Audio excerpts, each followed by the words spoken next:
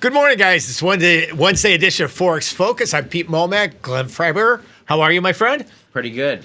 Thanks for having me back on the show. Pleasure to be here. It's always a pleasure to have an upgrade on Wednesday. Wednesdays are a big day. We got a lot going on today. Upgrade in the talent seat, which is wonderful to see. Again, Frank, within his contract, has negotiated certain terms. And again, the definition of it's interesting. He has, I think, a Swedish definition of a workday. So that's something between 2.5 and 2.75 hours of. And a little Spanish as well. He makes sure to get his siesta in for sure. Siesta, yes. Don't try and talk to him at 1 p.m. because he's still digestivoing or something. Oh, right. Or that matter for 10 or 9 or 8 in the morning or 4. Just best, Yeah, no, but we miss Frank. He's great. And I can't give him a lot of flack because this will be my last show of the year, I think. Well, that's news to me. That's fascinating. See, again, you guys found, and I wasn't patient when I looked at, the job requisition that I was applying for. It was like, a normal job with normal vacation. Now, you guys obviously found those jobs with, what is it, like, 12 weeks of PTO? It's pretty good, yeah. So it's not now bad. you're off to the slopes of Utah and Deer Valley. Slopes of Utah. I think I'm just going to be staring at them, though, which is a little unfortunate. But I'm only there for 4 days and seeing a bunch of family. And so I've elected to spend that time with family. What a chore, you poor kid. 4 days at Christmas in Deer Valley, which is absolutely beautiful. So you've been there before. Yeah. You're a good skier. You ski all over the place. Last 4-week vacation was in Switzerland, right? Yeah. South of France, actually. Oh, was that what it was? Sorry. My part. I know that probably was insulting to the French. Yeah. So, but yeah, no big trip this year. But that'll still be fun, catching up with. Okay, so now your mom and dad, is the larger family out there?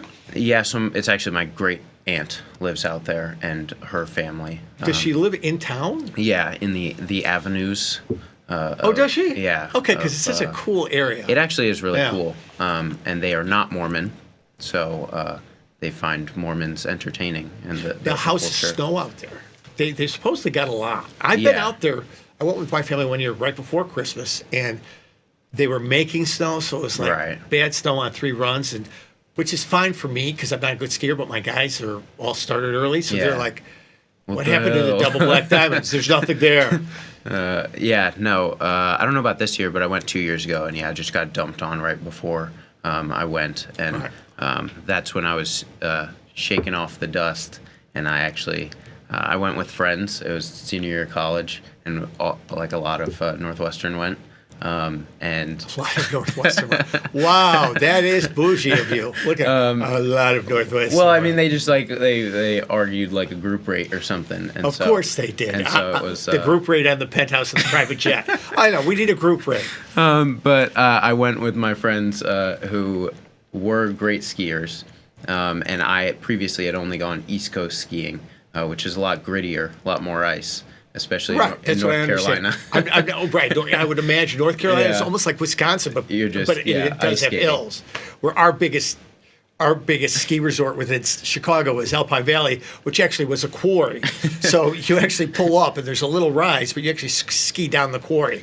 That's how flat Illinois is. Hold on to the rope up and down. Yeah, pretty much so. But they threw me on a black diamond right away. Oh, so you're not a black diamond dude? No, I can. You're a blue dude. Now, I'm very comfortably blue. Okay. And I can get through the reds and blacks slowly. But this one, I was like, hey guys. Is there a red? What's a red? There's red in France. Make me vomit. There's red in France. But my God. They threw me down a black diamond. I was like, hey, can we just get a couple warm-ups in? And it had just been like 2 feet of fresh snow. And skis lost. Yeah. So and they ditched me because visibility was low. And I was like, just go, I'll make my way down. Could you even find the skis? It took me a long time. And so that wiped me out. Since then, a lot more pleasant experiences, but that one was a pretty come to Jesus moment of... Okay, so you're skiing for 4 days. Or not skiing, you're familying for 4 days. Yeah. I didn't realize you were actually really going with the whole Western theme and taking a covered wagon out to Utah. So this is why you're out for 2 weeks. Exactly. It's like a 7-day trek out and a Right. 7-day trek back. Yes, that Okay, is. just so for clarity's sake, I wanted to understand how a 4-day vacation becomes 2 weeks off. No, So I only kid because I wish Glenn is part of the team that drives all the fantastic content on TastyFX. Whether you look at TradingView, where you can trade TastyFX products, or you look at our platform, so much of that great content around FX products. And what we're going to talk about today is there, and Glenn is key to kind of shaping and driving that along with his team. So Thank you. a lot of great work, a lot of great stuff. If you're interested, there's always about, I think investment or understanding around product, how much you need to know. Causality is important. Understanding what the drivers are, understanding that it's only one part of the equation, and drivers are dynamic. So saying it's always interest rates isn't the case. It's interest rates, the differences, also the trajectories. Don't let that overwhelm you. Right. But if you want to, and what I love about the content you put out is gives you enough context without, and doesn't go down the rabbit hole of drawing a bunch of lines on a chart and a bunch of technical analysis stuff, which, again, if that's a tool, that's great. But I think technical analysis sometimes becomes a bit of a crutch for people. Right. And it breaks down trade discipline. So we want to be able to have enough context so we can act when products are moving and go into, again, if it's euro, if it's yen, if it's kiwi, it's euro, yen. If the extreme is there and that fits your trading style and you want to trade it either because you're a momentum guy or a contrarian, that's where you want to take the opportunity. So good context, good stuff. You'll always find interesting things. A lot of stuff about rates, about the Fed coming up. We have that. Let's go through. We've got an action-packed day today. You start on the calendar, which is good because honestly, markets are very quiet. Kind of what we'd expect. Right. Canada is still on, Dow Canada still on a tear. I mean, the only thing we could say is it stopped rallying. Right. Which is not what, for me as more of a contrarian trader, that doesn't mean the rally's done. So No. I'm a little mindful that I'd like to see a little bit of two-way action. And the fact that it's just within 8 pips of its multi-year highs doesn't make me think, oh, it's ready to turn. So So but tough, we'll get though. Yeah. we're going to look at two markets at euro, which is coiled, which means wrapped right around 105. I think let's stay where we are, Glenn. That's coiling. So in other words, the range we've got down to 103.80, back above briefly above 106, but coiling is just it. We've seen some inside days, Right. and wrapped right around that 105 big figure.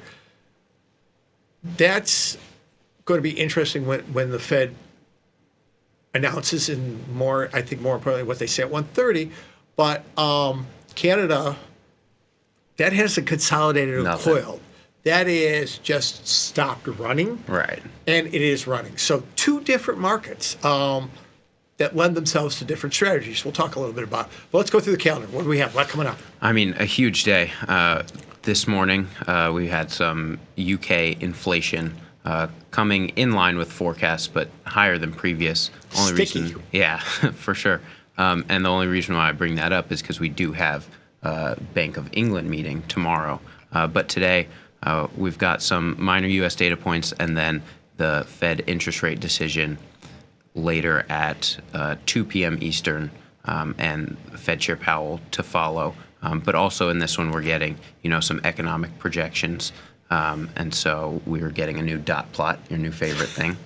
And so it should be a juicy one. And then later tonight, we also have the BOJ, Bank of Japan rate decision, which quoted at around 10, 11 p.m., but you said they could do anything. So Right, and this is a tough one because they don't put a timeline around it. Yeah.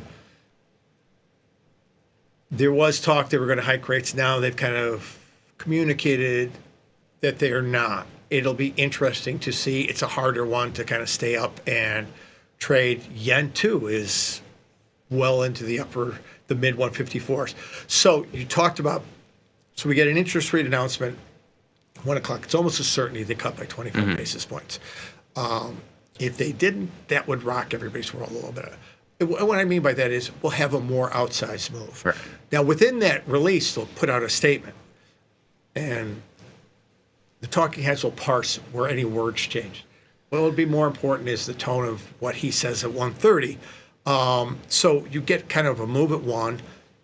I think a more outsized move at 1:30. Do I know the direction of that? Absolutely. I'm relatively indifferent to what the chucklehead says.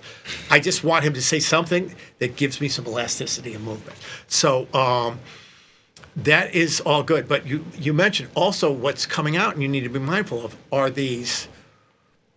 Every quarter they release their, again, I think the hardest thing to do as an economist, but it's what they're paid for, is, okay, what's your guess? And the guess is what they think.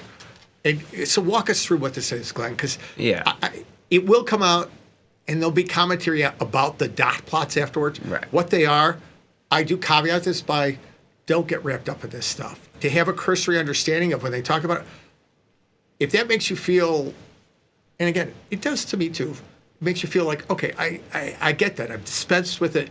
But if the market moves on that, there's some value to put context around. Is it a favorable move or not? What is it? Right. Yeah. So you know that these are released quarterly, so we don't get them every Fed meeting. Darn. But I'd say there is some added significance to this one just being year end, because as you said, we already know with almost certainty that we'll get a cut today. That'll be the cuts for the year. It was a lot slower than we thought at the beginning of the year. But that being said, everyone's looking to next year. Right. And futures markets right now, last I checked, we're pricing in only 50 basis points of cuts for the whole of next year. Right. And so but that distribution, while right now for today's decision, everyone's betting on one cut, the distribution all the way out to 2025 is very spread out. People taking guesses across a range of more than 100 basis points as to what they'll be. But what we will get from this dot plot is just a breakdown of all the Fed members and their expectations for where interest rates will settle in 2025. And then into 2026, 2027, and then where we settle in kind of this longer run, what they think that neutral rate will be.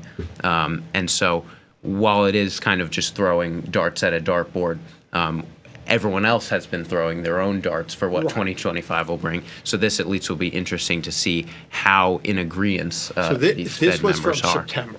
Correct, yeah. So you've got the range everywhere from them bringing down rates in 2026, another 150 basis points, to not bringing them down at all.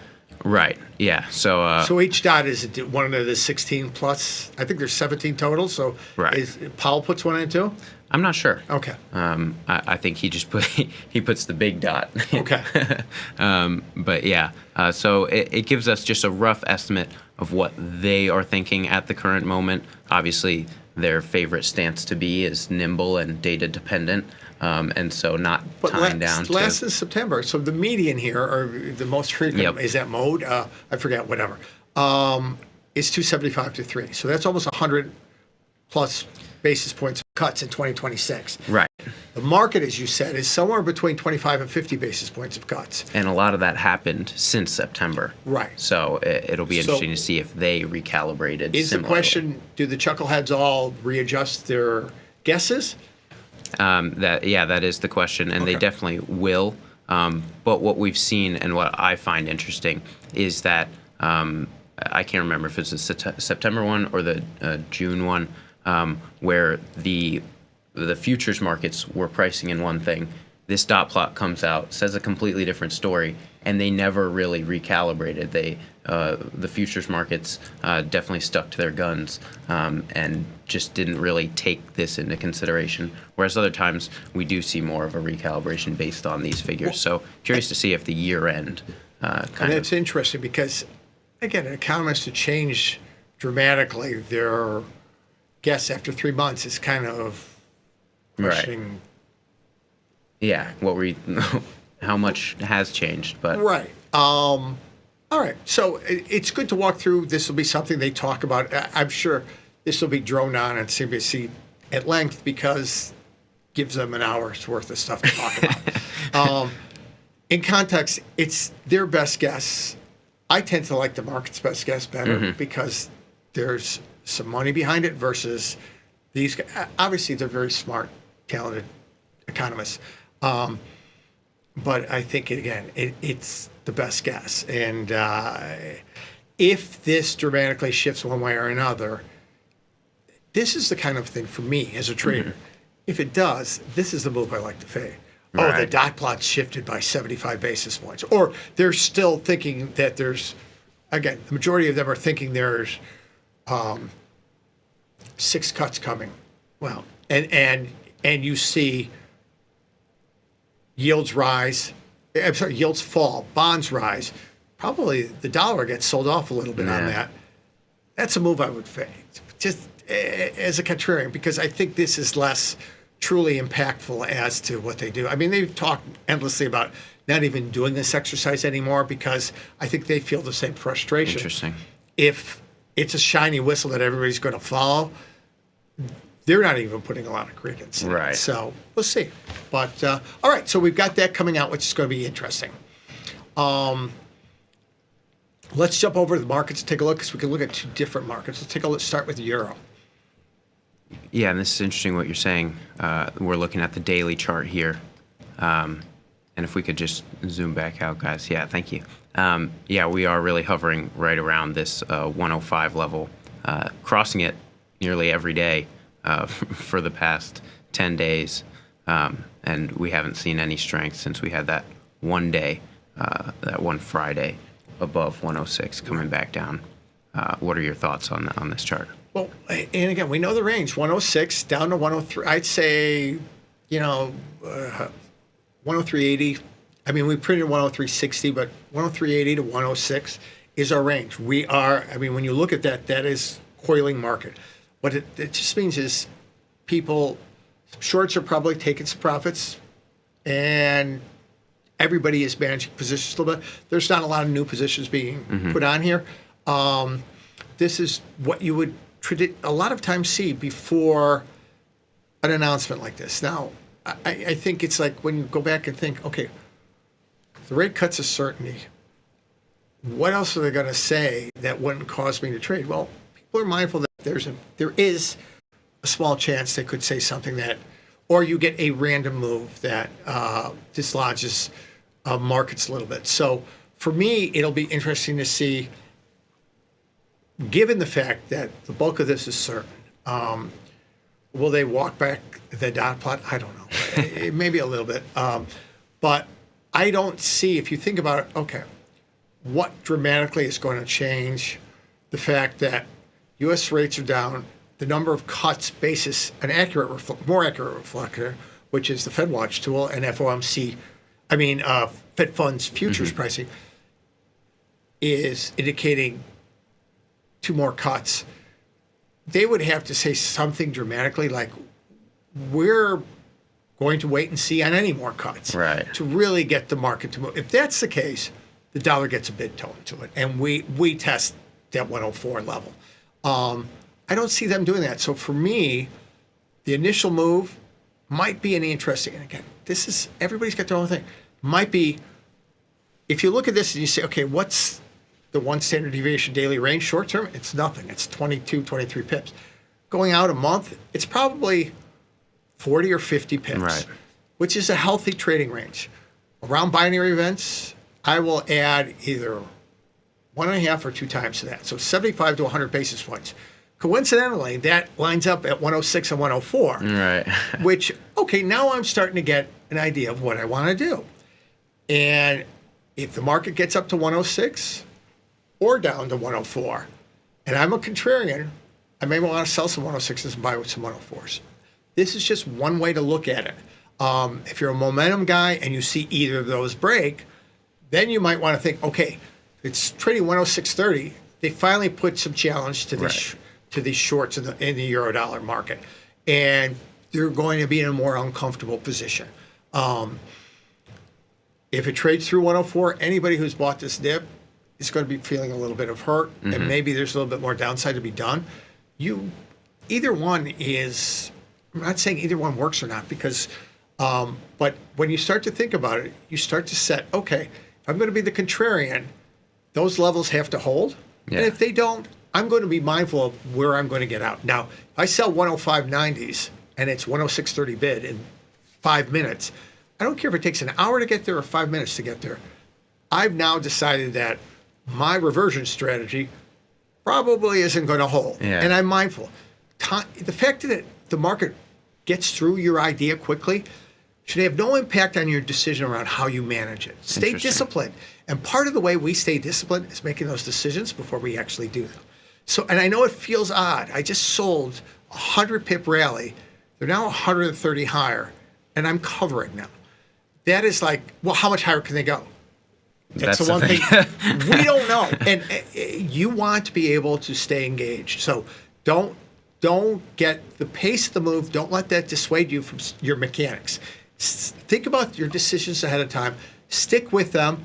And sometimes you'll cover those shorts. And was that the high? Yeah. So what? You move on to the next trade. That is part of the game here. We're not going to have 100% winners. We'd like to have 60-40. 55, I ran a prop shops. We did a lot of trading in very short increments. 55, 45 days were fantastic days. So don't think that losses are part of what we do. How we manage them is where we truly start to meet with success. Stay disciplined around that.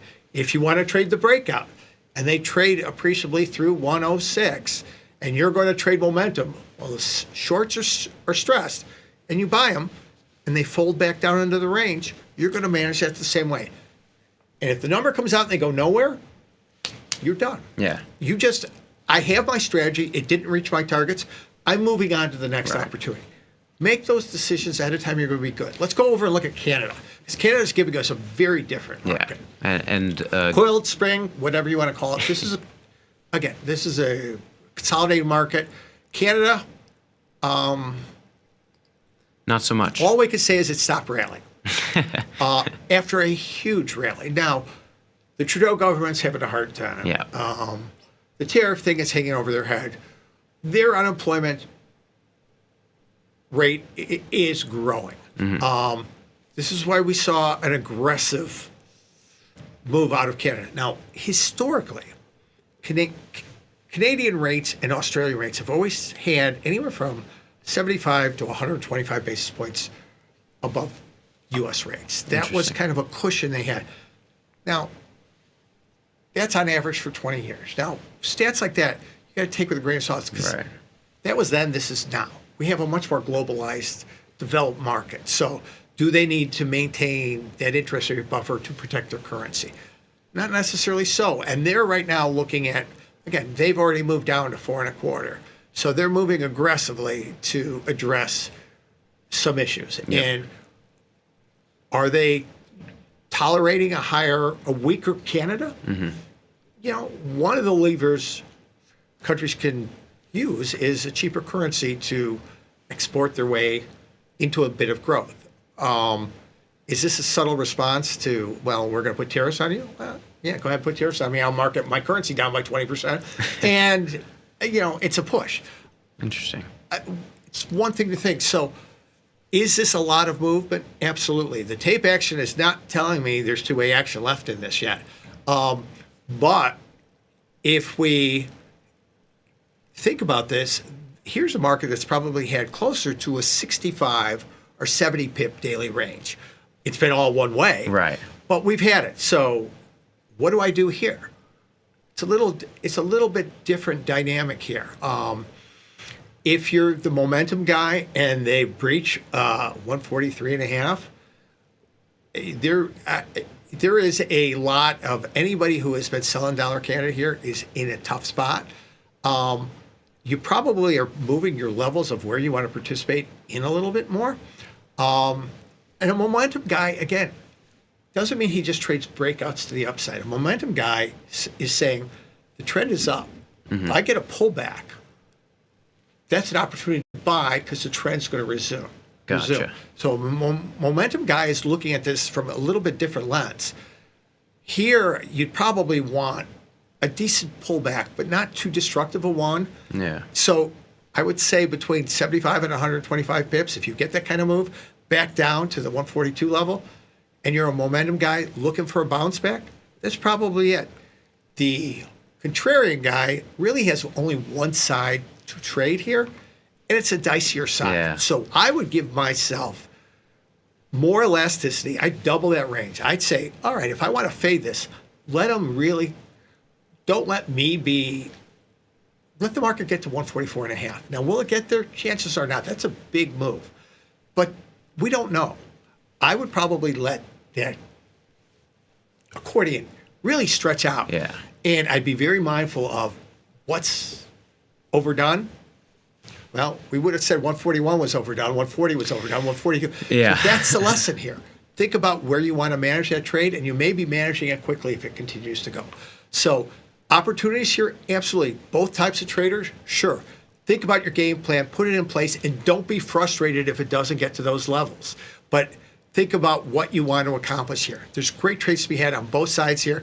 Good binary event coming out. Then we've got more coming out tomorrow. We'll talk about that on tomorrow's show. But guys, thanks for tuning in. Glenn, great walkthrough with you, and great context around what actually is coming out, giving everybody a little bit of context around that. Coming up next, Tom Sosloff, Tony Batista, Vanessa Logan. We'll be back with you tomorrow. Have a great day, guys.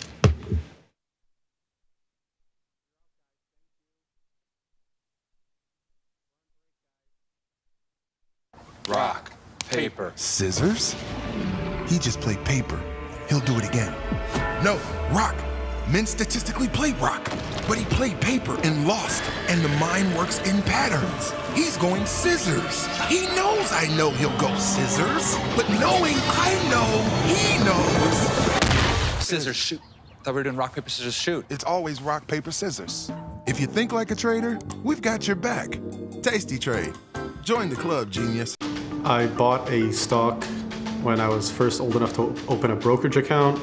It went up 1,000%, and I made a bunch of money, and I was hooked. I felt like I was just pretty much gambling in the markets. I had a big win, and it was mostly failures thereafter that.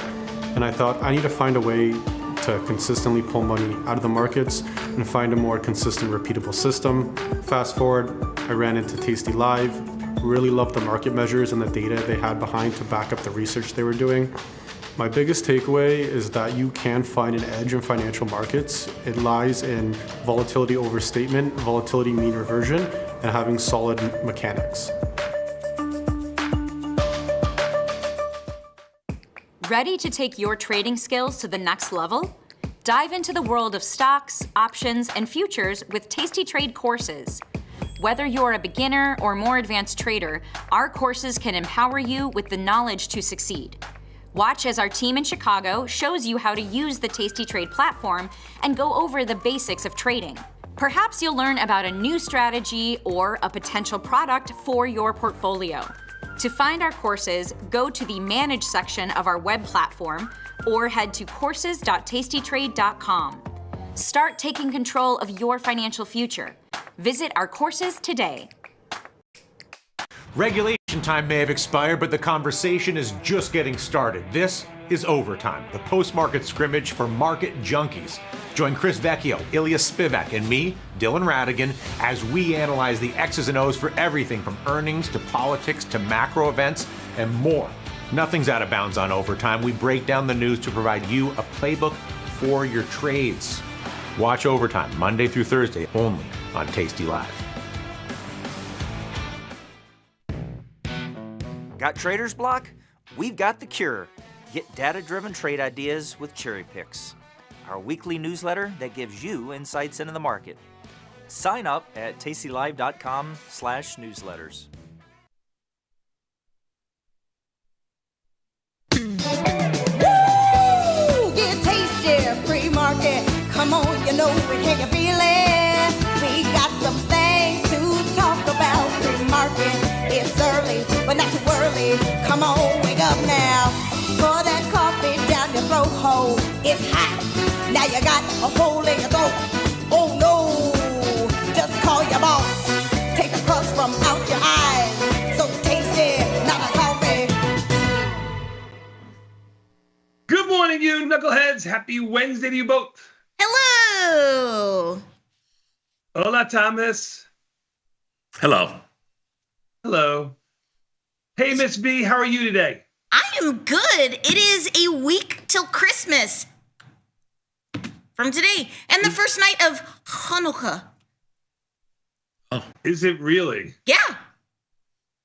I did not know tonight was the first time. Hanukkah and Christmas lining up. They line up sometimes. Yeah, this time. Well, you're on the clock, both of you. You got 7 days. Yeah, that week notice just slapped me in the face a little bit. I tried to do a little Christmas shopping last night. Yeah, but Bat, you're working from home today. You're not that far from Old Orchard. You just drive on down to Skokie and you make things happen. No, I'm an online guy. I can get it done in like 5 minutes. Yeah, but now you're like past that Rubicon of like the shipping windows, though. Oh, Vanetta, no. you know me. Everything has its place. Every place has its thing. I've been prepared for this day for 2 months. Okay? You are a Cancer. I've got everything done. I'm all good. I just like to put a little bit of an act on so Sosnov feels a little better because he's inept. Yeah, what are you gonna do? You're floundering. I got all weekend. What are you talking about? But you said that last weekend, and you I know, but you got none presents. I like the pressure, and You like the pressure? I also have Actually, I met my wife on the 23rd, the day before Christmas, and we really it'll be 21 years, I believe. Okay, Dr. Jim. Yeah, okay. Yeah, tell us about your Starbucks meeting once a month. That's where we went for coffee at Starbucks. Of course also. you I don't did. tell the story. Of course you did. Yep. We'll write it. We'll put you and Dr. Jim side by side, and we'll tell the cute little story of your once a month trip to Starbucks where you shared a latte. We actually met. We actually met at Barney's. She was buying shoes for her boyfriend, and I swooped her off of her feet, so to speak, since we were in the shoe department. Took her away for a couple hours to Starbucks, and 3 months later, we were in Mexico. She was running naked on the beach. It was easy. Okay, that's not. Okay. Isn't your child in the next room? And why was she running naked? Was she that desperate to get away from you? She was willing to go run naked down the beach in Cancun just to get away from you? Like, leave all my stuff here and I'm just got to get out of here. I mean, I would run naked down the beach to get away from you. Can we stop? Can we stop with this? It's already bad enough that we're running like an hourly promo featuring Bat with just a hat on his junk. But can we? You don't see it because you're in here. She was running away from I know. I saw it once. Yeah, well, they're running that yawn on the hour, and I... That yawn. Yeah, it's painful. I agree. It is. Anyway, Yeah. What'd you get up to last night? I ate Greek food. Ooh, where'd you have Greek food from? A local Greek restaurant I went to. Well, I didn't think that you flew to Greece. We have some good neighborhood Greek restaurants. Okay. Yeah. Is it classified information? Like... No, you want the name Avali? Yes, I'm trying to... So when we have a conversation... Oh. Have you been there to Avali? I have not been to Avali, but you rave that's the about it. bougie place. It's not bougie. It's like a neighborhood Yeah, it place. is. It's Yeah. great. It's Yeah. really good. It's not. Vanessa, Actually, no, I have it's been not to like Avali. Because there's one downtown, right? Yeah, not that one. The neighborhood one. There's a neighborhood one. Yeah, but it's When my mom and her friends come into town before we go see a show, It's actually really we go good. to that Avali. Yeah, it's really good. Yeah, it's good. And yeah, it's good. It's authentic. It's good. So a little bit of that, and that was it. And like just other stuff. Other stuff. Had to do a little Christmas shopping, and So you did do some Christmas shopping. well, I tried to do some Christmas shopping. Okay, where? Just some store that I was told that might have something that somebody might want, and I went there and they didn't have what I wanted.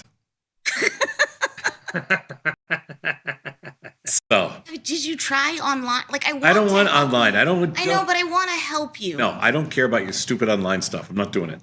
I am. Oh, wow. I go in. I get what I want. I leave. But you've not been able to get what I you will want. be able to. You're like 0 for 5, my man. It's okay. It's okay. No, you start out, you get a little picky, right? But as you get closer to Christmas, you don't care. Okay, but that's great Yeah, for your loved ones. Here's your I don't care present. Exactly. I'm in the water pick stage right now. I'm thinking about buying water picks for everybody. That's what I'm thinking about doing. That's where I am. Water picks are a good gift. Water picks? It's a good gift. I don't know exactly what that says, but Nothing says I love you like a water pick or nothing a says pot. nothing says I love you like a water pick or a Roomba.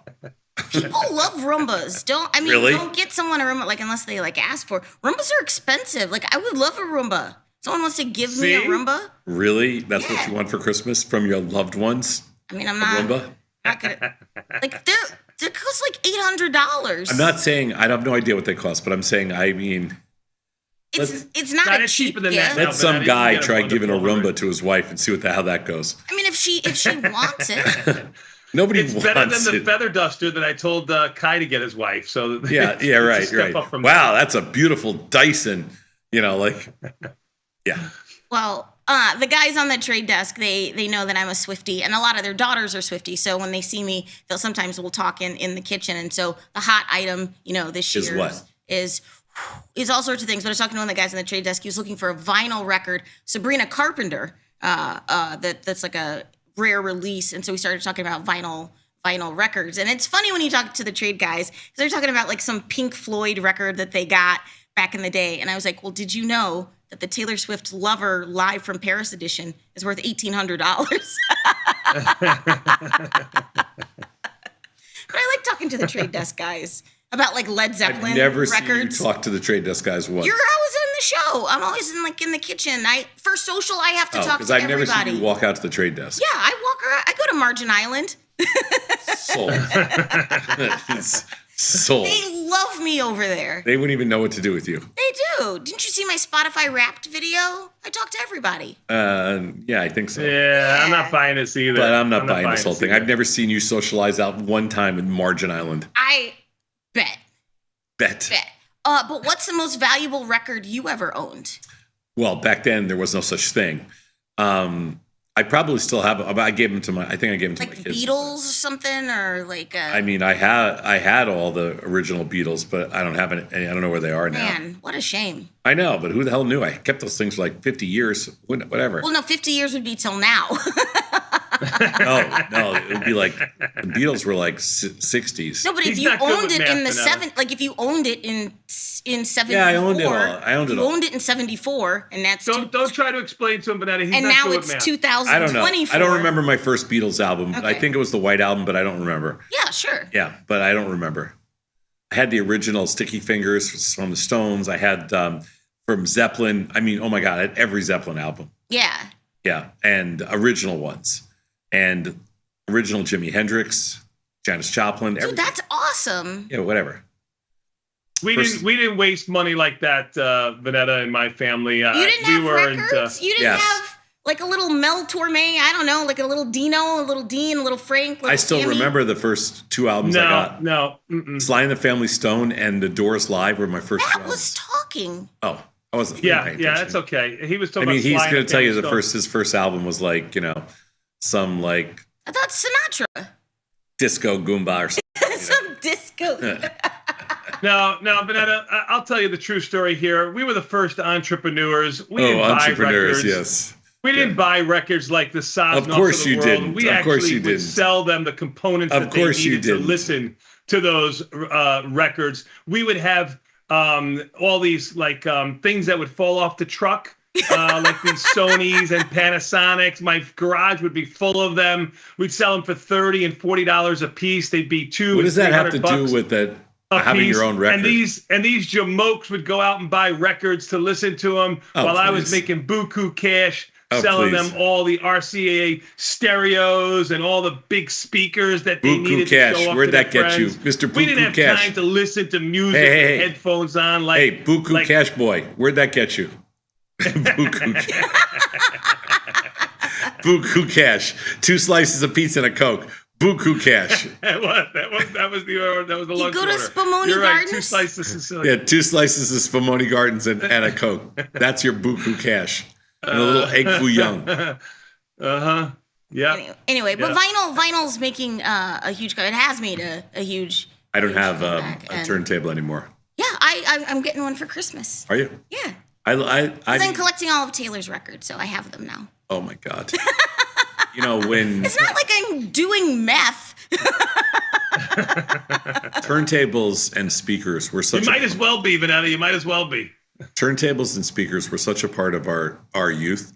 Yeah. It was all about who. Your hi-fi system. It was all about who had the best turntables, the best speakers, everything. And then that whole world just disappeared. Yeah. Well, but it's back. I'd have all these little Jew boys coming into my garage going, yeah, this is surround sound. Your parents are gonna love it. Yeah, you can buy this. You can buy. Did you say Jew boys? I was like, wow, that just Floyd Bennett Field. I think Bat is just trying to get straight up canceled before the end of the year. You want a carton of cigarettes? You want a carton of cigarettes with that too? I would sell cartons of cigarettes. I mean, we had everything. Yeah, really, because that's what we used to do with all the little Guidos like you. Is just sell them all our old crap. Can we stop with the slurs? Bat, what did you get up to last night? Did you have to drive to Wisconsin? No driving to Wisconsin, but we did buy skis yesterday for Christmas. So Vinny gets a Michelin-star dinner. He's getting an Olympic ski setup, right? And then you're going to buy him a car? Well, he doesn't have to buy him a car. He's going to get the Range Rover. He's going to get the Range Rover. The wife's going to get a new car. Yeah, he's going to get the Range Rover. And this is with the exemplary 2.2 GPA? This is because he got a B on a test, a quiz in math to go with his D, to follow his D that he's getting into class. That is correct. Mm-hmm. Where did you got to reward them? Where did you get skis from? Ski Chalet. It's been in the neighborhood for about 35, 40 years. Nice. Great place, little neighborhood place. Very cool. Support your local business. That's good. Size they now have parks that have rails on the mountains. Like they have they're called terrain parks. They're called terrain parks. Yes. They do tricks. So you need different kind of skis for each thing. You know what I mean, Sosnoff? Yeah, I'm a little past the trick stuff. The rails. But they're honestly they're on every mountain now, so it's not. Yeah, I'm sure they are. Yeah. Yeah, but I don't do the trick stuff anymore. Those days are over. You're not a trick park guy? No. Make sure, get him a helmet, though. Get him a good helmet. No. He has a helmet. Real skiers don't wear helmets, just so you know. Just tell them. Tell that to Sonny Bono. Uncle Tom does not wear a helmet. Now you got to protect the head. Well, you're on the down slope since we're talking about skiing here, Sosnoff. Yeah, your family's in a wait out the clock situation. That's right. Anything they can do to get the clock to run a little faster, they'll be fine. Yeah. Okay. Anyway, shenanigans. She's right. Hey, I got an email from the Indiana University Alumni Association. Did you get tickets? I did not get tickets, but they were like, Miss Logan, thank you for giving us, your money over the years. But they're like, if you would like the opportunity to drink lukewarm beer in a parking lot, say less. We got you. So they're having a tailgate in South Bend. I didn't know the address, but I asked my parents. It's like the Boy Scout office or something. So it's $40. It's in some parking lot somewhere. My mom got invited to a tailgate, but not the game. Right. Yeah. So it is not tickets. So the Alumni Association is having. When is the game? Saturday night? Yes, the 20th. Yes. No, this Saturday night. It's Friday. No, it's Friday. It's Friday. Yeah, it's Friday. Friday night. Friday. Yeah, it's the 20th. Oh, and how much you think tickets are? Because my son-in-law got them. Oh, yeah. I assume they came down. You're talking about Notre Dame. You're talking about Notre Dame, Indiana, right? Notre Dame, Indiana. That's right. The interstate Is he rivalry. going? Is he going with? Is he going? He's going. Who's he going with? Guy friends. He's a guy. I understand. I was just curious if he's fine. But he can't go with Sasha. Sasha has to work. He's just gonna drive there and he's gonna come back. Yeah, it's about 2 hours. No, he's staying over. I'll give you the hotel prices too. So. Oh, okay. All right. So I'd say for him, Indiana boy, doesn't need Four Seasons, doesn't need the Ritz-Carlton. He's gonna stay hotel $500 $100 a night. He found a place, and I'd say the tickets were $700.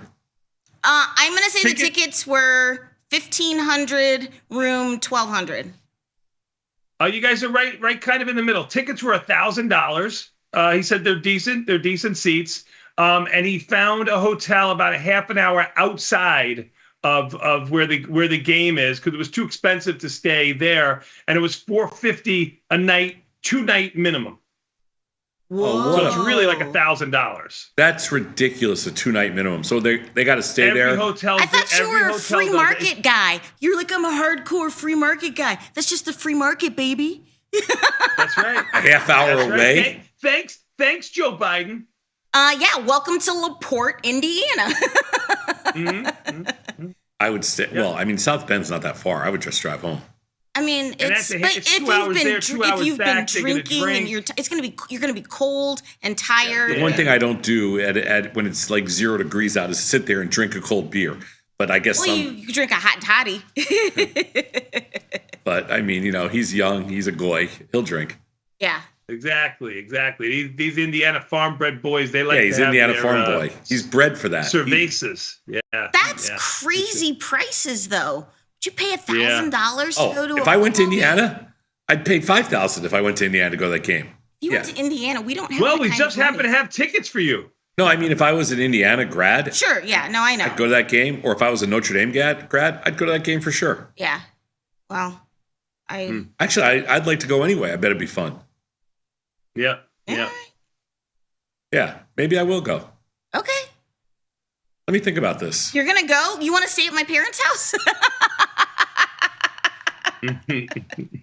We got room. No, the funny thing is, from the place we have in Michigan, we're close. Yeah, that's true. Your mind though is in like a zero traffic sort of mindset. So you're thinking that you could just zip there and zip back, but it's going to be just like gridlock because everyone's going to be trying to zip there and zip back. I didn't think about going to game. Wait a minute. Was that your way of offering your home to my son-in-law? That was very kind of you. No, son-in-law. it was my way of thinking. Maybe I should just go. It's going to be real cold. How though. cold is it going to be? Let me see. I don't know. I forgot it was that close. It's Friday. Yeah. So that's the weather there. So anyway, talk amongst yourselves. How far we got? How far is it? I mean, how cold is it? Hold on, sweetie. I am Googling. I am not Alexa.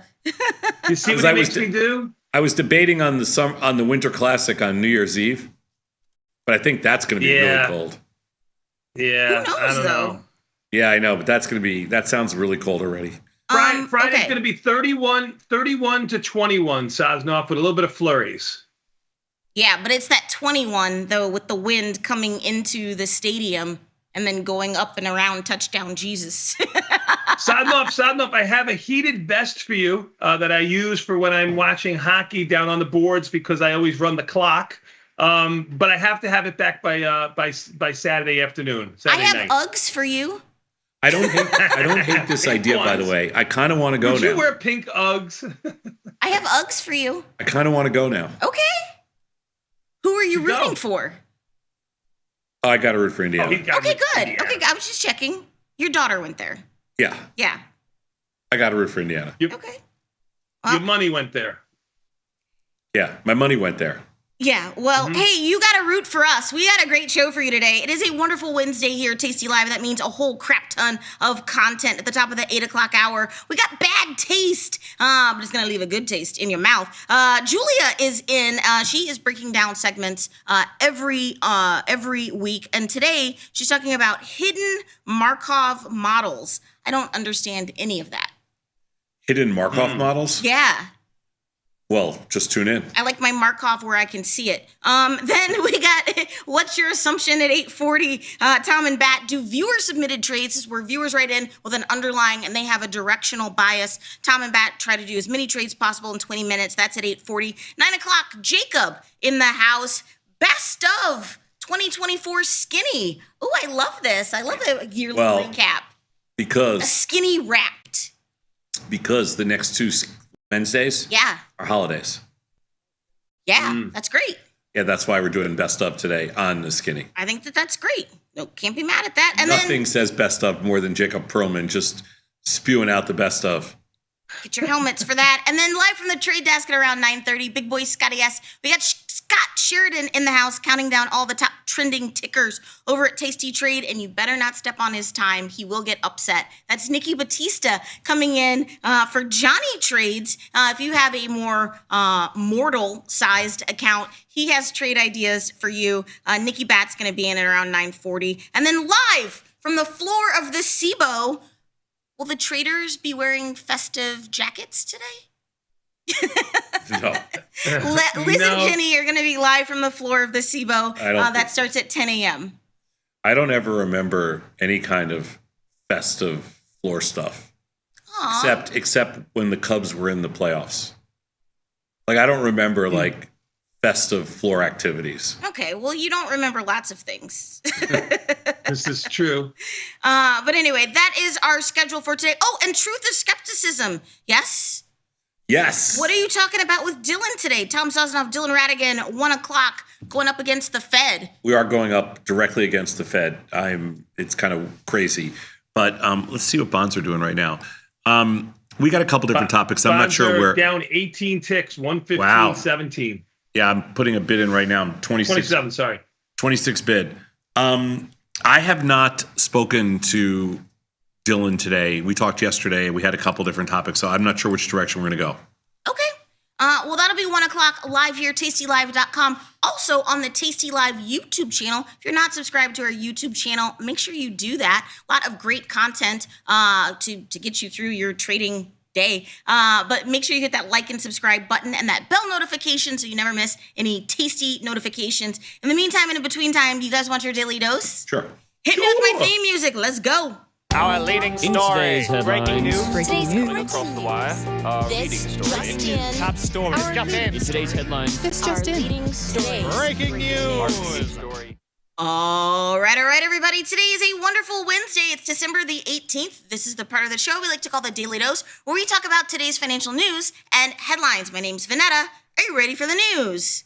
Sure. Ready for the news. You know what I did just make, though, yesterday? And I'm excited because I've never done it. Oh, my God. But I ordered to my parents' house for Christmas What? a little sweet selection from Zabar's. Because yesterday was their Ooh, shipping. that's a little out of your... Yesterday was their shipping cutoff, so I ordered some What did you order? babka and some rugula. Because I don't even know if my parents have ever had babka. But yeah. I bought some babka this weekend in Costco. From where? Costco. Costco has babka?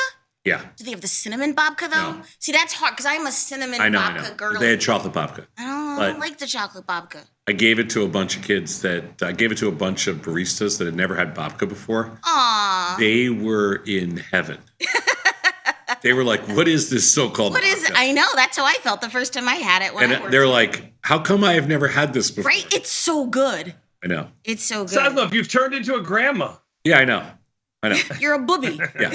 You're a booby. Yeah. Anyway, I bought them babka. I'm very excited. So if you live on the East Coast, you still got time to order. I agree from with you, by the Zabar's. way. I'm going to agree with you that cinnamon babka is the Cinnamon best. is the superior babka. And the superior babka, the best thing that they have at Zabar's is the babka. Yeah, that's what I'm telling you. Like I like Russ and Daughters. They put raisins in their rugula, and I'm not nuts like about that. It's okay. I like Zabar's rugula they're just puffy. I don't know. They're too soft better. for me. I like a little. No.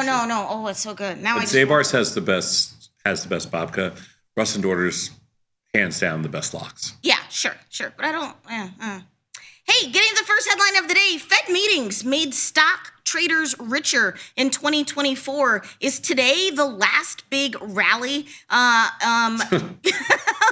don't you like this headline? This is such a dumbass headline. But the Fed, I wanted to talk about a larger discussion about what your recollection is of Fed announcements, Fed moves or whatever, and how it impacted your trading this year. The funniest thing about this is that if you had said to somebody, if the Fed raises rates, is that going to make you richer? And the odds, no, it's going to make you poor. Like, I mean, it's exactly the opposite of whatever you would think. So, but trading around Fed stuff, how was that for you in 2024? Like in terms of volatility, in terms of mean reversion, in terms of whatever? I don't think it was much of anything. The one thing I will say is that it's really hard to get paid selling bond premium when the Fed numbers come out because it just doesn't seem to work. Okay. So we stopped selling like strangles around Fed meetings. It just hasn't paid. What are you doing in bonds ahead of the I number? just bought some like 2 minutes ago. Okay. I bought some bonds at 20. I just bought bonds at 20. 15.26. I just bought bonds at 26, and I just bought notes at. Did I get filled on 20 notes? and a half. 20 and a half. 20 and a half. So yeah, we're actually up a tick. Nice. 2 ticks. Oh, and I have to right or wrong. It's the Scandinavian ski shop. They're listening to the show, not the ski chalet. Yoo-hoo, big blowout sale. No, from Frozen? Okay, never mind. Hey, the world's most famous market indicator just suffered its longest losing streak since BAT had that original BG record. That's right, the Dow closed lower by 267 points for its 9th straight day. It hasn't done that since Jimmy Carter has been in the White House. Obviously, United Health is a big reason why the Dow's dragging down. And a lot of people don't even know that the Dow is only just Nobody 30 cares stocks. what the Dow does. No, I know, but I'm just saying, since the Carter administration, that's kind of notable. Well, we're at record highs, and the Dow's had 9 straight days. I don't think anybody's Thanks, even, Joe Biden, for that Dow move. I don't even think anybody's even noticed.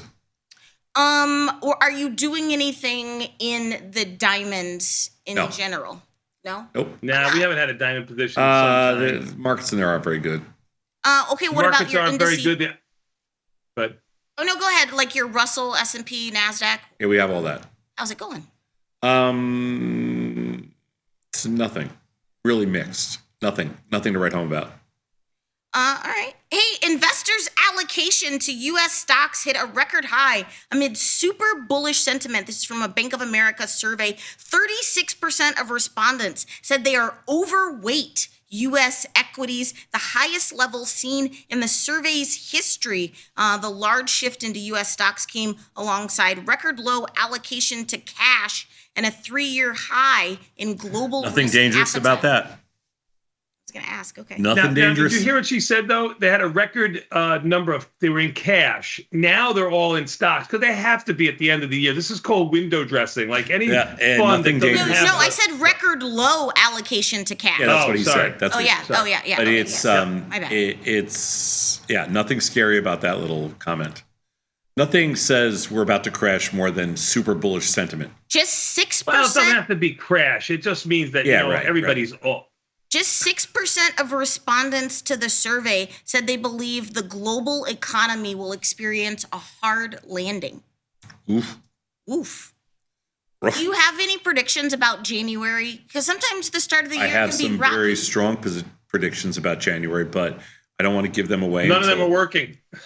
None of them are working, and B, I don't want to give them away until I pick my End pick of the the market. year, that's right. We got to go to guess the market. Yeah, get your picks in. Are Tasty employees eligible? You're eligible to play. I'm not eligible to win? You're eligible to play. You're eligible to win. You're just not eligible to get the money.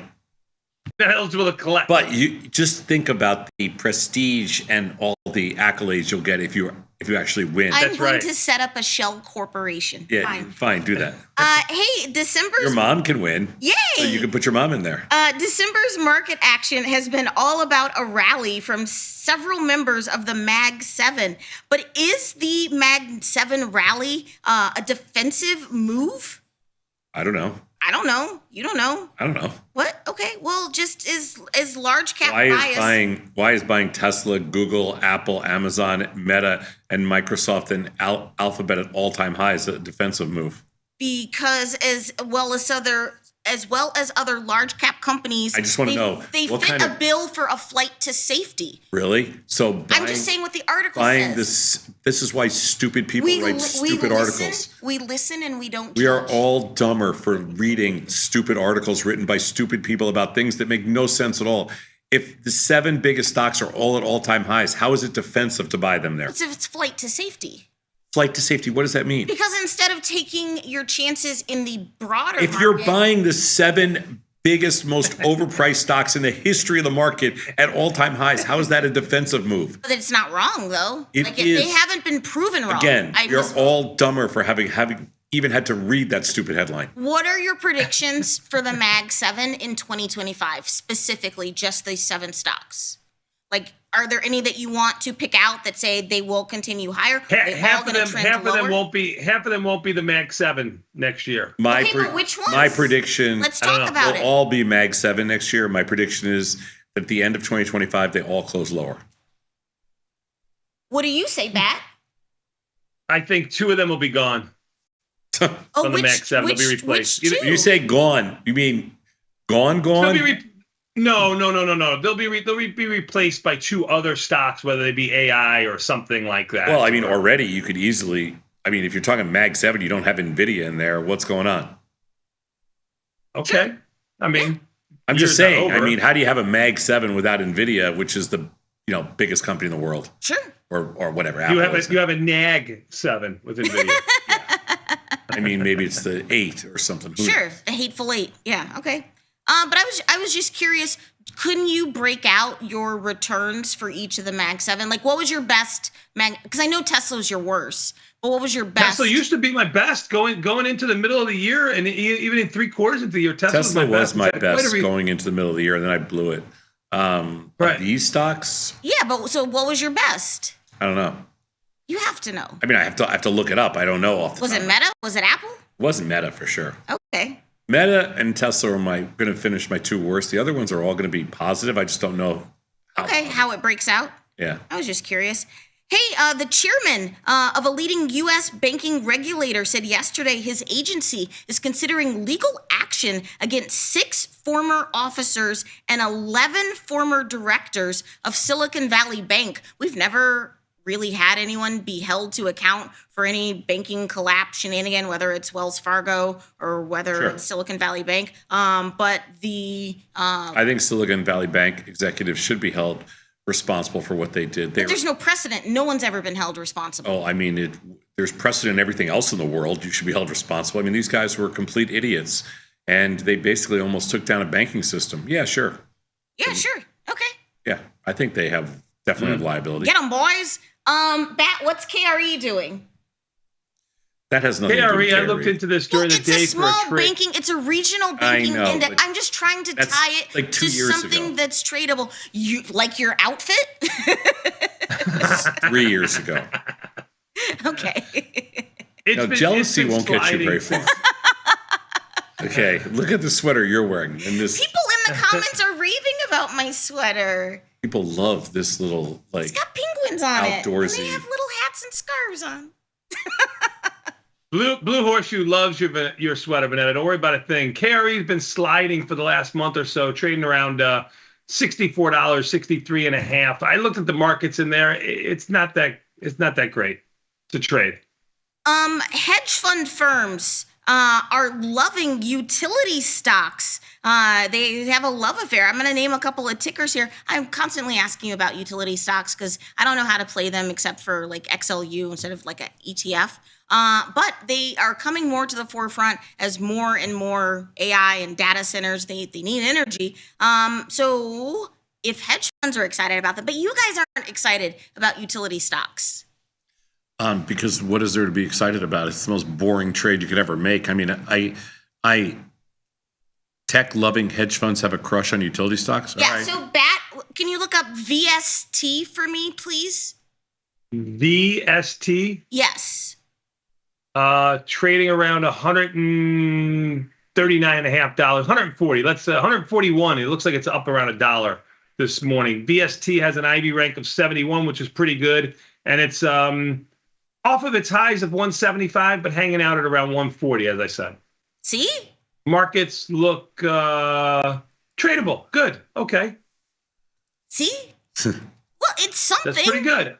All right. And then maybe CEG? CEG. Never traded it. Yes, Constellation Energy, not to be confused with Constellation Brands, which is liquor. Yeah, markets a little bit wider in here. IB rank of 40, stocks hanging out at $235. Looks like it's up around $1. Been going sideways. This would be a little bit tougher. VST looks a little bit better. And by the way, Brett in the chat loves your sweater. Oh, thank you very much. See? Yep. Suck it. Suck it. Hey, Hey, keeping it moving. MicroStrategy's NASDAQ 100 entry attracted nearly $11 million of retail inflow. Retail investors poured $11 million into MSTR shares on Monday, almost 3 times their average daily inflows. Are they not getting the cherry bomb from you? I have no idea what that even means, but I said, well, retail investors poured $11 million I know. into MSTR, I don't know. and it was 3 times the average daily inflows for the year. I know that what you said, but I don't even know how they know that number. So it's kind of. You get a receipt when you. No. Oh, okay. I love this stuff. Oh well, $11 million of. First of all, $11 million of retail inflows seems like absolutely nothing. But again, I wasn't focusing on that number, but it was 3 times their average daily. Yeah, I understand that, but I don't think you do. Yeah. Can we talk about Bitcoin? You can talk about anything you want. Bitcoin 105 and change after trading up to 108 the other day. The high last night was closer to 107. It's 105.3 right now. The futures show down around $1,800. What about Coinbase? Ooh, good question. I hadn't looked at Coinbase yet. Coinbase sitting at 310 and change on the bid. It looks like it's down about $1.50. Been going sideways last week and a half. Some decent sized moves to both sides though in between there. IB rank of 51, pretty good. Salesforce announced they're going to hire 2,000 people to sell AI products, according to CEO Mark Binahoff. They're going to bring on 2,000 more salespeople who specialize in AI, as the second generation of Salesforce's AI agent software will become available to customers in February of 2025. CRM up around $4, almost $5 yesterday. Yeah, up another $5, $4 or $5 this morning, 355 with an IB rank of 23. CRM to the moon. We should say we're just going to hire AI people too. Yay! Are you doing anything in CRM? I know they're post earnings, so probably not. I have no position on there. They're post earnings. Okay.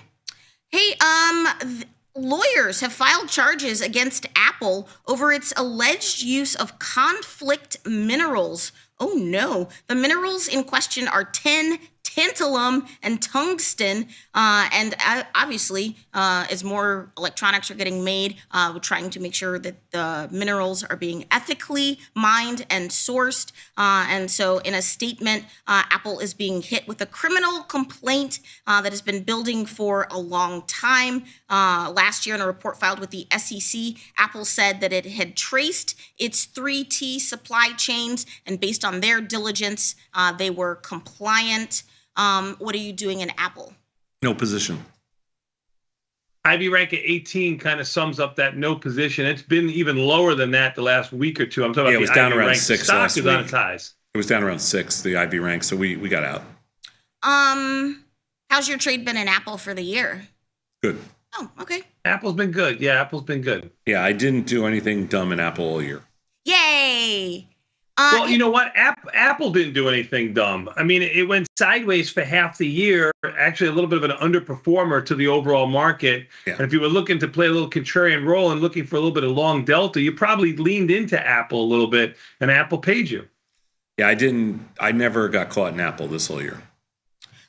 Tesla hit new highs yesterday, and Tesla announced that robo-taxis are coming in 2025, but with an unexpected addition. Instead of being completely autonomous like Google's Waymo vehicles, Tesla's robo-taxis will have an engineer that can remotely intervene if something happens. I'm not sure how scalable this is, but Tesla says that a human operator will be standing by remotely.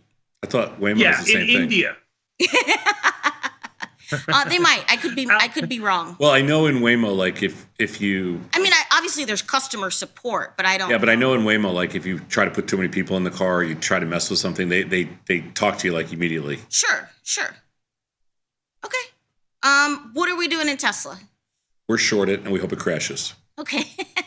It's down $9 this morning. It could be a crash. I need it down $200 by Friday. Okay, I will get right on that for you. Starbucks Workers Union authorizing a potential U.S. strike. The union, representing more than 10,000 Starbucks baristas, said they have authorized a potential strike ahead of this year's final round of bargaining talks with the coffee giant. What are you doing in Starbucks? We're a little bit long in here, but we got caught. Stock was down like $4 the other day, so it's been really weak the last couple of days. But if you're a really good barista and you've got a strong resume. And I'm sorry, do you offer paid time leave, tuition matching? Other... No, it's so good there. You don't want to leave. It's so much fun. No, we don't offer anything. Flexible hours, union benefits. Do you? I'm no, going to but you get a unionize free your piece of workforce. toast. You get a free piece of toast and water every day. And maybe a stale piece of babka.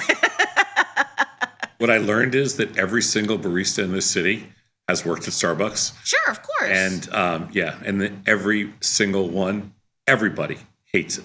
Hates it. Well, despises it. Not just like hate. There's this like, oh my God, if I ever go back there again, I'm going to throw up type thing. oh no. Oh my God, if I have to make Michelle one more caramel macchiato, 3 pump, 2 foam, 1 scoop of sugar, some guave macchiato, I'm going to just die. Are you okay? Yeah, you're right. Guave macchiato boy. We're going to call you, that's your new nickname, Guave macchiato. It's agave. It's either agave or guava. Those are 2 different things, not a guave. I wanted them both. Guava, or what was the first one? Agave. Agave. It's a type of like it's a type of like sugar. I don't need any of that crap. Okay. Agave or guava? Yeah. It's an agave macchiato, genius. I'm gonna keep it. $92 in change sitting on its butt. He's right about Starbucks. We sell something that's uptick in green. volatility. What's that? Matcha. Matcha is matcha. green. Matcha is green. Yes. Matcha. I got to keep it moving. Green, like your Grinch color. Mark Zuckerberg says Threads, a competitor to X/Twitter, now has more than 100 million daily active Oh, he's so users. full of crap. Meta is revealing the daily active user count for Threads for the first time. He says the platform's also eclipsed 300 million monthly active users. Why can't Meta fill the void if TikTok gets banned? Because you're always saying it's a proponent for small businesses. Oh my God, for the 100th time. Why can't small businesses use Instagram, Facebook, and Threads? First of all, for the first time, for the 100th time, Threads sucks. You've never used Threads. You don't have an account. How do you know? And Instagram sucks. And How do you I do know? have an Instagram account. I posted on it the other day. Okay. It sucks. Okay. And TikTok is 1,000 times. They're not getting rid of TikTok. Okay. All right. You. For the 1,000th time. Yeah, I think Tom's right here. I don't think they're getting rid of anything right now. I got a little birdie that called me, said we're okay. I'm telling you, like like this is the same thing you do with all these stupid, like they're never gonna sign a bill so there's not, so the country stays in business. Right. Sure. Yeah. They're never gonna get rid of Roe. I never said that. But they are never, ever going to get rid of TikTok. Hey, Japan's Honda and Nissan are coming together like a giant transformer, and they're reportedly beginning merger talks. Nissan has been on its butt since their former CEO has been in prison. Looking at you, Carlos Ghosn. So to compete with EVs and with China, Japanese manufacturers are now looking at merging. You can't really trade Honda and Nissan, but I thought it was interesting. My first car was a Honda, little Honda Civic. My first motorcycle was a little Honda, little Rebel 250.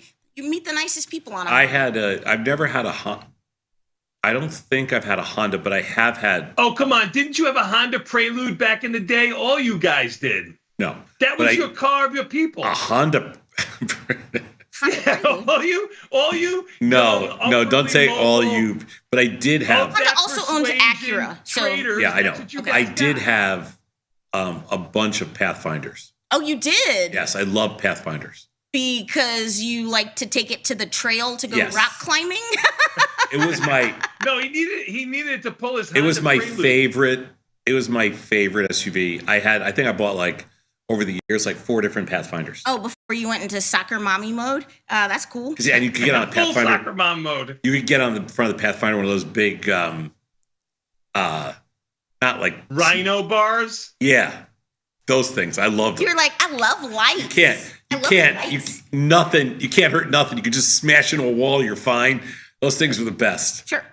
Oh, come on. Bride Daddy had a Honda Prelude. You had to have one. I did not have a Honda. Yeah, you did. I'm just telling you right now, I never had a Honda. I had a bunch of Pathfinders. I love my little Civic. And I had a 4Runner once, which Greatest little I car. wasn't crazy about the 4Runner, but I love the Pathfinders. Hey, I gotta keep it moving here. The 4Runner was too tight for you. It's a little tight on the inside. 4Runner, no, it's pretty big back in the day, I think. Okay, but that's Toyota.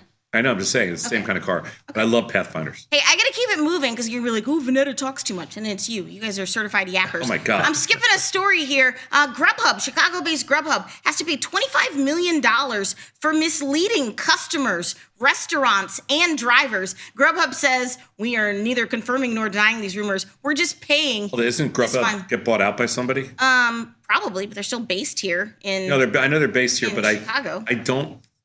I thought they were owned by a private equity firm now or somebody else. Okay, they can still get fined. Weren't they public? They were. They used to be. Yeah, it used to just be Grub. Yeah, and I think they're gone now. I don't know who owns them now. Well, anyway, so the settlement is $25 million. The agency sought $140 million, but they were obfuscating like how much things cost. They were listing restaurants on their site that didn't even sign up for Grubhub.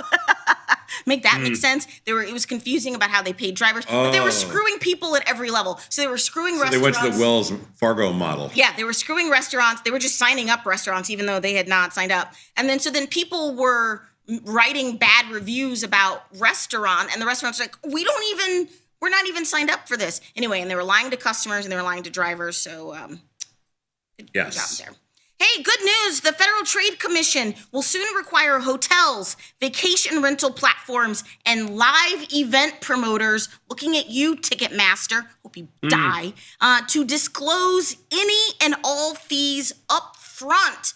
When they list prices, you can no longer back-end junk fee at the end. So you're like, oh, this ticket for the Indiana game is $1,000. But then when you go to check out, it's really $1,600. So the FTC says, hey, you have to tell people up front how much everything's going to cost. So this is for vacation rentals, for hotels, for tickets. So good. You know what? On our last trip to, where was our last trip, Tony? Phoenix. Yes, Arizona. So we check in the hotel, right? And they said something like, oh, by the way, here's your $25. You pay $25 for a resort fee. No, not a resort fee. It's a $25 beverage charge. Oh, okay. Of which you have to, or food and beverage charge. Of which you can spend it in the restaurant, but the restaurant and the bar is closed for a private event. So I swear. So it's like, he's telling the truth. I was like, can you use it for room service though?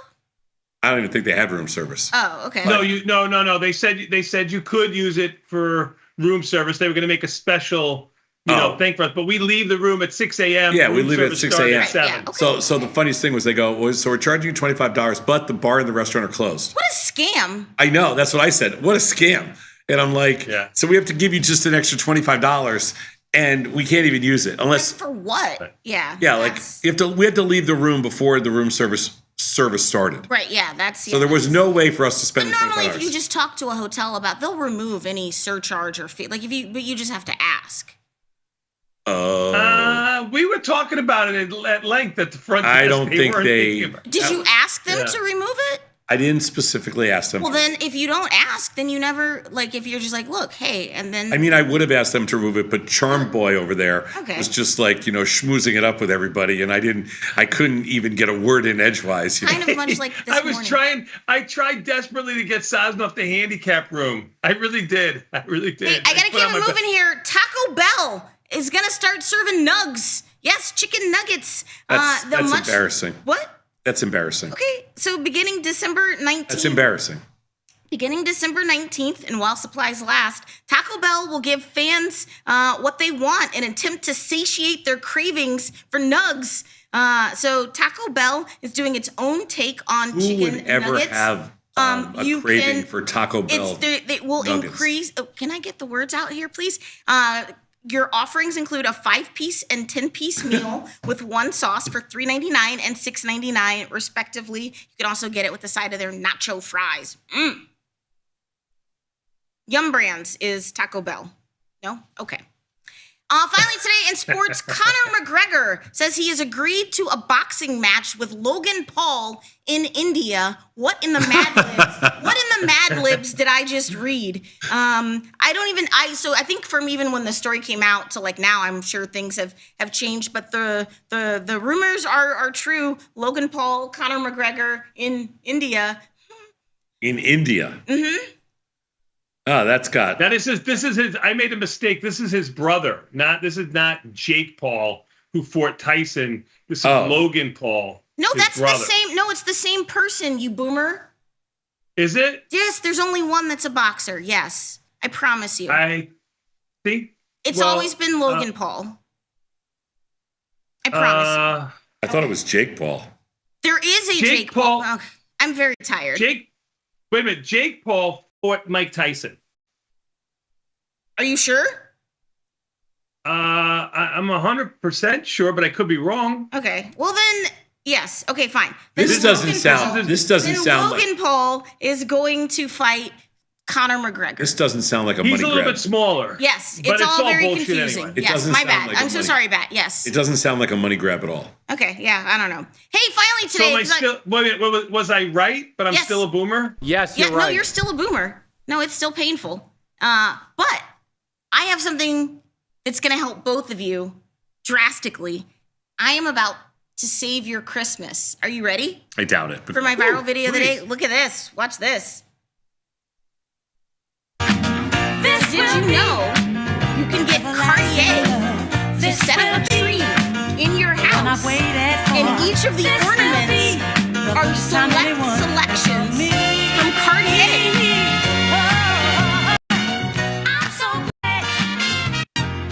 So this is all you gotta do, Tom.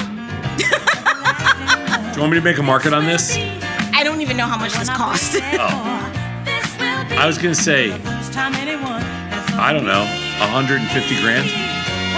You got the cash? I don't know. Call up. Look. I don't want this stupid thing. No, but for your wife. Oh, please. I mean, she's had to be the joy and the delight that is you. Oh my God. No doubt. Oh man. Sadnov, my Taiwanese sources from the YouTube chat are demanding that I say this to you so that you know. Pathfinders are for lesbians. We're going to take a quick 90-second break and come back. We got more Tasty Live after this with Confirm and Send. We'll be back in 90 seconds with Tasty Live. That's not true. Everyone knows that that's Subaru. Whatever. We'll be back in 90 seconds.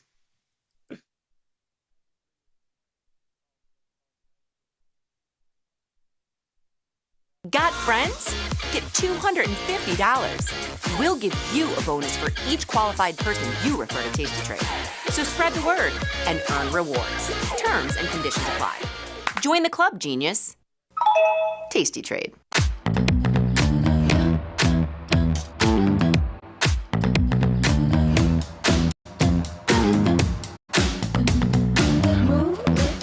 Shake it up, stop when the clock hits 13. Sing 1, 2, 3, 4.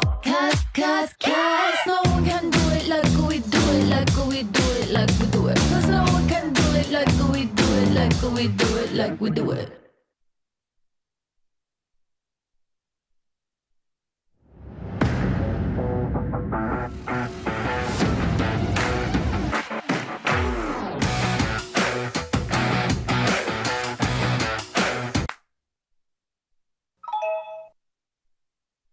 Dear Braden, big thanks to you and the nerds for the wonderful tech support. Of course I back everything up to cloud, because I'm 60 years old and I know what a cloud is. Yours truly, Larry. Sometimes it feels good to get smart. Get even smarter with live trading insights and some live taunting. No, your office is right near a different. You're like closer to the. Near what? Whatever. This is English. You should watch him read. From the smart mouths at Tasty Live. If you missed the live show, here's our cherry on top weekly recap. I made smash burgers, and well, I can tell you what I do. That's a game changer. I took it from TikTok. You freeze a stick of butter, and then you put it through a scraper. You know, one of those things, a grater. A grater, cheese grater. Yeah, cheese grater. And then you put a little butter on the Mix it in with the, when you smash them. It's great. In with Tony.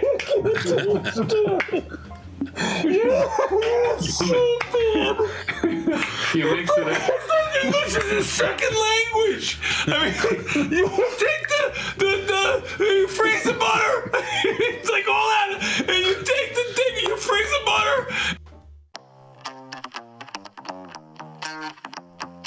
In the world of options, somebody once said, for every gimme, there's a gotcha. It's all about generating positive expectancy in your portfolio.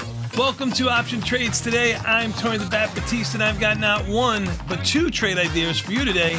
Exploring zero DTE. We promised you we would take a look, and here we go.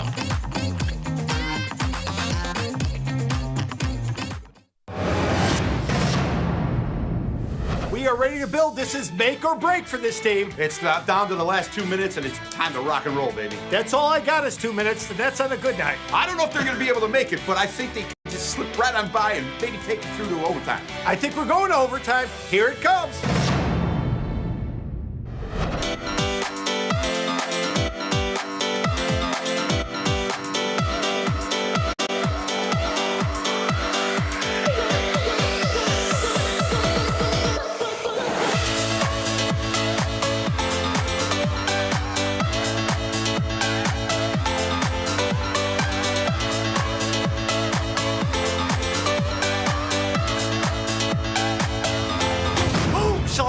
Man, he hit the boards hard on that. Wait, this is football, right? Woof! Woof! Hey, baby. I like the looks.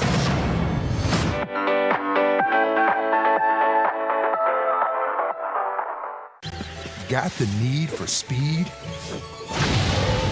No problem. On Tasty Trade, adjusting your option positions is a right click away. Rolling just got quicker. Tasty Trade, make your move.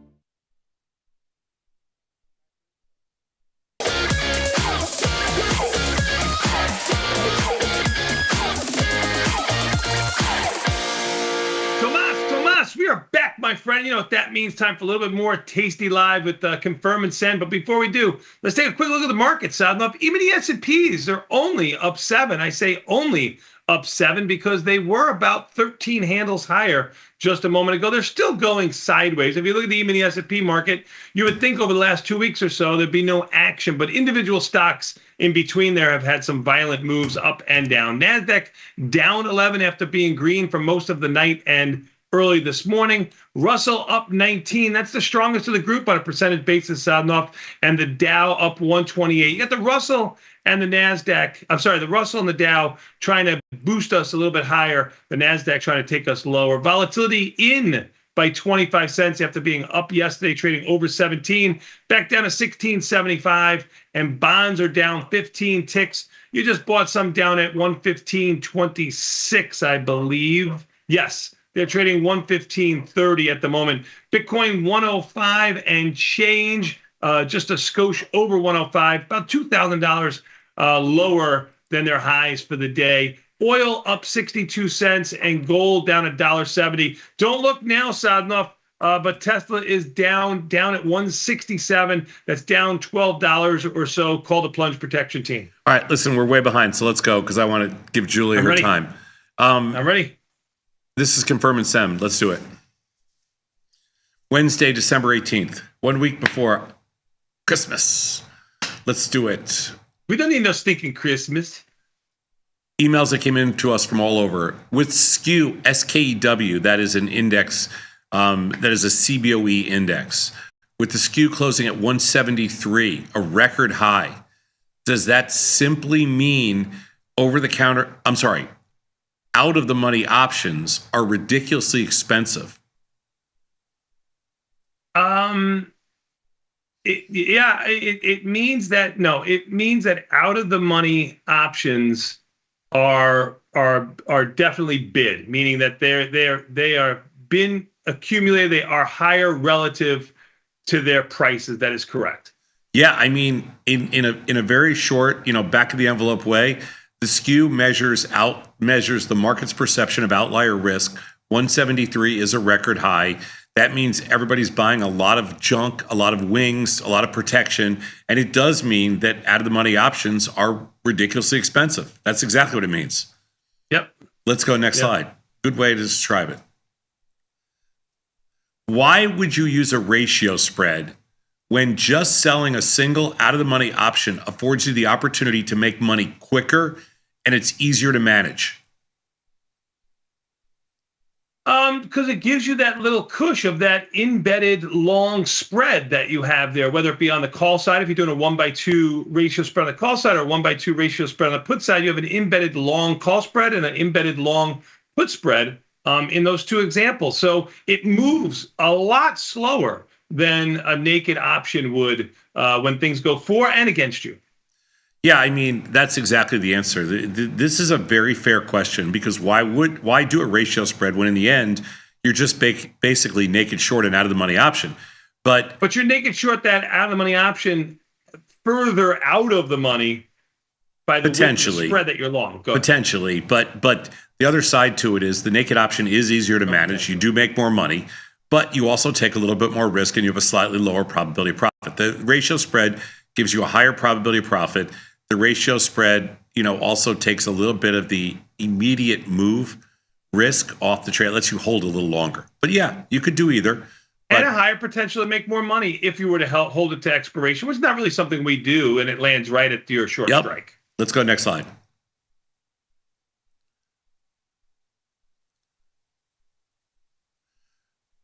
Why do you adjust your trades by moving the untested side? Doesn't that narrow your win window and lower your pop?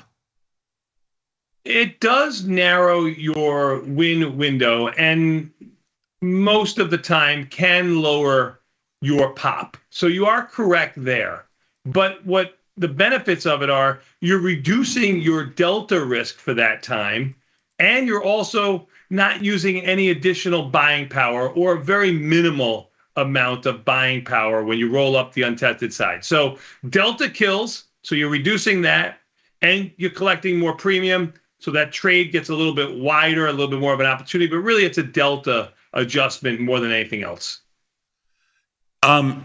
So we adjust our trades by moving the untested side because we don't like to add money to a trade that is not necessarily working. So does it narrow your win window? Yes. Does it lower your pop? Yes. But what it also does is increase your credit, and it doesn't require that you add additional capital. So that's the trade-off. No additional capital, actually less risk because you're increasing your credit, less overall risk. But it does narrow your win window and it does lower your pop. It's the trade-off. But we don't like to throw more money, good money after bad. And that's the whole reason. Yep. Let's go next slide. It's not a free adjustment by any stretch. Is there a regulatory reason why you can't send alerts or text messages when you adjust or manage a position on the follow page? Send alerts or text messages when you adjust or manage a position on the follow page. I mean, I've been trying to get this implemented for years. I'm gonna jump in here. There is a regulatory reason because it's a regulatory gray area that our legal and compliance teams have decided that it's not worth the risk of having the regulators deem that as a recommendation. And so it's a very gray area, and it is very easy for a regulatory, if we just post it, there's no problem at all. But if we actually send a text message or an alert saying that we did something, the assumption is there that if you're following the trade that you'll do the same thing, and therefore it's a trade recommendation which you can't make. So yes, that is the reason. We took a cautious stance on that, and both our legal and our compliance teams are in agreement. It's not worth the risk from a regulatory side. We are a highly audited company, and so we need to do that. Let's go to the next slide. What is the general definition of getting flat? What does it mean in actual delta terms?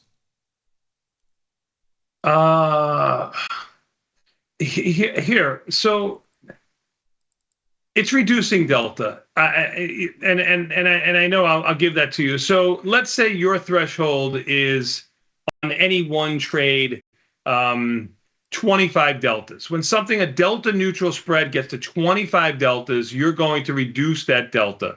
I'll say that you're getting short 25 deltas and the market's going higher.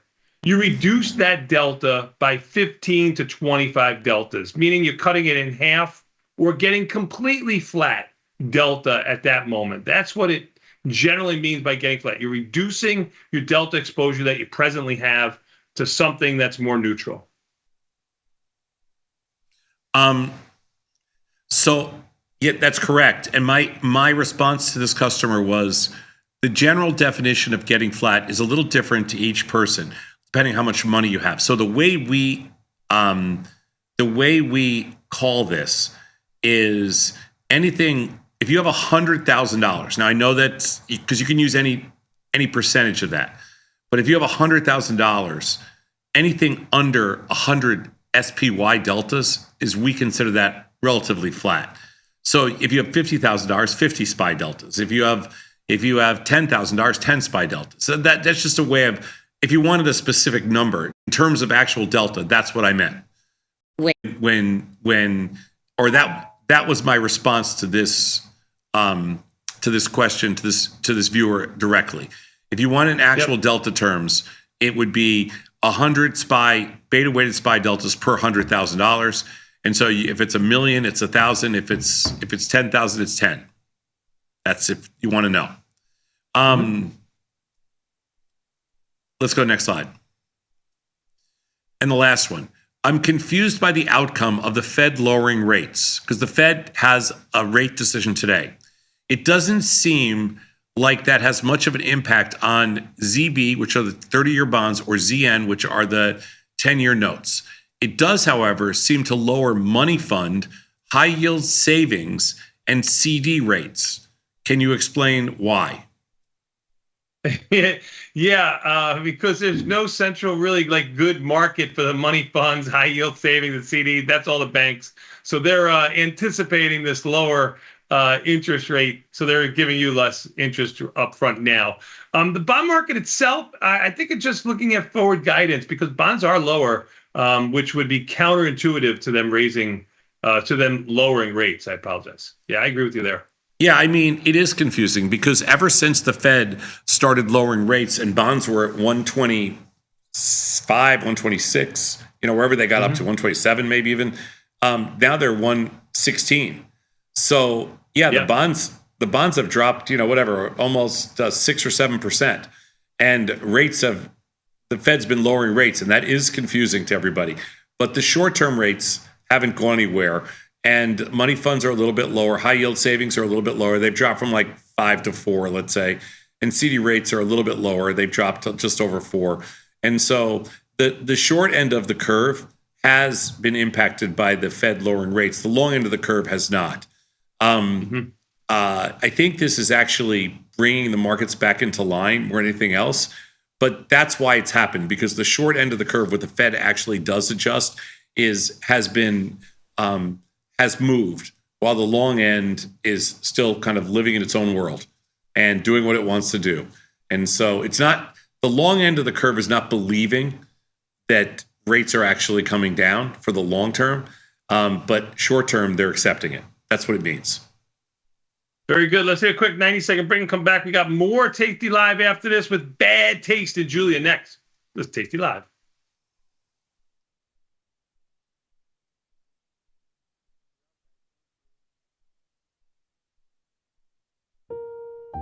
To my trusted financial advisor, let me know your thoughts on reinvesting what very little remains of my money into ramen noodle stock, now that I'll be eating it for every meal until I die. Best, Cynthia. Sometimes it feels good to get smart. Get even smarter with live market insights and insults. They're all freaking losers. There's no skill. From the smart mouths at tastylive. All right. Perfect. I would like to buy Park Place. No, What? there is no Park Place in this game. Yes, there is. I'm looking at it. No. I This will is mine. take It's it. mine. You don't get it. Okay, alrighty. You know what? $500. $500 to the electric company if you want to keep all of your power on all these houses and hotels. And You can't negotiate. I landed on it. I can buy it if I want I'm it. the electric company. I'm the most powerful thing here. Excuse me, to the person who owns one property on Monopoly, this is the mayor, and I am overturning everything, and I You're am in over allowed your to head. buy Excuse me? You're in over your cute little head. Don't patronize me. You This don't is a come board game. down to where the big chimps play and expect to get a banana, sweetheart. You gotta earn it. Okay, asshole. Give me my money back. Come on, let's keep Whoa. playing. Whoa. Whoa. Asshole. No, my father was an asshole. I'm king. You are so wrong. I'm very right. Did you even take a wallet? Did you just eat my piece? You don't have a piece now. Seriously, The it's a dog is game. gone. The dog is gone. You have nothing. I have a car. Are you seriously pissed off because you're losing the game? I'm not losing. I'm winning. You are clearly losing. Look at the board game. Every utility, 2 of the railroads, and what do you just have? You have a bunch of hotels and houses, which in this market is ridiculous. A nice, simple house on Mediterranean Avenue, a beautiful car worth 10 times more than your dog who is gone. Got to deal with me. Come on. Okay, I quit. If you're gonna be an asshole, I quit. Then I win. The old bait and switch. I got you. I told you I'd never lose this game. I've always got a plan. And you fell for it. Boom! Shalaka!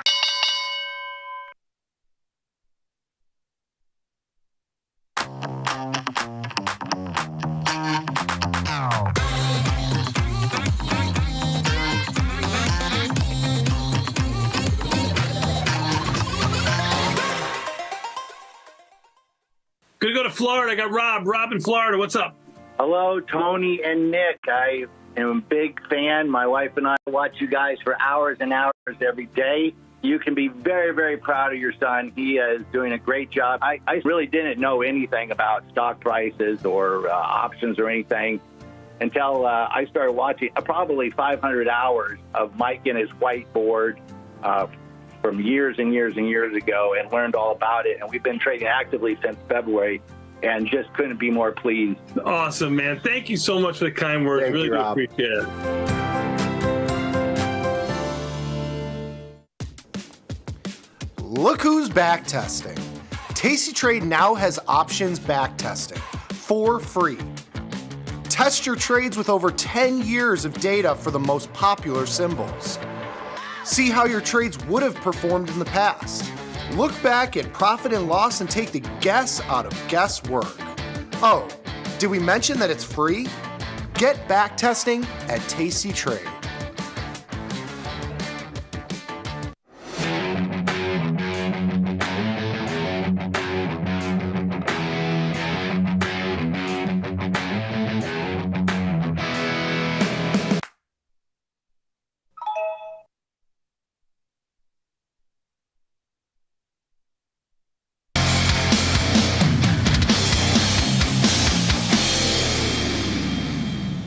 Tomas, we are back, my friend. You know what that means. Enough out of you. We've got Julia and Bad Taste in the house. What's up, Julia? Hi, guys. How's it going? I'm just doing fine and dandy.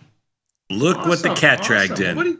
If anybody was going to drag What do me you in, a got? cat is probably pretty appropriate, yeah. It'd be weird if What a do you got dog- for us today?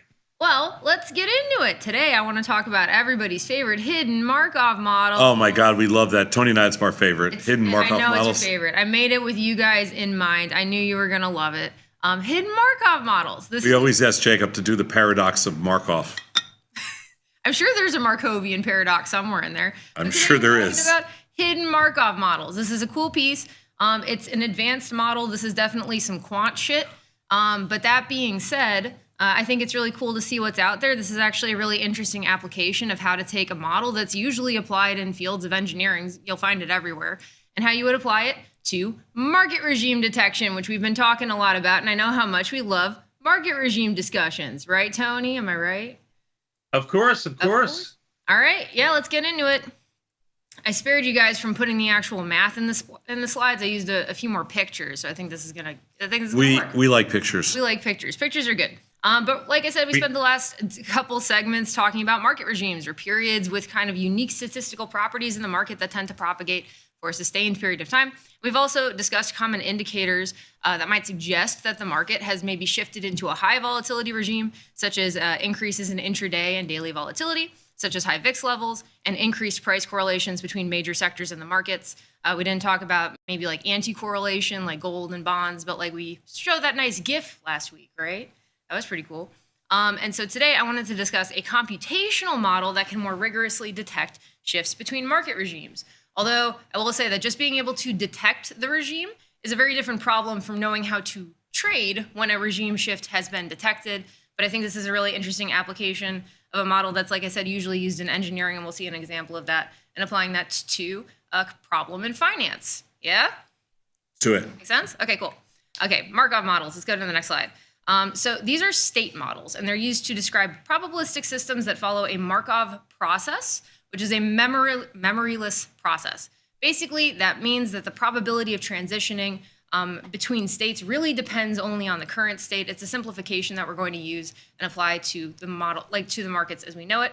And so for an example of this, we might use a Markov model to detect whether or not an engine has transitioned from an operational state to an in need of repair or broken state, right? It's used a lot in engineering for probabilistic regime detection or regime detection for probabilistic systems. I have a friend that built a company around this concept. It comes up a lot in engineering. It comes up a lot in finance. I have a friend in Chicago, and he's actually an investor in Tasty, and who they built a billion-dollar company on this concept. It's a really, really powerful model, and it has applications in finance as well.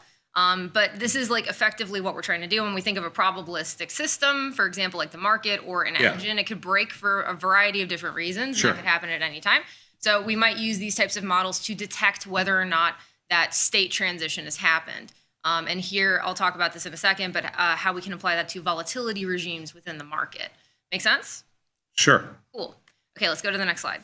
So there's so Markov models are a class of different types of models, or a broad class of different types of models. And the appropriate type of model that you would use really depends on a couple different variables. Number one, how much information about this system is observable. And number two, whether or not the system can be adjusted based on those observations. So for example, in our engine example, right, we're trying to detect whether or not the engine has transitioned between a functional state to a state of disrepair. But we might not be able to directly observe this sort of functional state. We might have to infer that the engine is broken from another variable such as temperature or fluid detection or something like that. We might need to use some other variable that we can observe to infer what the sort of hidden state of the engine is, which is its sort of overall functionality. Make sense? It does. It does make sense. Yay. Okay, we got make sense. Make sense, Tony? Absolutely. Hell yeah. Okay, so because Markov models, this broad class of models, let's go to the next slide. What we would then use, we would take these two kind of different criteria into account to figure out what we would apply to our market regime, our market regime system.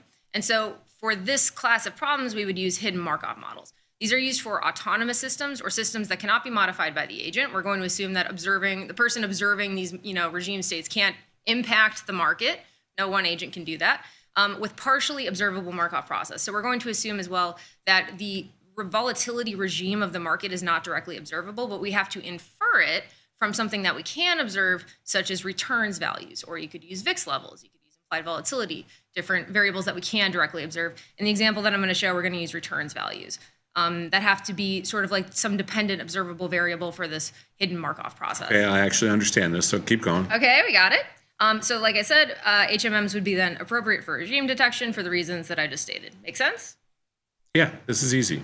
Easy peasy. Okay, we got another picture coming up. Let's go to the next slide.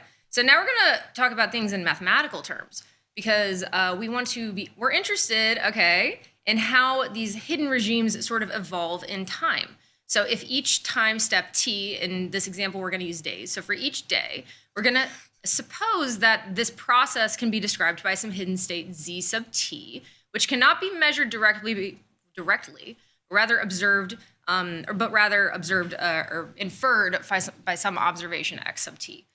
So, right, and since this underlying process is Markovian, the current state of the system really only depends on the previous state, z sub t. So we're going to assume that the volatility regime of the market today really only, and the transitions between those volatility states really only depend on where it was at yesterday. That makes sense? A little harder. It's a little harder.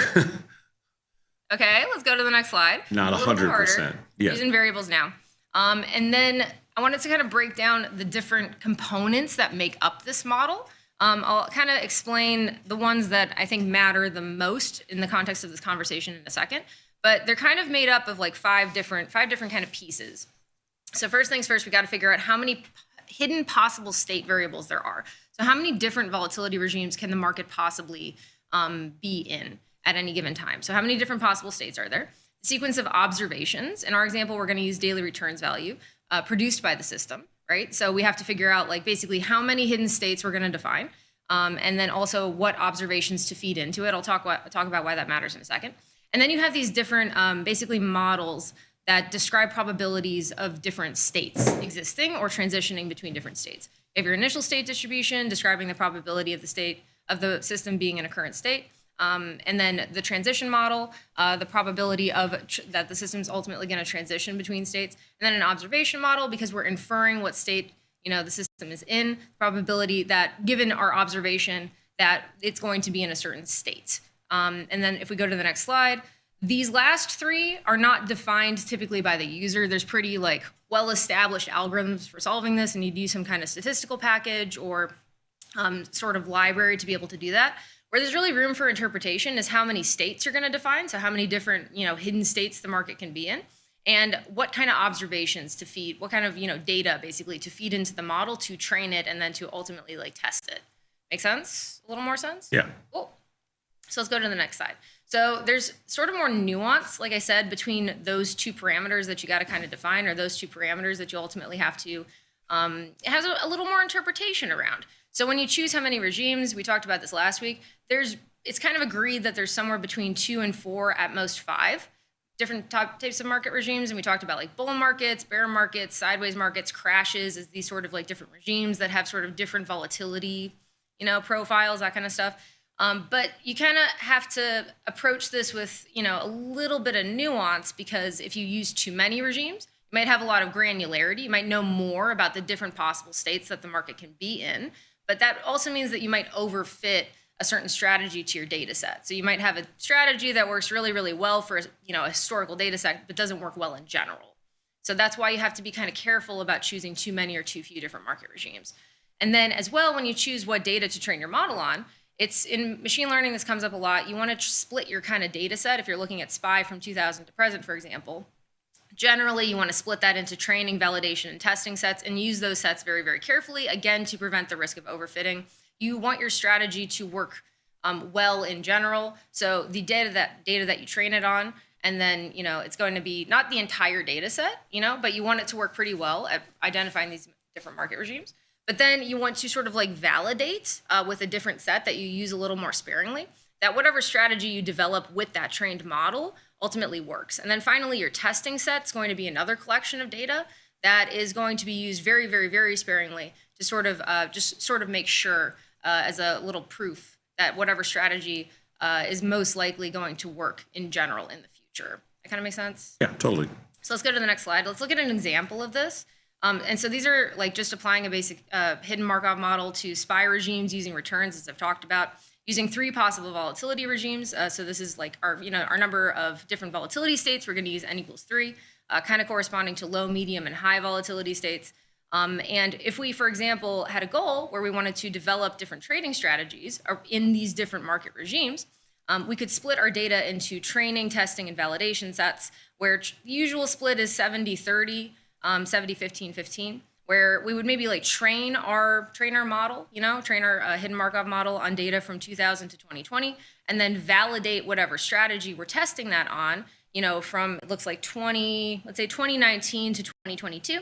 And then we would ultimately test with very, very sparingly using that data, whether or not a strategy might work in a general case in the future. And I think this comes up a lot in machine learning, But now that we have the back tester available and people can kind of do their own back tests a little bit more easily, I wanted to bring this up because I think it's a really interesting nuance that comes up in like quantitative research, basically, where you want to be if you're trying to develop a strategy and you're trying to use data to sort of drive that strategy ultimately, it's important, especially in machine learning, to kind of split up your data in a way where you have enough market data to be able to develop some kind of rigorous strategy, but you also have enough data that you can kind of use sparingly, kind of put it off to the side, so that you can ultimately test whether or not that's going to work on a data set that your strategy sort of hasn't seen, if that makes sense. Which is kind of a cool little behind the curtain look at what kind of happens in the research process. I like it. You like it? I do. Tony, what do you think? I like it. You've done good. I mean, the pictures weren't what I was looking for, but they'll do. What pictures were you looking for, Tony? I don't know. A little bit more characters, a little, try to little get more interesting with the cartoonish. pictures next time, yeah. Hell yeah. But hopefully all that made sense. It was a cool concept in the 10 minutes we usually have to go through these kind of complex concepts. You didn't think you could do hidden Markov theories in less than 10 minutes. We tried. Yeah. We usually just have about because y'all run late. With We these tried. really thrilling confirm and send questions. It was all Vanetta's fault. She went way too long this morning. It's got to be that, yeah. Yeah. But let's go to the next slide, just kind of wrap up before the market opens. Yeah, we got to get going here. We got to get going. There's strong evidence that the market shifts between different volatility states where each have unique properties that tend to exist for a sustained period of time, and state models, such as hidden Markov models, can be used to potentially detect transitions between them in real time. But although I will say certain models might be able to identify different market regimes, developing and adopting trading strategies to those different regimes is a much more nuanced process. And overfitting is something that you have to worry about a lot in data analysis and machine learning, and which is why you want to be kind of rigorous when you're choosing variables such as like how many market regimes to apply to your hidden Markov model and what kind of data to use to train that model to validate your strategy and then to ultimately test it. So hopefully that was interesting for you guys. Thank you for listening. That was it. That's all I got. Good job out of you. Great job out of you. You always come with a lot of great content, so we appreciate it here on the show. We're going to take a quick 90-second break and come back. We got the opening bell next. This is Tasty Live. Thanks, guys. Thanks, Julia.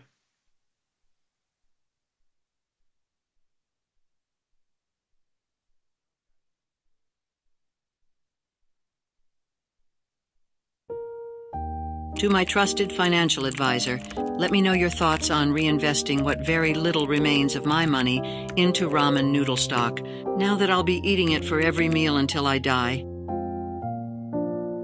Best, Cynthia. Sometimes it feels good to get smart. Get even smarter with live market insights and insults. They're all freaking losers. There's no skill. From the smart mouths at tastylive. All right. Perfect. I would like to buy Park Place. No, What? there is no Park Place in this game. Yes, there is. I'm looking at it. No, I this will is mine. take it. It's mine. You don't get it. Okay, alrighty. You know what? $500. $500 to the electric company if you want to keep all of your power on all these houses and hotels. And You can't negotiate. I landed on it. I can buy it if I want I'm it. the electric company. I'm the most powerful thing here. Excuse me, to the person who owns one property on Monopoly. This is the mayor, and I am overturning everything, and You're I am in over allowed your to head. buy. Excuse me? You're in over your cute little head. Don't patronize me. You This don't is a come board game. down to where the big chimps play. You are clearly losing. Look at the board game. It is ridiculous. A nice, simple house on Mediterranean Avenue.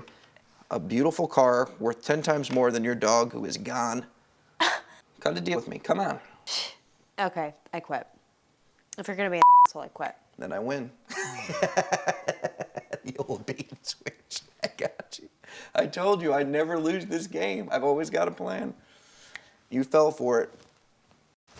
Boom! Shalaka!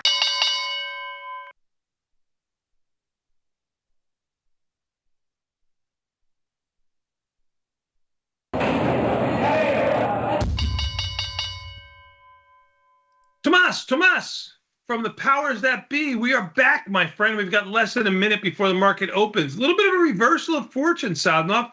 Even the S&Ps are down 275. They were up around 20. Yeah, they were just about an hour and a half ago. NASDAQ down 34. And there's your leaders. Russell up 11 and the Dow up 50. I'll let the market open Sadnov, then we can talk about the rest of it. Volatility still in by 20 cents. What do you think here, Sadnov? Smooth sailing, kind of sideways-ish, maybe with a downward tint until we go into the number? You know, on days that there's a number, it's usually not that crazy. This sell-off is encouraging to the bears because we don't have a lot of pre-market sell-offs when they're up, especially after a down day. They usually take everything back. Let's see. Yeah, it's been down, up, yeah. Up, yeah, down. I don't want to jump to any conclusions here because the Russell's up, the S&Ps are down, and we usually get killed when market opens our way. That's fair enough. I mean, obviously we're going to make back the Tesla debacle from yesterday, I hope, but on the opening. Tesla down 12 right now. Yes, you are correct. Yeah, it was up about 16 yesterday, 15, something like that. I would like to get that back. It's only down. The bat did call the high there yesterday, although it did make another high. Yeah, it made a couple of different highs. It's only down 10 or 11 bucks right now. Yeah, Russell's higher. Let's take a quick look. You got some of the bank stocks higher. Goldman Sachs, J.P. Morgan up small. Yes. So far this morning, they've been getting killed. So far this morning, we did scalp some bonds. We bought them at 26, sold them at 01 and 02. We did scalp some notes, bought them at, wow, the notes really rallied. Bought them at 20 and a half, sold them at 25 and a half. They're 27 and a half now. Notes have had a big rally. Yen's low. That's a shorter end of the curve. You would think, right? Yen's lower. I'm looking at any other play here in the anything else in commodities and nothing else. Everything looks good. Going to stocks, let's take a look. AVGO. We can look right here. Tesla down around 13 or 14. MSTR down almost $5. Microsoft down $4. Coin down $2.60. Adobe down $3 and change. Apple down $1 and change. Amazon down small around 70 cents or so. Baba down small around 70 cents. On the other side of the coin, Sadnov, you've got UNH up around $8. That's trying to help the Dow. It has not been a helper of the Dow last couple of days. Reddit up $4. Goldman Sachs, which I mentioned a moment ago, up $3. NVIDIA up 2 and change. So a little bit of a mixed bag of tricks here, Sadnov. KMX, CarMax for earnings today, and PayX if you're interested in those things. Disney up small also. Yeah, I'm looking at a bunch of different things. Intel unchanged at 2042. Starbucks, which you mentioned a little bit earlier today, down 74 cents. Yes, I am just taking a quick little run around here to see what we got going on. Biggest winner is obviously Tesla finally because it's up. I mean, because it's down today. That is correct. And IV rank is 92 off of that 100+ mark that we had yesterday. Just showing that volatility has come down ever so slightly today compared to yesterday. And NVIDIA, which you talked about a moment ago, is up $4 to 134 and change. Yes, we do not have an NVIDIA position on. Uber's up also. It's finally a little bit higher. Let's take a look. Uber up about 75 cents, trying to get a 2-day rally going after about a 6 or 7 day slide here of biblical proportions. Yeah, no, Uber needs a little help. Big question is, not sure what to do yet in Coinbase or Monster. You know, I've been tracking those stocks every single day. Our positions. By Monster, you mean MSTR, right? Yeah, MSTR. MicroStrategies? Yeah, I say Monster, but MSTR. Yep. Yeah, just looking around to see if there's anything kind of wild out there, and I don't see anything crazy on the opening. I've got JP Morgan actually down a few pennies, but JP Morgan is down now, down around 36 cents. It did open 239, which brought it up about a buck or so. It's now 238 and change, down 12 cents. Yeah. And yeah, a little bit weaker in the NASDAQ than I thought it would be, really. NASDAQ down 78. Yep. And the Russell, you like the Russell from a long point of view. You have that position on, and you're short even the S&Ps against it. That's working today, finally. Yes, Tony, finally. So that's less than when usually when you say something is working finally, that's never a good thing, because finally doesn't infer that this has been a good trade. I was just saying you had the intestinal fortitude to hold on to it, Sosnoff. What a great trader you are. Yeah, I think there's a few people that would argue that might not be the case.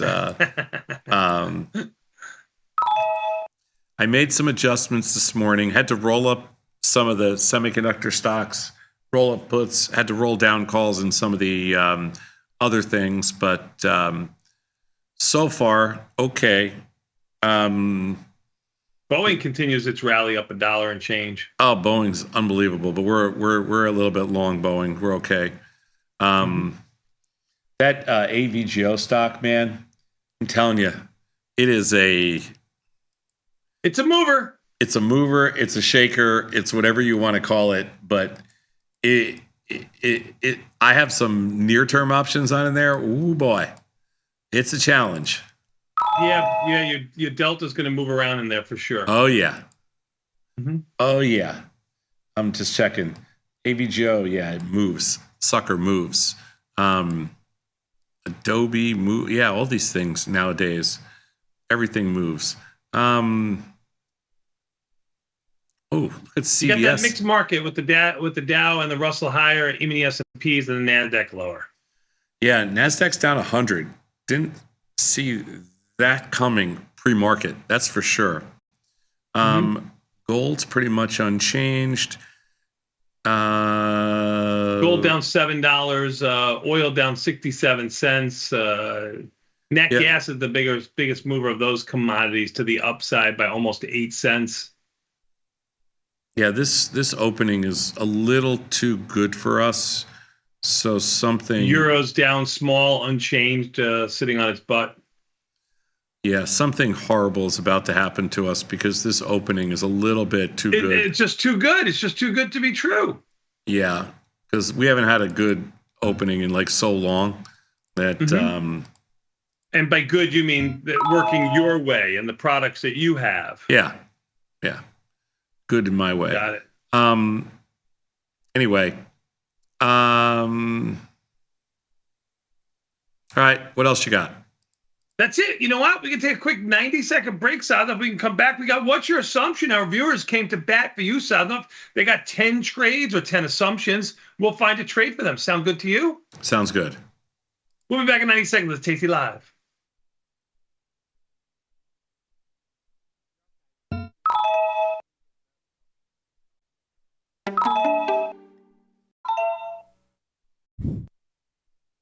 One of the things that was most intriguing about the financial space to us is just that there wasn't a lot of vision, there wasn't a lot of innovation, and I think that left a door open for us, which we really liked. After almost 20 years of open outcry standing in the pit trading, I felt like all the markets were moving from kind of traditional open outcry to electronic trading. I saw the writing on the wall, and I wanted to be first. Building the best technology in the world for traders was one of the coolest things anybody could ever do. I loved every second of it. Thinkorswim will always be my baby, but this one, it's different. We built ours literally from scratch. It's a much thinner, it's a faster, it's a slicker application. Everything's on one page. So you're always looking at the core page and then bouncing around from there to get to whatever you want to get to. Most of our competitors have legacy technology, and some of them are multiple firms. Their technology has just been rolled up into a single platform. That's not the best way to build a platform. We built ours literally from scratch. It's from the ground up, so we were able to design it in the way that we wanted to design it with the flexibility that we wanted. And obviously beyond that, we do have, in my mind, the greatest customer service in the industry. You want to reach out to me, you want to talk to JJ, it doesn't make a difference who you want to talk to. We're always available, and not only are we available, we look forward to your questions. We're here to support whatever you're looking to do. So you can trade stocks, you can trade options, futures options, crypto. We're agnostic to product. We have the tools that you need to be a successful trader. You can get up to $4,000 when you open and fund a new account with tastytrade. That's 4,000 buckaroos, 4,000 bills, or clams, 4,000 in dough or cheddar, not the cheesy kind. 4 large, 4K, 4 grand, which is no small thing. Open and fund a new tastytrade account and get on the platform for traders who just want to trade. And did we mention a bonus of up to 4,000 smackaroos? tastytrade. Make your move.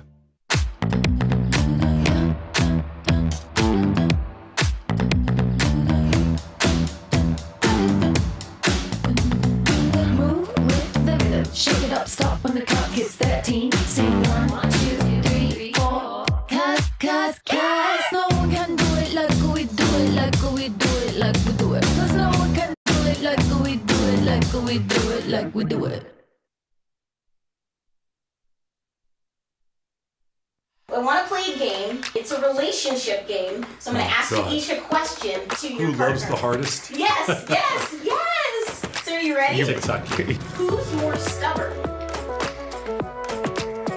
Who's more public? And who do you think takes longer to get ready in the morning? Oh. He's got to do his hair. Who's a better driver? I mean, for sure. Yeah. Like, I live in Italy. Yeah. Like we drive like. I drove a truck in New York City. I drove a tractor on a farm. I can fly an airplane. Who loves the Fed the most? Who is more spoiled? It's not even close. Like, you got buildings full of people. What do you want, Mr. Zosnoff? I have nothing. Got trader's block? We've got the cure. Get data-driven trade ideas with Cherry Picks, our weekly newsletter that gives you insights into the market. Sign up at tastylive.com/newsletters.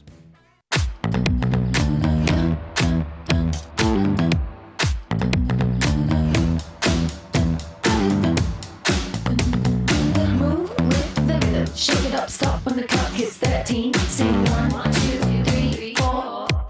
Cause no one can do it like we do it, like we do it, like we do it. Cause no one can do it like we do it, like we do it, like we do it.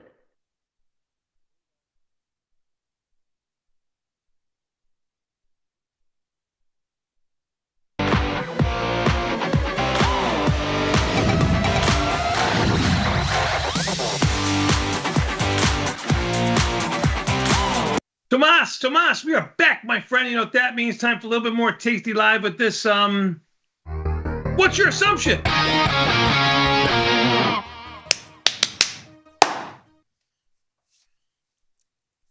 Hey, before we start, what's your assumption?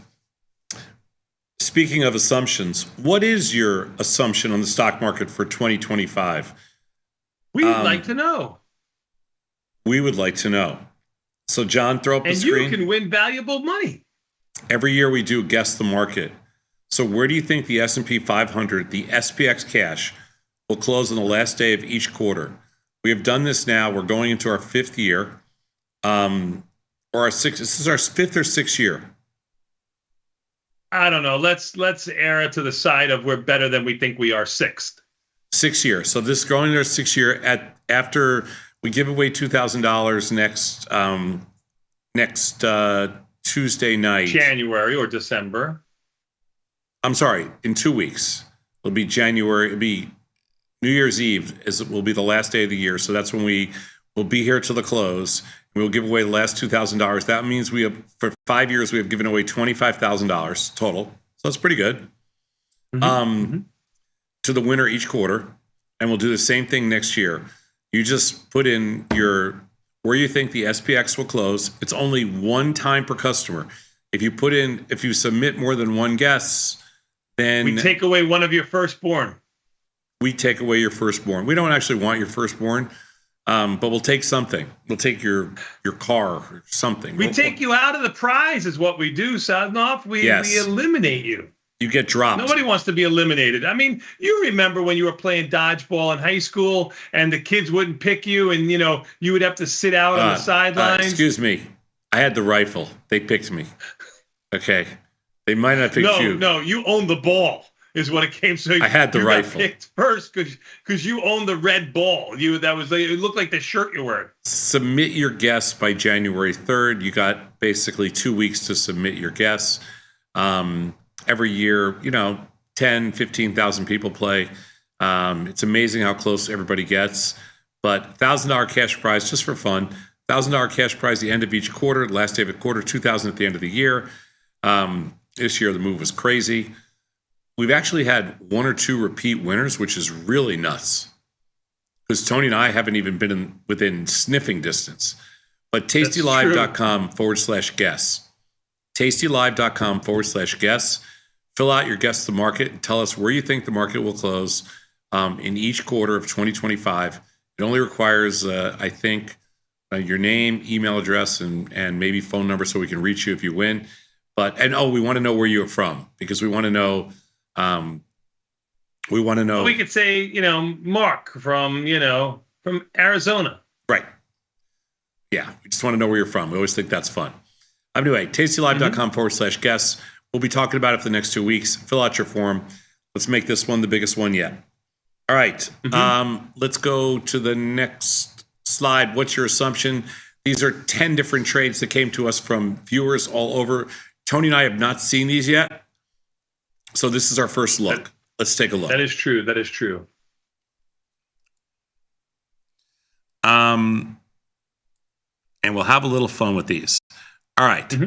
First one from John, 1,500 miles east of DC. Yes, John right now, because he sent me an email this morning, is somewhere in the Atlantic Ocean. Yes, I've seen the pictures. He saw a rare. Actually, the guys on the boat, that some have been there for 35 years. He's doing a whirlwind cruise around the world or some crap like that. But anyway, they saw a moon bow, which is a rainbow, but at night, Sosnoff. I never heard of it before. Never heard of it either. I've seen a nice moon, at night, but never a moon bow. I've never heard of it either, and it was really cool. Some of the sailors that have sailing for 35 years never saw one. He was privileged to that.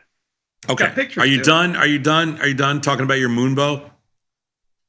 Tesla. John says neutral, 45 days to expiration. We're riding the Tesla wave for a long time. Time for a pause. Thinking of a Jan-Feb bullish skewed iron condor with wide wings akin to a strangle might be in order. I do not hate it, but my issue, John, is that I am super bearish in Tesla. And I can't be any more bearish than I already am. Unfortunately, the stock just rallied $5. It did. It's only down 10 now. And I already am locked. I have my lock limit position on right now. Like I have as many positions on as I want to have on in Tesla. I didn't even trade it yesterday. Yep. So I don't know about anybody else, but Tesla is probably the most. It's not probably. It is the most liquid stock. It is. It does have a crazy high. It dropped to the IB rank, just dropped to 93. It was like 102 or something. So it's got a crazy high implied volatility. It's liquid as hell. If you don't have a position on Tesla, a very wide iron condor, skewed or not skewed, I think it's the right play. Regardless of account size. I already have it on. I have on like every strike. Like it's our biggest position. Got it. By So far. you're at capacity, is what you're trying to say. Yes, I'm at capacity. Let's go to the next slide. Cena from Menlo Park looking at LRCX, looking for a move to 82 this week off of MU earnings. I'm playing the 80 calls expiring next week. How would Tom play this? And why not have a defined risk with buying calls? Well, first of all, you have to be bullish in there. LRCX. Stock is 78. It's up 33 cents. This is a stock that's, I guess, if you were to think about, it's Lamb Research, if you were to think about all the different tech plays, this one is definitely mid-range, hasn't gone very far. Right. It has an IV rank of 62. With a high IV rank like that, Cena, we probably wouldn't, if you thought it was going to 82, we would probably rather She sell. only wants to do a 1 week. She only wants to do a 1 week trade here.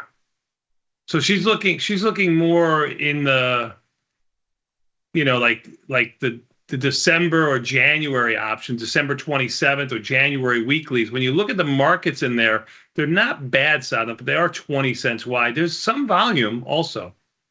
Yeah, if you're going to decide to do the weeklies. I am not. I'm going to do, like. Earnings are after January expiration. I know. They want to do a defined risk spread. Why not have a defined risk spread buying calls? Sure, you could buy.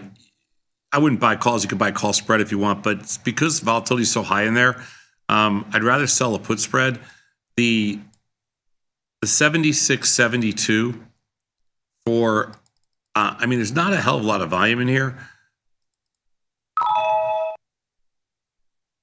For a $1.33. For $1.33. I don't know. It seems okay. I got to spend more time looking at this. I don't love this stock. You're supporting Menlo Park. I like it. Yeah, let's go to the next slide. I saw the put spread, at the money put spread. Coin, Blake from Oshkosh, slightly bearish, broken wing call butterfly. Yeah, we got a lot of coin positions on Blake. Coin's down $1 right now. It was down more earlier. We are flattish, slightly short coin. Mm-hmm. You want to do a call broken wing butterfly? I'm fine with that. I'm bearish in there too. Mm-hmm. I go to the expected move, $50. It's 300. So you go to Jan or February because you're in the middle there. I go to Jan. Got it, with 30 days to go. Buy 350, sell 360, buy 380. Go right to the expected move. Mm-hmm.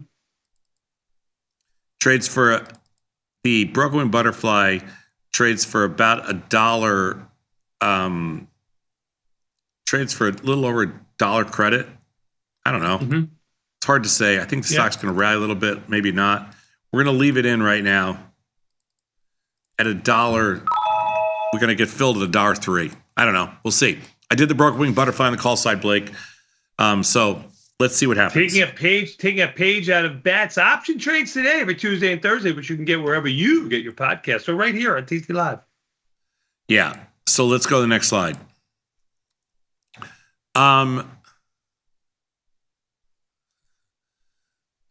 Dr. Ulysses S. Gravy Boat, Fixins, Turkey.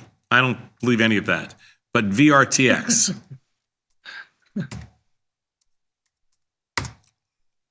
Iron Condor. IV rank of 99. I don't know if we traded this stock, Vertex Pharmaceuticals. We usually don't trade pharmaceutical stocks, so I would say no. And when I look at the markets in January, they're $3 wide, and there's no premium. There's no volume here, Sadnov. I'm talking about a contract in all of January, and they're basically nothing. In so Dr. Ulysses S. Gravy Boat in Turkey. I'm looking at if I go to the expected move, which is $50 wide, so I go to the 500. The markets are 12.16. Yeah. We can't trade this. There's no volume. No. $5 wide markets. We're going to move on. Sorry, can't trade it. Got it. Abby from Amarillo, Texas, looking at AVGO. I got a bunch of positions on an AVGO. Abby, what are you thinking? Neutral, small delta, strangle? I'm fine with that. We have a bunch on already. AVGO. We have on the, what do we have on? We have the 220, 255. Currently, let's take a look. 220, 255. We need to tweak that a little bit. So we're gonna do. Hold on. Let's do this. We're gonna do this. We're gonna buy back the 220s. We're gonna sell the 225s. And let's do a strangle, just like Abby says. All right. So now we're in the 225, 255. Now, what do you think here, Pat? How wide would you go? How wide would you go? 220, 255. How wide would you go? I think I'd rather be wider because this stock's been just all over the place. So how about 210, 280? Looks pretty delta neutral. 14 deltas on both sides. Filled, 464. There you go, my friend. Let's go to the SPOOs up on the day. Yep, SPOO's up 250. NASDAQ only down 19. It was down over 100 a moment ago. Yeah, that's crazy. Crazy rally. NVIDIA up $4.50. Nice little cash trade yesterday when back got long NVIDIA. We made a quick little buck, Sosmo. Okay, let's go next slide. Alex from Canada. Let's take a look. AMD, bullish 30 days, AMD near lows. It is, I would rather be bullish in AMD than bearish at this point. We are open to anything in there. Let's see what we have on currently. And not the most wonderful of, let me just do something in here. Let me take our existing positions off in there because they're kind of crappy. We had a 125 counter on, which actually worked. Took that off. Now let's put a position on AMD. Near its lows, I agree. Stock's only up 60 cents. I think you sell the 120 puts in here. Okie dokie. What do you think? I mean, why not? Seems like puts are schmutz these days. Sold the 120 puts, 355. I mean, I know I hit the bid, but I'd like to. Could I be rank at 39? Yep. I want to. Stock hasn't really cooperated. I think it's with the market. Nope. I think it's a good play. I wanted some upside. Wanted some upside in there. Let's go next slide. IWM, due for a bounce. I agree. Matt from Dallas.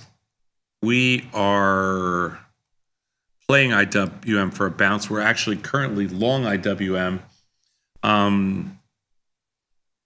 You want to play for a bounce? Well, we already are playing, but I'm okay with like a little Jade Lizard in here.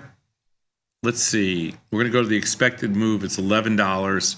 So we're at 231. We're going to go to 220, sell the 220 puts, and we'll do the $11 higher, 240, $11 higher, 242, 244.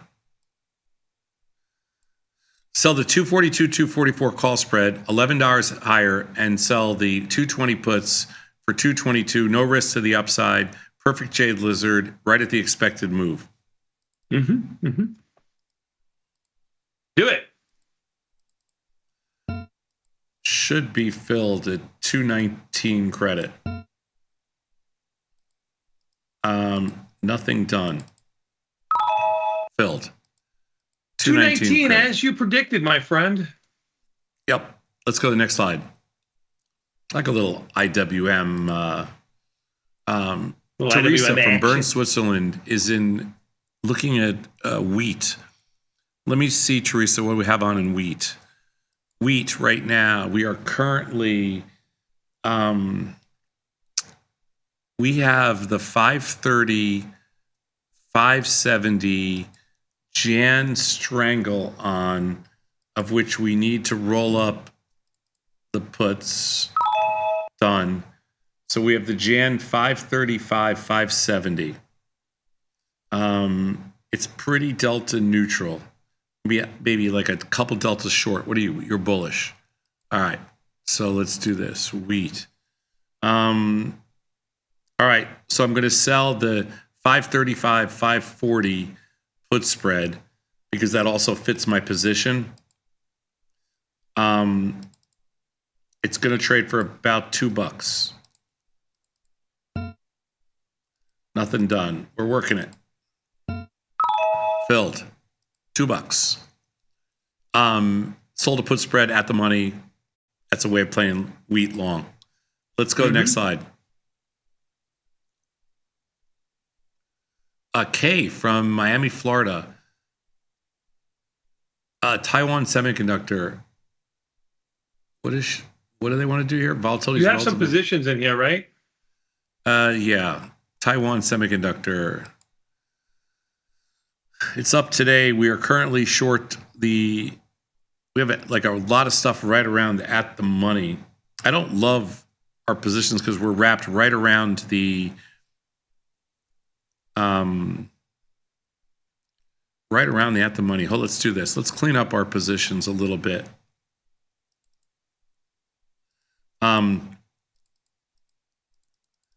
Clean up on aisle 5. No, I'm just trying to do is turn this into something. Taiwan Semiconductor is not my favorite, just for the record. I mean, I trade it because it. What'd the stock do? Just jump $1? Yeah. All right, we have to do a little work. Hold on, let me get rid of this. All right, what do you want to do in Taiwan? Bullish the next couple of months. So let's do this. Tony, give me a spread. Oof. Let's take a look. Are you going with the time frame, obviously, of 1 month and volatility is high? You're good with that. Are you bullish in TSM? Is my No, last I'm not question. bullish. So you want to be more delta neutral,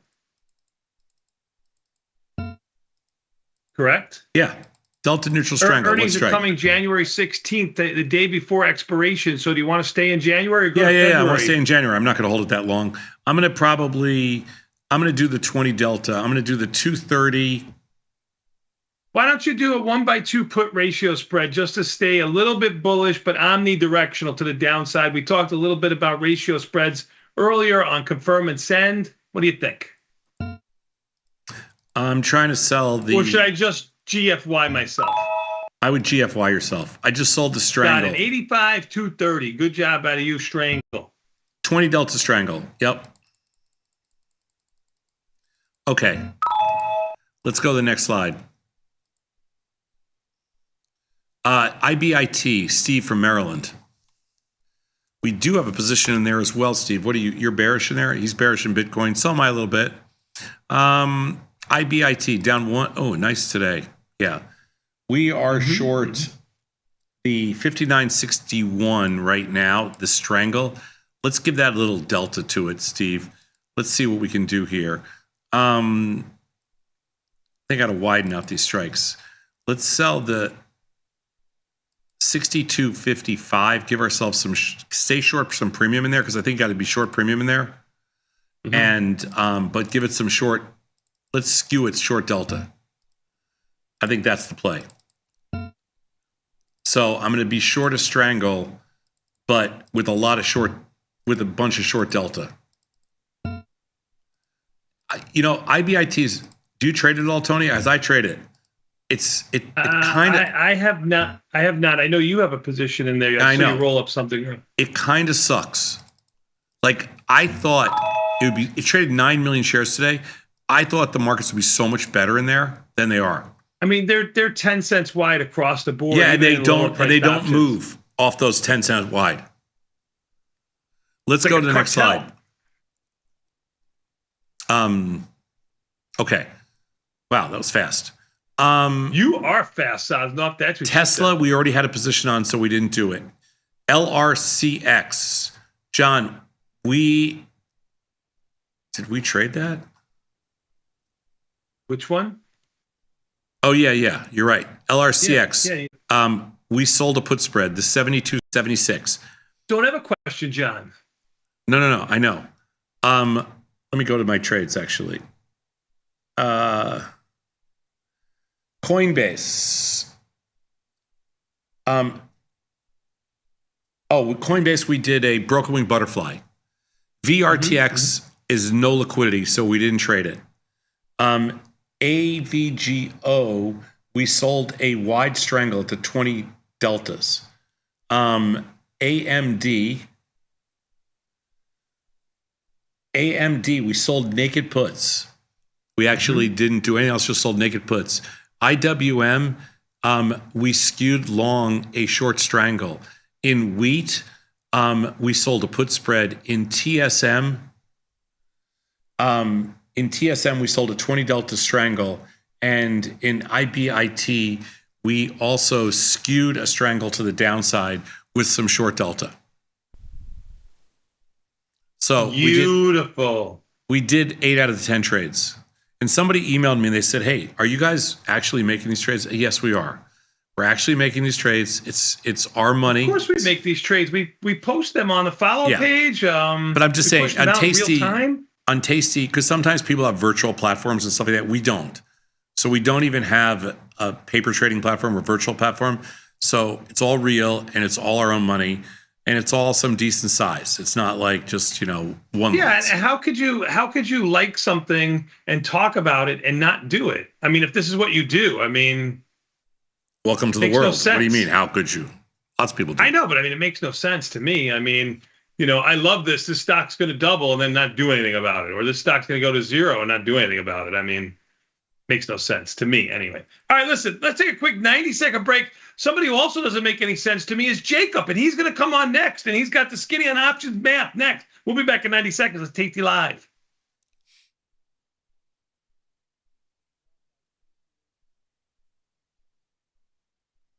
This is Chicago. We invented the skyscraper, the Italian beef, and the standardized options market. SIBO is not only the birthplace of options, it's also where Liz and Jenny got their start. In an industry first, 2 female former floor traders broadcast live from the floor. Hear the sounds of live market action and feel the electricity as they present real-time trade ideas and research-backed market studies live from the SIBO's SPX pit. Watch Liz and Jenny live from the SIBO, only on Tasty Live. If you missed the live show, here's our cherry on top weekly recap. Tomas, we took his clothes off? Yes. The whole thing? Whoa. The full Monty. So they did a full Monty? Full Monty. I did a full Monty at a Club Med. You're doing it for your wife, doesn't count. No, at a Club Med. Here, look at this. Here you go. Stage. So wait, where did you do your full Monty? Because in full at a Club Med, I have a picture of it. I'll tweet it out. I want to see it. Omaha. Okay. We had a bolo over our, like a hat. Yeah, but then they removed it. Over our junk. We did a thing on our head. We had 2 of them. One on our head, one here, one this. Blah, blah, blah. You're there on stage practicing. I'm on stage completely naked. I got 2 hats. One on my head and one on my package. And then we were doing these they made us do this little thing, They made you. You take it off your head.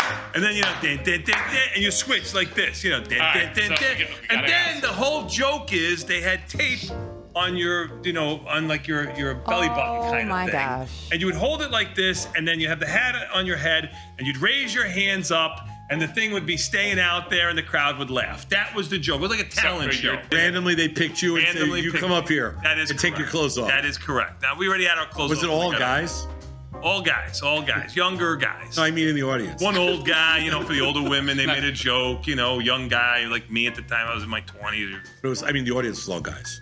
Yes, the audience was all guys. How old were you?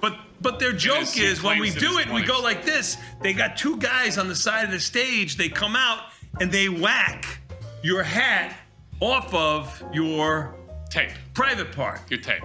My tape. So you're standing there like this with a hat on your head. I did a full Monty. I had no idea that it was. Where was this Club this Med? wrong? Club Med, maybe. Turks and Caicos? No, Zihuatanejo when it just opened. Extapa Zihuatanejo was. So when did it first help opened. with the ladies? I was down there with somebody already. You just said you were by yourself. The story. You know what? I didn't want to talk to you guys about it. I was down there with somebody. You're more than willing to tell us when it got whacked off. Whoa, whoa, whoa, whoa, whoa, whoa. There was no whacking off on this, okay? That's a different party. That was in New York on 42nd Street. Some guy comes running by, smashes it. You're good with that. But then and you're sitting there like this, yeah. Right. How long you stand there for? Not long. That girl took her separate flight home, right? She did. She did. We were all traumatized yesterday by Matt's Club Med story. I will not get over that. I found the picture, by the way. Did you see the picture? No, I don't want to see anything. He found the picture. I don't know if he posted it, but it's scary. Did you happen to post the picture that you sent to me? The Club Med picture, you got it? Oh, yeah. Oh, I wanted to see it. Oh, I wanted to see a young bat. Oh, I think I've seen this picture.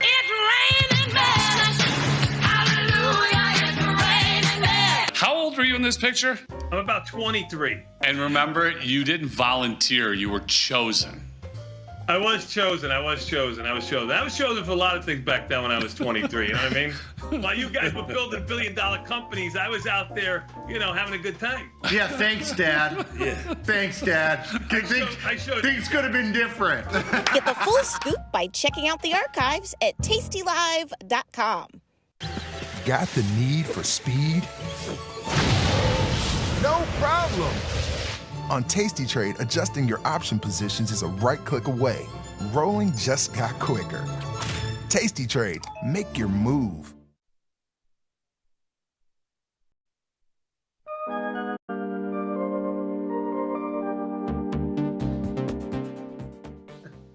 What? Tomas, we are back, my friend, but enough out of you. We've got this man, Jacob, in the house. Skinny on options. Matt, how are you, Jacob? I'm good though. I have to say that wasn't my intro song. That's like Jim's intro, I think. I know. It's okay though. It threw me. Where's my bop? I'm usually it's a little bait and switch. Yeah, it's confused me. I don't have my usual dance move for it. I know. Oh, how are you guys? How's this? We're doing good. Happy holidays to you. If I don't get a chance for whatever reason, I know we exactly. This year, every year, one out of 7 years, somebody gets the Christmas off, and this year it's me because Christmas is a Wednesday. Good for you. Nobody, when I say nobody, I mean myself, gets Christmas Eve or New Year's Eve off. That would be me. Yes. Yeah. No, you work those. Yeah. Full days the whole time. Yeah. Okay. You don't have a family who loves you anyway. No. Nothing. Anyway. No, for sure. No. Better to slave away in the content. That's right. Working for the man. The man sitting to your left. Yeah. That would be the man right there. What's up, Thomas? You alive? I am totally alive. I'm just looking at different markets. Trying to figure. I'm looking at different things. I'm looking at different things too, Sadnoff. Todd just sent me a picture of him from the 90s when he was in Caesar's Palace.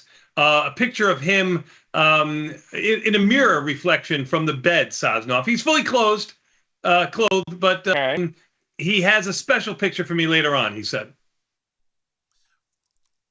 Our own Todd?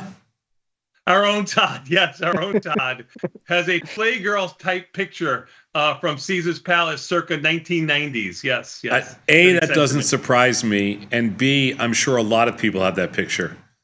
I think he put it on. Not many are sending it to their friends though. No, how many of them are in Tony's inbox? If I remember correctly, I'm sure he passed it out as as kind of his calling card. So I don't think he was too embarrassed. I got a little chubby. I don't know.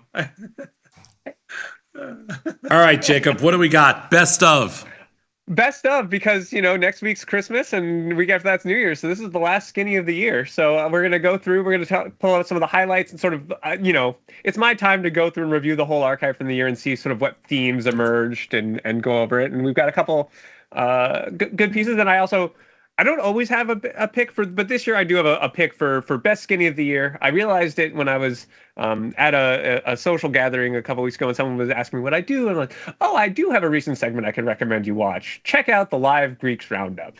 And so awesome. That's my favorite from this year. I think if anyone wants to go back in the archives, that's our most evergreen piece of the year. It'll be beautiful for a long time coming.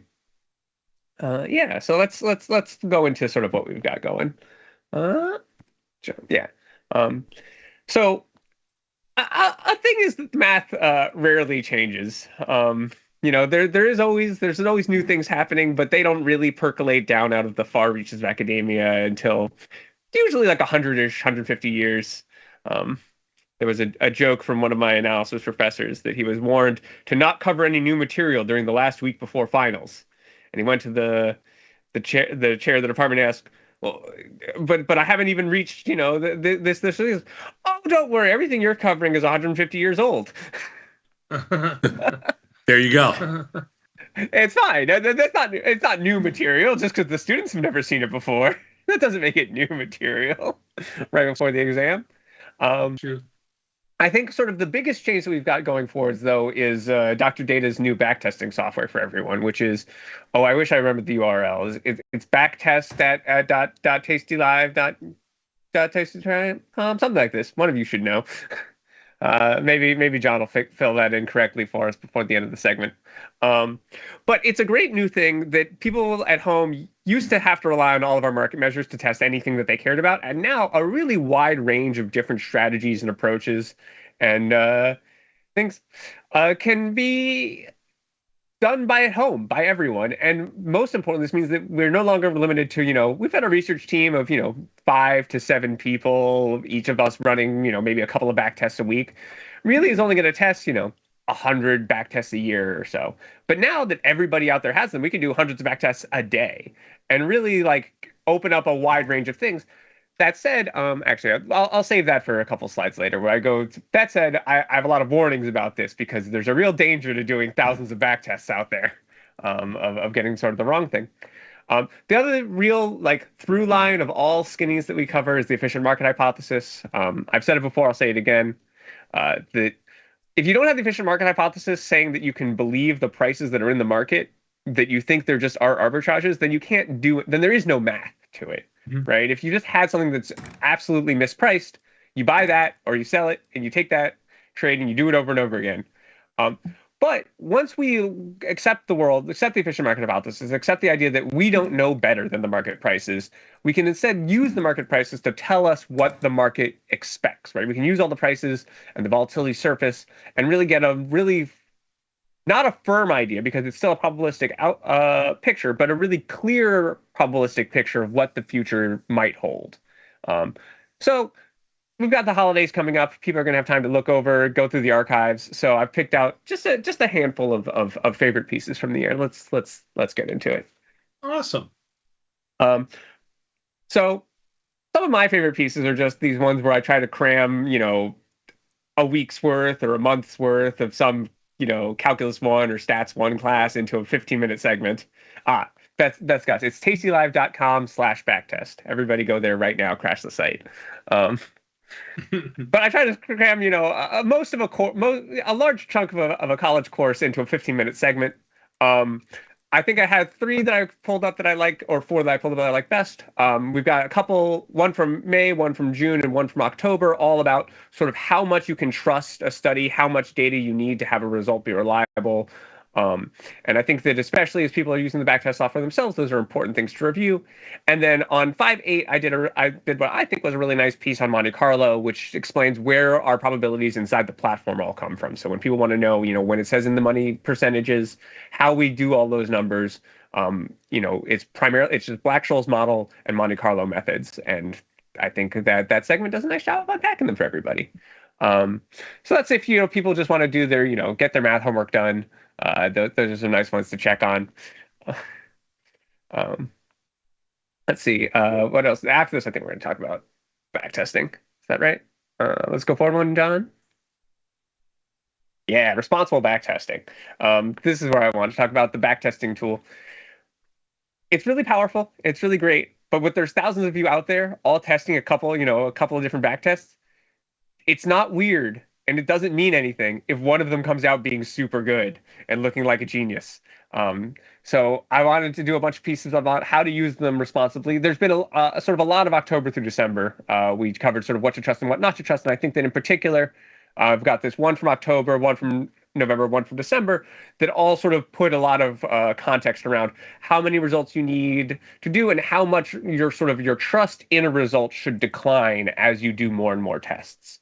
That's just an important thing, right? Your standards for how good a backtest needs to look need to go up as you're doing more of them, because there's going to be just some variation due to randomness, and you don't want to get sort of tricked into thinking that something's going to keep working just because it has worked. But I think that I hope people are doing it well. From the viewer emails I get, it seems like people are using the backtesting software well, but maybe I don't get the emails from people who are just wildly irresponsible. So, these people do use it, but with skepticism and grains of salt. Absolutely. I think that's our most important thing. And then now we've got our live piece that I want to hang out. And what I wanted to normies out in the world, and they ask what I do for a living. I finally have a segment more recent than a couple years ago to point them at. If we go forward one, and it's my live one from May when I was in Chicago. And we sat down with Tony. You weren't there, very sadly, but we had TP, who does a reasonable Tony impersonation.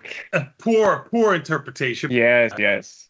And we went through sort of what Greeks are, and both what Greeks are in general, what specific Greeks we like to use, how they are defined, what they mean, and I covered an entire Calculus 1 course in about 90 seconds in the middle, where we did a little animation of derivatives.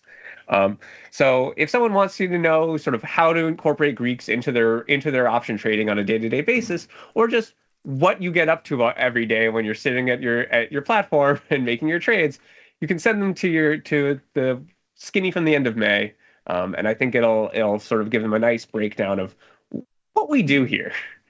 Mm-hmm. What do you even do all day, as my friend Drew likes to ask people. Agreed. Yeah, that was our skinnies for the year. It felt long while it was happening, but then in hindsight, everything seems to fly by. Well, isn't that always the way? Sometimes Sadnov gets lost in checking out all the different archives that he can go through. Mm-hmm. It is immense. There are a lot in there. So I mean, we put out hours and hours of new content every day. I believe it would be impossible for anyone to stay fully up to date, which is why we have these, why near the end of December we start rolling out these pieces to winnow it down for you. You don't have to go through and look at the entirety of the archives. There might be some redundancies in there.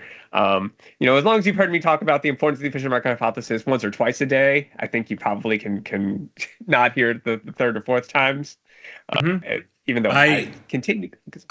Without a doubt, I send people to Skinny archives probably 3 to 5 times a week, and sometimes they go back like 10 years. Yeah, well, because a lot of them, right, because the math doesn't change, a lot of them just are still good and right. Yeah. So it's not, it doesn't change, it doesn't become wrong. It's not based on market conditions. It's not based on current events. It's absolute tautological facts of this thing follows from this thing. If you just accept the fact that you don't know better than market prices, that's really the only thing I ask you to believe me about is, and if you don't believe me, okay, I can't fight you. Just go do whatever you think. Right. But if you really don't think that you know better than the current market prices, well, then we can all start doing some math together about it. And that's it. We had to take one live, but we don't have to bother. It just we can put it up there. Yeah, we can put the. That's up to John. John's in charge. There you go. He's got it. There you go. Yeah. The efficient market hypothesis says you don't have to understand everything to be successful, but we can try to help you anyway. We had a nice emphasis on probabilistic fundamentals with probably about a half dozen pieces on it, and a similar number, 4 to 5 on responsible use of our new backtesting tools. And then I'm pretty excited for 2025. We've got a couple of things coming up. One is just with now many people using the backtest tools, we've got sort of this metadata going on, where no longer do I just have to study the results of a single backtest. I can study sort of an aggregate collection of what are all of the strategies that people try to test, and how do those do on average. And then the other thing is that our 0DT data set is really growing, grows every day. And our longer dated option data set goes back to the early 90s. That also grows every day, but the change isn't so much. But our 0DT data set is really getting a lot more mature, and I think sort of becoming a lot more believable in the things that it outputs.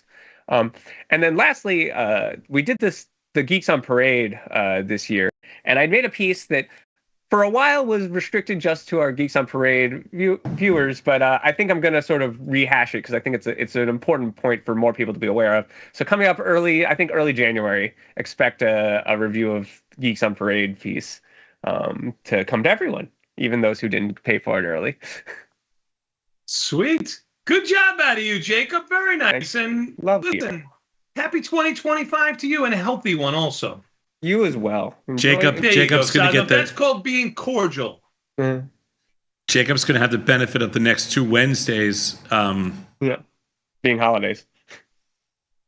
This is his. We're going to dock him. This is his once every 7 years he gets this break. An actual Christmas break.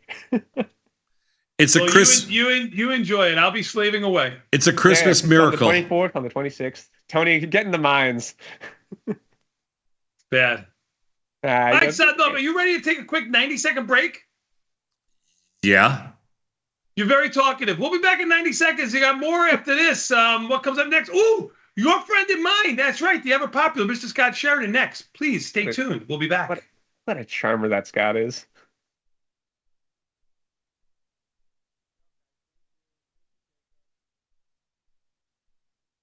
This is Chicago. We invented the skyscraper, the Italian beef, and the standardized options market. SIBO is not only the birthplace of options, it's also where Liz and Jenny got their start. In an industry first, 2 female former floor traders broadcast live from the floor. Hear the sounds of live market action and feel the electricity as they present real-time trade ideas and research-backed market studies live from the SIBO's SPX pit. Watch Liz and Jenny live from the SIBO, only on Tasty Live. If you missed the live show, here's our cherry on top weekly recap. Tomas, we He are took his back. clothes off? Yes. The whole thing? Whoa. The full Monty. So they did a full Monty? Full Monty. You know, I did a full Monty at a Club Med. You're doing it for your wife, doesn't count. No, And no, I no, have to at a say- Club Med Here, look at this. Here on you go. stage. So wait, where did you do your full Monty? Because in full At a Club Med, I have a picture of it. I'll tweet it out. I want to see it. Okay. We had a bolo over our, like a hat. Yeah, but then they removed it. Over our junk. We did a thing on our head. You know, we had 2 of them. You know, one on our head, one here, one this. Blah, blah, blah. You're there on So stage I'm on practicing. stage completely naked. I got 2 hats. One on my head and one on my package. And then we were doing these they made us do this like little thing, you know. They made you. You take off your head. And then, you know, and you switch like this, you know. And then the whole joke is they had tape on your, you know, on like your belly button kind of thing. Gosh. And you would hold it like this, and then you have the hat on your head, and you'd raise your hands up, and the thing would be staying out there, and the crowd would laugh. That was the joke. It was like a talent show. Randomly, they picked you and said, you come up here and take your clothes off. That is correct. Now, we already had our clothes Was off. it all guys? All guys, younger guys. No, I mean in the audience. One old guy, you know, the older women, they made a joke, you know, young guy like me at the time, I was in my 20s. The audience was all guys. Yes, the audience was all guys. The audience was all How guys. old were you? But their joke is when we do it, we go like this. They got 2 guys on the side of the stage. They come out and they whack your hat off of your tape, private part. Your tape. My tape. So you're standing there like this with a hat on your head. I did a full Monty. I had no idea that it was Where was gonna this go Club this Med? wrong. Club Med, maybe Turks and Caicos? No, Zihuatanejo, when it just opened, Extapa Zihuatanejo was So when did it first help opened. with the ladies? I was down there with somebody already. You just said you were by yourself. The story. You know what? I didn't want to talk to you guys about it. I was down there with You're somebody. more than willing to tell us when it got whacked off. Whoa. There was no whacking off on this, okay? That's a different party. That was in New York on 42nd Street. Some guy comes running by, smashes it. You're good with that, but then and you're you sitting there like this, yeah. Right. How long do you stand there for? Not long. That girl took her a separate flight home, right? She did. We were all traumatized yesterday by That's Club Med story. I will not get over that. I found the picture, by the way. Did you see the picture? No, I don't want to see anything. He found the picture. I don't know if he posted it, but it's scary. Did you happen to post The picture that you sent to me? The Club Med picture, you got it? Oh, yeah. Oh, I wanted to see it. Oh, you never I wanted to see okay, young this- Bat. Oh, I think I've seen this picture.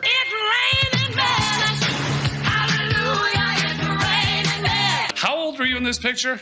I'm about 23. And remember, you didn't volunteer, you were chosen. I was chosen. I was chosen for a lot of things back then when I was 23. You know what I mean? While you guys were building billion-dollar companies, I was out there, having a good time. Yeah, thanks, Dad. Thanks, Dad. Things could have been different. Get the full scoop by checking out the archives at tastylive.com. Got the need for speed? No problem. On Tasty Trade, adjusting your option positions is a right click away. Rolling just got quicker. Tasty Trade, make your move.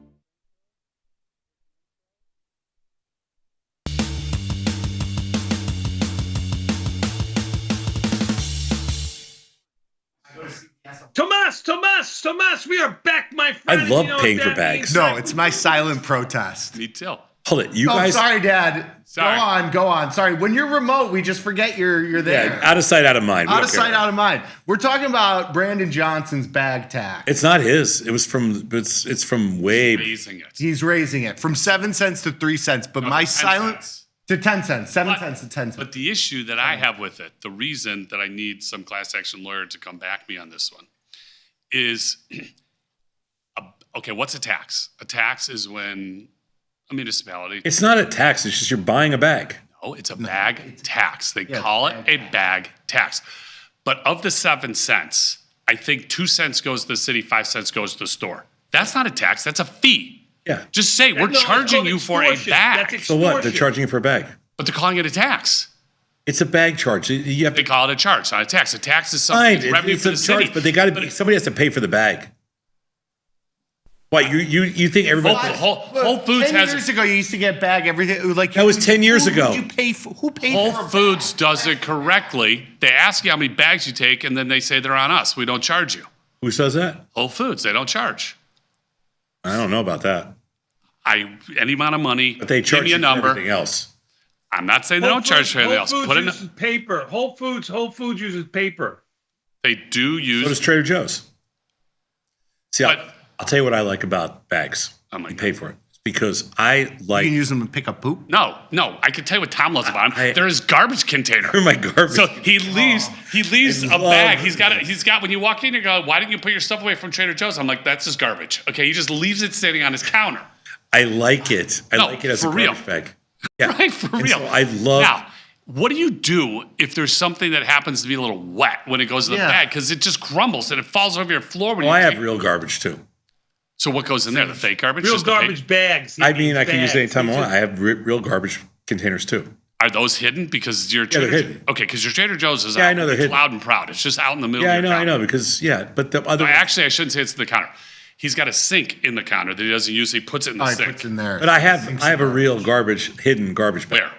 Under the thing. Do you have one of those I've ones that never like compact it? I don't have a compactor. Compactors. I thought you They're definitely. from the 80s. They're. I don't really like those. No, me either. They don't work. I don't go as gimmicky as like Scott does. You're pretty gimmicky. You're pretty gimmicky. I actually do. In Arizona, I do have a compactor. I don't use it, but I do. Yeah, I don't like the. I didn't put it in. much, but I the only gimmicky thing I built in my kitchen was an ice machine. Ice machine's the best. Okay. What kind? Does it have variable? I shut it down. You have ice in your kitchen? My ice No, machine. a separate ice machine. No, so I'll tell you which one you got to It's get. the only bougie thing I bought. Do you do It's the the- pebbles or the? You can do anything, but the problem is I've got- it makes so much damn ice. I don't need it. I've got it's the big cube.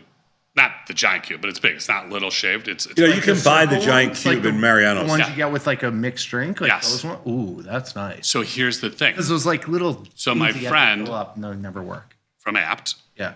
he's like, Greatest place ever too. ever. Shout out Apt. Shout out to They're Apt. And amazing. his answer is, don't ever buy an ice machine because they always break.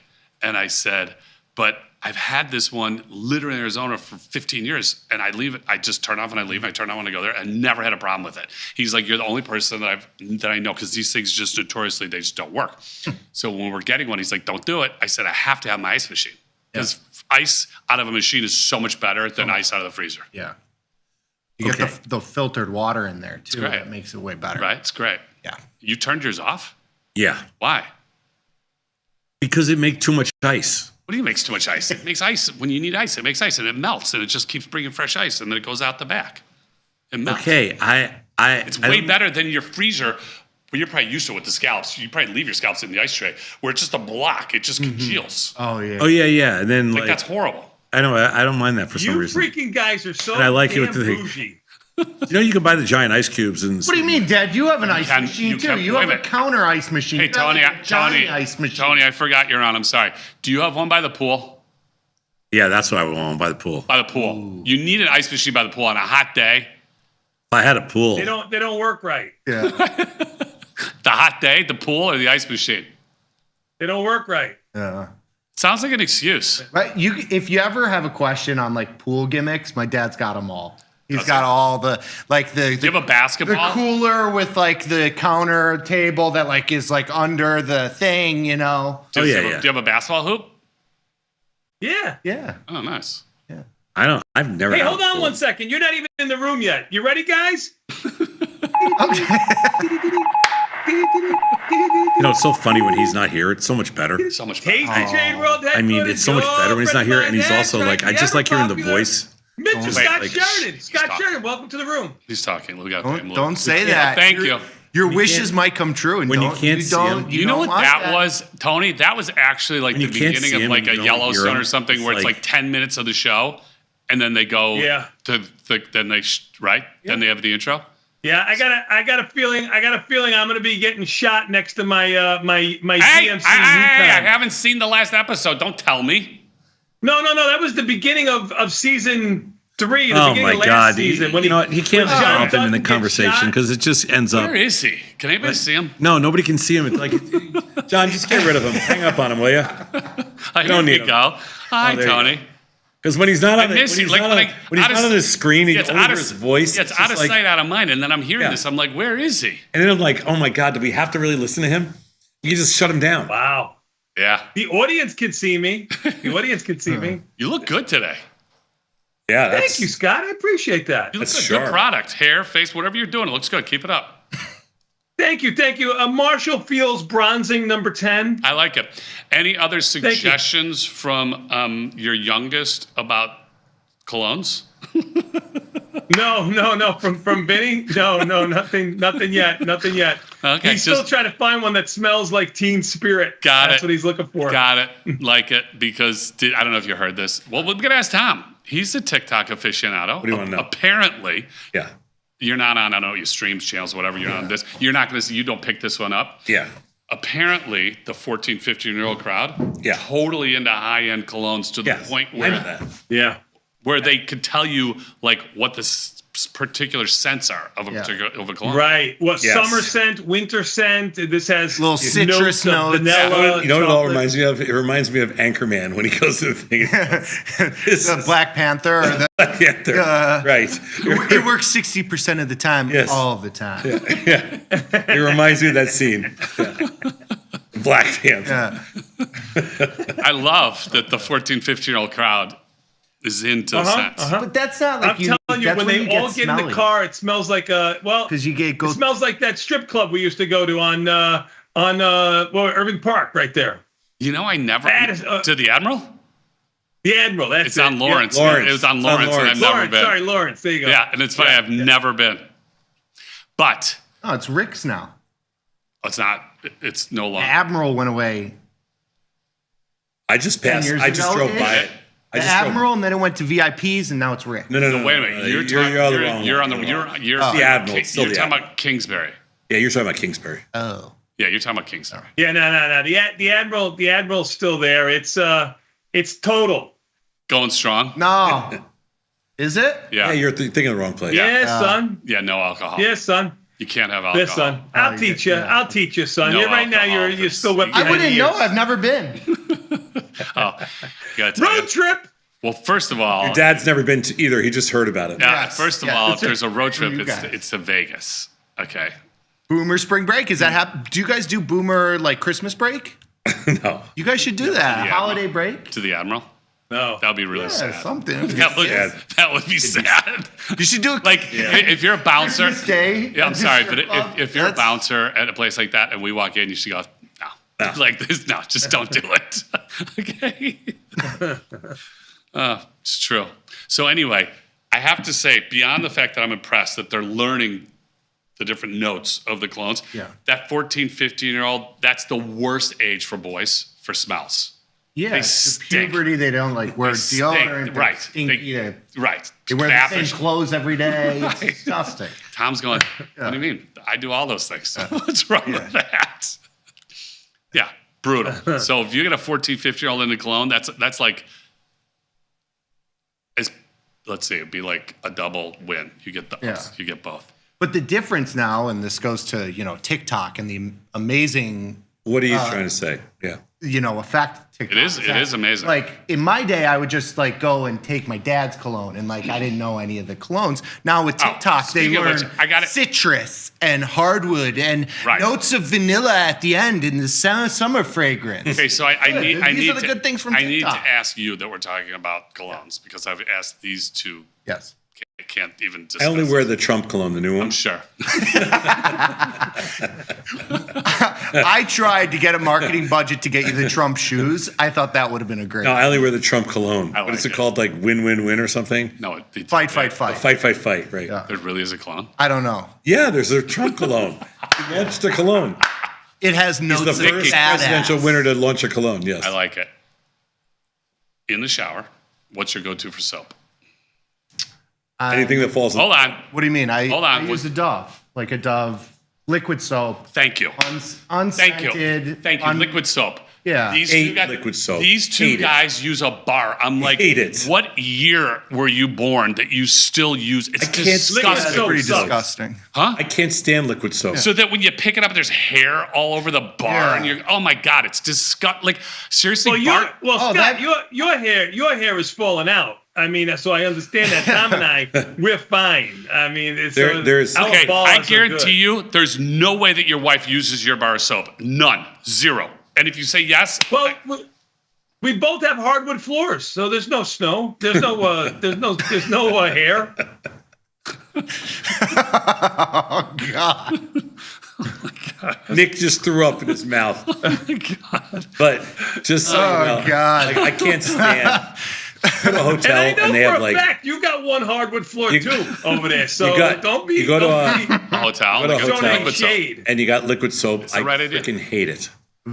You could probably go to the front desk and say, No, "Can I they have usually have a bar soap and too, but I hate liquid soap.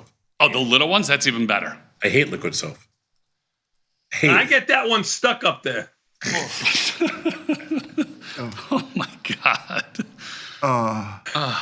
So, Forgetting them. like, actually, I got to remember in your bathroom. Do you have a pump with liquid soap, or do you have a bar? I don't remember in your in your bathroom in the first. I have. You don't have anything. I don't remember. No, you definitely have something because I've watched. in my a kids. in a powder room. I have a No. pump. Communal A pump. bathroom. Communal bathroom use the liquid soap. Yeah, right. Okay, do tell. This I have to hear. What's the logic that in a communal bathroom it's liquid, but in your private? Yes, I agree Well, with Tony. they're not cleaning their junk in my powder room. Okay, that's the logic. Oh my god! Hey, this could be a TikTok channel. A little spritz, little pump spritz, wipe, walk out. There you go. I guess. Oh I don't know my what goes God. on in your powder room. Oh my god. Better things I think than going on in yours, but we'll leave it at that. All right. Evidently. Do we have Johnny trades today? We do have Johnny trades. We've gone off the rails. I blame it. Beth, we need Beth. We do need to Beth. really rein this in. Yeah, we do. We do. Okay, John, let me get to my list. I will exit stage left, and I will let the true talent get to Johnny trades. Wow. All right. We ready Oh, for Beth just wrote me. She goes, "I'm here and I'm sick to my stomach." That's a quote. Well said. Beth, I feel your pain. All right. Top 15 symbols going through the system. First 40 minutes a day. No broad-based indices or futures. Tom, for you, I don't know this one. Number 15, RGTI at a 47. What is it? Quantum. Oh, Another one. Is it up like 7 billion% today? Probably. It went from like $1 to $100. $15 or something Nice. like that. There's a handful of them. Nice. We should rebrand. We should put quantum in our. Quantum. Everything should be quantum. Yeah. IG Quantum Group. IG Quantum Blockchain Group. That's pretty good. That is pretty. Send that stock to the moon. Quantum AI.com. AI blockchain. That's what I'm talking There you about. go. There you go. With a twist. Sorry for interrupting. No problem. Appreciate it. With the twist of quantum. You should be in charge of this. Yes, you should be in charge of the new branding thing. Right? I have. Right. All right, for everybody else, number one, Tesla to 97. Is that stock actually down today? Yeah, very small, $5. NVIDIA to 27, PLTR to 61, MSTR to 44, MU at an 89, AVGO at a 46, AMD at a 38, SOUN at a 41, IBIT at a 95, Boeing at a 45, UNH at a 95, Apple at a 17, Coin at a 45, OKLO at a 37 EN, number 15 for Tom RGTI at a 47. Rounding out the next 10, Uber at a 40, QUBT at a 78, QBTS at a 45, Goog with an L at a 34, SMCI at a 41, TLT at a 30, and Mara at a 34. Good job out of you. Those Q stocks are all The Qs. quantums. Quantum. Yeah. So we could, I like it though.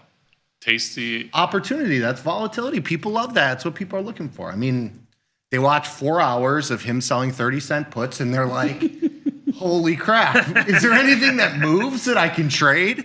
You know, like that's what this day and age Show is. some respect to your elders. I'm trying.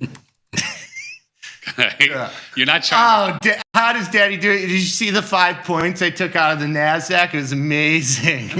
Oh, my God. Oh, my God. I sold the top. I bought him back 2 ticks lower. Did you see that bat? Meanwhile, QBTS is up 600% in 3 days. I never even heard of QBTS. I don't even know what it is. I know, because you're not plugged in. You need a Johnny like me to plug you in. Oh, my God. You got to get in the matrix. And, you know, I dabble? I dabble in the degeneracy from time to time. Yeah. All right, well, I'm going to let you Thank you, dabble. Mr. Sheridan, for Goodbye. your time. It's always a pleasure to see you. Thanks. Play some music.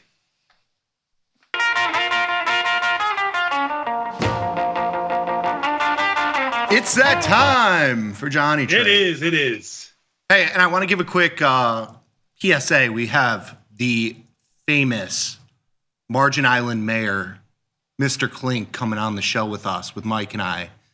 At 11 o'clock today, we're going to talk about portfolio margining, span margining, and our capital risk array. So for anybody that is interested in that stuff, tune in at 11. It's going to be fun. I gotta rein them in, though. Yeah, otherwise you'll end up talking about Greek chicken and various other things. There is a lot in that brain, and it can't get out fast enough. So I got my word cut out. But we're excited. So join us at 11 for that. We're gonna go over all that stuff. I would bring Very a translator too. Yes, I will hopefully be a good translator. Johnny Trades, I got a couple trades for you. Ready? I'm ready. All right, beautiful. Let's do it.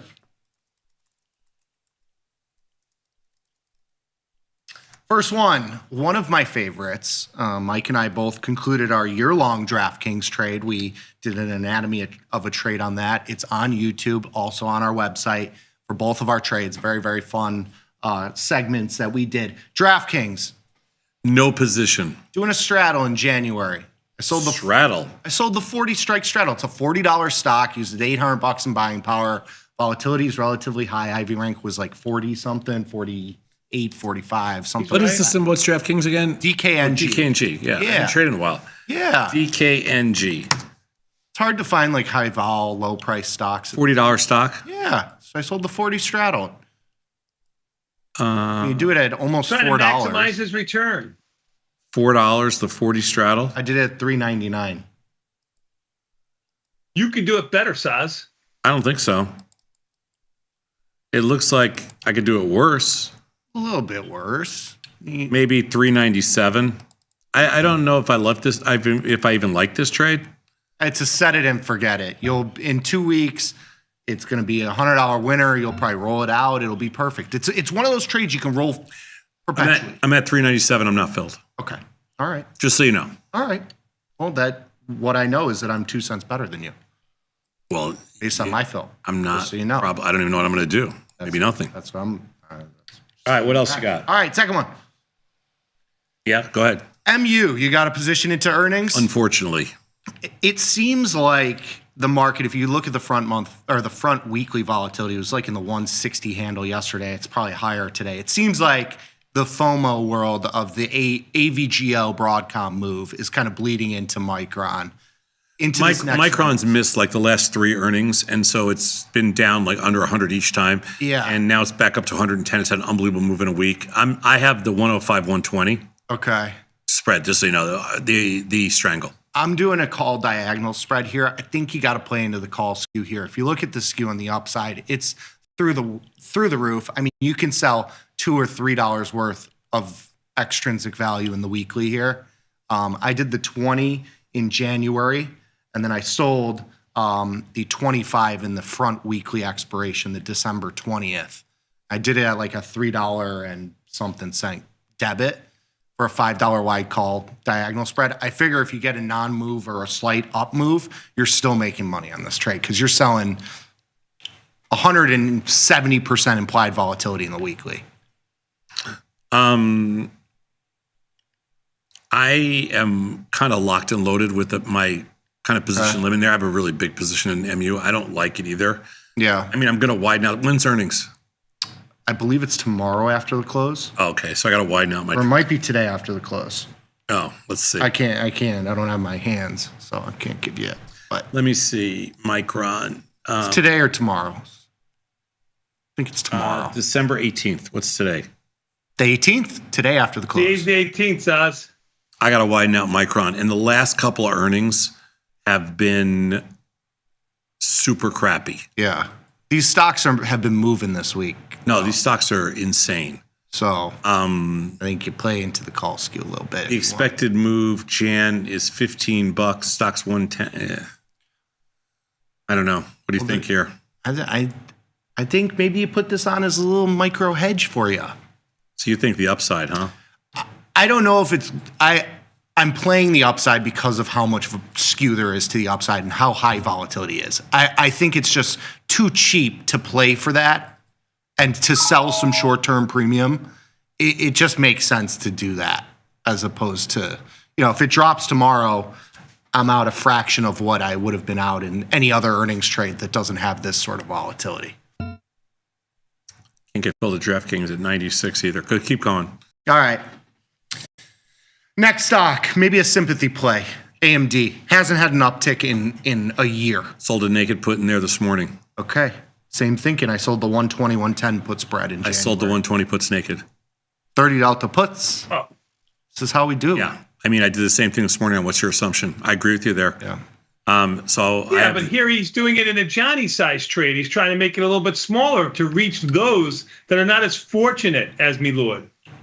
Yeah, I understand. I'm just saying I traded this morning. Yeah, I know. I sold the puts in there. The customer wanted the assumption was just to get long in there, so I sold the 20 puts. In MU, we're just short of wide strangle. I don't know if I love it for later. Mm-hmm. I'm thinking you gotta be. I think in the Jade Lizard is the perfect trade for MU. Short out of the money call spread, short at a put because the last 2 earnings they've gotten rocked. Yeah. And then I don't know. What was the first trade again?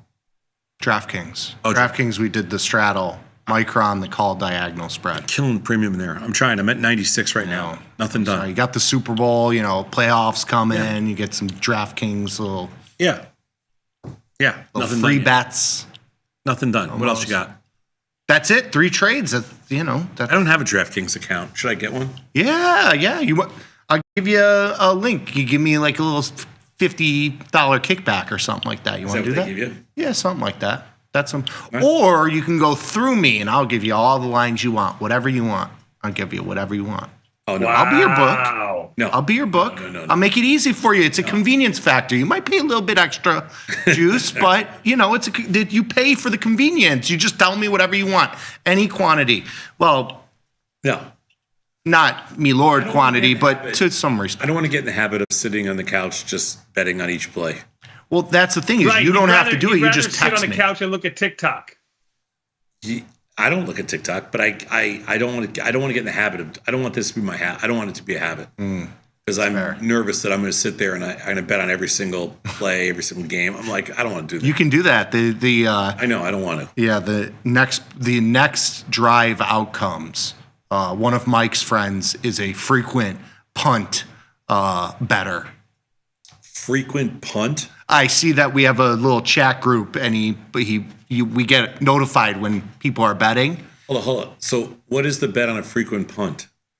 No, so the next drive, you can bet on the outcome, whether it be first down, touchdown, field goal, punt. And what do you get? What odds do you have to lay for punt? It depends on where they are and like what the team is, but punt is usually like, even money or maybe a little bit like minus 110, minus 120. Punt and first down are usually like even-ish money, and then like points are usually plus money. Oh my God. Son, if my father would have had these ideas, we could have our name on the door today. That's correct. No. You can't divert from the fact that you were at Club Med while they were creating billion-dollar businesses. That's truly degenerate. Yeah. You can't. You don't get that back, Dad. Yeah. I made a mistake. It's okay. All right, listen. We'll take a quick 90-second break. We'll come back. No mistake here, Sadnov. Even the S&P is reversed while you were BSing. They're up 17. Nasdaq's up 10. Russell up 9. Dow up 217. Tesla only being down 3 after being down 15. Say something profound, me lord. No, I don't like it.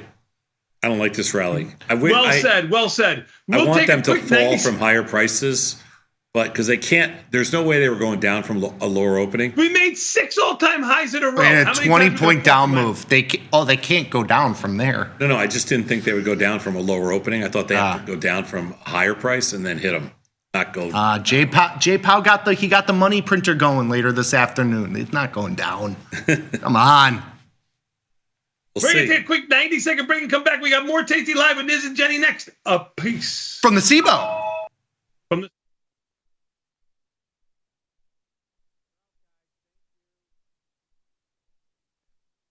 Success is a combination of lots of non-correlated or lightly correlated underlyings to reduce risk. It's better for your investments to trade volatility than it is to own S&P index funds at Vanguard. That's what you're saying. I can't sleep at night as a passive investor. Why not? Because I think the risk is too great. Here I am, I'm a derivatives trader. I have hundreds, if not thousands of positions on, and I sleep fine because I know what I've done. What we do, it's a mathematical equation. What asset other than fear is mean reverting? And it requires no additional capital to play both sides of the market, then why would you even be directional in the first place? The problem with what you're saying is it makes a little too much sense. Yeah, it's logical. And so it raises a lot of scares the crap skepticism because it makes a little too much sense.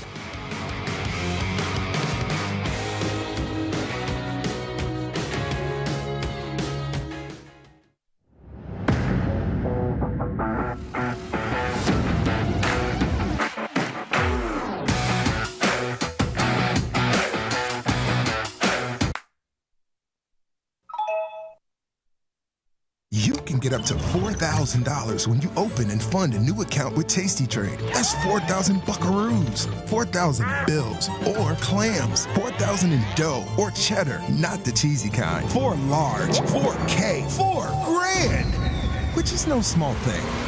Open and fund a new Tasty Trade account and get on the platform for traders who just want to trade. And did we mention a bonus of up to 4,000 smackaroos? Tasty Trade. Make your move. He squirreled it all away. Now his financial life is dead. Don't die like squirrel.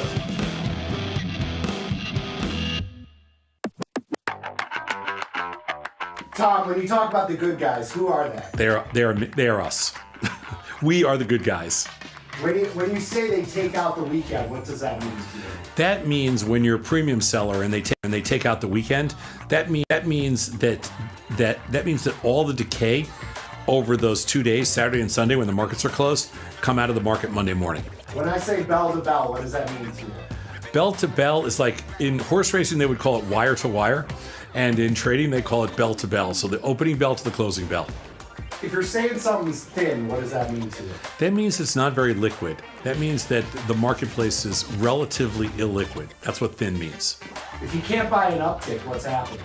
If you can't buy an uptick, that means the market is going down and there's no bounce. How does Daddy do it? Daddy does it good.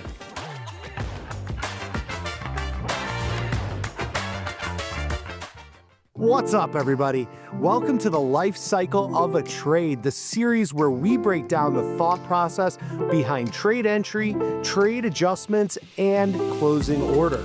In this video, we're going to cover a call diagonal.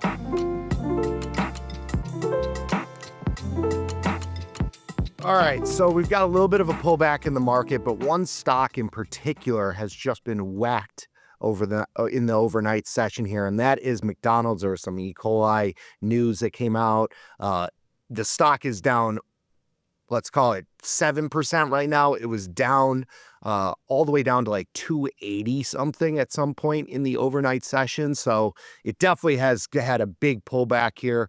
It's a relatively low implied volatility underlying most of the time, but currently, because of this move, you can see IV rank getting into the 100 handle. Over 100 means that it's exceeding its 52-week high today, right now. So it's as high as volatility has been.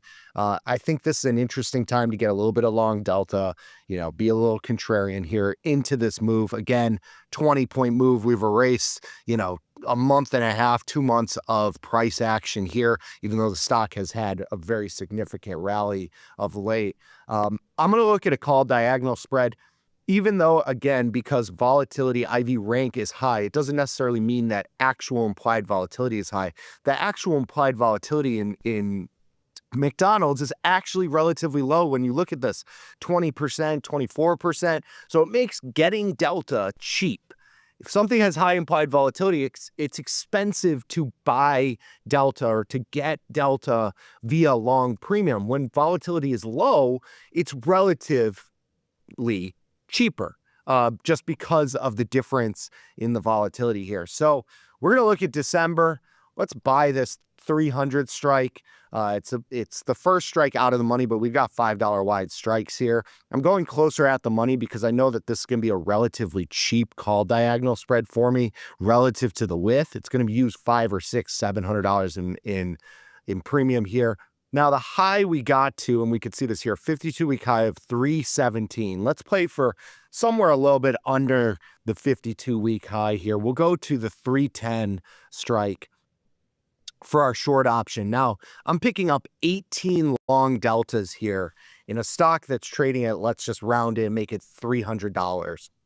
So we're getting, $3,000, $4,000 worth of exposure in delta for just $500 or $600. So this is a reflection of two things. First of all, the leverage that you get with options, as well as the low implied volatility here. Again, I said it was cheap to get delta here. It's cheap to get exposure to stock or in effect delta via this call diagonal spread. So stock is rallying here. So this spread has moved pretty significantly. Just to show this on a risk profile at expiration is kind of a hard look because these are calendarized. I like to go to this Theo. This is kind of what our risk profile looks like. So basically a 50-50 shot.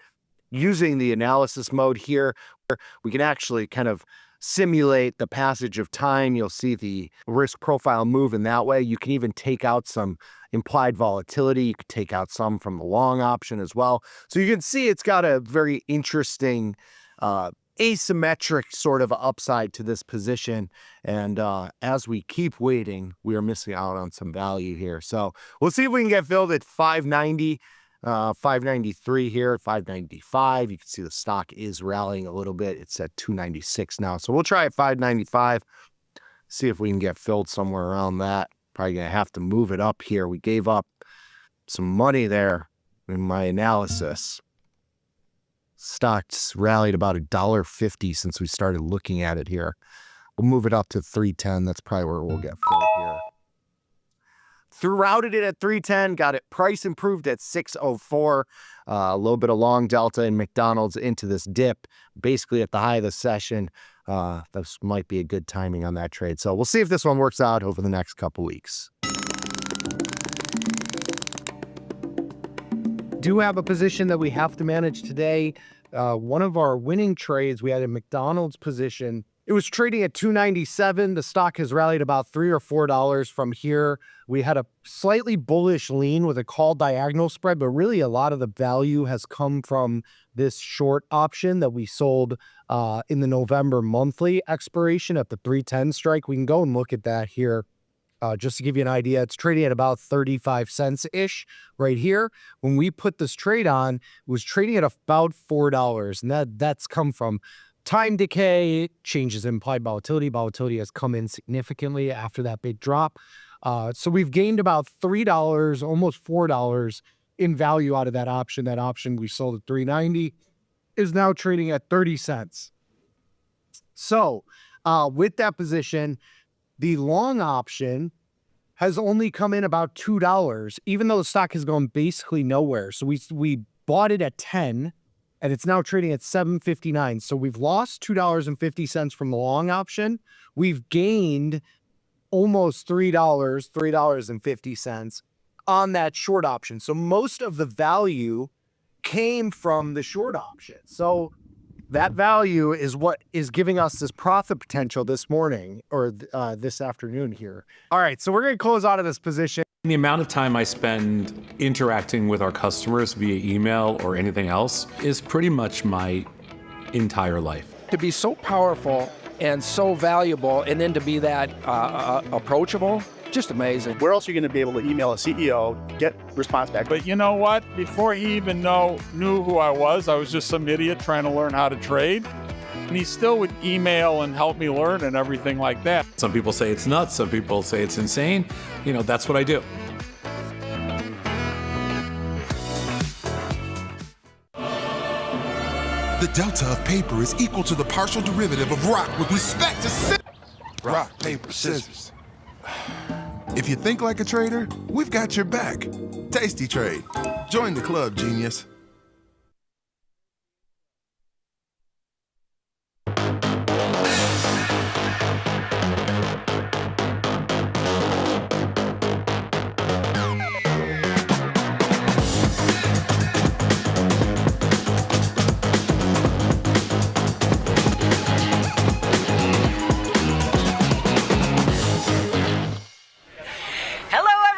Welcome to the Wednesday edition of the Liz and Jenny Show. My name is Liz Deerking. That beautiful brunette to the left of me is Jenny Andrews, our favorite day of the week. Yes, we're live from the SIBO in the SPX pit. It has been pretty busy this morning, but from what we hear, it's a lot of rolls going on. A lot of rolls. Yes. That is what is happening. We are very excited to be here. You can hear the hum behind us. There's a lot of action back and forth. We're closing in on the end of the year, Jenny Andrews. Closing in on the end of the year. I did see quite a few trades going up for today and tomorrow. 6,100 calls and puts looked like. 6,100 calls. We looked at it. That is just outside the expected move for today. For today. Yeah. So big day today. We have the FOMC meeting later this afternoon. I didn't expect to see too much action this morning. Everyone's kind of waiting for that meeting. Well, and it does make sense with the rolls. You know, we were talking to the traders beforehand. I wish we could pan to them, giving us information, talking about how that's what you're going to see at the end of the year is a lot of rolls, a lot of things that are moving from December to March. So right, the March future just came up, so people are rolling. Also, end of the year coming, people are moving out in time. The two of us we don't need to move out in time. We love the zero DTEs. Speaking of, I mean, honestly, I think I have a problem because I can't. It's so hard for me now to go out in time. It's really hard for me to go out in time. I've turned into a zero DTE weekly trader. Maybe that's breaking the rules. I don't know. But I do like them. Speaking of zero DTEs, it's almost 10 after 10. and we're in the SPX pit. In honor of the SPX pit, I think we should do the Jejun trade. Let's jump into platform if we can do that, Steve, but don't let us know if you can't, just because we have no problem filling if that is necessary, what we need to do. But in the platform, almost, that's okay. Hey, this is what's fun about a live show. Hey, there we go. Okay. There we go. In the platform, we're going to go into SPX, 0DT, wrap an at-the-money debit spread right around where it's trading. We've got SPOOs up 17 now, which has been a little bit of a wild ride. How low were they this morning? Unched. I mean, they went down a little bit. So this morning when I woke up, I was up very early this morning. We were up 18, 19. What are we up right now? It's exactly where we were when I woke up. It's like time has elapsed. But we did have SPOOs down. I feel like their SPOOs were down and Russell was up because that ES Russell trade was working and was going in our direction this morning. It was. And now it's not. So with SPOOs up and Russell barely up, not working anymore. So I want to show you something about the Jejun trade, Jenny, and I know we are trying to get to everything. If you look at the Jejun trade on a day like today, here's what I find fascinating. We've done it every day. Yesterday we didn't. I think. mean, right? but we've done it a lot. Yes, we've done yes. it enough where I'm going to ask you this question. So if you look at the extrinsic value on these, we are, and we usually don't care, we're buying one for $12 extrinsic value and selling one for $12 extrinsic value. That's a lot of extrinsic value. That's because we've got the FOMC meeting today. So if you're looking at the expected move, we have an expected move today of almost $25 between now and the end of the day. Yeah. And yesterday we saw quite a bit of movement. So I'm going to guess we may even go beyond the expected move. I know the markets don't lie, but I'm going to go for beyond the expected move. I'm going for beyond the expected move too. We're on the same side. But isn't that fascinating? Because we've done this so much where I know usually it's like, oh, we're buying it for 3 and selling it for 2 or whatever. Now it's 12 by 12. Yes. That's fascinating. It's quite a bit. And I haven't been doing the morning iron condors because there hasn't been a lot of premium, but today there would have been. But today if you're doing it, you're riding that trade probably through the FOMC. You're not getting out of it before. Because it's going to keep its wings up. You're right. Right. The vol's going to keep its wings up. And I don't know if you heard the boys talking this morning, but they talked about Which boys? These boys?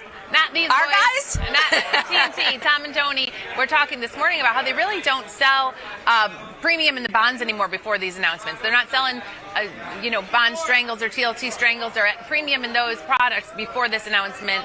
It just doesn't seem to work. Well, they're directional also. And premium is neutral. Like when they're selling premium, they're selling strangles, thinking of a vol collapse. In the past, people would say, what's the play? And we would look at selling premium. Doesn't seem to work.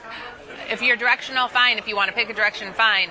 People are directional, no problem with that. Selling premium in those products just hasn't seemed to work. If you put that on before the announcement, waiting for after the announcement. Well, these things can't catch an uptick. Wait, where are we down today? So they were down 7 today. I'm going to look at our ZB position. Yeah, our ZB, it's kind of, it was here yesterday. It's bounced around. I don't know. It's almost through our long. It's fine. We've got 16 days left. This could save us. Oh, it's going to move today. Jay Powell could save us. It is going to move today. I don't know which direction. Hopefully in the right direction. Yeah. And in the right direction, that would be, I'd like bonds up, TLT up. We'll see. It all depends on what he says about next year. Yeah, it does. It does. So we shall see. Do you want to manage real quick while we're in here?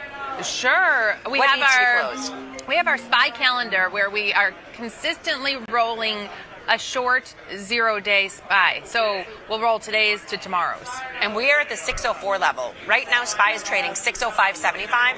So if you open it up, go to the 0 DTE, you're buying it back. There's still 75 cents extrinsic value in that, which I find fascinating as well. Liz, I don't want to say you're slacking, but did you put in a working order for the Jejun trade? Nope. But I don't mean to call you out on not doing your job, but I remember the one day I didn't put in a GTC. And I gave her hell for it. What did we pay for it? Okay, so we bought it for $265, so it's going to go in for $315. All right, we're going to put that in just to take $50. Good job. Checks and balances. If you're watching HR, that's what all I know is I'm pushing the trades out on the follow page. That's my only job.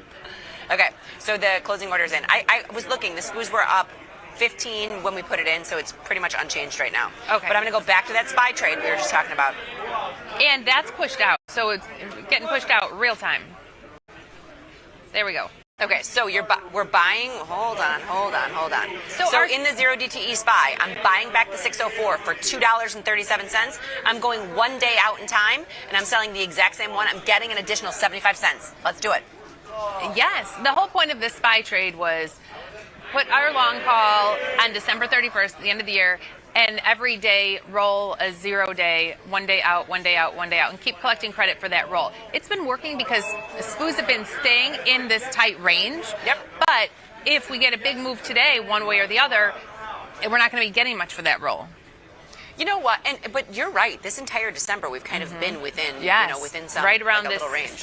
right around this area. So it has been working. I don't know what to say about leaving it on through today. If we get a big move, then we could be done with that. But I'm pretty sure we have almost covered our costs. So we've done pretty well. Here, I'm going to pop out the side and spy. So we paid. No. Oh, this is just today. So we've had this. Well, let me go back. 604. So you can see we paid $3.19 and then took in 40 cents and then took in $1.33 and took in another 73 cents. This is the second round of this trade because we did put it on and take it off. We collected 50 cents. We closed it because we were both going to be out of town on the tour, which was amazing. Yeah. So we were going to Phoenix. So we actually, you can put another like 30 or 40 cents. Yeah, I can see the old one. We made about 50 cents on the old one too. So we've almost covered our costs. So if we get a big move one way or the other, we'll just kind of sit on that trade. We can keep rolling if that call's in the money, or we do nothing if that call's out of the money and wait for SPY to come back to this realm. That's correct. That's correct. Okay. Okay. 6:15. We have an amazing study by Jacob Perlman. What do you think? Yes, we do. We can jump right in if you'd like to. Let me go to it. Jacob knows we are in the SPX pit on Wednesdays, so Tuesday nights he sends us a study. It's amazing. After Jacob, we've got What's Your Assumption? So just showing you a preview of what's about to happen. Can't wait for What's Your Assumption. So we honestly have a jam-packed show. We have the study from Jacob. We have What's Your Assumption. We're going to do the second half of the show. We always take live tweets, so we'll be taking live tweets. Send a tweet, include the hashtag LIZJNY. Busy stuff, but we're good. It's only 10:15, so we're on track. I'm keeping a close eye on action. I mean, SPOOs are only up 8 right now. We put them on when they were up 15. Ooh, Jajun. That's okay. That's okay. Hey, it's okay. Through the afternoon could save us. You never know. We're not leaving it on through the afternoon. Jajun. We have 45 minutes. Everybody do some Jajun magic. Okay, this is by Jacob, and this is a market measures that the boys will do again on Thursday because they do it after us. We get it first because we're in the SPX pit with all these guys. So here we go. Profit targets by Delta for 0 DTEs. Profit targets by Delta. Great. I'm guessing this is selling, not buying. So let's just hold on. Let's just dive. Here we go. Profit targets by Delta. Managing winners is the cornerstone of Tasty methodology. By taking profits aggressively, we ensure a high percentage of up days. Wow. When trades are going well, using a higher profit target will bring home more of it, but some days things will turn against you before you close out. Okay, so what have been the best performing profit targets for shorting 0 DTE premium, and how fast has it depended on our distance from the out of the monies? Okay, all right, so here's the study. Here we go. Using 21 months of data in 0 DTE SPX options collected every 10 minutes. Examine selling strangles every day at market open with a variety of initial delta, ranging from 50 delta, meaning selling the straddle, to 15 delta strangles. So you're getting farther and farther and farther and farther away from the at the monies in different deltas. Okay, for each delta, consider the long-term performance of a hypothetical trader who managed winners at different fixed percentages of the initial credit, ranging from 15 to 50. So deltas are 15 to 50, and our profit target is 15 to 50. Right. All trades were assumed to exercise at mid-price, and the cost of BPR controlling long strikes was neglected, meaning if you're buying wings, subtract 10 to 15 cents per day for more realistic results. It's pretty standard operating procedure. He's got that in all of them. Because SPX, if you're selling premium, you're big by big. These guys can do it. Us small fries can't. Okay, so here, we're going to start with selling straddles. We're going to look at the results of selling straddles and where's the sweet spot of managing that winner? Okay, so if I'm, you got a 50 delta, I'm going to guess, I don't even need to look at this chart, Jenny. You got a 50 delta, you got to take it off quicker. Hey, we do a lot of big lizards. And when we put on a big lizard, we say you're looking for 10 to 15%. 10 to 15%. So I'm going to say it's somewhere in the 10 to 15%. Ding, ding, ding, ding, ding, ding, ding. 15% is the winner for a 50 delta. So and if you're selling a straddle, that green line. You're not waiting for 50%. You're not waiting for 25%. You should be waiting for 15%. I mean, 25% performed well, but the best performer was taking 15% out of those straddles, which makes sense to me. Yeah. So we saw the straddle just now. What was it? $24. Yeah. So if you're selling the straddle for $24, you're looking for $240, $340, $360. So it's kind of like $360 out of that. I did quick do you a little kind math. of lower your bar. It's like as you're aging, you get to lower your bar the more you take in. Are you watching older? What is it called? Older Daters? No, you are watching it, aren't you? Yeah, I love that show. I It's know really you do. good. I'm not watching Older Daters. Is that what it's called? I can't even remember. But Vanetta's watching it too. I told her to watch it. Oh, I wasn't meaning like you're old. Watch it. I just meant watch it. It's good because she's always. I know she likes The Golden Bachelor and those other shows, but when you said you got to lower your bar and you looked at me like. You got to lower your bar, Jenny. I don't know, but it is pretty good. Well, once I fire through all your other secret things you're telling me about, I might try to start this. The last episode I watched, it said produced by Michelle Obama. Speechless. She's speechless. And that rarely happens to me. Okay, let's keep moving forward. Here we've got a 40 delta. Jenny, coming in at the 40 delta, this is the yellow line, right? No. What? The yellow line seems to be the winner here. What percentage profit target do you have for a 40 delta? 25%, Liz, 25%. So if you're not selling the straddle, if you're going out a little bit with your short strikes, selling 40 delta call and put, best case scenario, managing it 25%, taking 25%. So if you sell that 40 delta strangle for $10, you're looking to close that for $250. I would just like to state for the record, you're also looking at this chart. Can they keep it down? Do they know there's a show going on? Do they not know there's a live show? No, we're kidding. I love the action. I love hearing them. One day I'm going to bust out my badge. What was the fine if I bust out my badge and get on the ticket? Gary was going to charge you $5,000. $5,000. And then you do it again, it's 10. He doubles it each time. And the third time? Double 20. Okay, but here's what I'm going to say. You'll notice here in this chart, you've got 15 or 25% is your max target, but it goes 15 is coming in a close second, and you'll notice waiting for those 50% don't make much sense. No. Liz and I are a big fan of taking profits early, and this is just reinforcing it. Yes, it is. It is. All right, next one. This would be selling 30 delta strangles. So you're getting farther away from the at the monies. So selling 30 delta strangles, guess what? Profit target, best case scenario, still 25%. I thought it might have been a little higher. I thought they might have said if you're getting less and going out to 30 deltas, you should look for a little more. 25% is still the winner. Do you know what, though? 35 is kind of coming up. It's creeping up there. That's the purple line. That purple line's almost to the yellow. Spoiler alert, purple line. Get ready for the next slide. 20 deltas. That purple line is taking over. It's like, I feel like I'm at one of, where you squirt the gun and the horses are going. Purple line is taking over. The purple line, ladies and gentlemen, is the 35% profit target. Okay, so if you're only selling 20 delta strangles, you need to wait for a little more. You need to wait for 35%. But this is, I believe, the last. Nope, there's another. But wait, there's more. Hold on. Basically, the point is, the further you go with your deltas, the wider your strangle, the bigger percentage you have to look for as far as closing winners. Well, but the bigger percentage you have to look for, but never in any scenario was that red line up top. Of 50%. 50%. No, and go to the next one for the 15 delta. Oh, I went to the 15. That's the purple line that took over. There we go. Right. 50 purple lines, so you've got 35%. So with these zero DTEs, it's never worth waiting for 50%. No. And it's interesting because we have viewers today there's a lot of premium in there, but on normal days there's not. We have viewers that put them on and leave them, right? We have viewers that put them on and leave them. That was what our Rising Star did.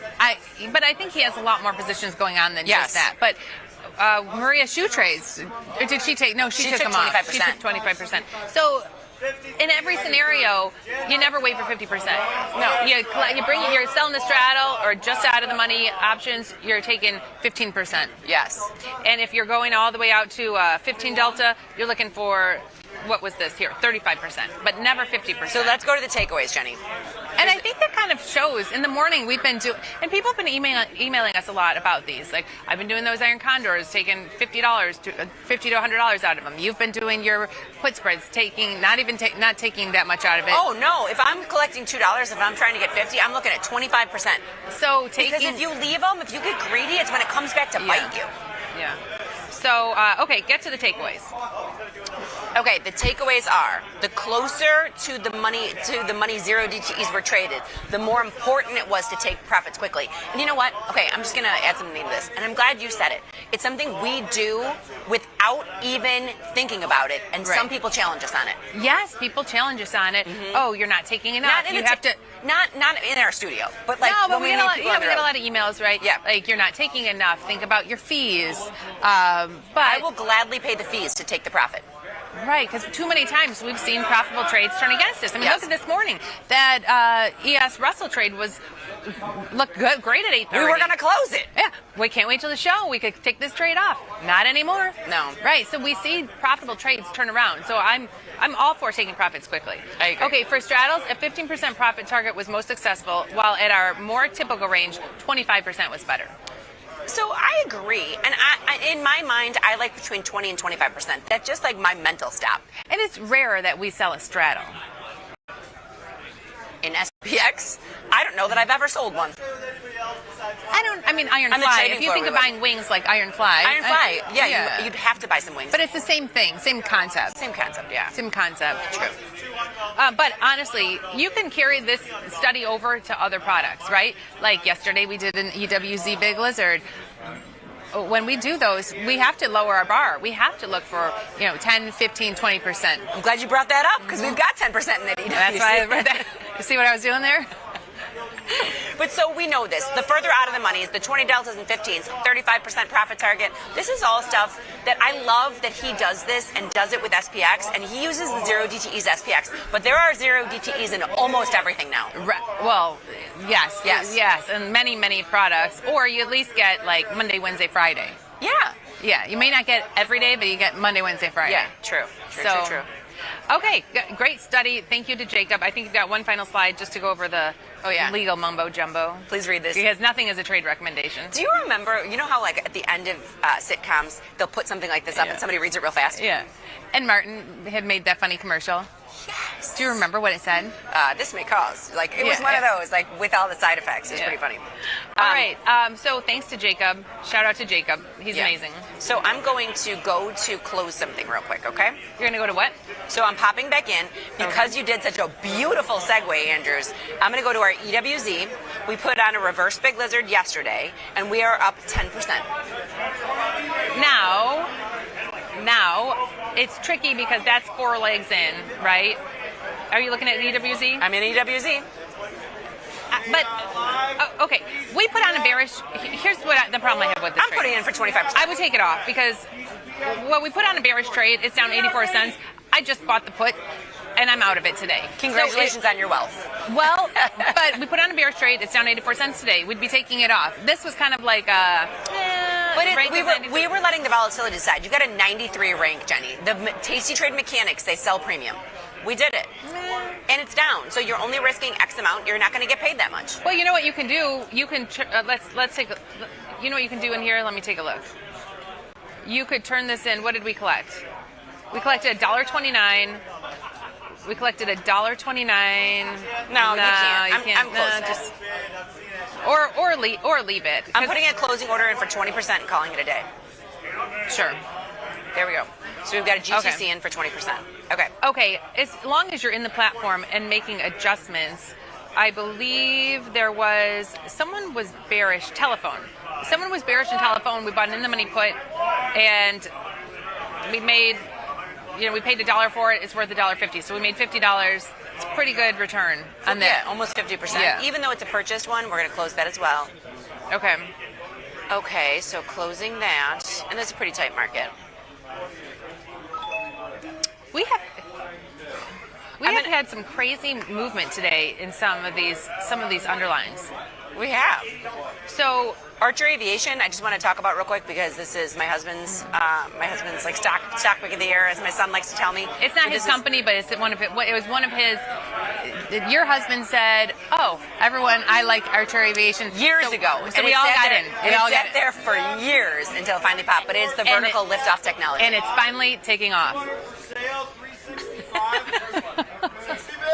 Okay, so Archer is up another lot today. This is fine. We've been rolling up our puts aggressively. 2 days ago we rolled them up. We're up 30% on those. We could leave those. We still have 60 So we cents. leave those unless you want to move them to the 9 put, which I don't mind. If you want to keep following it up and move the 8 puts to the 9 puts. I moved mine from the 8 to the 9. Yeah, I moved my puts up too. So, especially when you're in the 30-day. Yeah.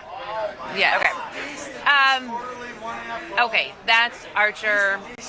And I know we don't have anything to manage in there, but OKLO was crazy today. OKLO was up a few dollars, then down, now up 40 cents. Take a look. I mean, you probably can't see that, but there's a huge bar. Yeah, if you take like your crossbar off of it, then we could see it. No, but I'm trying to read. The high was 22.94. The low was 18.52. That's a big move for OKLO. It was a big move for OKLO. Yeah. Yeah. It's a big move. It was kind of wild. I was excited on the train that OKLO was popping back up. I was not excited for me, for JD's account. She was popping bottles on the train on the way in. Spraying down the train with champagne. What do you think the conductor would do if I started doing that? Our conductor on the way home would let us. The conductor on the way home would let us. The conductor on the way in would not let us. Would not. But the conductor on the way home. He's our buddy, and he trades. He trades. Shout out to him if he's watching. I think he watches. He might watch. He might watch. Every day in the train, he asks us about. Okay, if you're watching, when we get in, say OKLO. Oh, then we'll know. Then we'll know. Then we'll know who's watching. Anyway, just kind of had a wild ride today. It did have a wild ride. It did have a wild ride. Okay. All right. Management doesn't. Do you want to jump into? What do you want to do? Twitter? Let's pop into Twitter, and then we'll get into what's your. It's only 10:30. We've got a little bit of time. Pop into Twitter. Micron has earnings. I do want to look at Micron today. Definitely. Oh, yes. So popping into Twitter. We've got SIBO post. Great.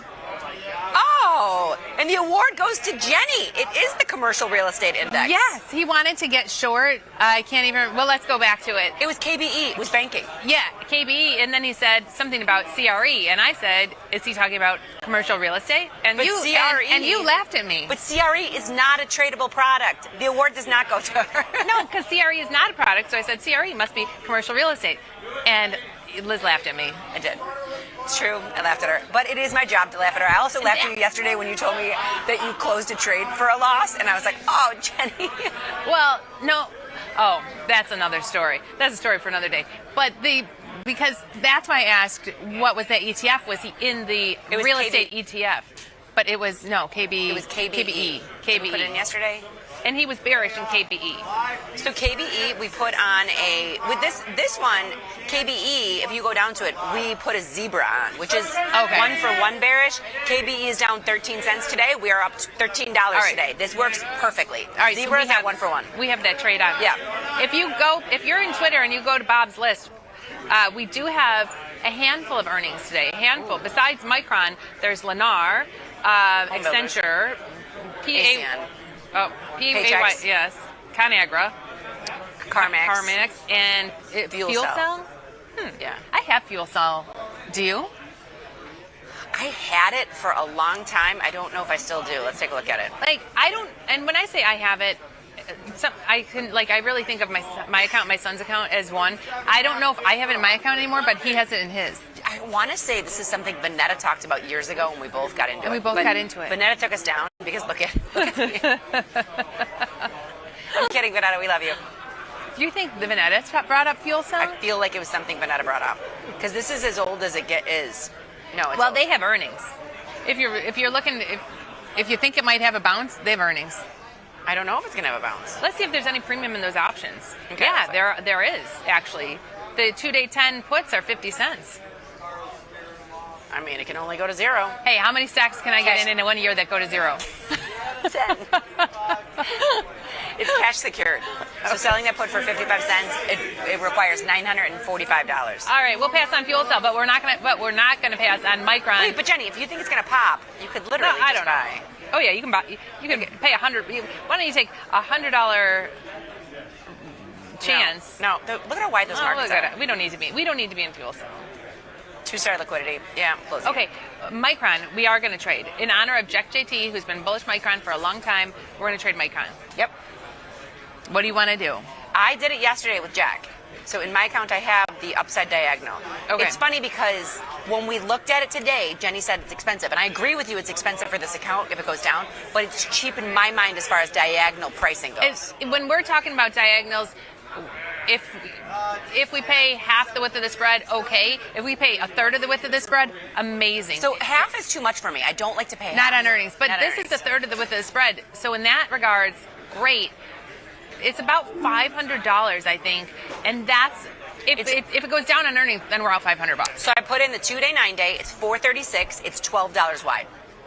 Okay, so which strikes are you? So I'm the I would try to make it as cheap as I could. Okay. 112 in the 9-day Mhm. and 124 in the 2-day. Okay, so that's not bad.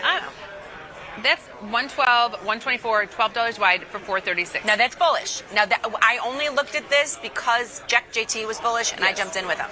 $436 profit potential. If Micron skyrockets on earnings, you've got the distance between 12 minus your 4, so you've got $8, a little under $8 profit potential. That's a lot. That's what we like to do, is kind of have doubled what we're paying for it. But to your point, $4 is kind of expensive for this. If it goes down, you're out $4. Now, would you ever? And our show's on from 10 to 11, so we're gonna trade something now, regardless. But if you're putting on earnings trades, would you wait until after the FOMC announcement? Heck yes. Heck yeah. And not just the announcement, wait till they say everything, and then wait till the end of the day to put my earnings trades on. So we do trade in the show a lot, but in my account, I like to do my earnings trades, and I love, especially premium selling. I don't think it matters as much if you're directional, except for FOMC meetings. Yeah, if you're directional on something, If you're directional on something, I really don't mind doing them and doing these diagonals during our show. But the old Liz, if you're selling premium, if I'm selling a straddle around earnings, I'm waiting. I'm waiting until 2:30. Right. But to your point, if you're directional. So this is a very bullish trade. If Micron goes down, we're out $430. Right. Now, with an 85 rank, you could sell puts too. You sure can. I just went down to the expected move for this cycle, which would give us a lot of room, and it is $980. Look at this. We're in a $111 product, and it's only $980 to put it on. Not bad at all. Not bad at all. I looked at just the 100 level caught my eye. The 100 level caught my eye. The 100 put, and because you love the Century Club. Because I like the Century. Anytime I could sell a 100 put, and then this ends up in my Century Club, I will. So the 100 put is about $206. Now, if Micron goes up on earnings, we only make $206. If Micron goes up huge on earnings, the other trade could make $800. I mean, for every gimme, there's a gotcha. Yeah. Now, Micron can go all the way down to 100 before you start losing anything. On this one. Yes. If we're looking for a bigger... Okay, so here's what I'm going to tell you. And we were talking to some traders today, and they said the same thing. We've made money in this account, and we've made money in this account by taking chances with those diagonals. And what if Micron goes to 75 tomorrow? I don't want to give away our profits. Oh, because we don't want one earnings trade to take us down. And that has happened to me. So my biggest losses have been me being like, I'd rather have $2. And it goes whoop. Right. I get bopped on the head. With a big move down. With a big move down. This could go either way. So in order to lose, that $400 that we would lose with a little move down, it would have to go down to our break even on that 100 put is 98, and then to lose that be down to like 94. Yeah. 94. Yeah. So that would 94 is a 10 delta. 10% chance. We've seen these though. I know. This earnings cycle, we've seen things bop up to the upside and bop down to the downside. So it has been happening. So you could go ahead and ship the diagonal. I know. I agree with you. I just wanted to throw that in there. Okay. Now what do you think of this? So maybe more defined risk. Here, what do you think of this? Because I've been a fan of these. They're less risk. What do you got? They're less risk, but you do have some profit potential. Like if you buy the 112, 115 call spread in the 2-day. So that's 117. And you keep the same put, sell the 100 put, sell the 195 put spread. $500 in capital, you lose $500 if it goes to 95. If I was willing to lose $500 on the diagonal, one, sure. This makes $300 if it goes up. The other trade could make more, right? But you have no room to be wrong. This gives you all the way down to 100. Then your break even is 100. Your break even's 100. Let's do it. I just like the room to be wrong. Now, and I want to be bullish with Jack JT. If it goes up, we'll say, great, we made $300. Yeah. If it goes up $20, we'll say, well, we only made $300 and we could have made $800. And if it goes down, I lose $500 and this loses $500. Right. Yeah. But if we have room to 100 before this one would lose. Right. I like it. I just like giving ourselves a little bit of room, especially taking advantage of the 85 rank. Yeah, for sure. That is a good give you a room. Okay, so that is in. Next up, I think it's just about time for. You know it. Hold on, let me get to it. You love it. Wait, hold on. It's what's your assumption? Is the music playing? Time for what's your assumption, ladies and gentlemen. Time for what's your assumption. Time for what's your assumption. So every Wednesday we take viewers' assumptions and place a high probability trade, and today is no exception. Yeah, we've got 22 minutes for the rest of the show, so we got 10 viewer assumptions. That gives us about 2 minutes to trade. If we get past that, we can look at some other of the earnings. Oh, and I don't even think we have all 10 of them in here today. We don't. No, so we've got plenty of time. We got 3 minutes to trade. We have plenty of time. Okay, first up, this is LRCX, bullish. Love this. This is from Cena from Milo Park. Looking for a move. Listen to this when you go into your thing and pull this up too. LRCX. Go into my platform. Looking for a move because I love the specifics. Move to 82 this week off MU earnings. I'm playing the 80 calls expiring next week. How would Tom play this, and why not have defined risk with buying calls? So she thinks it's going up. She wants to buy the 80 calls. If you go to LRCX, which I don't even know what this is. She didn't say. It's Lamb Research. Oh, okay. She thinks it's going up once by the 80 calls. That gives you unlimited profit potential. LRCX. They want next week. So next week. The 9 day. Okay, so if I wanted unlimited profit potential I think it's going to 82. Oh, well then I wouldn't buy the 80 call. Looking for a move to 82 this week. Well, buying the 80 call for $2, your break even's 82. I know. That's why I said the specifics of this are fascinating to me.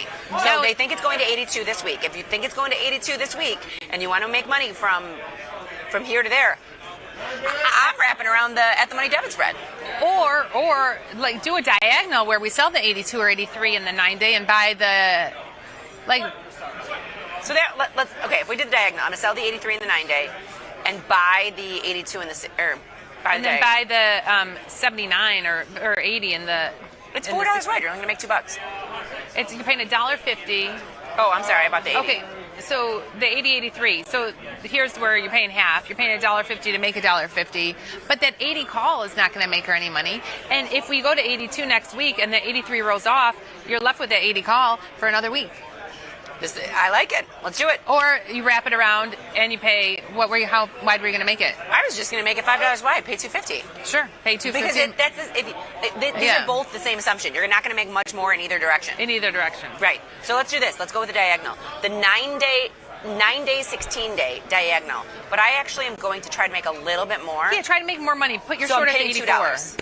Okay, I moved in for the 1, and I'll move the other one out to the 84. Well, if they think it's going to 83, I'd rather get more extrinsic value. Okay, so wherever. So I'm selling the 83, and I'm going to buy the 79. So $4 wide. $4 wide, and you're paying $1? I think you've got it in wrong. I have it in backwards.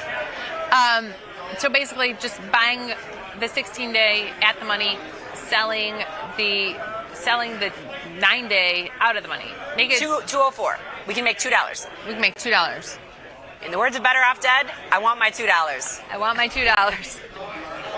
But to your point, you could wrap it around and make $2.50 if you're doing a $5 wide. Whatever. We're stripping the diagonal. All right, LRCX. That took a lot of time. All right, that took 3 minutes. That took 3 minutes. Okay, there was very specifics. Number 2, AVGO neutral in February. LRCX, we're filled. Don't get excited. Oh, It's not. I could see her jump out of the side of my eye. Okay, AVGO neutral for February. Okay, and who sent this one?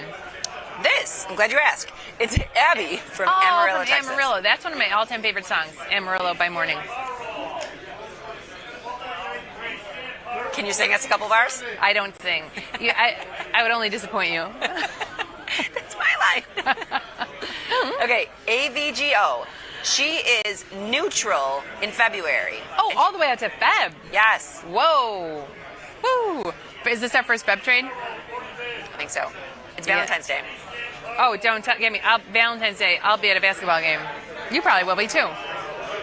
Are we playing each other? I don't know, but I and basketball into perpetuity. Like, I love basketball. It's so much fun. I'm having the wonderful time watching these kids. Hey, you know what? You're watching the dancers, so you're not I'm watching the excited for it. dancers. But here's the thing. When you watch the dancers, after they dance at halftime, you sneak out the side. I've been telling you this for years. I don't know why you stay at a full dance competition. No, it's they're dancing at a basketball game. Don't even say. I watched one dance at the dance competitions, and I'd be like, see ya.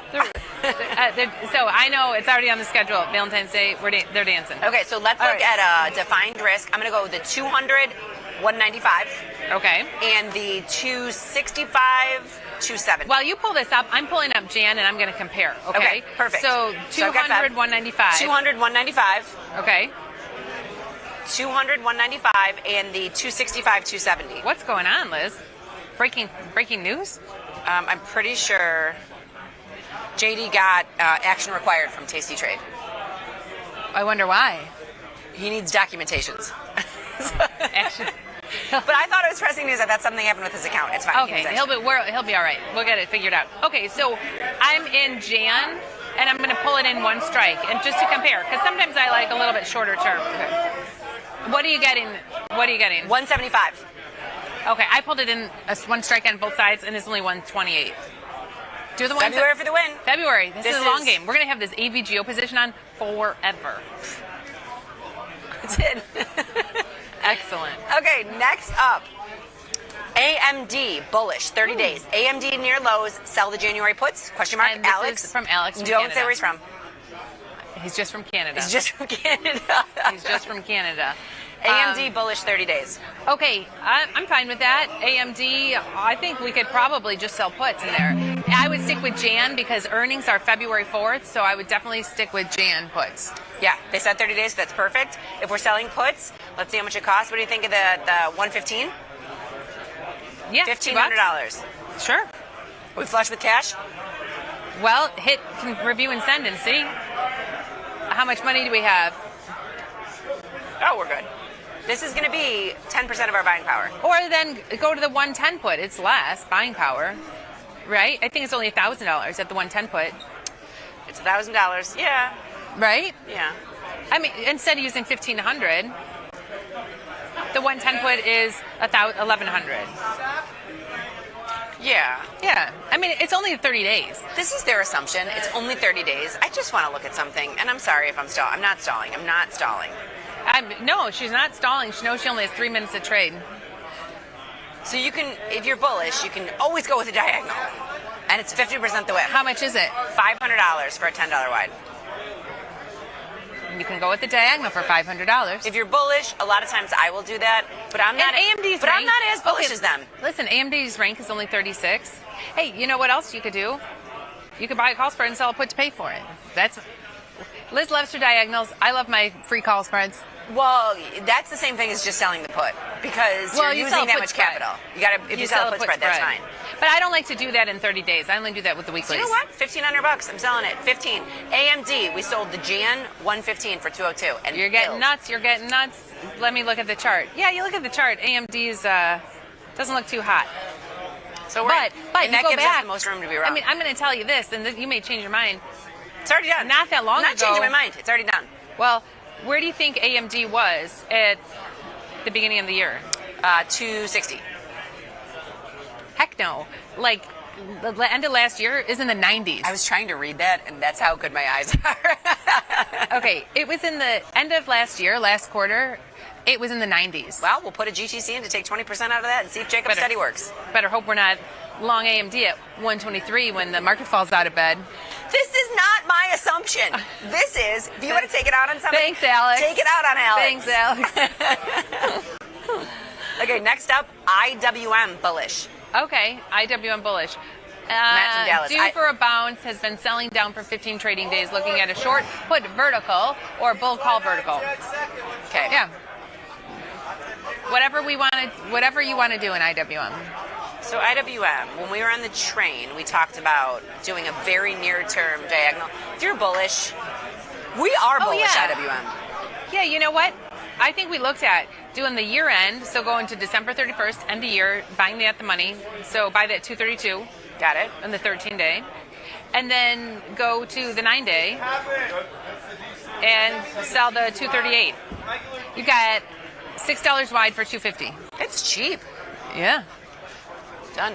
Then we're only risking $250. We're only risking $250. If it goes up, great.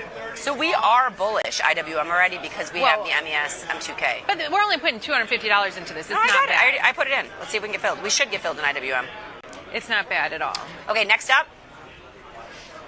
Taiwan Semiconductor. I thought we nixed this one. I thought so too. Guess what? Next. Next up. IBIT. Okay.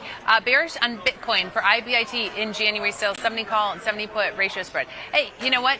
Steven, we got a surprise for you. We have a surprise for all of our viewers. There is a new product. It's a little early. It's 10:48. That's okay. But we've got a surprise for all of our viewers. New product out there. Are you ready, Liz? I am ready. So here we go. I'm going to go to the SIBO's website. The new product is, and I like it because it's going to be cash settled. So I'm looking, now one is, C is big, M is small. I'm small. I'm a small fry. I'm a micro. Yes. I'm a mini. I've never been called small in my life, but here we go. CBTX and MBTX, two products now that you could trade that follow Bitcoin.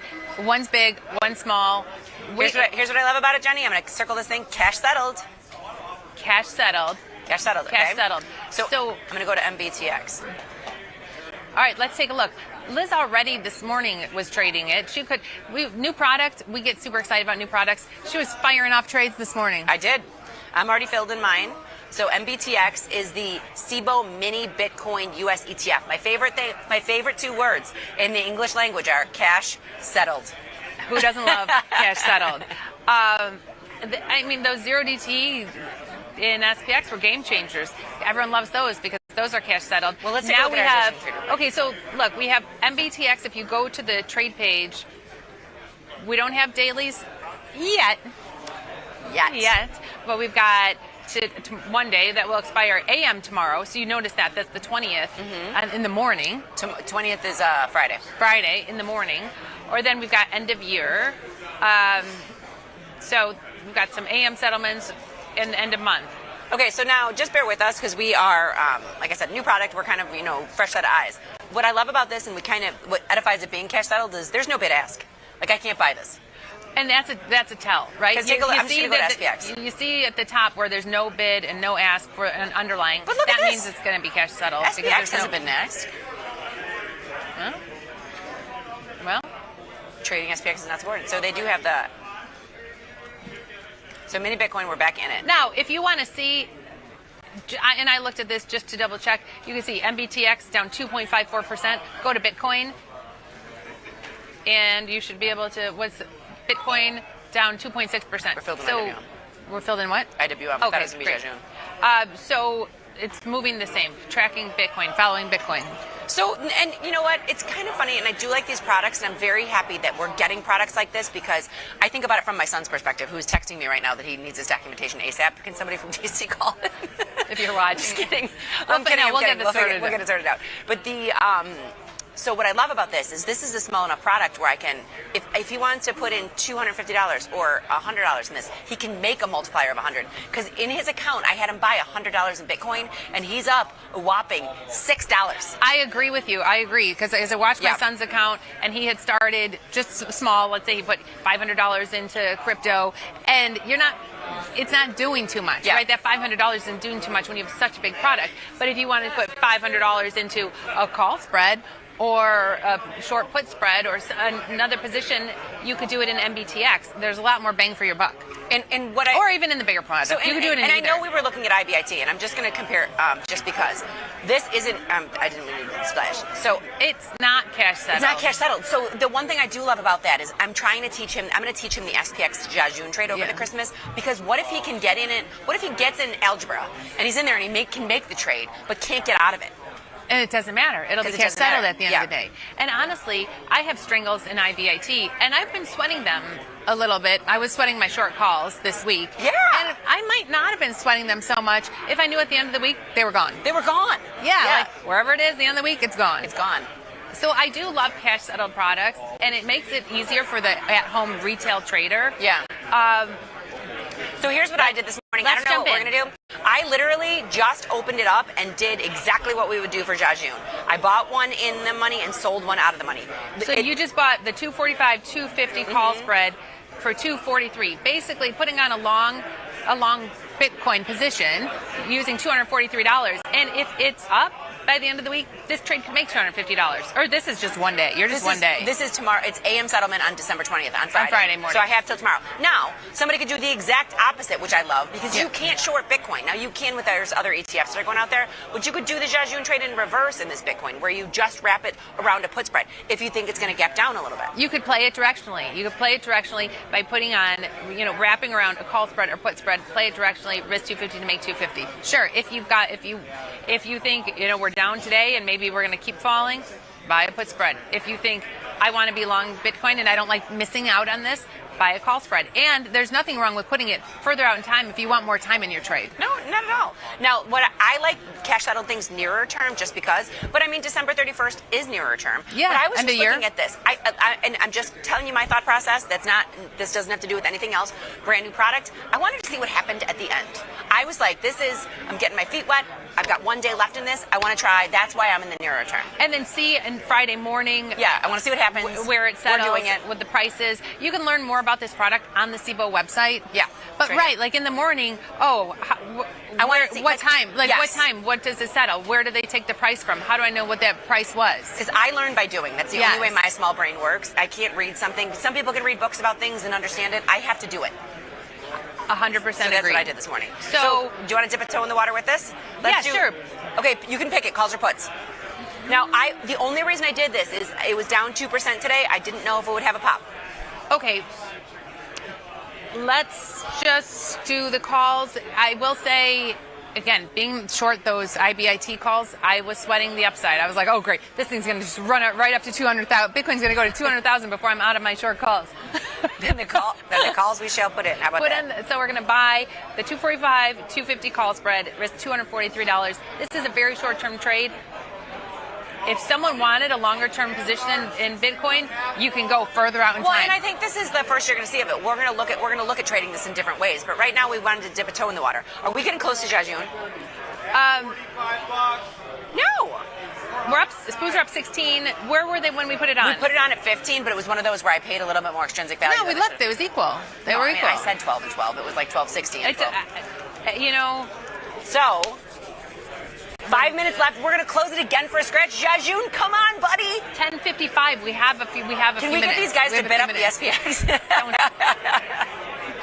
All right. So, but honestly, pretty exciting that was our first trade in MBTX.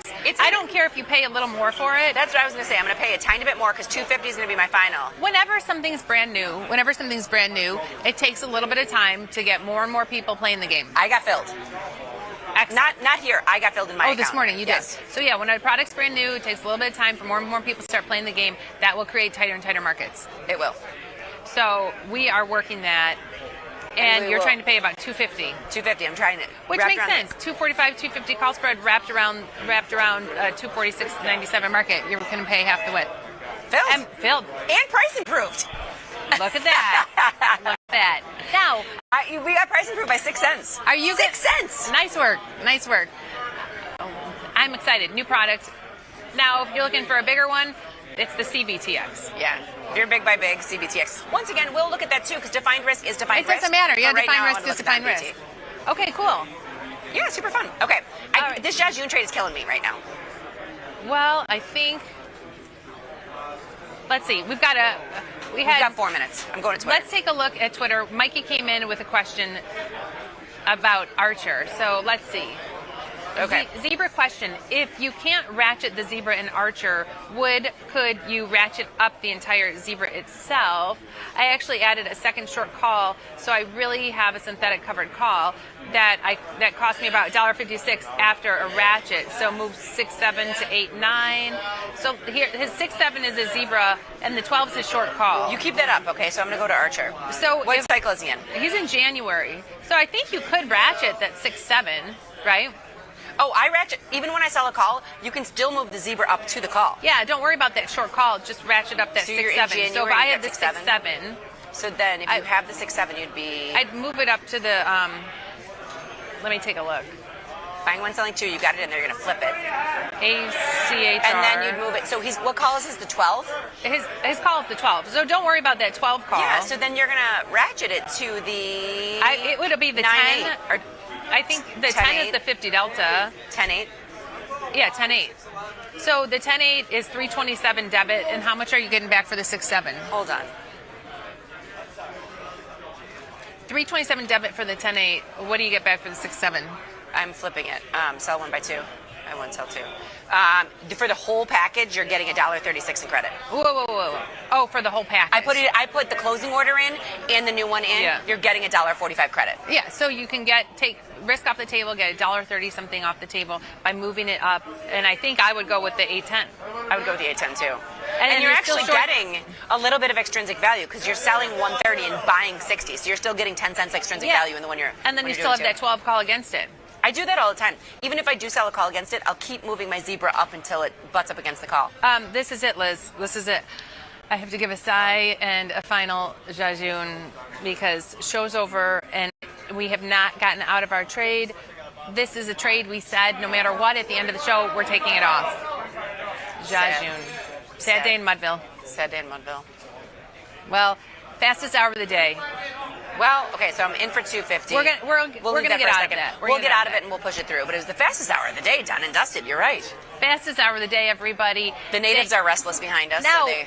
what I do want to say is that we are going to miss everybody. Next Wednesday is Christmas Day. The following Wednesday, New Year's Day. We have 2 weeks in a row where it's a holiday when we're supposed to be sitting here in the SPX pit. That is true. New Year's Eve, New Year's Day? New Year's Day. Okay, yeah.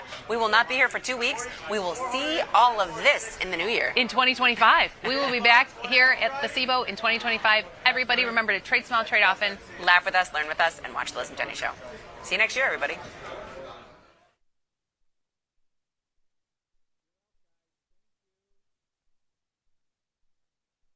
Rock, paper, scissors? He just played paper. He'll do it again. No, rock.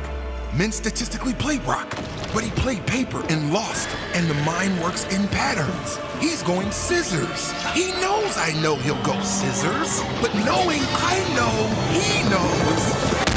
Scissors, shoot. I thought we were doing rock, paper, scissors, shoot. It's always rock, paper, scissors. If you think like a trader, we've got your back. Tasty Trade. Join the club, genius. Ready to take your trading skills to the next level? Dive into the world of stocks, options, and futures with Tasty Trade courses. Whether you're a beginner or more advanced trader, our courses can empower you with the knowledge to succeed. Watch as our team in Chicago shows you how to use the Tasty Trade platform and go over the basics of trading. Perhaps you'll learn about a new strategy or a potential product for your portfolio. To find our courses, go to the Manage section of our web platform or head to courses.tastytrade.com. Start taking control of your financial future. Visit our courses today. I bought a stock when I was first old enough to open a brokerage account. It went up 1,000% and I made a bunch of money and I was hooked. I felt like I was just pretty much gambling in the markets. I had a big win and it was mostly failures there after that. And I thought I need to find a way to consistently pull money out of the markets and find a more consistent, repeatable system. Fast forward, I ran into tastylive, really loved the market measures and the data they had behind to back up the research they were doing. My biggest takeaway is that you can find an edge in financial markets. It lies in volatility overstatement, volatility mean reversion, and having solid mechanics.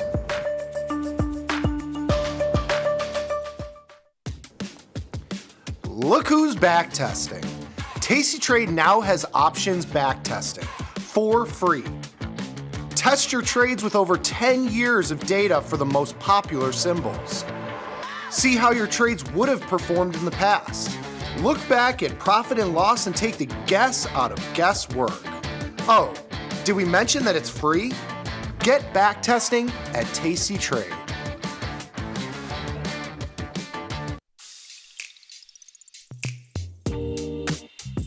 Me and Mikey, Valentine's Day.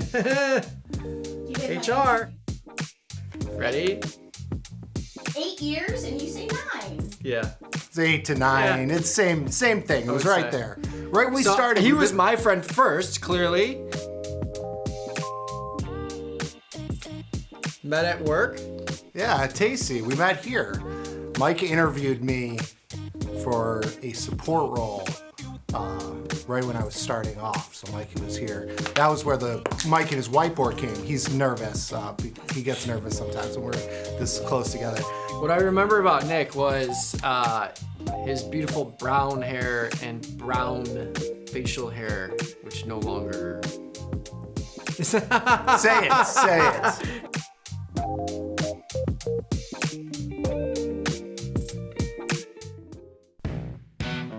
Got trader's block? We've got the cure. Get data-driven trade ideas with Cherry Picks, our weekly newsletter that gives you insights into the market. Sign up at tastylive.com/newsletters.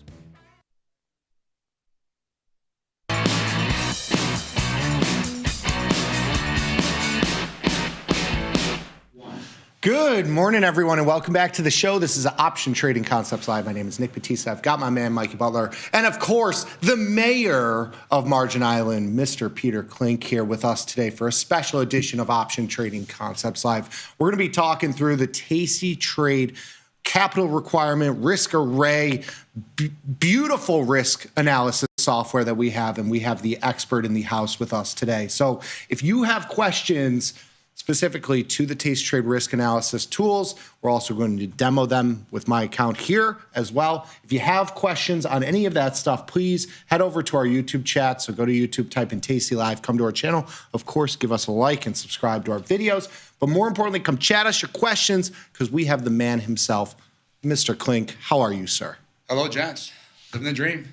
Was that a good enough intro? I thought it was pretty good. Pretty good, yeah. You know, Margin Island's only like a few steps away, so. Yes. Literally, quite literally. Yes. Should we get right into it? I think so. There's a lot of slides. There's a lot of visuals. Yes. And we can bring it back and show you in real time with the platform in your account and analyzing stuff. And these slides will be archived on the Tasty Live website. So if you want to go back and get these slides, you certainly can. We will have those available. But we're going to show an actual look at the features, but we'll go through these slides first real quick just to give everybody a little prep on what they're going to see in the next couple minutes. So let's do it. So a little disclaimer on what it is. Give us just your high-level overview of the tool that we have in the platform. It's a stress test, your position. So we want to create something in the platform where a client can look at the positions and see, okay, what if something happens, right? What if the market goes down 5% or my stock goes down up 10%? Or what happens if implied volatility goes up? You know, we want to be able to put those all things into a tool where you can kind of see, okay, assess the risk and whether, okay, I'm okay with the risk. Maybe I'm not okay with the risk. I want to do some stuff to offset the losses, right? So. And what's cool about what you showed me yesterday is you can stress test your current filled positions from your positions tab, but you can also put on kind of hypothetical what if situations. Like if I put on this iron condor, let's throw this into the stress test and see how that might change and adjust my metrics. Yeah, it takes in all your open positions, right? And then if we can also create it where you do some what if scenarios, right? And they also tell you where the risk could be at in the risk arrays. Beautiful. Beautiful. Let's jump to the next slide here. So when you're looking at kind of the features, and we're going to show this all, these are just kind of the ways that you can adjust all these inputs on the risk analysis tool. You can get all of your positions on the risk analysis tool. You can add new positions. There's also like a span margin feature where you can look at if you're using futures, you can see that sort of change as well. Just a little bit about this, and you'll be able to see both upside and downside in those changes. So the risk array is in both sides of the market. What happens if the market itself goes up or down a certain percent, as well as the changes in implied volatility? Yep. And if you want to follow along while we go through these, to get to this view, to analyze this, you just go to your positions tab on the desktop app, click on the cap rec button in the upper right corner. And from there, you can click on risk analysis and follow along and kind of mess around with this as we go through it. Good stuff. Let's jump to the next one here. So you can also change time inputs, right? So you have price, volatility, time. All these things can be changed and adjusted. You could do that for the portfolio as a whole, for new positions, or for specific positions. So you can change whatever sort of input specific to one position that you choose, correct? Yeah, we're using an option pricing model. So we're taking those inputs in, current price, time to expiration, everything else, into the model, right? And then generating what the theoretical gains or loss would be on at different price points.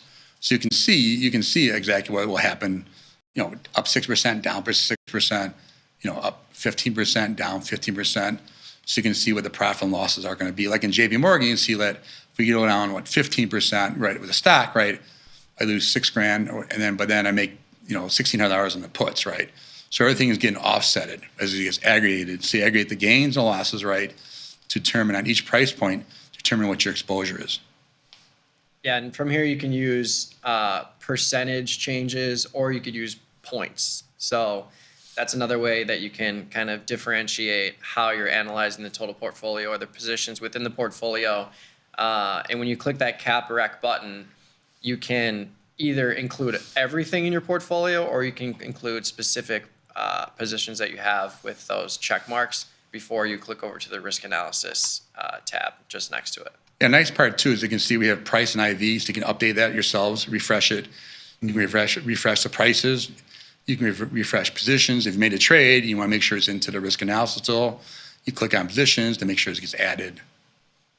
Yeah, so clicking on any of those buttons in the upper left, like price and IV, price, positions, if you click on those buttons, it just automatically refreshes it and makes sure that it's using up-to-date information. Yep. Very good. Jump to the next one here. So the next slide too. So we're looking at Greeks, I believe is our next one here. So you can also change and see what changes in your Greeks based on all these situations. So your delta, theta, vega show you how all of your positions change in those situations. So by hovering over, your specific position step, right? Yeah. You call them steps. Like each of these, you'll see the 1, 2, 3, 4, and 5 at the top. It's basically, so if you have a 25% down move is what you're simulating. Each step is 5% down to give you an idea of along the way what your risk or reward is on both sides of the market, but it'll show you your changes in Greek exposure as well, all along those steps going down. Yeah, we want to make those steps equal distance to each other, right? And then, you can go in there, and if you want manually, you can also change it too on the left-hand side on the percentages. But yeah, and the Greeks part is we're calculating the Greeks for each position, right, based on the current implied vol, right? Mm-hmm. And then, also we'll also roll up to Apple for aggregate Greeks too. So take all the positions, offset the Greeks, right, and give you aggregate for the Greeks for each position too on the headings for the Apple. Yeah, I think especially with portfolio margin accounts, it's important to understand how buying power can change with moves in the market, with moves in IV, and this kind of really helps you get a good understanding of how that might change in events that we're not foreseeing, like the Japanese yen unwind. That caused a lot of buying power changes with people that had bullish positions in the markets. Mm-hmm. This is something that you can kind of utilize to synthesize a similar move or something more dramatic or less dramatic. Yeah, and a great price too is like you say the Theo price too. We're showing when we put these inputs into an option pricing model, right? Here's what your Theo price could be for the calls and puts, right? So the option pricing model is calculating, theoretical prices of your calls and puts to tell you, okay, if I sell that put at $1, it goes to $7, right? And that's the difference. That's how you figure out the gains and losses on the position, right? So that's kind of nice. You can see everything in there. So we want to make displays that are transparent, right? Yeah. It doesn't get any good if you do a stress test on a Monte Carlo model. 10,000 simulation. What's that going to do for you, right? What you want to do is be able to see yourself, right? Call out Dr. Data and his Monte Carlos. Well, he can come in and show all 10,000 simulations. Yes. But the good point here is that the clients can, see everything. Our models are transparent. And then they can do their own, what if scenarios, to see if they're comfortable with the risk or not, right? Yeah. And I think like going back to an example that happened earlier this year, the Japanese yen unwind, like I'm sure a lot of the conversations that were had on the margin desk were like, okay, I'm short this put in the E-mini futures, or I have this bullish position in the E-mini futures. My buying power has expanded. How can I mitigate this, or how can I hedge this risk? And that's where you can really bring in like, okay, if I buy this put 2 weeks out, further out of the money, how is that going to affect my position? How's that going to affect my buying power? And that's where you can really adjust the Greeks and bring it in. And let's jump to the next slide, because that talks about that functionality. And so, one of the things that you can do is you can add in legs or trades up to whatever you can, up to 4 legs, because that's the maximum order routing. But you can add on simulated trades or trades prior to you actually getting filled and placing them and getting filled on those trades, and see how that will change or affect the risk parameters in your portfolio as you go along. So this is a really cool tool for, as Mike said, like if you're looking to hedge your portfolio, I want to hedge 10% down move, or a 10% down move with a 20% pop in volatility. You can simulate that via this risk array. Yeah, I mean, to Mike's point, it's great for clients calling in trade desk. They can send them to this tool so they can look at their risk, right, instead of in terms of they can see what their losses and gains are. And 2 is like for if you have like in JP Morgan, if you have a hedge that's expiring today, right? Well, now you know to replace that hedge, right? So to offset that risk, right? So what's nice about that is you can see what happens with your hedge. Oh, the hedge is expiring today. Am I comfortable with 10 grand of risk? Maybe I'm not. Down 50%. So now I can replace that hedge, right? And then that kind of shows you how that reduces your theoretical losses. Love it. Let's jump to the next slide here. So for the price percentage changes, so you can look, the way you can look at this is that you can have them based on just all of them together, which is uncorrelated, right? So that's basically just saying across the board, everything is down 20%. Right, move everything, the same price move for all symbols. For all symbols. Beta weighting does it to SPY. So explain a little bit how that functions. Yeah, so I mean, obviously SPY, everything beta weights to SPY, Now we out function out, you can actually beta weight to other symbols too. In this example, SPY obviously is how everything is looked at, right? And so if you have a beta of 2, right, meaning that you have a high beta stock, right?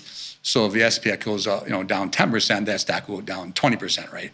So all we're doing by providing the beta is like a multiplier for the stress. So you're going to say, okay, if SPX goes down 10%, you have a 2 beta, your symbol will go down 20%. We're going to show those 20% losses in terms of the stress test. So and that's a really cool feature because it takes all of your positions, not only the size, but the correlation. So like it'll account for the fact that, gold and silver have a low beta, right? If any beta, positive or negative correlation as well to SPY. So it doesn't just, nuke everything 20%. That feature allows you to take your portfolio as a whole and puts it, together under beta weighting. That's why we always talk about beta weighting our positions and using that as like a risk metric. You'll see that in the risk array when we demo through. And again, like we're talking about transparent, you can see the betas on the left-hand side, And if you want to change it, you can always change. You can change your stress test too. Like like the betas, you can change your price move right to where you think it should be. So which is nice. Same with implied values. You can go in there and change them separately too. So we made it so clients can make their own changes too. It's not just what we think everything should be. We're making it functionality, scalability, so you can do it yourself. Yeah, you can really edit anything. Right. And you could get super granular. Like you can say 100%. This position goes down 20% and volatility expands 10%. And you could say this one doesn't move. Like you can Right. If you have different options on different series, you may take down JanVal, You may take up these val, Yeah. whatever you want to do it. You can do your own little changes on your val, right, to see how that affects the option pricing model. Yeah, and especially if you're using the beta weighted feature, you can, like we've talked about, it defaults to SPY, but you could change it to something like the Qs. Like maybe you think if there's going to be a big move in the market, maybe it's tech that leads that or drags the market down. You can change the beta weighted symbol from SPY to the Qs and see how those figures change.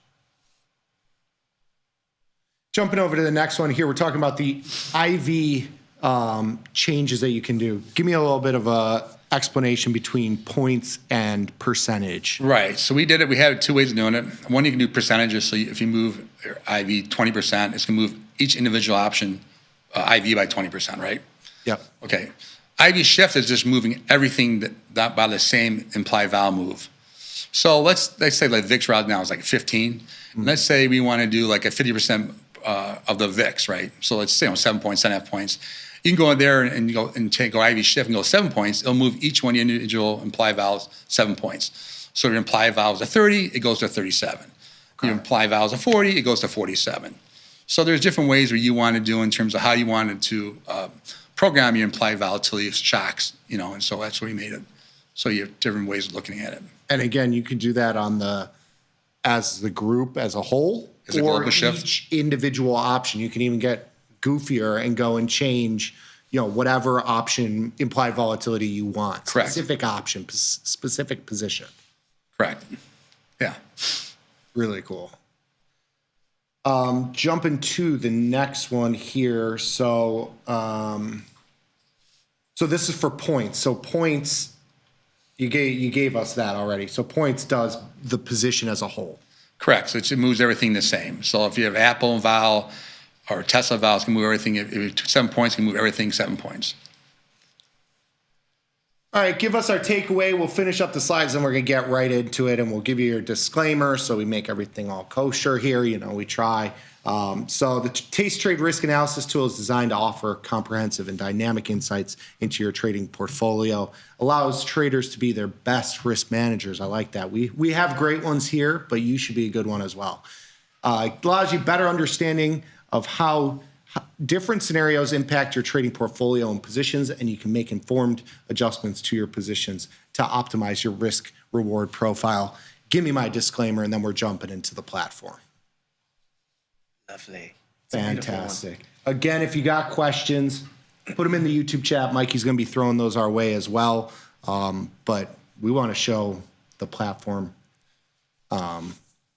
and the feature itself. We're going to have you walk through, changing some stuff, adjusting some stuff. So we will do that once we get this platform up.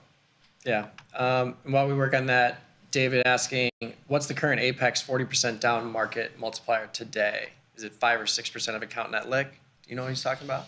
So about a year and a half ago, they... Do you know what he's talking about? I don't know. That man knows everything. That's an encyclopedia with a mouth. So OCC came out with stressing clearing firms. So there is a down 40% number they use for firms in terms of how much they have to put up capital, right? And so then since they hit us, and Apex had to trickle down to clients where we have to imply a 40% number to their portfolio rate, and then we get a function of their net lig to exposure. So I think 6 or 7 ratio is kind of where we're at right now. So. There you go. David, you tried to stump the Schwami. Remember that? Remember that show? It was with Johnny Carson? No, it was I don't. Berman, Chris Berman. Chris Berman. No, whoop. Oh, whoop. yeah. Like he used to have a sport. I thought it was a sports show. Well, you didn't get him, but it was a good question. All right, so we're gonna get into it. So on the portfolio page on the platform, you'll see in the upper right-hand corner this capital requirement button. You click on that, and it'll give you your risk arrays here, all the things that you can change. You can pick which positions you want to include. You could have them all here, which is what I had selected. You can select specific positions. I just go in here, randomly click a couple. It'll show you only those positions.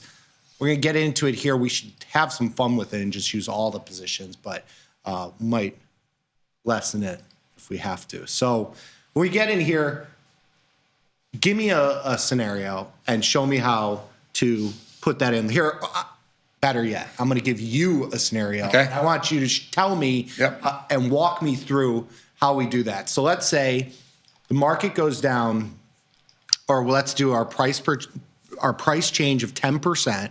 We're going to say IV goes from a VIX of 15, which we're at right now, let's say 25. How would I make those adjustments, and show me some of the things that I'd see? So we would go into override, right? Okay. And click on uncorrelated. And we're going to make that 20%, right? Okay. So that now that So we're going to say everything goes down 20%. Everything goes down 20%. Everything goes down 20%. Right. Okay. Then we go IV shift. And now if we can do a couple things. If we wanted to go, we can move the IV shift points is 7 points. Relative to the VIX. Relative to, so 50%, if you take a 50% move, right, so it goes to, you say 15 to 25. 25, so 10 points. So we can move it up 10 points. Okay. And then that will move all the implied values up 10 points on each one of these symbols. Or we can just do like a 20% move, however you want to do it, because 15 to 30, that's a big move, right? So, we can go up by 50% in case you want to do that, and take the IV shift and go up 50% percentage moves. 50%. Yeah. Okay. So that's a big one. That's a big one. Okay. So just going to take each individual implied val and move it by 50%. So if you have a 30 implied val, right, that goes to a 45%, right?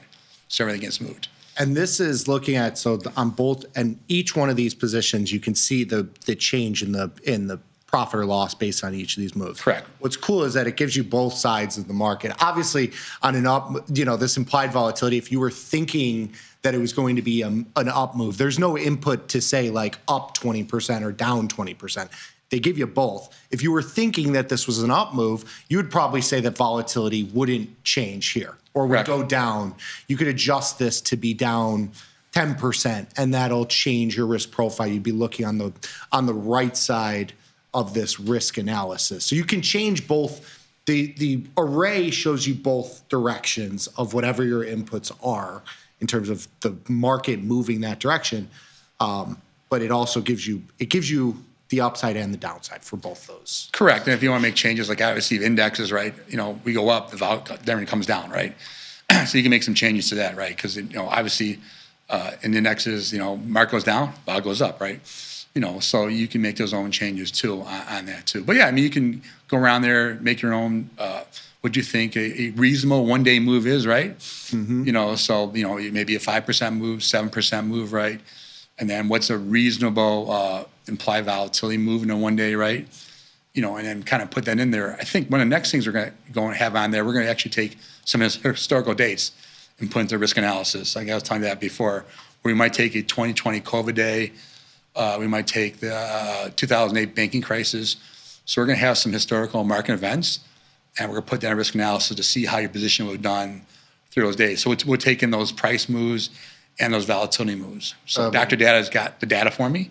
That's what we're working on. So you'll be able to be like, give me a 08 crash scenario or COVID crash scenario, just automatically. Yeah. And that's really powerful because this is a complex tool, and we've spent 5 minutes, 10 minutes here learning how to use it. We haven't even scratched the surface. Right. There's so much. And that's really powerful because a lot of people, we obviously don't know what's going to happen tomorrow or in a couple of days. Like Jay Powell could go on today and say, our 25 basis point cut that everyone's expecting, we're actually raising rates. Like something can happen, the market goes crazy. But if you have a benchmark like the COVID crash or the financial crisis or whatever, now you can see, okay, my position's way too big, or, I could do this to hedge this risk if something like this were to happen. So I think that's really powerful. And the other, you can also, I don't know if you've shown how to simulate a trade too. Yeah. On the platform, you can also do that. Let's add that in there too. So I was showing too that you can change the date of when this situation happens, and so I just moved this to early January, just to show that as well. And the platform will adjust for positions like this natty gas position I have that's expiring in a couple days. It's gone, so it's off. It'll simulate all those things, like it'll take off positions that expired, or it'll account for the time change as well. All those things come into play here. Just going through those. Yeah, we're just plugging those inputs into the option pricing model, and that's how we're getting the theoretical value of the calls and the puts. Yeah. So why don't we go and let's see. You want to put a Yeah, pick one of your positions and throw on like a new position, and then we can bring that in. You don't have to get it filled. You can just put it on. And we can bring it in to simulate how that would adjust. Okay, let's do like AMD. Put on a put spread there this morning. So we'll do the one I did for Johnny Trades. We go to the cap requirement, and I'm gonna just isolate that position just so we can see it here. So the risk analysis, this is what I have on right here. Yep, then you have to add the trade in the upper right. In the upper right-hand corner, it's going to add whatever I just put on there as well. So you don't have to send a trade. You don't have to send an exchange. You can go in there, create the trade here in the risk analysis and look at it before you want to send it. And so this is showing that short put spread that I just added on into the risk analysis. So it gives you an idea, and just to take that back, you could see, I've got a little bit of risk to the downside, obviously profits to the upside because I have some long delta there. If I add on this put spread, you have to recreate it. Oh, I got to redo it. I'm sorry. So if I go to the page, I put this back on, go to the cap requirement, add the order legs. You see now I have this downside risk because I'm adding a put spread to an already long delta position. It just adds in all the inputs that you're putting in that trade. Yeah. You can change all these. So I wanted to also isolate too, all the things that you can change in the inputs. So if you hover over any part of this section, it'll allow you to change the price of the underlying. So I could make my own manual price change here. And let's say it goes to 97. Let's change that value. You can change the implied volatility of each option itself. You could do it of the whole thing, of all those options. Here you can see it's changing all those implied volatility. So all those things are at your will. So we want to make some where you can make your own changes, right? We don't want some that's static, right? Here are the predetermined levels, right? We want clients to be able to be interactive and be able to decide what they want. And again, nice to know this, if clients have any suggestions they want to see, let me know, because we're always working to enhance our models. So if they see something they like to see in risk analysis, we love to see, what they think and everything else. So I want to add so that we can, because I don't have that many futures. I just have a micro euro and a natty gas butterfly that's basically going away. So let's go in here and just put on a short put in ES and just see how that affects my portfolio. And we'll go into the span margin scenarios as well, because that's another cool feature here. So I'm gonna go back here. I'm gonna put my whole position in there. We're gonna add the short put. So you can see it's obviously a huge effect on my positions because it's a big position relative to everything else. You have a short put in ES. It's much bigger position than my little Johnny trades that I have on here. When we go to the span margin scenario, can we add the new position? No, it's got to be a fill position. Okay. But if you hover over it, I'll show you something that's pretty cool on our span margining. Okay. If you hover over the initial requirement, we'll break down to where it's coming from in terms of the span model. So you take your cursor and just kind of hover. There it goes. We're gonna put it. I'm gonna just put on a put spread. So we'll do we'll do a wide put spread here, just so we can show this. So we'll do this wide put spread, out of the money put spread. We'll put this on. Okay. So when we go to the positions, we'll go to the capital requirements section. So click on report to refresh it. Okay. Report. This will refresh it. I got my auto refresh on there too. Oh yeah. So what can I change? So if you hover over initial requirement with your cursor, you should see that. So it kind of tells you where it's coming from. So span has 16 different scenarios, and so volatility, price. Volatility, unchanged, up and down, and then price moves. So they basically time too, right? Well, they take what a 1 day move would be. Let's say for ES is 5%, right? Okay. So they take 5% and they move it a third, 2/3, 3/3. So they break it up. So a full move would be 5%, then they break up into a third of 5%, 2/3 of 5%, 5%, and then they apply I think a 40% implied vol shock to it. Okay. And then scenario 15 and 16, they take the price move was 5%, they times it by 3, So they become 15%, and they take a third of those of losses as a requirement. So but we can break that scenario down through our risk analysis, meaning we have the inputs there to put into it to mirror what span margin we're looking at. But it's kind of nice. You can kind of tell like from where it's coming from. Scenario 14, we know that's the full 5% move, right? And so we can kind of recreate that to show you where the risk is coming from. And these are I want to try and put this on I'm going to make this a naked position because I want to see the crazy changes. Do they account for limit up and limit down moves, or is that kind of like the same thing? Yeah, I mean, they have circuit breakers in place, right? Okay. I'm going to make this as wide as So possible. we wanted to take out the black model of span and be able to put to be able to put on risk analysis. enough capital. So we can kind of show like, how they're looking at it, so. Yeah. So just another nod to clarity and transparency around like how these things are actually being calculated. Right. All right, I want to make this wider so we can see just. I'm trying to do it with my limited capital on this account. You're going to be putting a margin call right away, but Yeah, well, you guys here. That's true. Yeah. You could in person. That's how they did it back in the day. You'd get Tony Batista, and he'd come to your door with a baseball bat. That was how they did margin calls back in the day. All right. So I got a wide put spread here in ES. What am I seeing? And if you scroll down, if you go to the far right where those arrows are, it'll kind of tell you where it's coming from. So scenario 14 or 16 now, scenario 16 on ES. So that's taking the price move and moving it 300%. Like I said before, it's going from taking say one day was 5% to 15%, and then they're cutting a third of that as those losses as margin. So that's 3 consecutive 5%. Yeah, so 15%. Yeah, so 15% in the market as a whole. As a whole, right? So basically saying from 300% move means it goes from 5% to 15%. Take those losses, haircut those losses, and that's gonna be a margin requirement. And I think this is really important, especially I know there's some people that are, selling puts in E-mini futures.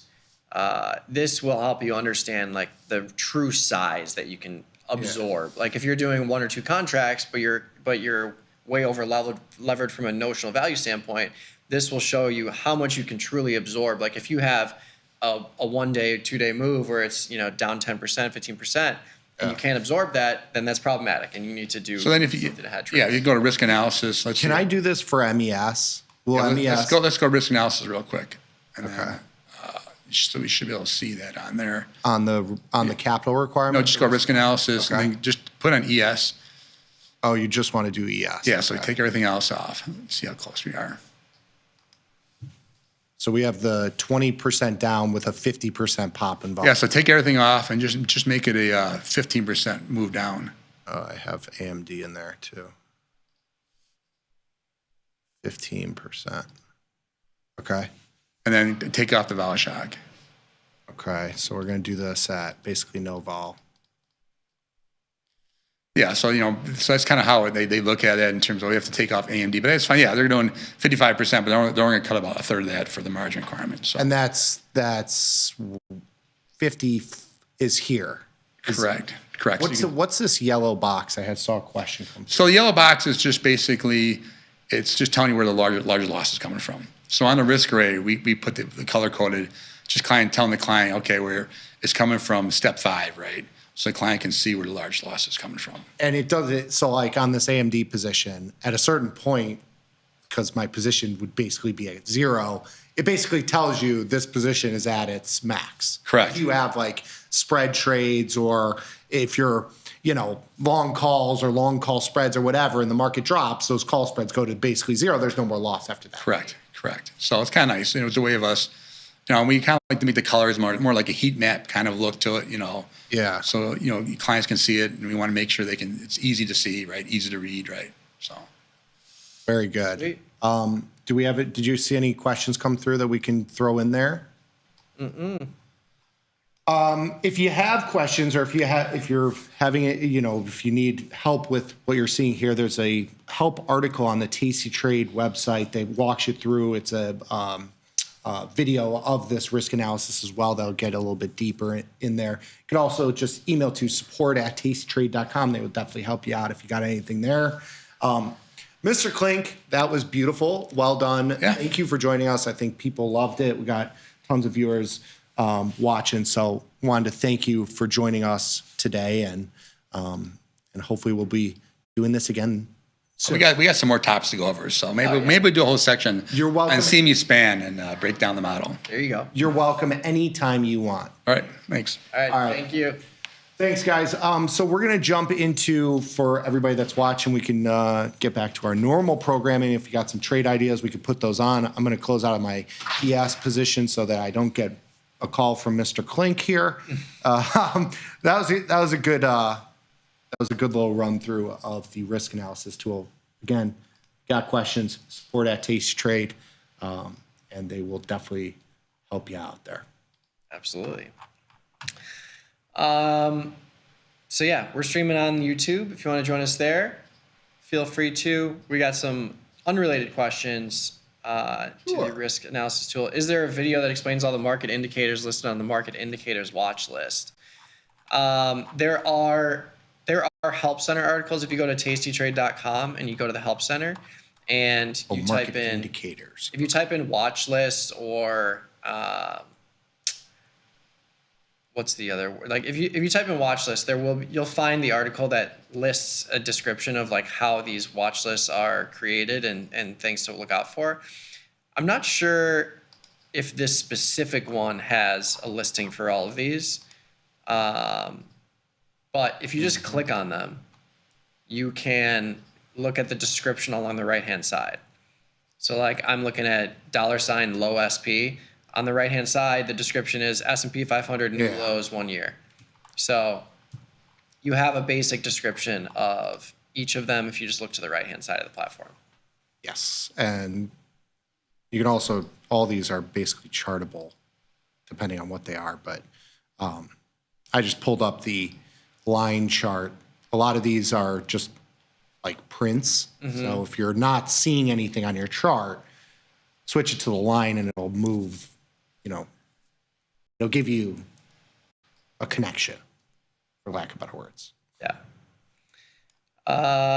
Harsha is looking at a pairs trade in NVIDIA and Tesla.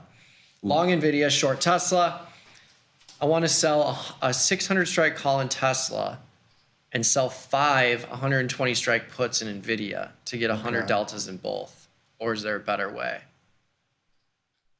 That is certainly an interesting way to do it. That is a big boy trade or big girl trade. Either way, it's a big position, so I would just make sure that your size is in check.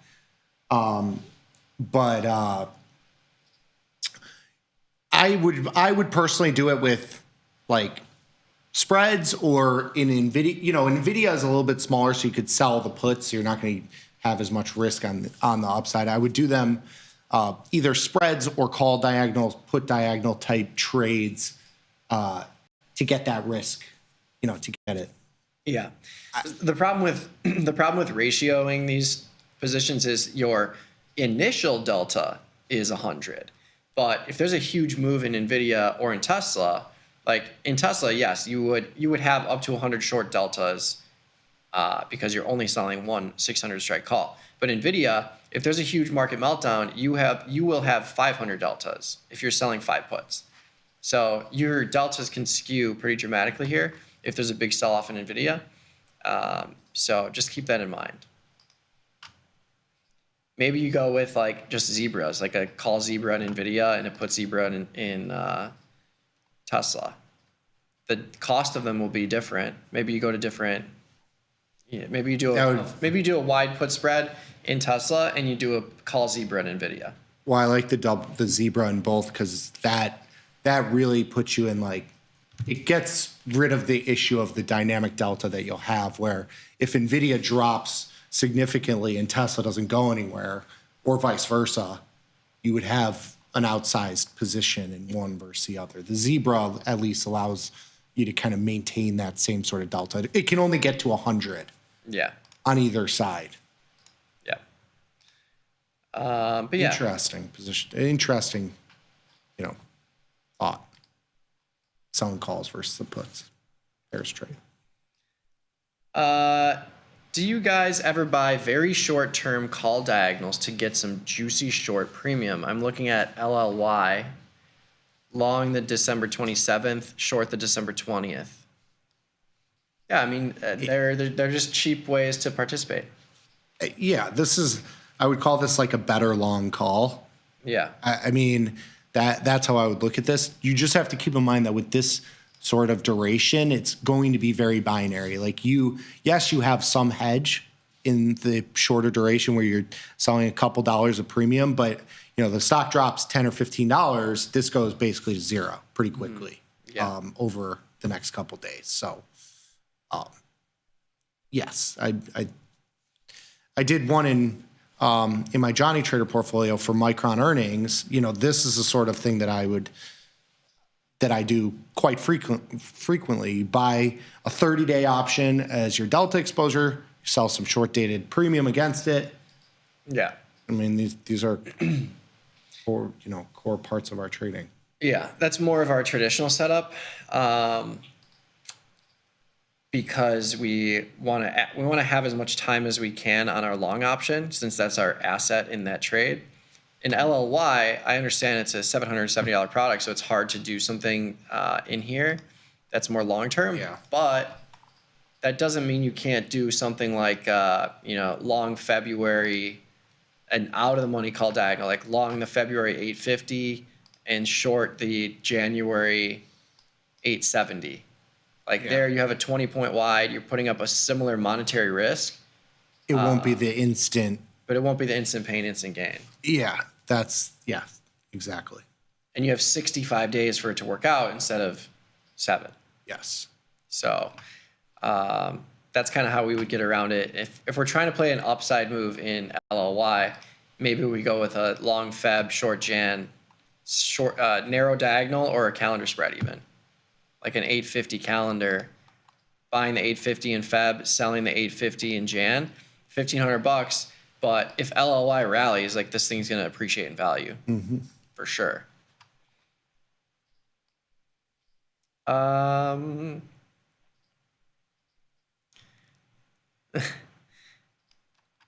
SR3,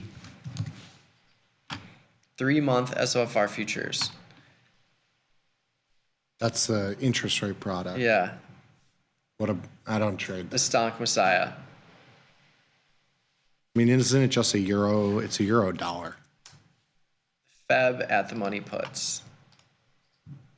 Stonk, you're trying to confuse me on a day where I got the risk encyclopedia here. Come on, man. Give me something easy. I'm going to sell some puts somewhere. Kyle saying we got the UNH bounce. Yes, Yes, we were looking for that. Was that Kyle that gave us that trade yesterday? Because I took a couple bucks out of that. $85, I think. Yeah, we sold the 460, 450 put spread yesterday.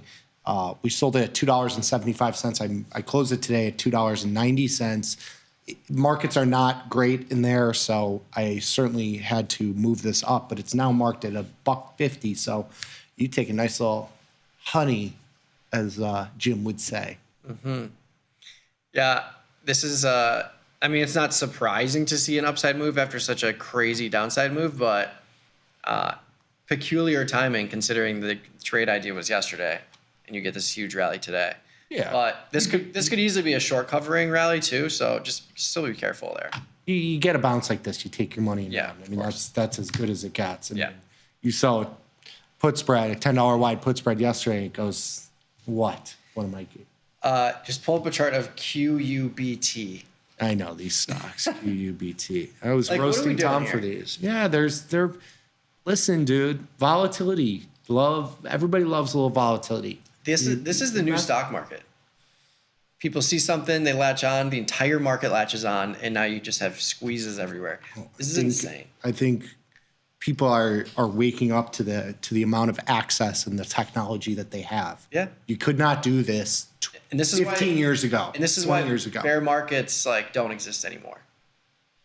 Yeah, I mean, it's like there are down moves, of course, but it's a V bottom like every time. It's crazy. Yeah. Until something changes. But that's the scary part. Like what is the change that would be required to see a true bear market again? Question. Anyways, this is a vol product. Everything's a vol product. What is better, a 2-by-1 call ratio or a 25-35 call diagonal? 2 by in 1? QUBT. Yeah. Like long line? to 28, short to 32 in Jan. Okay. 28, 32. So like a call ratio? Yeah. 1. Okay. So I didn't know if they wanted 2 calls to 1 short call. Yeah. So call ratio. Okay. Or a call diagonal. So first things first, with a product like this, Yeah.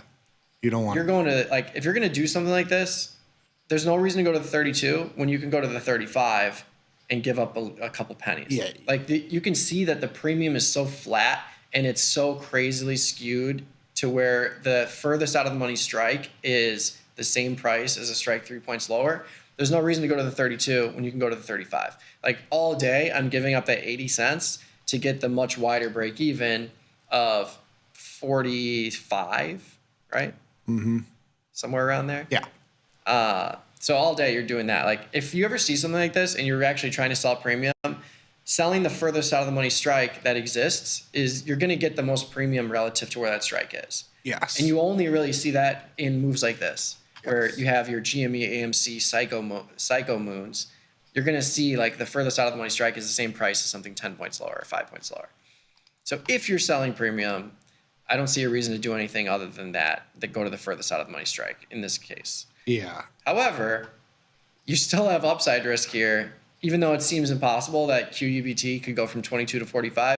It absolutely certainly can. because it just went from 6 to 22, which means it could go from 22 to 200. Like there's no limit to this thing. Yes. Anytime I'm playing in these stocks, I try to stay defined risk or at least be reasonable with the risk on these positions.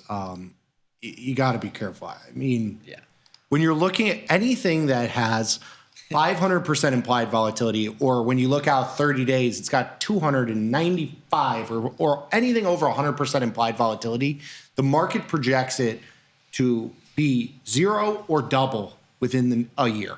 I mean, that's what it's telling you. So when you're trading those kind of things, you got to be very careful. And this goes to what we were looked at in the cherry picks yesterday. There's a point where volatility is just too high to be short volatility. Like I get it. It looks really amazing that you could sell, 100% out of the money calls for dollars, but the risk is there. You got to be careful. But yeah, our answer, if we were forced to choose one of them, would be the call diagonal spread if we're placing an upside trade, just so that the risk is defined. Yes. But realize that if there's a sell-off, there's also going to be a vol contraction, because into this up move, volatility has increased 105% over the last 5 days. So into a down move, you're going to see vol come out of here. And even though the option has 120 days, like you could see that $10 option go to a $1 option pretty quickly. Peter Klink is Klink's first name. Yes.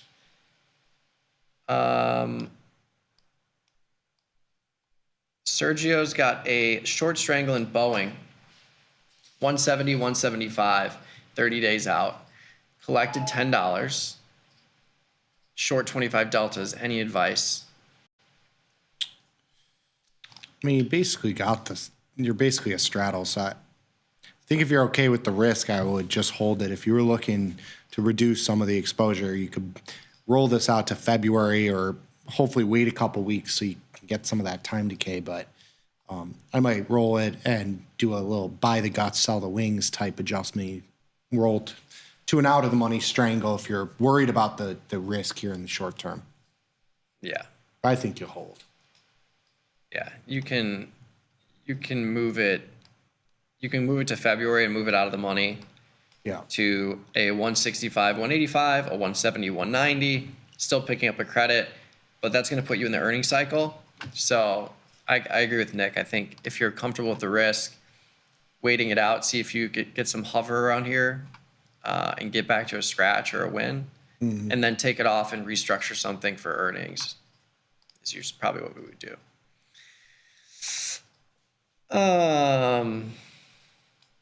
Do we still have Microsoft diagonals and calendars? I do not. Do you? I do not. My last, I had one. I had the 425, 435. That was long January, short December 20th. I closed that out on the 2nd. We could actually show. I could actually show the market snapshots here. So if you have past trades, if you go to the order chains, if you right click on the order chains, you can go to this view market snapshots feature, which is another cool feature that we have. Gives you an idea of this trade, what the metrics were at that time. So Microsoft was trading at roughly 422, and then when I closed it, it was at 432. So the stock rallied $10. You can also see what the implied volatility was, whether it be IV rank, which was very, very low. It was the IV rank at 3. It went up to 4.5. No big deal there. You could see implied volatility. You could see the adjustment, the delta of the position at the time. So I closed it when it was a 20, or I opened it when it was a 20 delta, basically closed it when I was basically flat delta. This nets out to 0 delta. You have long 20, and then my closing order was short 20, so it didn't really change all that much in delta.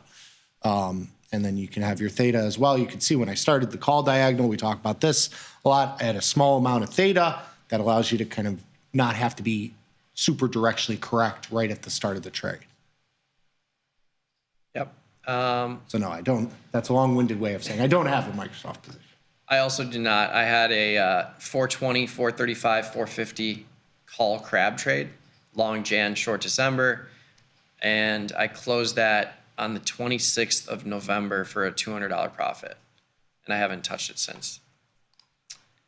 Because, as you can see, stonky go moon. Mm-hmm. And I would like to see a sell-off before I get long again, and I'm not getting short anything in this market. So damaged. I am. Why close UNH versus wait for 50%?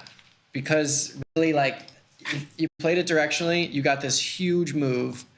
Just think about it this way. You got a 16-point rally today. The market's not projecting another 16-point range for another 10 days. And IV in here is coming down a little bit, but like, you got the move you were looking for, and you played the game of, let's see if I can catch this. If you look at the chart, like, look at the chart. I mean, we weren't expecting this to be the bottom. That's the other thing. Is like, sometimes you have to just take what you get. And this is UNH is not something that I trade very often. Like, I'm not looking to have UNH positions all year long. Like, if this was a move in, I don't know, I sold a put spread in AMD. Like, AMD is something I trade all the time. If you have a directional assumption and you want to, be in that position, I say fine. But something like, this is a fringe stock, probably I've probably traded it a handful of times throughout the last 4 or 5 years. It's not something that's like I'm looking to hold and be in any longer. Yeah. You got 25% overnight. It's a good trade. Everyone's talking about quantum computing now. That's going to be the new buzzword in all these earnings calls. Quantum computing this, quantum computing that. AI is dead. It's all about quantum computing now. Google got a nice little bump. That was good. Yeah. Any bullish trade before the meeting? What in anything or just in general? Anything. I don't know. We could do a 1 day or 2 day XSP position. Yeah. All diagonal. You want to play the upside here? It's tough because you into the 0 day. We could do this the 1 day.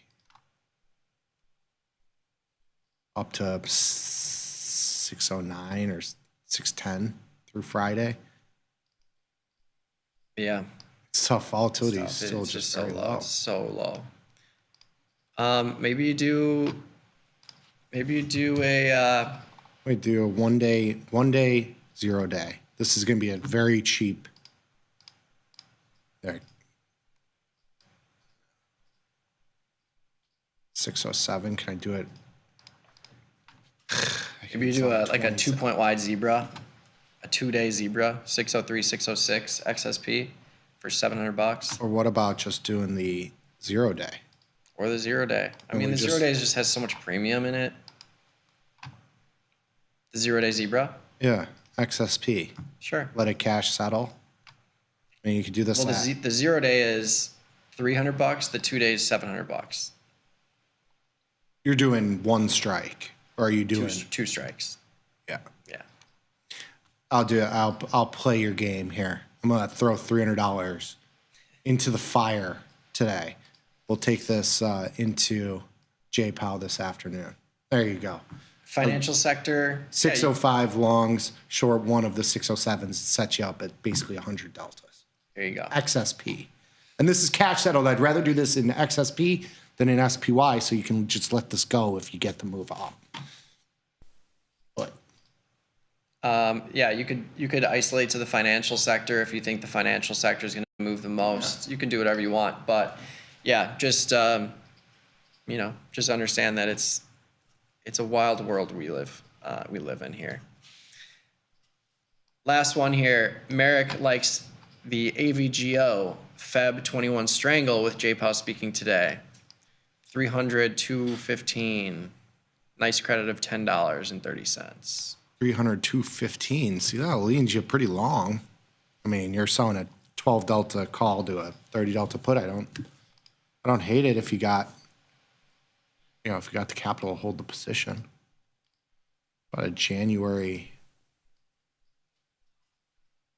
200. Probably rather just do the, something in January. Mm-hmm. Do a 1 standard deviation in January. 205, 265. You don't collect as much premium, but this will, move a lot quicker. Yeah. All right. I think we're done. Beautiful. That was fun. Yeah. Shout out to Mr. Klink for coming on. Yes. Shout out to Mr. Klink, Mr. Peter Mayor. Klink. Absolute legend around this place. Yes. MU has earnings after the close today. Big expected move, 13 points on a $110 stock now. I got filled on a call diagonal spread. I did I bought the 110 in Feb, shorted the 120 for the 2-day for 772. I was filled at. So looking for a rally there. I placed a link in the YouTube chat to the News and Insights tab where I did a earnings preview. So if you want to read about that for MU, I also did one for Nike. Nike's tomorrow after the close. So yeah, we'll see what happens with MU. We'll see what happens with the Fed meeting in an hour, it looks like. But yeah, thanks for tuning in. Again, we'll have the segment today archived on the on-demand tab at the top of tastylive.com. You can find the Options Trading Concepts Live link along the right-hand side there at the top if you want to check out the slides. But there's also a ton of material on the risk analysis tool and portfolio margin on tastytrade.com in the Help Center. So check that out. But yeah, we got plenty more content coming your way on the YouTube channel as well as tastylive.com. So stay tuned, and we'll see you same time, same place, 11 a.m. Central tomorrow. Peace.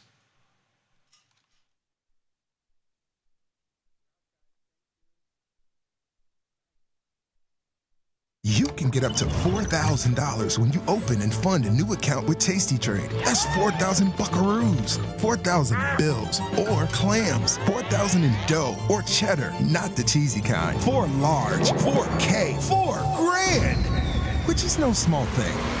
Open and fund a new Tasty Trade account and get on the platform for traders who just want to trade.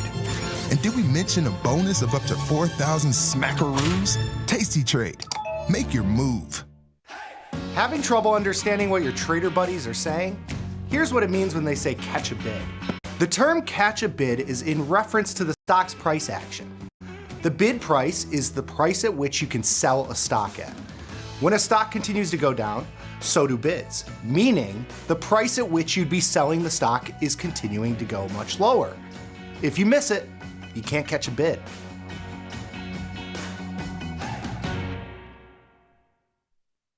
We built Tasty Trade for today's traders. See it, click it, trade it. Customized charts with hundreds of indicators. Actually see your potential profit and loss. Quickly roll to the next expiration. See gains and losses even when you roll. Cancel, replace, duplicate, or invert orders with just a few clicks. The tools, the data, the knowledge. See it, click it, trade it. Join the club, genius. Tasty Trade.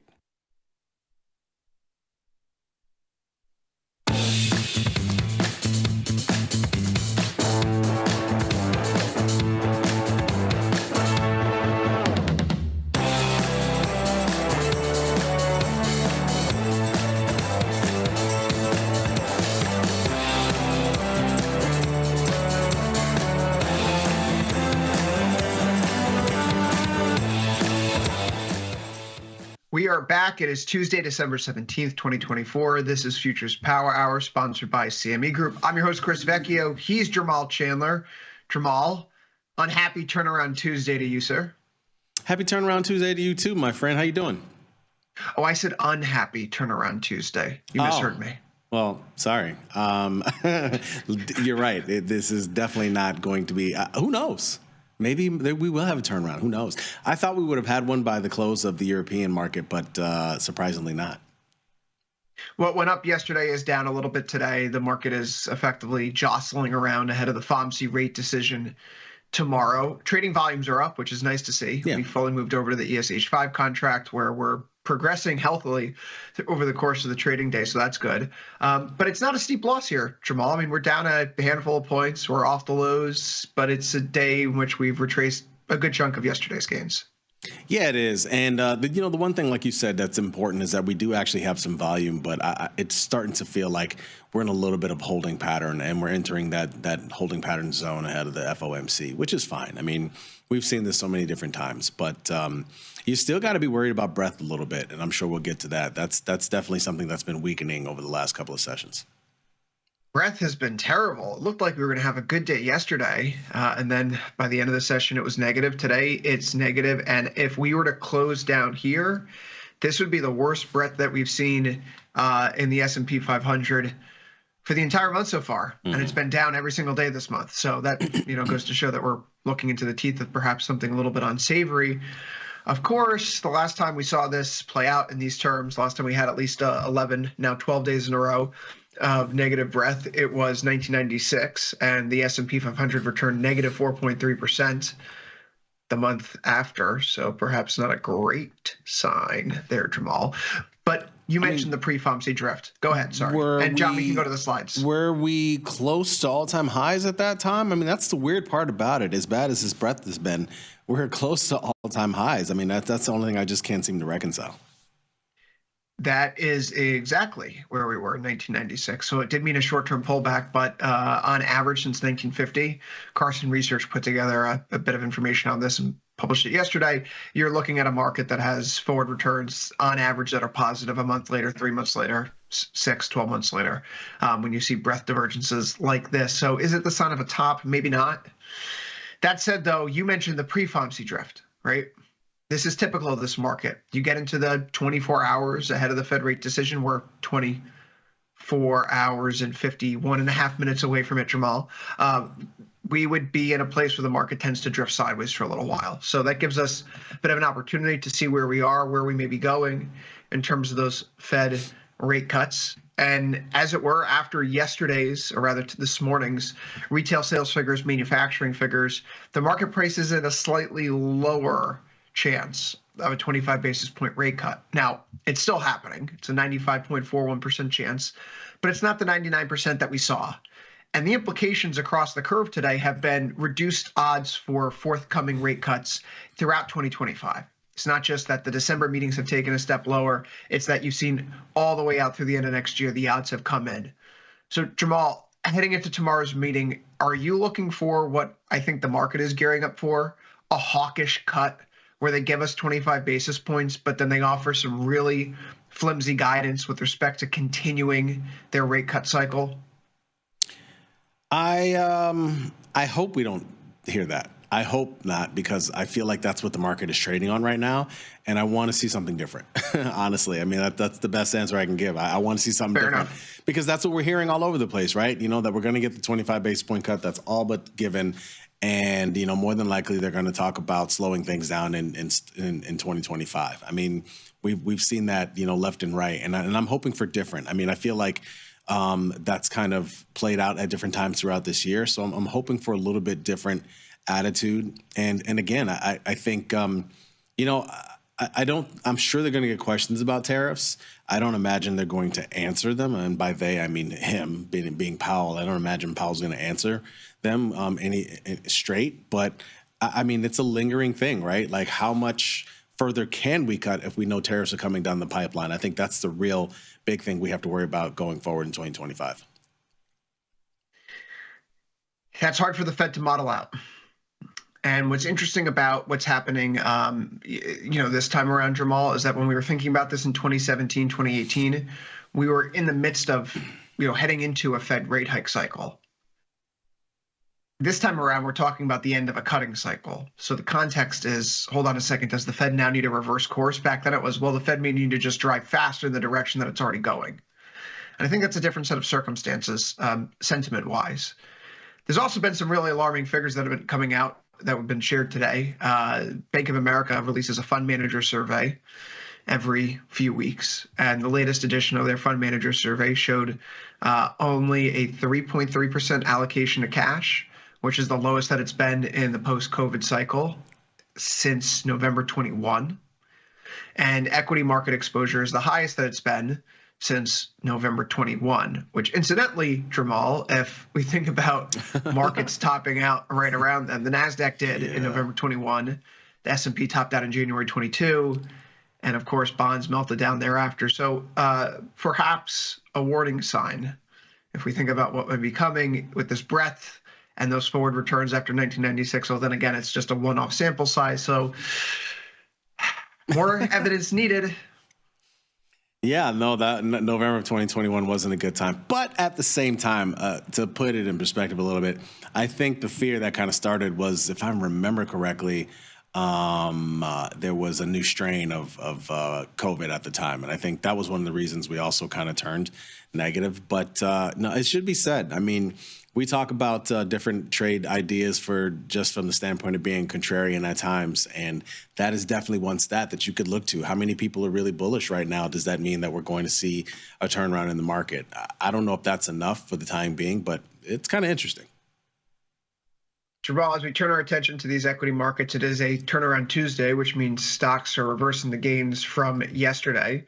6132.5 here on the S&P. It's a loss of 0.35%. NASDAQ down similarly, off by 0.27. The loser is the Russell, up by 0.82. First things first, Jamal, there has been a tick higher here in volatility. I think that's worth noting or discussing. We are coming off of a very low level, as it were, some of the lowest levels we've seen of the year. We're now back to a 15.12 on the VIX.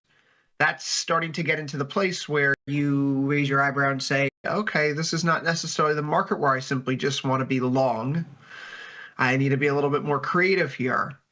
Has the uptick in vol changed your approach from when we last spoke last week?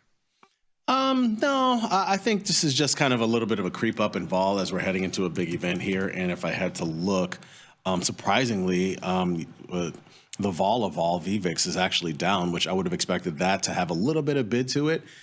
I would assume there's a lot more options trading, given the event that we're about to get into. But I would argue, yeah, this little pump and vol that we're seeing is, a little bit. The level of pump is a little bit surprising, considering we really haven't had a huge range today, and we're only down 0.3%, maybe 0.4% if you give it a stretch. So I just think it's a little bit of angst heading into the event, really, more than anything. A little bit of angst. VIX one day here. I think about what we were doing on September 17th, running into the September 18th FOMC decision, Jamal. That day, September 17th, we saw the VIX one day close up at 2132. It opened up at 1112. We're only at 10.25 here. And if we look at how this market's unfolding over the course of the day, we're seeing that the VIX 1D has been slowly creeping up and up and up. So I would think that if we're following the path that we followed around previous Fed meetings, it means we should expect this to rise over the course of the session. And to your point, we're seeing this little bump up across the curve in volatility, probably related to tomorrow's Fed event. Mm-hmm. But tomorrow's Fed event is largely priced in. the history shows us that as long as we have a 55% chance in either direction, cut or hike, the Fed's delivered 100% of the time. So at a 95% chance, odds are that they're not going to disappoint the market with what it's thinking will already occur. But this jump in vol here, if I dare say it's a jump, it feels a little bit of a stretch to call it a jump in vol. It's just a big step in vol. Yeah, it's 15, but it's been pretty orderly, right? We've seen this rise in volatility now heading into events, and yet the market is trading sideways. Are you reading this as a flag the way that I am, or do you see this as a top being carved out right now? Yeah, actually, it does look kind of like a flag, but it's like you have laid out here, it's dancing around that level, right? Which I assume is probably the 1 week moving average. So, I mean, you figured at some point we'd be hanging around this level. It always seems to happen, doesn't it? Like every single time we're heading into a major event, somehow or another, we're sitting and dancing around some moving average, and it's just sitting there on the edge, waiting to be pushed one way or the other. Waiting to be pushed one way or the other. It's a 14.6 IVR. The NASDAQ, same levels there, about 15 IVR.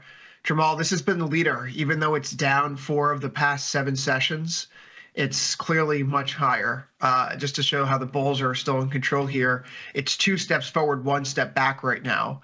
And just to be clear here, if today's a down day, 1, 2, 3, 4, yeah, that's 4 of the past 7, Jamal. So it just goes to show that this is a market right now that still has that strength. That 1 week moving average has been holding up as support.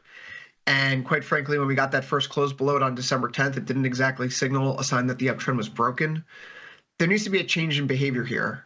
Maybe it's the bump in volatility, although, we have to really zoom in to get that bump in volatility off the lows. Otherwise, it's still a pretty flat line as far as I'm concerned. Mm-hmm. Do you see any reason to get off this train yet? Does the lack of breadth that we've seen across the broader market scare you? Or is because the NASDAQ is the tech-heavy mega cap name, why not just stay here if we're seeing bad breath?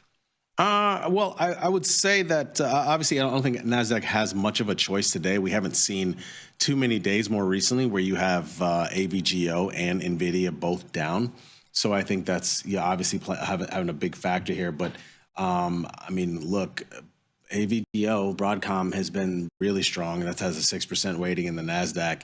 And it's kind of nice that the NASDAQ has a multitude of heavy-weighted names that can move it at any given time, right? I mean, for the longest, we were complaining about what? We were complaining about the Mag 7 and how much all those names are moving in tandem at once and how bad it was for the index and right? Now, it seems to be maybe, you got a multitude of different names that kind of keep it held up, and most of them have pretty good fundamentals, and most of them are doing, good things. Some of them even have different issues outlying, like Google, et cetera, right?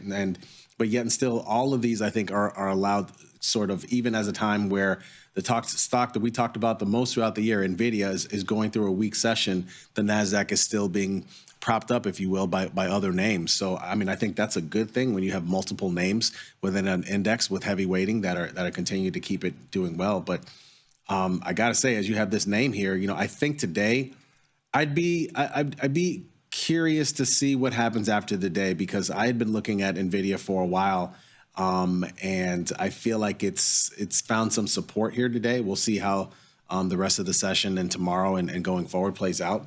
But this one has definitely been a drag on the NASDAQ, but the NASDAQ hasn't dragged at all, right? It's been really strong. So I don't see any reason to jump off the NASDAQ train, essentially, is what I'm getting at. I mean, it's still been fairly strong, and there's a lot of different names that are accountable.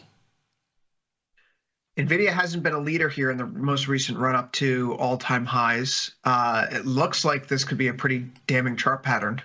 Head and shoulders, perhaps, break of the uptrend from the August, September, November swing lows.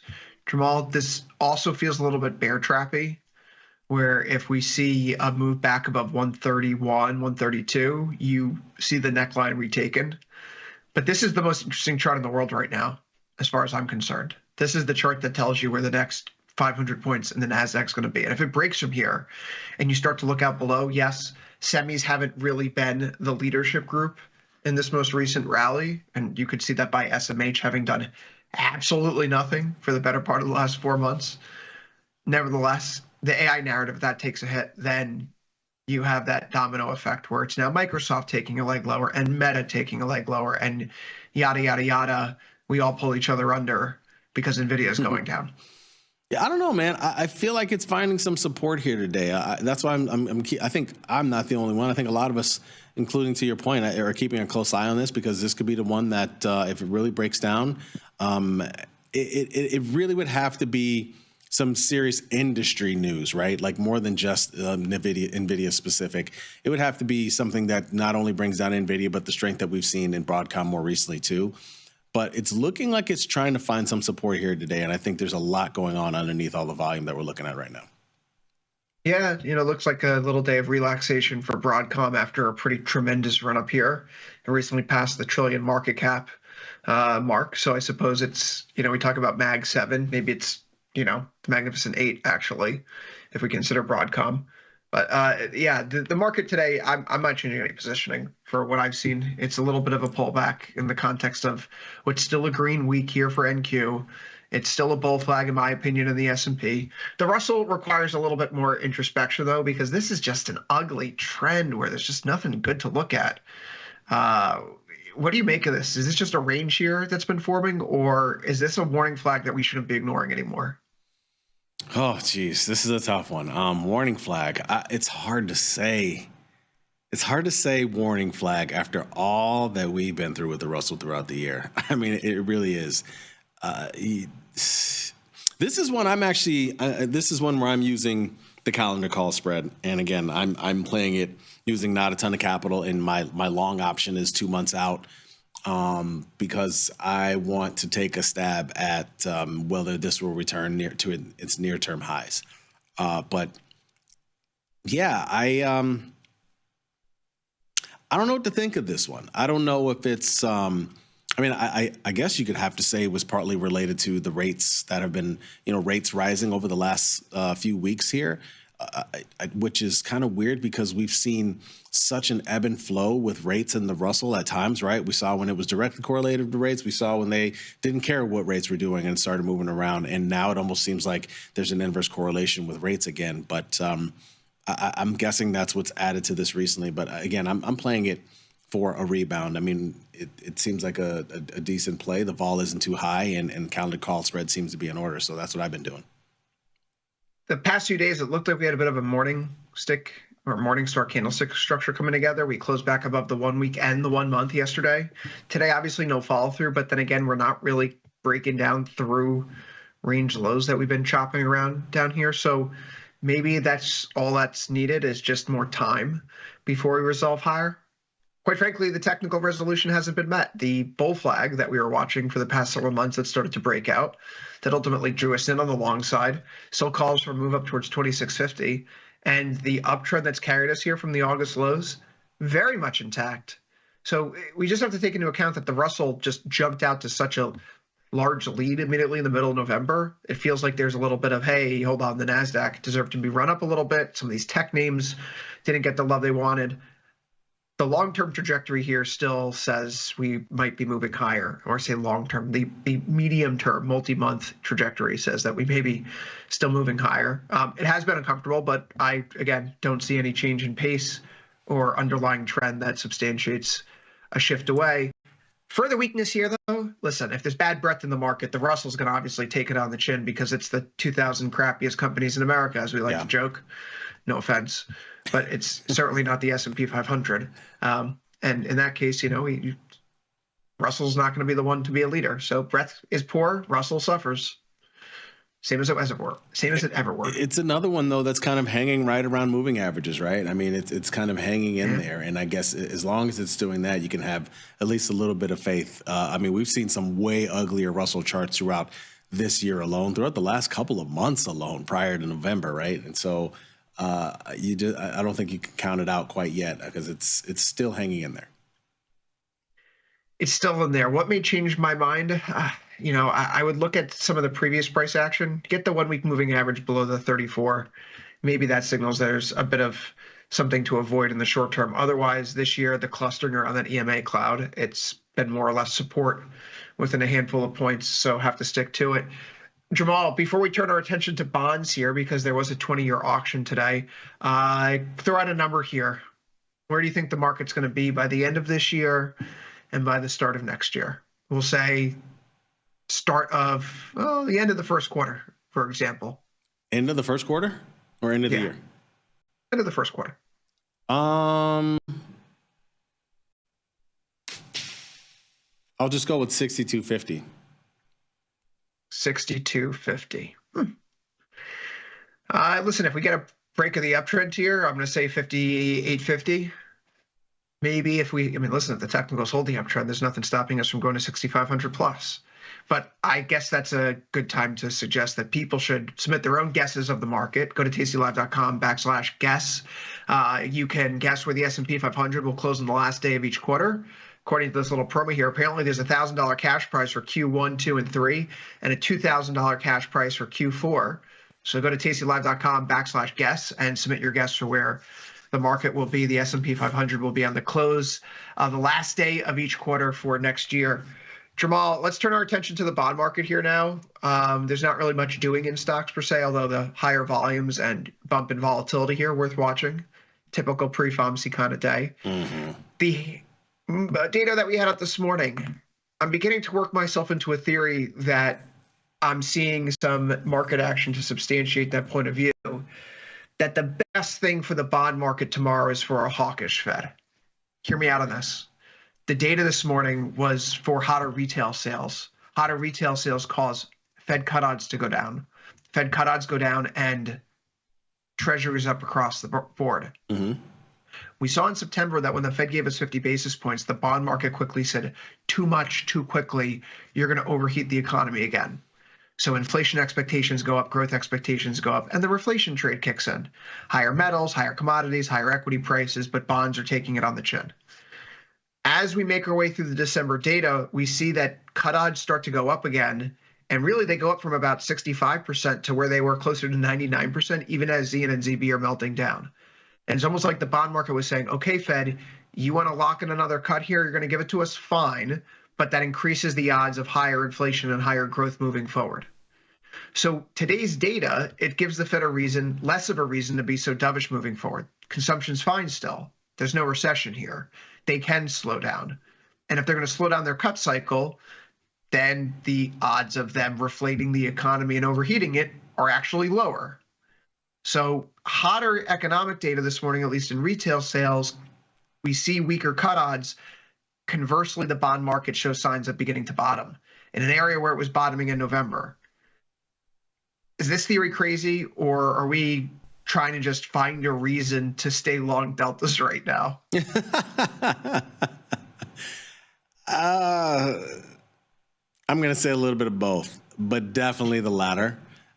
And look, the chart inspires you to want to get long deltas right now, right? I mean, I don't know if I told you, but I got back in ZN the other day. I got long a call spread once again.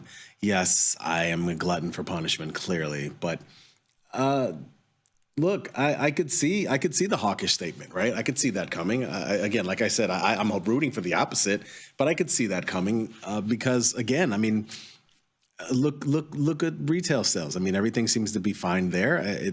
But at the same time, you got a lot of things coming down the pipe that we're just not exactly sure how it's going to affect the economy.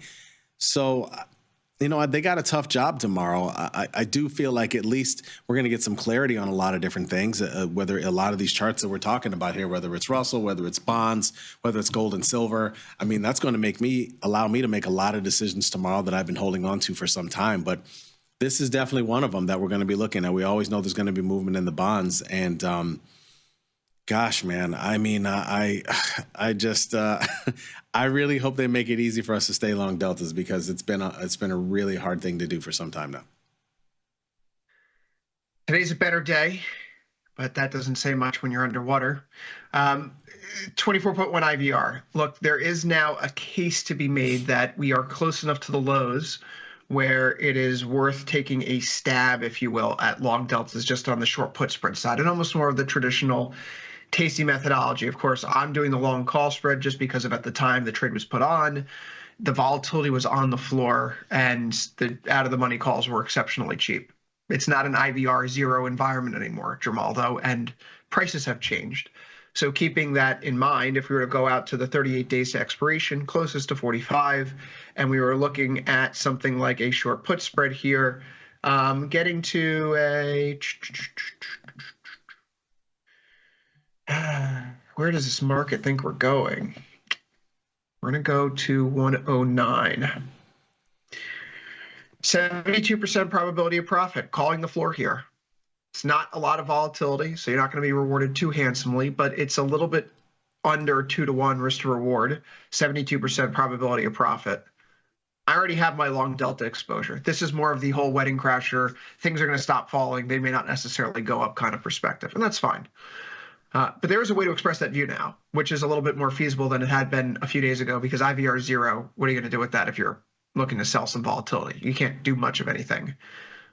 No, you really can't. I mean, again, that's why I chose to get long and call spread further out. But it's you know, it looks like we're starting to get a little bit of bid here. I'm not sure if that's because of the event or just the movement that we've got around. But I don't know, man. I just feel like being a long call spread in here again because of the way we've seen this fade.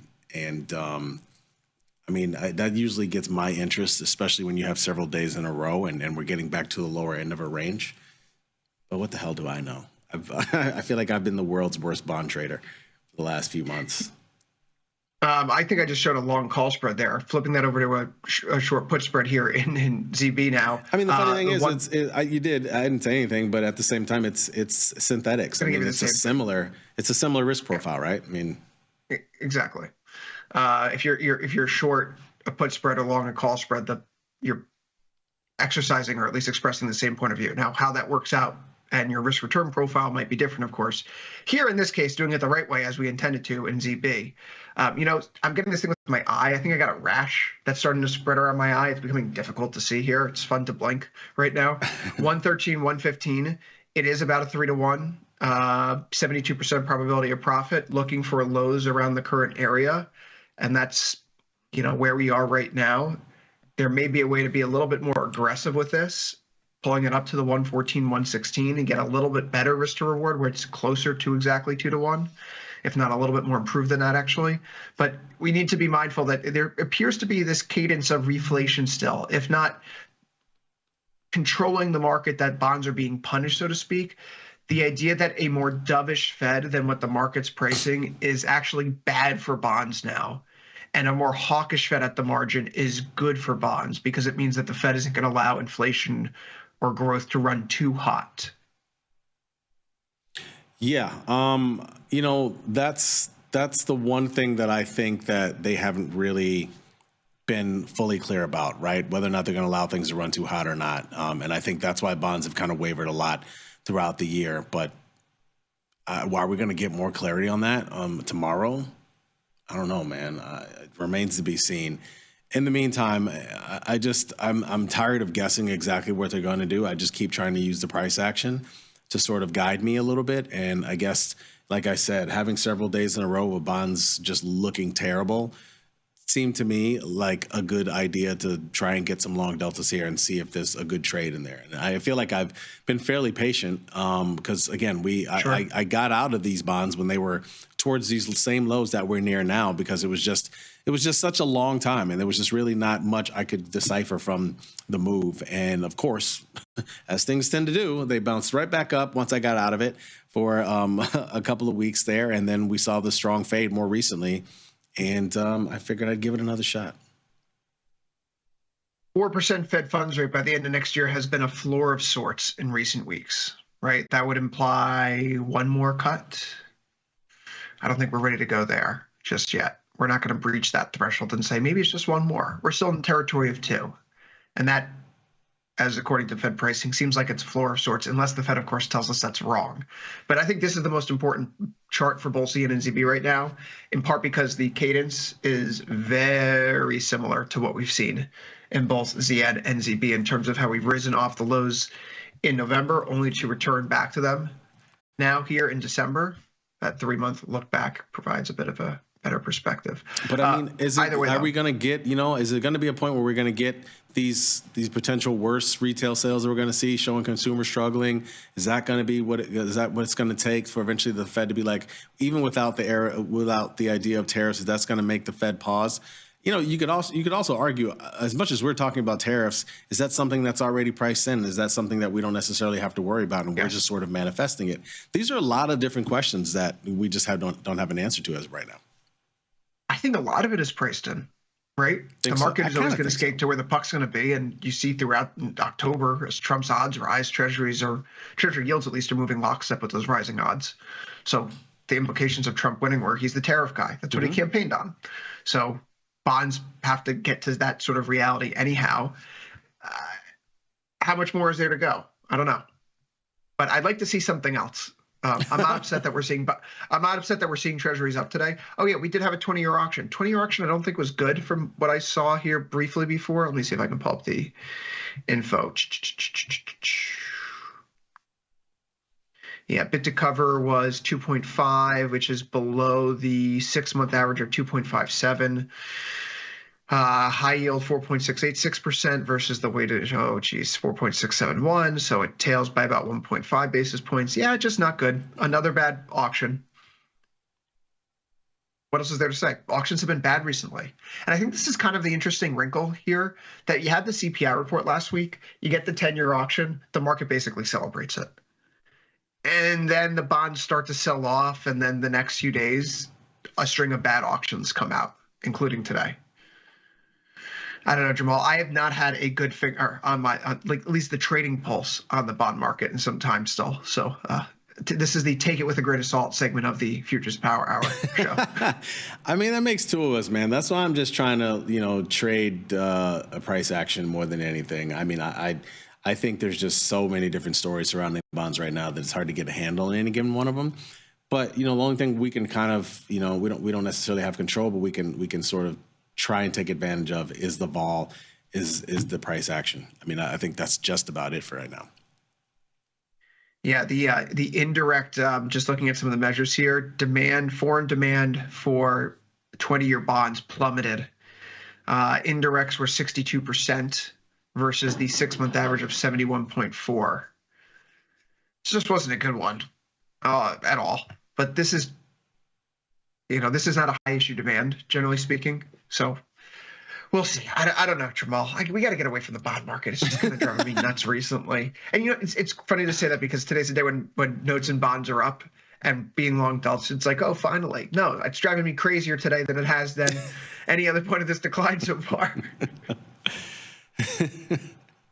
I know. I mean, again, these are the days that you can't necessarily make too much out of the price action in bonds, right? Because we got the Fed meeting coming up. So it's going to be a little wonky.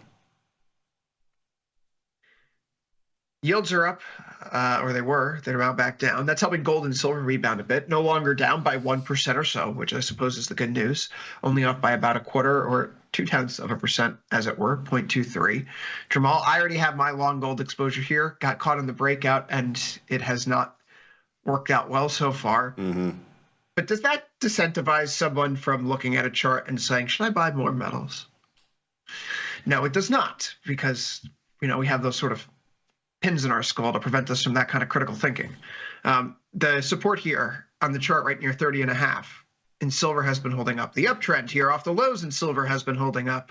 And so right now I am trying to get long silver. I have a working order in for the long 33 short 34 call spread, 42 days to expiration.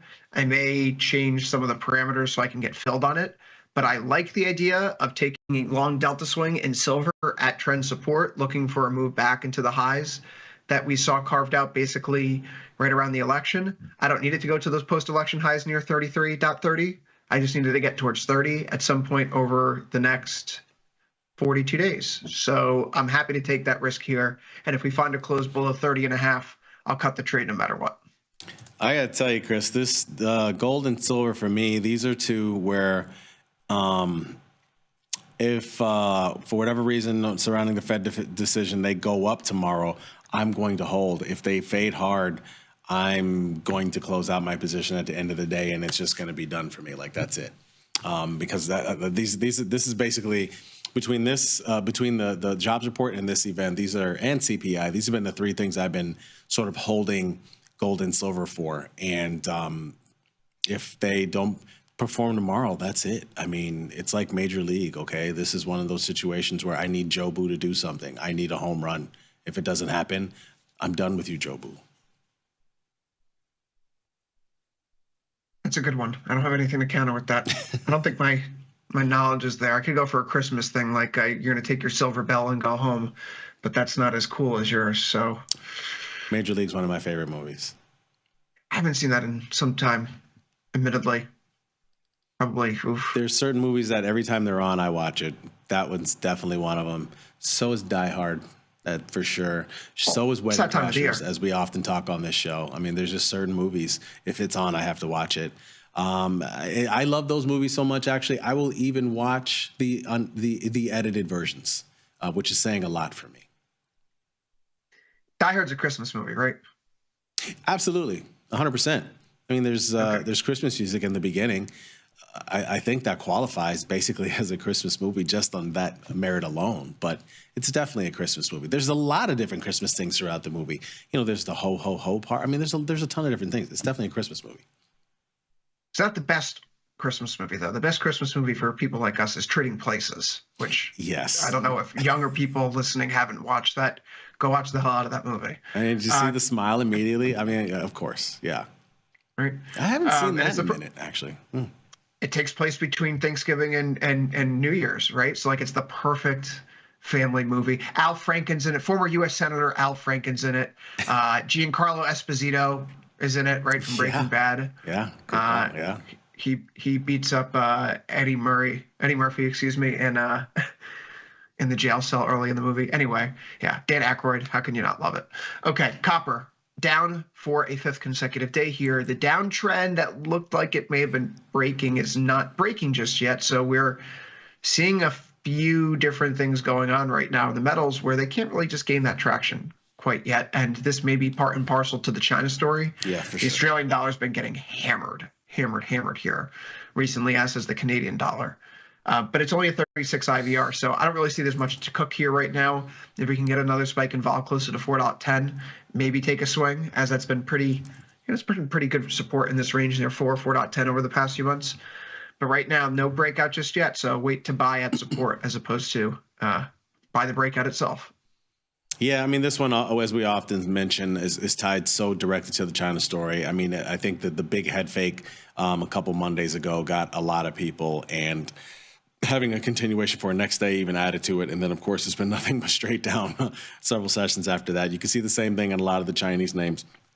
We see this happen so often, and oftentimes we kind of go for it. But there's, you know, this is one where you're trying to play price action, but the story almost appears to be bigger than price action, especially when it pertains to China. So it's a tough trade. It really is. Trading instruments that have connections to centrally planned economies is difficult at times because the people that control those economies can easily decide to flip on or off some switch that upends your trading position almost overnight. So I'm going to stick with gold, silver here. I have my exit points for each of these trades below 30 and a half on a closing basis in SIH5.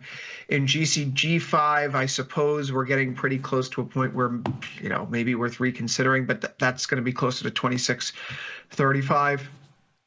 Not comfortable or not thrilled with how they're performing right now, but I see enough reason there to hold on to them, at least in the short term. The decline in vol, though, that is the red flag for me here today, right? Volatility continues, is back on that downtrend. I much prefer being long gold and silver when volatility is in the throes of an expansion. Correct. Remind me, and because I really don't remember. I'm trying to remember what was said on the September Fed meeting that was so different than what was said in the post-election November Fed meeting. God, we've had a year, right? There's been so many different things. I'm almost forgetting things at times, but I'm trying to remember what was said that was so different between those two meetings because we just got starkly different reactions for gold and silver on those days. We did. On September 18th, silver and gold both gyrated higher than lower, ultimately closing lower, but the following day they retraced all that price action. It was almost the inverse scenario in November where we got the big move up on the FOMC day, but then the following day we erased it. So this is the reflation is back. This is the Fed is slowing down and understanding that they can't reflate the economy too much. So I think that's why this matters so much. If the Fed gives us a cut tomorrow and they signal 2 to 3 cuts, you have a chance for a rebound right now because the market's pricing in just a floor of 2 for next year. More cuts, more reflation, policy mistake, gold and silver benefit. Otherwise, if the Fed comes out and says we're only going to cut once more, heck, we're done with our cutting cycle, this is the last cut, I think then we got to be talking about like $27 for silver. But we'll cross that bridge when we get there. Yeah, that's not for tomorrow. That's not for sure. No, I think these are two, that are interesting to put a position on. Right? If you don't have one, put a small position maybe, because these are definitely, I feel they're going to move. It's just a matter of which way, and neither one of us know. But I just think these are, this bonds. These are those are some of the more interesting trades when it comes to FOMC days. In terms of the structure here, if this gets filled, just want a quick reminder for people. Long 33, short 34. It is about a 5-to-1, looking to make 5 on 1. It's only a 24% probability of profit. But the way that gold and silver have moved recently, would it be a shock if we moved up to 33 at some point within the next 42 days? We were there 4 days ago.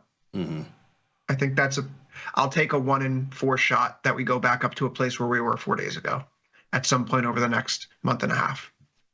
No, I a 5-to-1 payout. I feel that. I like that trade. Yeah. So that's what we're doing here, Jamal.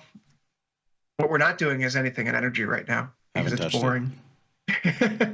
Couldn't pay me to touch it. But it raises the question, we're kind of back to the midpoint of this trading range. If it's 66 to 72, the midpoint would be right around 69. And here we are currently trading at 69.51, a little bit off the lows. It's a 21.7 IVR. Is this the reverse fly environment, Jamal? I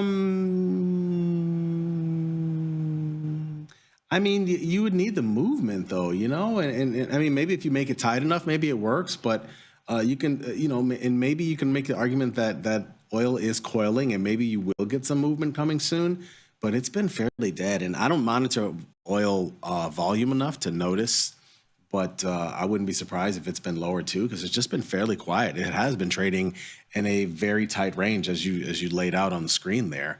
Maybe that's the play. Maybe you do put on the reverse condor for some potential movement sometime soon. Maybe you get a pop, whether it's now or sometime in the beginning of the year. I'm not sure, but it's been really quiet. I mean, I keep forgetting to look at it some days more recently because it just hasn't done much. There's the perspective, right, that the range is still holding. And we've been talking about this range for so many weeks, and it's a range that I have not been trading, even though the range has been the appropriate prognostication for how the market would unfold. So, kudos to those who have played it. Maybe I'm thinking about the range not continuing because I haven't been able to play it correctly, right? I identified it and I made a decision not to enter the race. So I wonder if my analysis is predicated on the idea that I'm looking for a change in scenario so that I can say at least I avoided this when it was moving sideways and I didn't jump in to trade it sideways when it ultimately started to break out.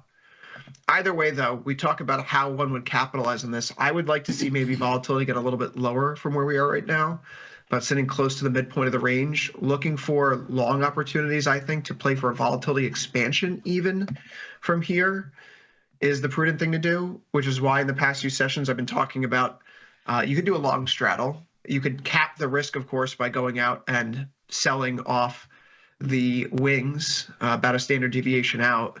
That turns it into the reverse iron fly. It gives you about a 1-to-1 risk to reward with just over about a 58% probability of profit right there, Jamal. So it's not terrible, but then you need something to happen to drive it from this range. That's the kind of crossroads I'm at. Do I keep playing the range? Do I look for a longer-term range breakout? If we're going to play the range breakout, time is your friend here because we don't know if it's going to occur over the next few weeks during the holidays. But to make a bet that we're probably going to get away from $72 a barrel some point over the next 2 to 3 months, that may be more comfortable of a decision to bet on. Yeah, if it were me, I mean, if I had to do something in here, it would be playing that range breakout at some point or another, whether it's higher or lower. Again, I think the appropriate trade is what you have because we really don't know what direction, what it's going to be to move it. But, and I'm sure there's a lot of people thinking, well, if it's in the range, why not do a condor, a regular iron condor and collect? And it's just, you want to be careful of when the vol expansion does happen because of a big move. So, this is why we don't necessarily sell low vol when it's not moving, because it's just, as a retail trader, you don't have time to recoup. Sure, that's something that major firm traders do, in this situation. I'm sure some of them, a lot of them probably are short oil vol right now because it's just not moving, and that's what they look for, and they have the ability to get big on a trade like that, collect what they want, and then potentially close out if there is a move and stave off any big losses. But for us as retail traders, you don't want to necessarily sell this vol right here. And if anything, you make a play, it's probably giving yourself some time and potentially looking at a break out of the range when that does happen. A little inkling here of something that may be going on. We see the downtrend that's kept us here. We start to break out, and today we are bouncing off of that. Maybe that's something, maybe that's nothing. But one thing that we do notice is that vol has crept up over the past week or so. And I pointed this out yesterday, having just, remembering some of the very textbook price action, topping, bottoming formations. One thing that is noted is that as you go into a top or bottom, right, as you're rounding into it, you see a decline in volatility. And as you start to round out of it, you've come out the top and start to fall, or you come out the bottom and start to rally, volatility expands. Volatility expands as the breakout gets to gather pace. So the fact that we've started to see a little bit of movement here in oil, despite the fact that this range is more or less still holding, volatility creeping up may be a precursor to a bigger move directionally around the corner. Now, I don't know which way that's going to be. I have my own biases for whatever rhyme or reason, but that position where we're trying to say, okay, we're going to do the long, we're going to do the reverse fly. That's probably the best way to express this without being too cocky about knowing whether it's going to go up or down. I mean, that makes sense. I'm cool with that. Overall, though, I just can't bring myself to do anything in here right now. I liked it more when we had the bigger ranges in oil. I think oil is much more fun when you have the big, $4 or $5 ranges, depending on where price is. I don't know, 3% plus ranges in oil, and we just haven't seen that in quite some time. But I guess the good thing is gas prices are fairly stable. That's probably a good thing for us, right? For most of us who look at it. But no, yeah, I mean, look at that. I mean, similar chart, right? Coiling. Where's the next move? Downward, upward, who knows? But I think the best trade, if you want to do one, is playing for a break out of the range in either direction. I paid what I thought were criminally cheap gas prices this weekend up in Massachusetts. What's gas near you in Illinois? Near me, 347. I'm not sure the city right now. I don't pay much attention when I'm here in the city at the gas, but suburbs like 347, which means, I don't know, in the city is probably, I don't know. You guys can chime in, producers, if you know it. 390 maybe, I don't know. Yeah, we're paying like 375 out where I live in the suburbs right now. Up in Massachusetts, just outside of Boston, I was paying $2.77 a gallon, which was kind of shocking. I mean, now we're looking at this. I'm looking at the $1? MCL straddle, actually. Hold on. What's $4 for the MCL straddle in oil in January, 29 days out, actually. Yeah, Jamal, you put it in that term. That's not expensive at all. That's the other way to think about this, right? The reverse fly is a long straddle with the, when you're capping the wings effectively, you're selling wings. If you take off, you're selling the wings, you just have a long straddle on. If you want to do a long straddle, it's easier to do it in MCL than CL for the average retail trader simply because of the product size. You mentioned that in MCL, buying power is $626 here. If you wanted to do this in CL yourself, same exact trade, you're talking about $6,200 of buying power with a near equivalent max loss north of 6K. So if I wanted to do this in a capped manner, CL would probably be the place to do it. If I wanted to do it naked, so to speak, without selling any wings, MCL is the place for you. Yeah, and I didn't even realize that you were in Fab. I was looking at Jan, and yeah, that's $4. That's 5% move in either direction. I mean, is that worth it right now? I don't even know, but that's definitely one of the cheaper straddles for a a product that's usually rarely pretty volatile. I shouldn't say rarely, but it's fairly volatile for most of the time. So that's not crazy to buy that shop just for $4. Some things to think about. We have to kind of change the glove we're wearing, right? Depending upon the environment we find ourselves in. The dollar choppiness continues today, Jamal. I don't know if it's worth noting. There is a meltdown in Canada, of course. We're seeing that Prime Minister Trudeau could be on his way out the door. The finance minister Freeland resigned yesterday. There are disagreements between her and Trudeau over how to best prepare for the coming trade war with America. Donald Trump, of course, has responded by calling Governor Trudeau just that and alluding to the fact that Canada is just the 51st state. So things are going pretty well right now. 6C here is near its lowest point of the year with an 88.4 IVR. So that is a little bit off the lows right now. But if people like trying to catch falling knives, this is the falling knife trade in the market at the moment. Volatility is through the roof, and it's been a straight line down for the past few weeks, particularly since Trump's odds started ticking higher in October. If you think that you like selling vol, currency is offering a bit of it right now. So you have high 80s IVR in the Canadian dollar, 58.1 in the British pound, 51.1 in the Aussie, and which, by the way, we mentioned the copper prices before. Aussie down here at what would be a new closing low for the year. The euro with its 64.5 IVR, and the yen is actually the most boring of the bunch with a mere 23.8 IVR. Jamal, either way, if people are looking at equities and they're saying there's not enough action or, quite frankly, volatility to work with, or if you're new to futures options and you're thinking about trading around the holidays, the currency markets are probably going to be the best bet for you. And I know that seems counterintuitive because they're not the most liquid in the world, but they are going to be active because everyone is trading currency throughout the world, no matter what's happening. And if we do see any sort of significant movement, it's probably going to happen in currency and rates first, and then U.S. traders digest this once they're back to their desks in January. So higher IVR is worth looking at, plus the smaller contract sizes. It's a good introduction for new retail traders who are coming over to futures and futures options for the first time. Yeah, I mean, dollar is wrecking shop, man, and it's not showing a whole lot of signs of slowing down. So, yeah, I mean, you talking about falling knives. I feel like there's a couple of different ones in this currency space. You certainly got a couple to choose from, and again, having volatility go along with it makes it easier to make trades. Just looking at something here real quick, if we wanted to look at the 107, 108 short put spread, or short call spread in the 6E contract, 64% of probability of profit at 52 days out. Max loss is about 3 times the size of the max winner, and it means that on this chart, we wouldn't clear out the highs that we saw immediately in the wake of the election. We had this potential ceiling right around 106, 107. That's a small trade, Jamal. Buying power, $332. There are ways to express and take advantage of the volatility elsewhere. If we normally don't do it in FX, this may be a good time of the year to try to do so. What's next on the calendar for tomorrow, sir? Well, tomorrow is FOMC Day. We have inflation from the UK in the morning, U.S. building permits, housing starts, typical housing-related releases together. We'll have some energy inventory information, but then it's the big kahuna, FOMC meeting at 2 p.m. Eastern, 1 Central Time. Fed Chair Powell's press conference is going to be at 2:30 p.m. Eastern, 1:30 p.m. Central Time. So be sure to check in for that.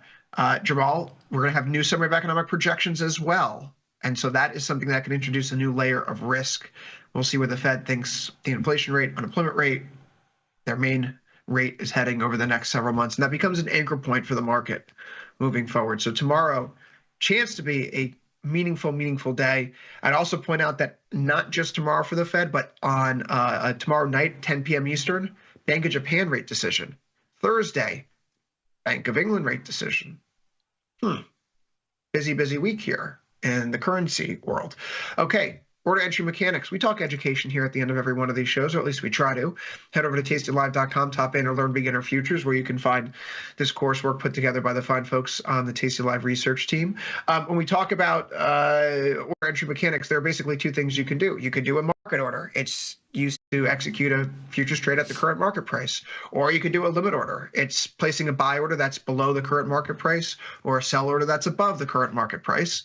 For more information about those order entry mechanics that if you're trading already, you probably know them, head over to tastylive.com, top banner, learn beginner futures, or click the link here on the bottom of the slide. It takes you there directly. Jamal, I got to go put some ice on these eyes. They feel like they're on fire, but that's just because I've been staring at you and you light me up.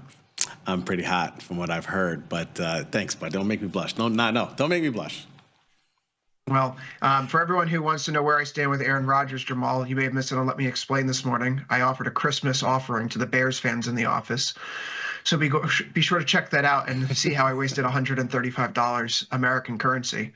But for Jamal Chandler, I've been Chris Vecchio. Good luck trading. We'll see everyone soon. Up next after a brief break, it's Dr. Jim Schultz with From Theory to Practice. Stick around.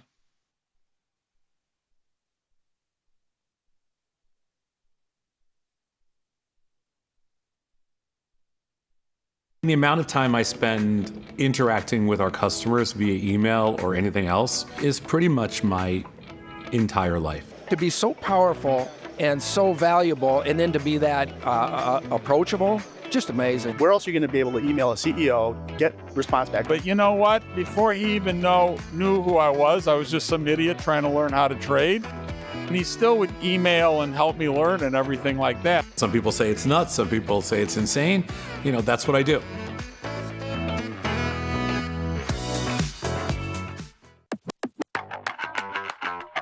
All right, Katie, what is the Widowmaker? The Widowmaker can be any spread that is volatile that might dink you if you're on the wrong side of it, but at tastylive, the Widowmaker historically has referred to a spread in natural gas futures and the seasonality of injection season and the storage around that. So it's typically a calendar spread that has the propensity to move between the March and April natural gas futures contracts. What does tendies mean? Tendies refers to ordering chicken nuggets at a restaurant when you're out watching the game with your boys or your girls, but tendies in the options trading world or the trading world refers to profits that you are taking on a position. What is an offer? So the offer price is the price at which you can buy an option at, the bid being the price to sell at.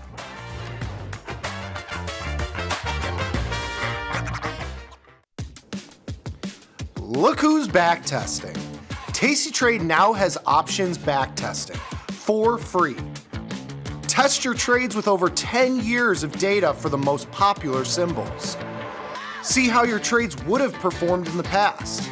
Look back at profit and loss and take the guess out of guesswork. Oh, did we mention that it's free?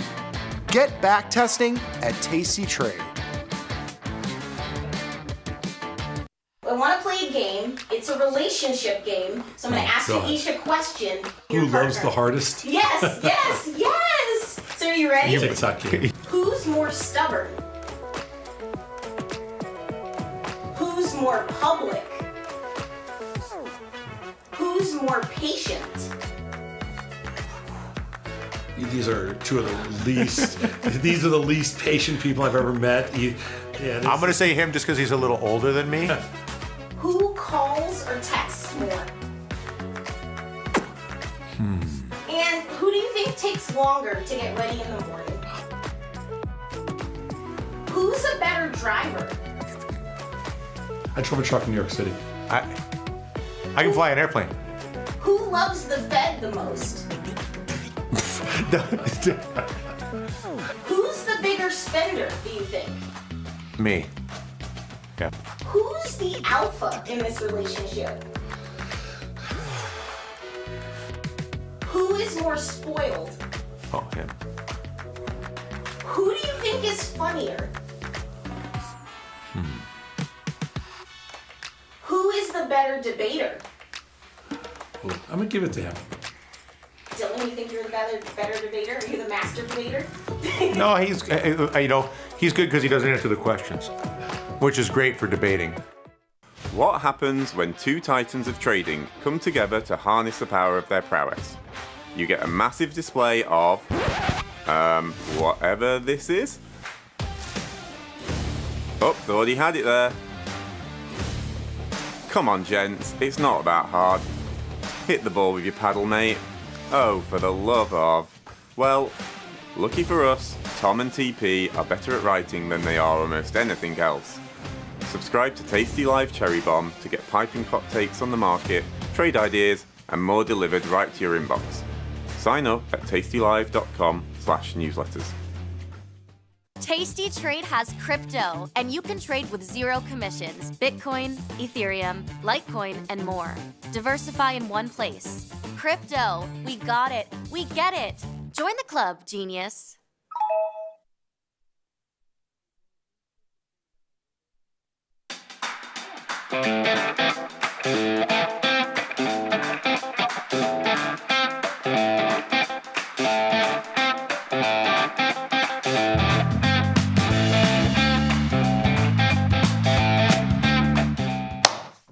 Hello, everybody. We're back. It is Truth or Skepticism. I'm Tom Sosnoff. I'm here with Dylan Radigan. And Mr. Radigan, let the games begin. The Fed just came out with their long-awaited quarter-point cut, I guess you want to say. the cut that everybody knew exactly. If the Fed cuts rates in the woods and nobody cares, does the bond market move? It's a damn good question, sir. I bought bonds on this little Fed drop. I mean, I don't know if it's going to be a winner chicken dinner or chow for now. Actually, the bonds are going to be a small winner, and the notes, I don't know. Mostly, I bought notes, 10-year notes on that Fed move, right about here. Right around 109.20-ish. It's weird. I don't know. Are you as optimistic as the financial markets and the Federal Reserve are going into the first quarter of 2025? Because I feel like the financial markets are mighty optimistic. Well, considering it's the highest rate of optimism in the history of the markets, I mean, it is very fair to assume. I mean, obviously, I'm a contrarian, so when the markets, when we're at the highest rate of optimism in the history of recorded markets, then I guess I should be the most bearish I've ever been on the stock market. I think, though, for the bond market, the reason I'm bullish on the bond market is because I believe that I believe we're about to witness a very important flight to quality. Meaning that you believe there's going to be a they're going to go more. There's a risk-off situation in the shadows, which will benefit the bond market. I believe that is the case. I believe that if you are the most optimistic you've ever been on the stock market, and you're a contrarian, then you have to be incredibly optimistic on the bond market because of the inverse relationship between stocks and bonds. So if the world's bullish, if the world is optimistic on stocks, then I have to be thinking it's the most bearish time I've ever seen, which then forces me to believe that the inverse has to be true for bonds, because that's your flight to quality. So I'm a buyer of bonds here. So far, no bueno. And I'm a seller of stocks. And so far, neither trade has really done much. I mean, this is a question for both of us, really, but can you think of a time in stock market history the last 30, 40 years?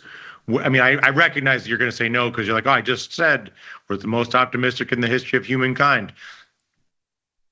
But for sure, there was a sense of invincibility in 06, 07. For sure, there was a sense of invincibility in 99. I'm just trying to think of other moments where basically... Yeah, no, there was a universal belief in prosperity was the default position for all humans. Yeah, no. We have seen times. We have have gone through, different periods like this before, and yeah, they never end well, but they're for sure interesting as hell. But is there anything in this that's a direct comparison, or is this its own animal? I would say, oh boy, that's a tough one. It's its own animal because this is a different group of leaders. We've never seen a market roll over with leadership like it has right now. We've seen markets roll over when the leadership is incredibly invalid. It's weak. It's not it's not the stocks that should be leading the market. This market's very different. This market is it's had the same leadership for years, and the leadership is the largest cap stocks. This has been a very tough market to kill. And so it'll be interesting to see if that's what happens here. I'm betting. So let's just go down the line for the fun of it. I mean, just because the holidays are near, and why not? Sure. Bitcoin goes to 150 or 50. Next, more likely 150 or 50. 50. Really, more likely 50 than 150. Yes. And Tesla more likely 250 or 750. 250. Whatever. Okay. That's the easiest one. So all these numbers are going to go south on me. Anything I put in front of you, I'll run. Not really. Would be Google. Yeah. All the big seven. All the big seven are going to go south. Sell them. Yep. Sell them. And crypto, sell it. Yes. But do you have more conviction on your pessimism for crypto in the Mag 7 than you do optimism for the bond market, or is that indecipherable? Ooh, that's a really good question. I'm going to say more pessimism for crypto than bullish optimism in bonds. But I don't separate the two by that much. Okay. And then what about the Mag 7? A degree of pessimism versus optimism in the bond. Just one notch below crypto. Okay. So crypto, forget about it. This is madness. Listen, I like crypto. I just think it's madness. Yeah. Right. No, you're a crypto believer. You're a crypto subscriber. Yeah. You're a user. You're an entrepreneur. I'm a user. I'm a junkie. I'm an investor. You butter your toast with it. Yes. But it doesn't mean that you will pay $100,000 for it. Yes. I'm all in. But just not at this price. Yeah, exactly. Okay. And is it fair to attribute the holiday optimism that abounds, which, by the way, in your red sweatshirt with your red studio, you look like yourself, very festive, I will say. I am very festive today. I feel like you could be handing out candy canes or treats for the people if you wanted to be from that posture. But do you think Donald Trump deserves the credit for this sentiment of glory and prosperity that abounds in our fine nation? Why? Is he president? He's the president-elect. We don't need your wisecracks, pal. Oh, because I got confused for a second. No, he doesn't deserve any credit. In fact, he's going to get credit for the upcoming crash or sell-off. It's his inauguration will mark the peak. Yeah, I think that's a pretty good. That's what I'd be betting on. That the inauguration is going to be kind of the top. But no, he'll get credit for the sell-off. I don't think he'll get credit for the rally. Can you give Elon Musk credit for the rally? I mean, put it this way, there's a consensus. The thing that I found fascinating personally is that there's a consensus around negative. People are very favorable to reduced government regulation. Oh, I'm favorable to reduce government regulation. I'm sure you are. Sure. I'm sure you are. Sure. And so the Trump presidency, the apparent inbound Trump presidency, has rhetorically, and I emphasize rhetorically because who knows from policy, but has rhetorically opened up a domain of consensus where almost everyone agrees. No one's in favor of more government. I don't know too many people in favor of excessive government regulation or bureaucratic administrative overreach. Yeah, sure. Agreed. And I feel like a lot of the rally right now is a function of optimism that that permits will fly more freely, that money will fly more freely, that that bureaucratic encumbrance will be less. I'm skeptical that will actually happen, by the way, but I'm just saying that the rhetorical component of Musk's priority, the reason I think the market is doing so well is because I believe the market has internalized this belief that there's actually going to be diminished bureaucracy and expediting. Isn't every Republican, hasn't every Republican platform in the last 40 years been run on reduced regulation? Yes. Okay. And hasn't every crash that we've seen in the markets been under a Republican administration, starting with Reagan going to Bush? Unequivocally, okay. Yes. We don't need your citations. I'm just pointing out facts. I mean, your argument is reduced regulation is leading to this rally, and my argument is no. My argument is the rhetoric of reduced regulation is more compelling than average this time because of the character of Trump and Musk, and that the cast of characters that the messengers this time are more charismatic and as such are more persuasive.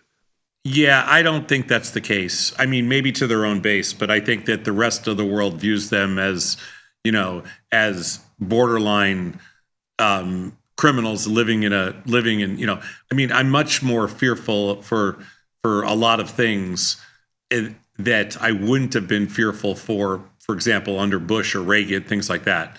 Like the future of democracy, things like that. Bribe scandals. But the market doesn't seem concerned about that. I mean, the market's as concerned about the future of democracy as it is my aliens. Doesn't care. My point is the markets don't do well in this environment because you have to be careful that there's always a greed factor.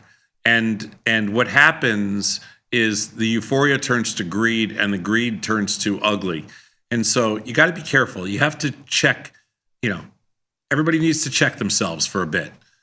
We're all in favor of less regulation, but we're not in favor of the extremes of less regulation. Of course. And I don't want to even get caught in a political quagmire. Why do you believe that there's so much optimism? Well, I think that in 2024, looking forward, the moves have been extreme for the last number of years, and I think we've flooded a lot of liquidity into the world, into the marketplace, between the Fed and central banks over the last couple of decades, and I just feel like we have there's a lot of cash, and we have relatively low interest rates. So we have an environment where people are seeking returns, and speculative returns have paid for quite a long time. There's no reason for people that have been speculating from the long side for the last 2 decades to change course, because there's nothing out there that suggests that they should do anything but be optimistic. So I completely understand. Did you know that the buyers of Fartcoin are outperforming most of the hedge fund managers on Wall Street? Okay, so what does that mean to you? It means that the less you know and the more willing you are to buy a meaningless object, the better you perform, which one would theoretically suggest is evidence of a frothy or of irrational exuberance, to use a Greenspanian throwback. So that's exactly my point. If Fartcoin is so good, which maybe it is, then there's your speculative environment, and why would you change anything until you keep doing it until it doesn't work anymore? Until Fartcoin goes to zero. Why should you buy bonds or notes here? You should be buying Fartcoin. There you go. Whatever you want. I mean, buy any coin you want. until it doesn't All right, work. let me try this a different way. Because as you know, when I was at Bloomberg, we used to write the story and then we'd sort of wait to see what the market does. You know what should I'm buy saying? the Hawk Tua girl's coin. Buy her coin, the Hawk coin. Well, we try to put me off on that. You're garbage, man. Don't be putting that bad mojo on me. She's got your name written all over.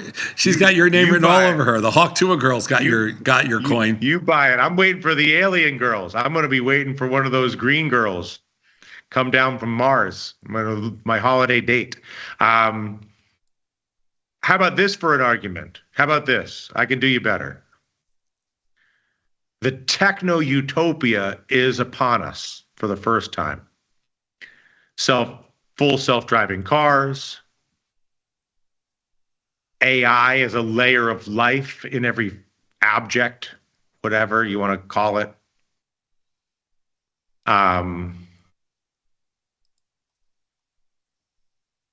Spatial data, sort of augmented reality, I guess would be the way I would put it. And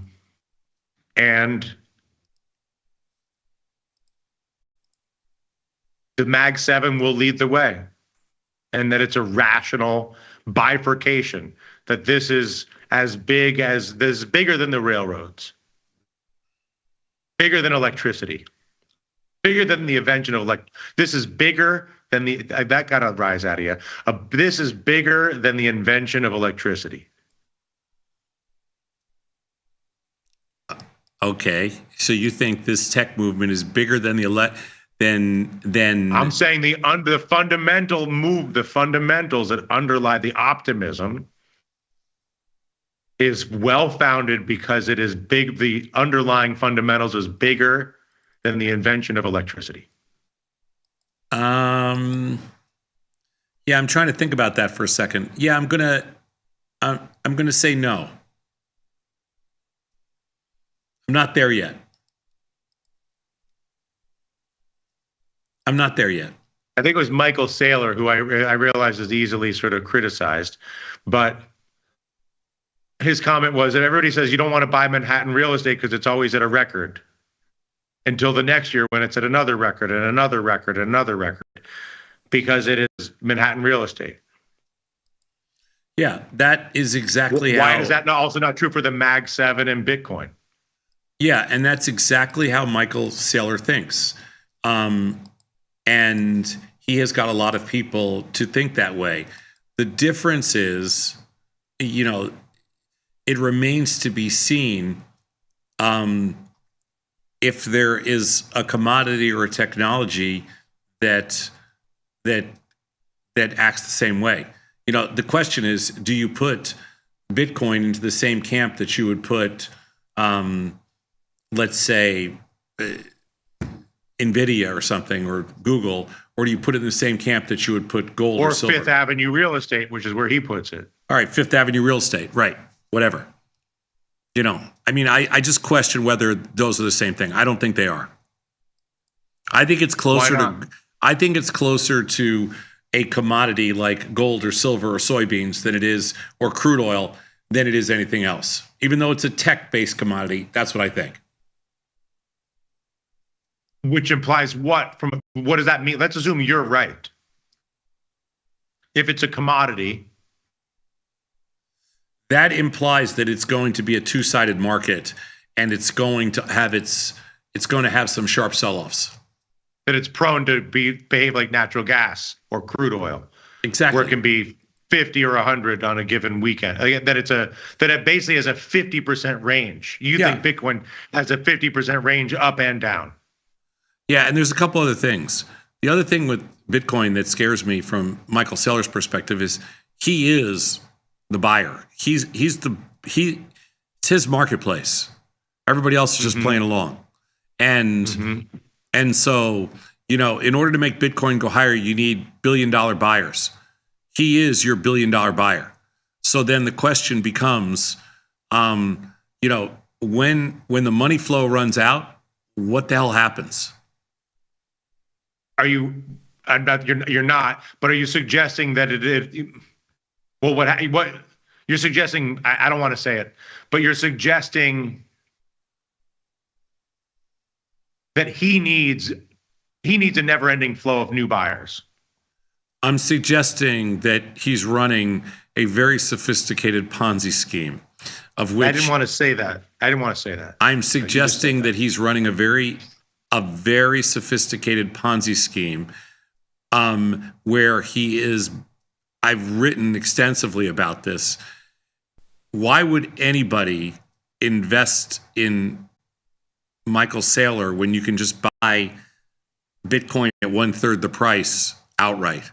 It doesn't make any sense to me, other than for some reason you feel like it's limited risk, or that he can continue to push prices significantly higher, so you're adding to it. I mean, I just don't understand why anybody You're would. saying with the MicroStrategy stock, forget his rhetoric. You're saying, why would you participate in his securities? Exactly. That you're saying the sophisticated Ponzi is his securities, Yeah. not his propaganda. No. He can. His propaganda on Bitcoin. No, of course but not. The He can. MicroStrategy itself is a racket. Of course, he can talk all he wants Yeah. about. He can talk till he's blue in the face about how great Bitcoin is. I couldn't care less. What I'm saying is, why would Dylan Ratigan loan him money at 0.75%, so that he can buy Bitcoin at 3 times the price that the net asset value of his fund, of his stock? It makes no sense. I don't get any of it, but I'm an idiot, obviously, because stocks, going up a lot. But it goes back to the thing that I'm fascinated about at this moment, and we'll see, because I think we'll look back on this. I can remember a few years ago talking to you about Apple when it was going cuckoo bananas during the pandemic at one point. Yeah. And we were making a bunch of points. And I feel like we're at one of these moments where we're at sort of maximum optimism. I mean, to your point, statistically, we are at maximum optimism.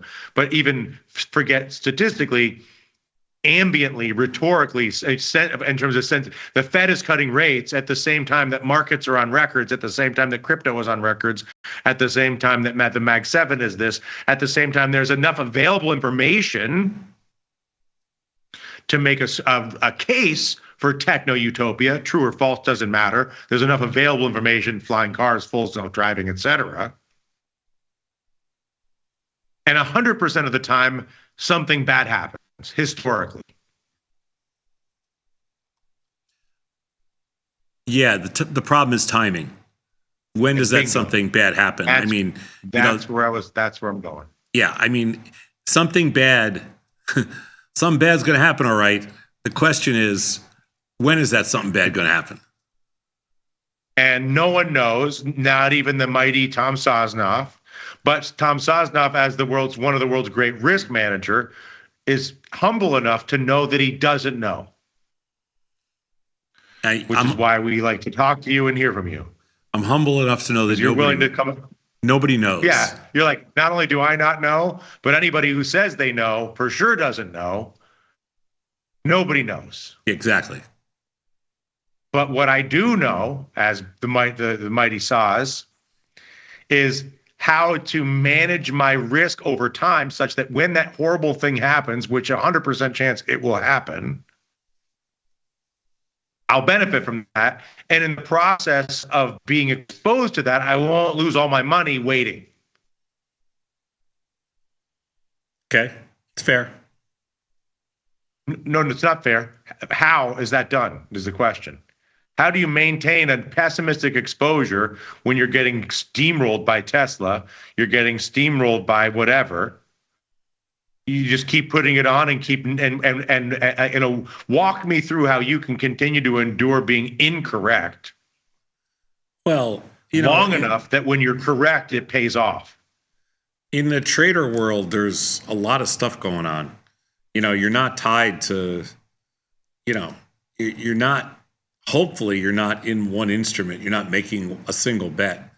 On any given day, half the stocks I follow are down even on an up day. And on an up day, half the stocks we follow are down on an up day and up on a down day. So I'm not so sure I agree with that. Obviously that it's not so fragile as waiting for a single outcome, even if it's the big outcome. Not if you're a trader. If you're a pure passive player, sure. If you're just a one-dimensional bet, of course. But if you're kind of all over the place, it's part of our philosophy. Just, you got to be everywhere. And yeah, so I don't actually ever think that way. Which way? I don't ever think how to hang in there long enough to be right. You're saying I've got 100 things on. Eventually, this thing will be right. I believe that the key to success is longevity. I've had this discussion with you many times. I believe the key to success is longevity. And one of the things that I've taught myself to do over the years is to survive. So, the longer you can hang around, the more successful you're going to be. Because I don't believe that one person knows more than anybody else, especially with markets. I mean, somebody can be smarter than somebody else, but I really don't believe that one person has any idea more than a random person next to them of what's going to happen next. So the key for me is to be consistent in the sense that if you're going to be a contrarian, always be a contrarian. You can't mix and match. And B, hang around long enough to be right. For Warren Buffett, that was 40 years. For me, maybe it's 6 months or a year. I don't know. But hang around long enough to be right. And the only way that's done is with your little positions on a proportional basis. Obviously. Yeah, I mean, I have some pretty big positions, but on a proportional basis, I mix and match and move them all around. Mm-hmm. When there's this much optimism, can I ever tell you to just get long calls or puts just because it's so vols in, everybody's so delighted? Just go out there and buy yourself some Tesla puts and see what happens? Yeah, sure. I could be talked into certain things. I don't really do that, but yeah. I mean, I shorted. But in a situation like this, I shorted some stock today. I just bought some futures, and bonds and notes, and so I trade the underlyings a lot. Okay. And do you ever find yourself openly optimistic, just sort of jolly I know you're a jolly man by your personality, but I'm saying in terms of your sentiment to the financial markets, do you ever get caught in it and think to yourself, you know what? I absolutely. Maybe I'm not a contrarian today. I absolutely get caught up, and I don't want to think. I'm not really an emotional trader, but I do get caught up in markets, and so yeah. The answer to your question is yeah, I do.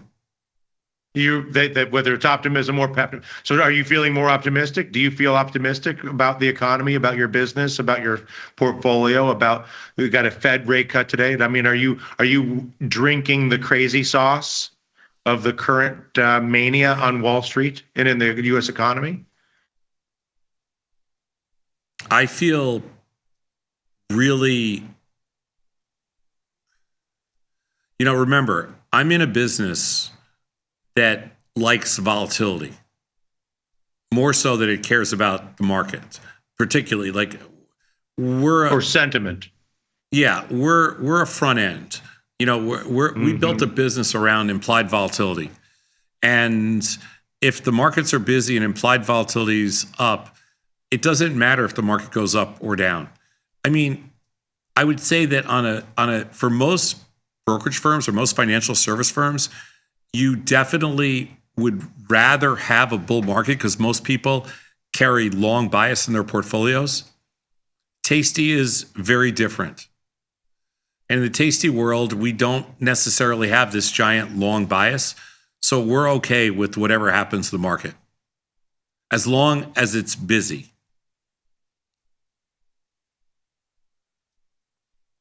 I got you. I have an interesting discussion I was having earlier today on Twitter with a Tasty trader. Went like this. I was talking with you and with Vecchio and Batista and Ilya the other day about the doubling of Tesla's stock price since the election and the implications of corruption in the U.S. government, such that if a CEO is friends with the incoming president, that it's so valuable for that company that It can double in value, even if it's a massive company at its outset. Sure. Anyway, you're familiar with the conversation. And a tasty trader started asserting a point of view to me in a very well-spoken and articulate manner. Sure. And his assertion was the following: Tesla has been diminished for 4 years by government corruption in the Biden administration, preventing Tesla from commercial glory because they're a target. Yeah. I mean, and again, obviously, to get it, you can kind of have any opinion you want. So, the reason I bring it up is because I said, okay, let's assume you're right. Either way, the relationship between the president and a company is so corrupt that either it can hold a company back to a massive degree or propel a company to a massive degree. But either way, it suggests that at the highest level with the biggest companies, there's nothing. Tasty Trade may be a free market. Yeah, sure. Or Joe's, sure. Crab cakes or whatever. Yeah, any sure, sort of sure, all the obvious sure. things. Yeah. But when you get into big business, yeah, whether it's cars, healthcare, all the things, that it is no different than the government of Russia or China or whoever else, where the government dictates. That is a very typical argument that you would make if you actually knew that you were wrong.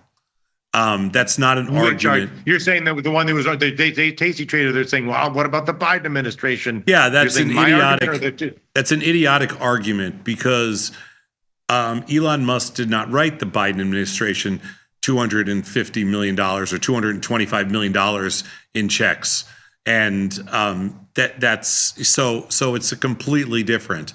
If he had written red herring, if he had written $225 million in checks to the Biden administration, and that would have been a different story, but he didn't. And so, it all kind of, there's a lot of interesting things.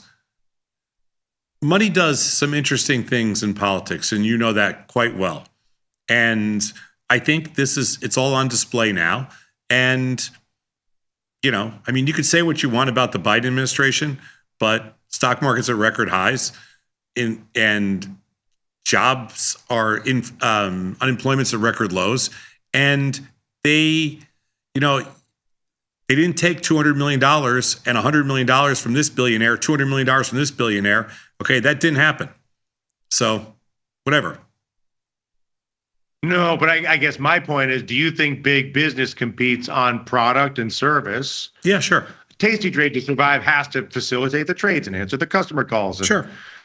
It's a never-ending list, right? Yeah. Or any business. Yeah. At the highest level,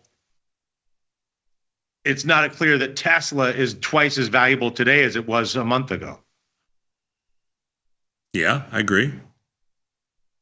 Yet the stock market has determined it to be twice as valuable today as it was a month ago. Yep. The only possible reason for that is because they believe the government has the ability to materially change the economic future of large businesses, which is obviously true. Okay. Assume all that's true. Now what? So now your big thing, which I agree with, is market integrity in the United States. Yeah. What is the future of market integrity in a world where proximity to the president dictates the future of big business? That is, you have just hit on what the biggest risk to all this is. You have just hit on, this is the whole point we have been making in the last couple of weeks about markets. The reason that we have companies that are worth $3 and $4 trillion, we have companies now, worth almost $4 trillion. We have multiple companies, 3 or 4 companies, 3 companies worth over 3 trillion, like 3 companies worth over 2 trillion, and a bunch of companies worth over 1 trillion. The reason that our market center can support that that our market structure can support that is because we have something that nobody else in the world has. It's called market integrity. And with market integrity comes liquidity. And with liquidity comes massive amounts of across the board efficiency into the multiple tens of trillions of dollars. It's probably hundreds of trillions of dollars right now total. All of that is a byproduct of or a derivative of market integrity, market structure, market integrity. As soon as that integrity walks out the door because you can buy it, I could give a rat's ass about Elon giving Trump $200 million. I really don't care. That's not the risk. People go, it's $200 million. Who cares? You're right. Nobody cares.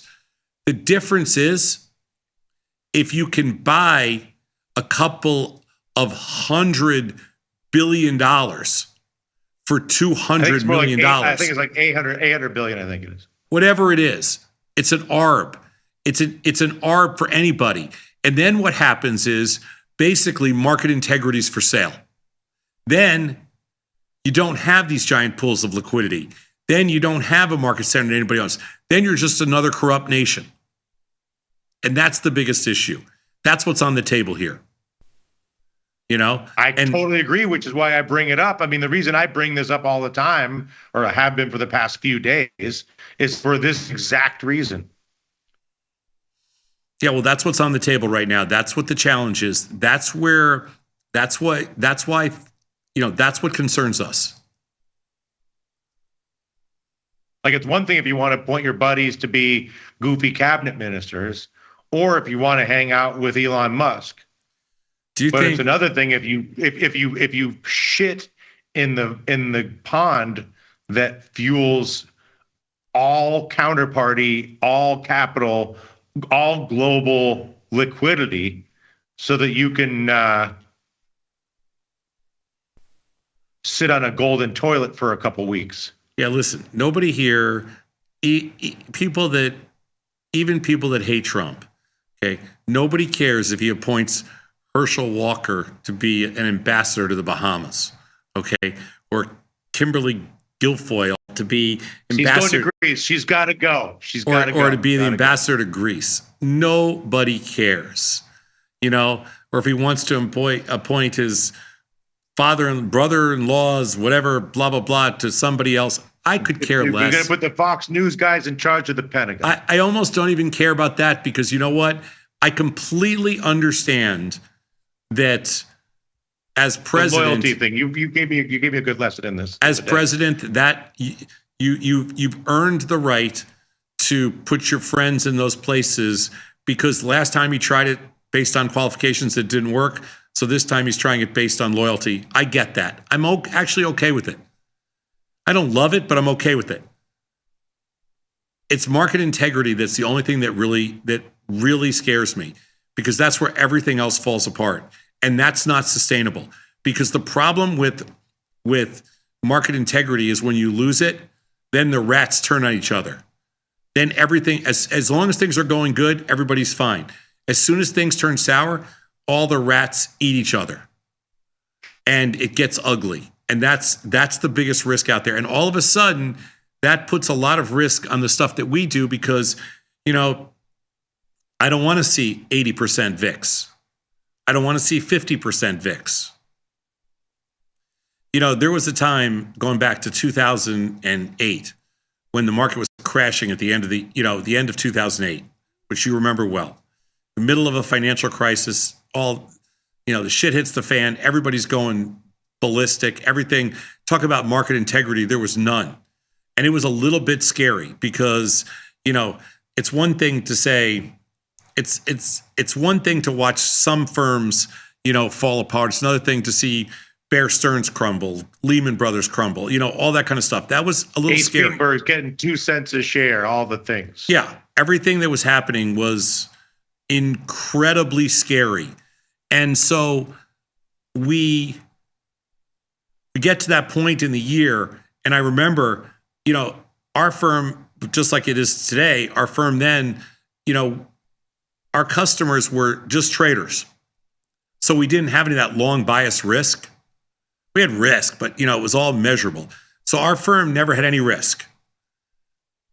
Every other firm, E-Trade, Schwab, even TD Ameritrade, every firm had risk. Their money funds were trading under $1. Their real estate portfolios were imploding. Goldman Sachs was down to nothing. It was ugly. Citigroup was down to $1. There was Merrill Lynch was $3 or $4 at the time. Bank of America got down to $6. I mean, it was just really all out ugly. And I remember thinking, this is what market integrity looks like. This is like the collapse of a very corrupt system, different kind of corruption than today. But this is the collapse. This is what happens when market integrity falls apart. This is when you could buy a $5 million house for, $600,000. And an $80 million airplane for $4 million. Exactly. It's a different kind of corruption, a different kind of market integrity, but this is what happens when it all falls apart. And I remember thinking to myself, okay, I can't believe that there's a chance that one of these crappy ass firms is somehow going to hurt us. Like I didn't know, how do we protect ourselves from a counterparty going down? I seriously, that was the one thing that, I'm looking at our stuff, we're like, we don't have any risk unless what if OCC, what if somebody takes OCC What if they down? don't pay on the other side, whatever it is? Sure. Yeah. What if there's a counterparty that doesn't make the trades? I didn't exactly know what could happen, but the commercial paper market was breaking, for God's. The dollar wasn't even $1 for a minute there. Yeah, the central clearing system, what happens if it didn't, there was things that made me nervous, things that were outside of our control that made me nervous. And that's what 60, 70, and 80% volatility will do when market integrity falls apart. I don't think Trump understands market integrity. I think it's outside of his scope. And I think that, everybody's looking at this market right now going, hey, yeah, there's no risk. It's normal for a stock to go from 250 to 500, 6 weeks after election. Not just forget. But so I guess we're going to wrap it up. But I'm assuming your sense, you and I will agree that the table stakes of the Trump presidency are the future of market integrity. Yes. Yeah. There are definitely social concerns for a lot of people, of course, but I don't feel like that is truly Trump's agenda. So that doesn't concern me that much. I feel that that's just, that's more of a platform agenda, not his personal agenda. I don't think that worries me as much. And I don't think his picks, things like that worry me. I really think it's about market integrity. And I think that's the risk that people are not, when they look at Elon, they best buddy type thing, first buddy type thing. That's the thing that scares me. And what America has going for it, which is what saved America in 2008 and 9, is that even in the face of a total collapse of market integrity, the market recovered simply because there was no other market with more integrity at the time. Yeah. And what ultimately happens when, let's go back to the Bitcoin discussion. This whole thing works out great with MicroStrategies and everything else. And until what if Bitcoin goes to 50,000? And then at that point, as any commodity does, to your point earlier. Yeah. Over time. And then what happens when the net asset value goes down, not by 50%, but goes down by 90%. And then all of the leveraged Bitcoin funds that track that, that either leverage to MicroStrategies or leverage to Bitcoin, all of those funds go basically out of business. It's not going to take a big move. Bitcoin drops, I think I saw the statistics somewhere. Bitcoin drops $40,000, I think. And basically, MicroStrategies clears the floor. MicroStrategies can go down basically 80% if it trades under net asset value, which it easily could do.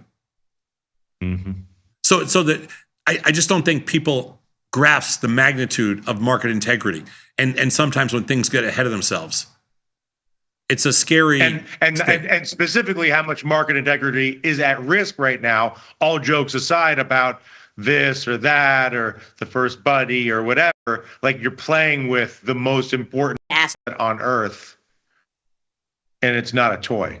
Yeah, our economy functions around our market structure. Like people don't get that. I shouldn't say people don't get that. I think everybody's starting to understand that. The reason our market structure is so valuable is because we can, as if you're creative, if you're inventive, if you're smart, you can basically raise unlimited amounts of capital because we have this massive infrastructure. We have this massive market structure that allows you to exit and for people to be rewarded. That doesn't exist anywhere else in the world. You blow that, you've got nothing. You lose job creation. You lose tons of businesses. You lose all that money flow. You lose all of your equity value because equity value is implicitly has value because of the implication that it's liquid. That's right. As soon as I tell you your equity is illiquid, you lose a shocking amount of your equity value immediately. Somebody just on wrote the absence of liquidity. Somebody wrote me an email this morning. They said, "What makes markets efficient?" And I thought it was an interesting question because I'm like, market efficiency is just it's just based on liquidity. As long as the more liquid, the tighter the markets are, the more efficient the markets are. You take that out, we're nothing. No, then you're Russia. Yeah, you saw what happened as in Russia. A market.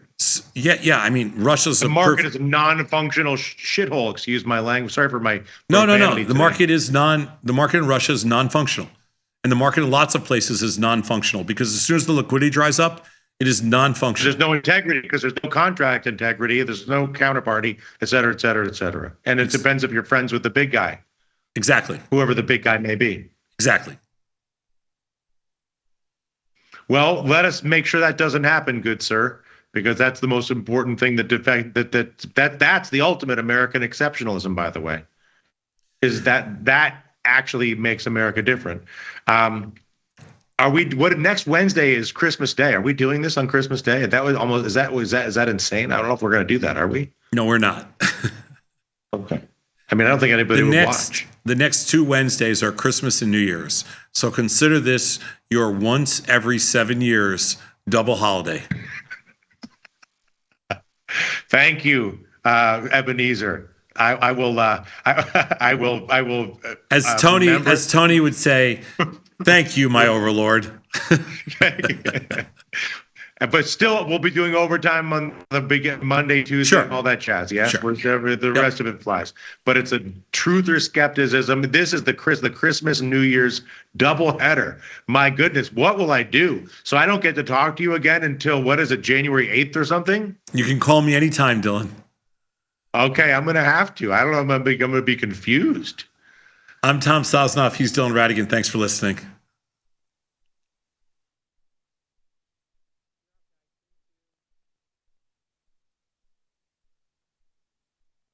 Know someone who needs a better broker? Earn $250 for each qualified person you refer to tastytrade. Because friends don't let friends trade on a bad platform. Terms and conditions apply. Join the club, genius. tastytrade.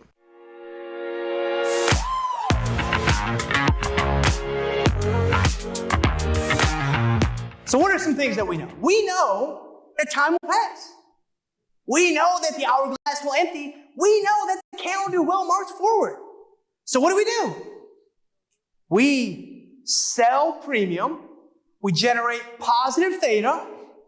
We take the short side of the options contract. Before you ever think about generating returns, you need to control that risk. The returns will come. You need to make sure your risk is mitigated in the most efficient way possible. Now, the fun stuff. Let's talk about managing those winners. right? You have a long put spread on and the stock goes down, that's going to work out pretty well. You have a long call spread on and the stock goes up, that's also going to work out pretty well. You set your profit target at 50% of max profit. When it gets there, you take it off, you move on, you find another opportunity.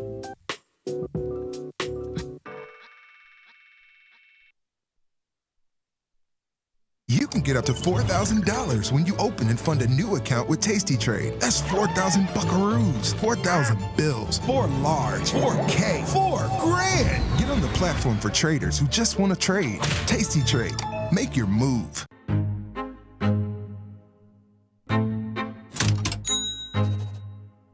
Don't die like squirrel.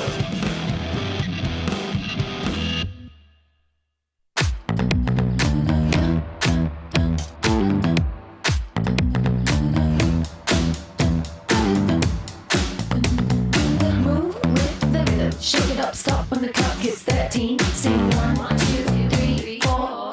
Cause no one can do it like we do it, like we do it, like we do it. Cause no one can do it like we do it, like we do it, like we do it.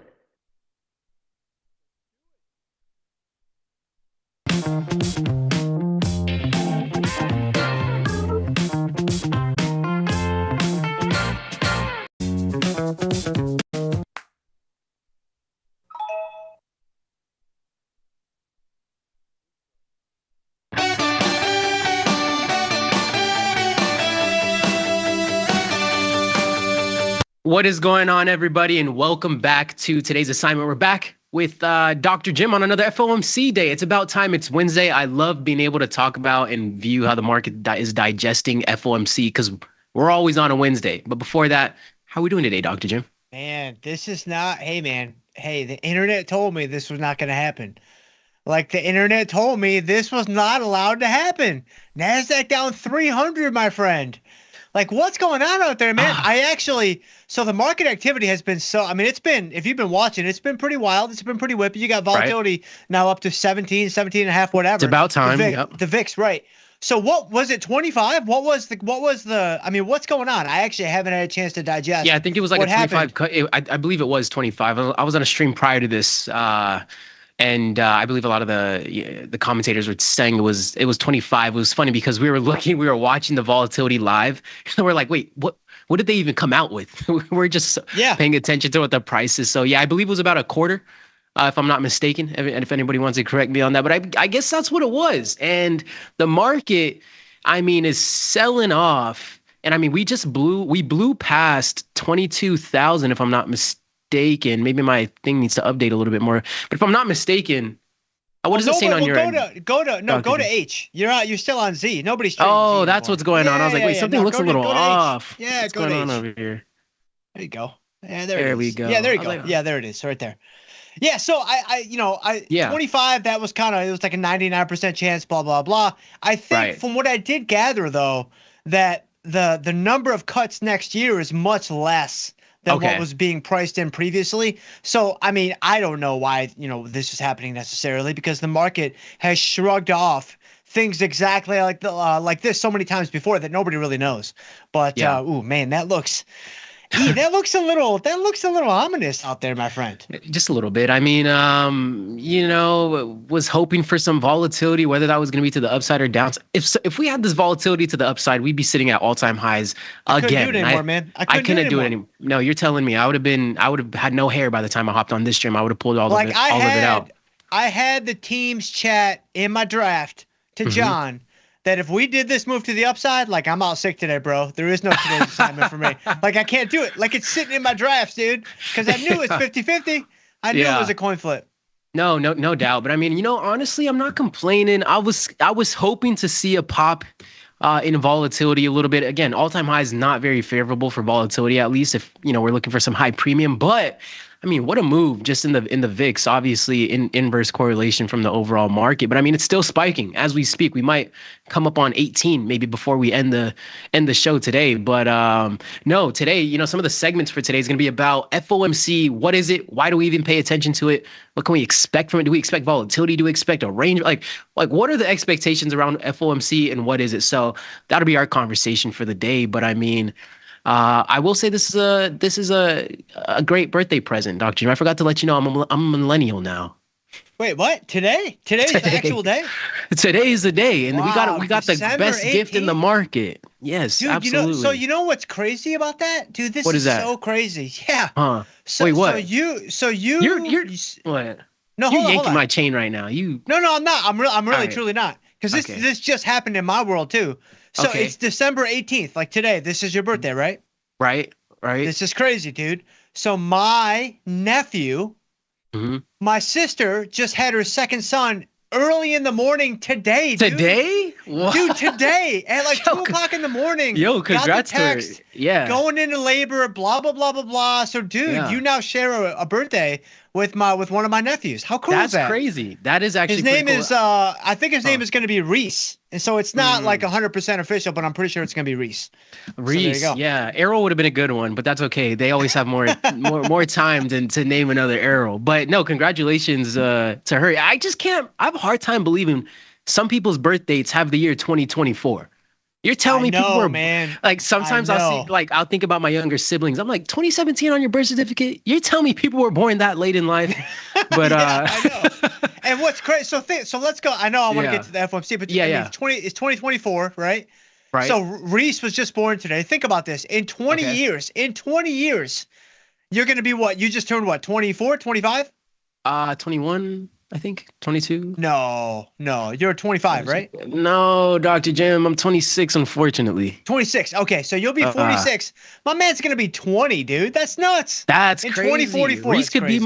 be, Reese. You know what's funny? My dad was gonna name me or my brother Maurice or whatever, and our nickname would have been Reese. Just kind of funny There how you that go. works out. But anyways, That is crazy. we'll go ahead and jump into the title of the slides for today and start getting into it. I know we got a few minutes here, but FOMC expectations. And we can just jump in right into the first slide. It's a little kind of definition-y, however you will. But what are FOMC interest rate decision days?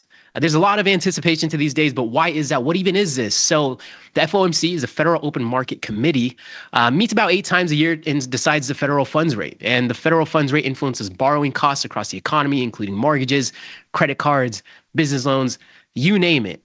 You might see more of an effect on this with your parents. If you're a younger individual, you probably don't pay attention to interest rates as much right now. I know when I got into my early 20s, I started paying attention to interest rates just because I was involved with the market. I think outside of that, I probably could have cared less, if I'm being honest. But I think being involved in the markets, you start to learn a lot of economics outside of what you normally would have. Just being involved with the market, I know that's what happened with me. And then these decisions are, shape monetary policy, aiming to manage inflation, unemployment, and economic growth. I know one of the hottest topics, no pun intended, was inflation over the past few years. And I don't know about you, Dr. Jim. I haven't been trading as long, so I haven't really been able to see as many different market environments and cycles. But FOMC were highly anticipated binary events. Before all of the talks with interest rates, was there that much conversation and anticipation behind these FOMC interest rate decisions like prior to 2020? Can you remember or recall any of that? Yes, absolutely. Like this was always, this was always. Was it always a big deal? Yeah, always a big deal. Always kind of the Super Bowl every 5-6 weeks, whatever. Okay. But of course, I mean, the one that we're experiencing right now, this is the most important one in the history of all FOMC decisions. Like this is it. This is the we're at granddaddy. all-time This is the highs, or grand why? Well, no, it's just because the weight of the financial markets is hinging on, what color Jerome Powell's tie is going to be. I mean, and look, and you see it right now. He obviously Another leg down. So I have not seen the presser. It's happening right now. I guarantee he's not wearing purple. 100%. There's no way, dude. There is no way, because we know basic FOMC 101. If Jerome Powell wears a purple tie, it's time to buy. Like, that's the way to do it. It's one of the first things you learn. Yeah, when you get in. So I think he probably went with black, went with something a little bit more somber. I mean, I don't know, man. But yes, it's always been a big deal. Yes. I got you. But I mean, no, to your point, though, people are really paying attention to the tone of it, the cadence of his voice, his facial expressions. I mean, I feel like everyone's paying attention to the little details when it comes down to Jerome Powell. But last bullet point on the first slide, market participants closely monitor these days for signals about the economy's direction. Obviously, the market isn't the economy and vice versa and things like that. But again, these are why people even pay attention to these and why FOMC interest rate decision days are important as a whole. And then we have a lot of people freaking out about this, too, Doctor. We can go ahead and jump to the next slide. If you go on, your platforms or social media, you might, 24 hours prior to a day like this, an account like this might look familiar, and you might see something like this. 20 hours from FOMC decision that will alter the trajectory of financial market returns for generations to come. If power triggers the apocalypse, and we don't see the other side, please know that I love each and every one of you. So honestly, when I read that, it was very heartwarming, and I felt comfortable going into today because that reassuring message. So if you're ever curious and not keeping up when we have FOMC interest rate days, just follow Dr. Jim on Twitter, and you'll always get an update before that drops and a little bit of a reminder. So we could jump to the next slide, Dr. Jim. No, you got me on that one, man. You 100% got me. I was not ready for that. But hey, but look. Yeah, absolutely. I mean, look at your timestamp, bro. It's not on the slide, but I tweeted that out last night, and I mean, look what's happening, man. So all I'm saying is if your bunker is not ready now, it's too late. Like you gotta get in with somebody else because it's happening. What Dr. Jim is trying to say is something is about to happen. Whether it's the upside down, something's it's not about to happen. It's happening. Yeah, something's happening. Yeah. I mean, the VIX is now 1850. The VIX was 1750 when we started the show. Yo, we're legging down right now, Dr. Jim, as we speak. We can jump to the next slide. We're trading at 21,870 right now on NASDAQ. How do FOMC decisions impact the markets? Well, equities, higher rates often pressure stocks due to increased borrowing costs, reduced corporate profits. These little details behind, if you wanted some extra information. Bonds. Rate hikes can lower bond prices but increase yields, while rate cuts typically do the reverse. If anybody wants to go deeper into this, honestly, YouTube is just a great resource. If you're not using YouTube to learn new economic news and resources, I don't know what to tell you. Get with the times, but there's great resources on YouTube, and that can be very engaging if you want to get more familiar with these decisions. Volatility. Market often experience significant volatility as traders adjust to new rate expectations. Right now in the market, if you pull up the overall market, you can pull anything up. You can pull up the S&P 500, NASDAQ, the Russell. You're going to see a lot of these assets are experiencing a lot of volatility right now because of the decision that was made about an hour and 3 minutes ago we can just expect some volatility in the market. Again, we'll never have a good idea. Regardless of the decision, we'll never know the direction of the market, whether it's going to be to the upside or downside. But a lot of times the market can price in some volatility. So we can expect volatility, not direction, but we can definitely expect to see something typically in the market. And anything to add on to this one, Dr. Jim? No, that's 100% right. No, that's 100% right. I mean, that's why these events are so widely followed, and that's why these are kind of the Super Bowl of the financial markets, like every month or month and a half, because what the Fed decides to do and the language that Powell is using, which he's having his press conference right now, these things matter a lot. They matter a lot to the trajectory of where the market is headed, short term, long term, et cetera. So that's why these things are so widely followed. As the NASDAQ just keeps it can't find a low right now. It cannot find a low right now. Oh my goodness. No, it cannot find a low right now. So are you digging this? Because what's that? We've talked about just recently how you don't like trading all-time highs. Well, now you got your chance, man. Like, is this where you're kind of looking at, maybe some profiles, maybe some whatevers as entry points? Yeah, I mean, yes, it did establish kind of a level of value, I guess you could use, but again, still not so comfortable with being around all-time highs. Now that we're outside of all-time highs territory, personally, for directional trades, I'm a little bit more interested into the next couple of days of the week.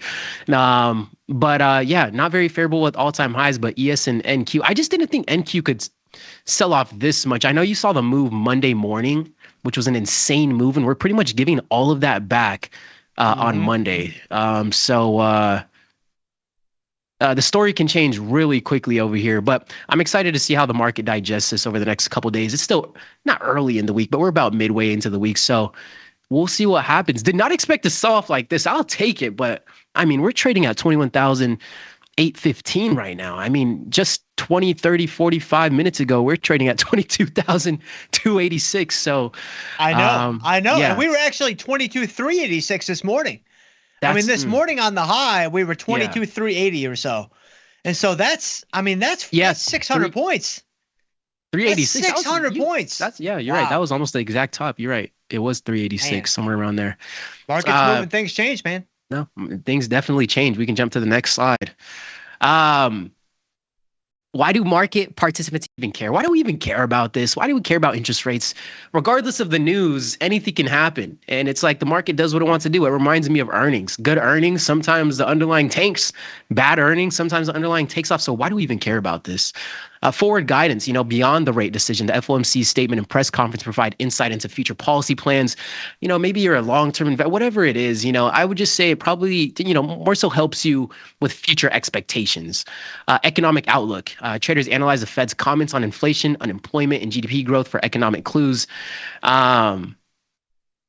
And again, traders analyzing the Fed's comment. I think it's funny into today's world. We have things analyzing more than the comments. We have analyzing the color of the tie, the cadence of his voice. Trying to pick apart any type of information that you can get from these decisions. And then portfolio adjustments. Institutions and retail traders repositions based on Fed stance, affecting asset prices globally. Me personally, at least, if I'm selling premium, I'm usually not. My outlook isn't changing too much. Usually I'm still going to be leaning on the probabilities. Am I collecting enough probability? Is this defined risk? How much should I collect relative to the width of the strike? So for selling premium and things like that, it's usually still leaning on the probabilities. But I do know some people like to just have a better accurate, quote unquote, accurate gauge for their future assessment or outlook. And maybe they want to adjust portfolio wise. There's so many different ways it's going to cap. But I don't know. For me personally, Dr. Jim, I don't really get to my approach doesn't change too much regardless of the outcome. I don't know how you like to digest this information and if you kind of just have the same process you stick to day in and day out regardless of what's released in the market. But how does this change your outlook? Does this something that sways the way you view things, or what are your thoughts on this? Well, I mean, with the volatility increase, it's just going to give you more opportunities. A couple of things. Like if you've had bearish trades on, and they've been small, they've been directional. You've been stewing in the filth. Like, here you go, man. You got an off ramp. Like, you've got an exit ramp. It's happening right now. Now, you decide how you want to handle that in terms of taking it off, minimizing risk, selling premium against it, whatever. But here it is. You got an off ramp. Don't overlook that. But then secondly, when it comes to the volatility increase, this is what we're waiting for. This is what we're, what we've been waiting for to sell new premium with the VIX at 17 or 18 or 19. Like, this is a great level to start looking at, your short puts, your short strangles, your iron counters, your vertical spreads, whatever. It doesn't matter what your directional bias is. From a volatility standpoint, this is a really solid entry point. I love that. We can jump to the last slide over here.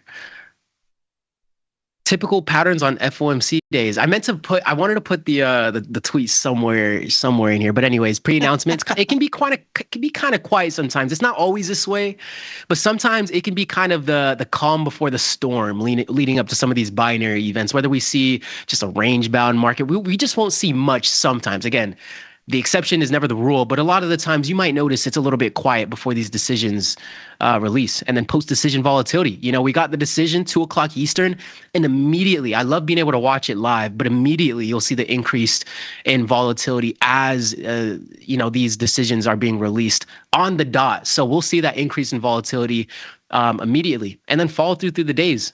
Maybe we have a continuation to the downside. Maybe we reverse. I don't know. But the overall idea is just seeing how the market is going to digest this new market information, because it's new information for the market. So for me personally, leading to Thursday, Friday, it's nice to just see how the market digests what just happened and what was released. So sometimes it might just take a sidelined approach. If there's opportunity, maybe in premium is increased, maybe sell some premium. But it's always interesting just to see how the market digests this.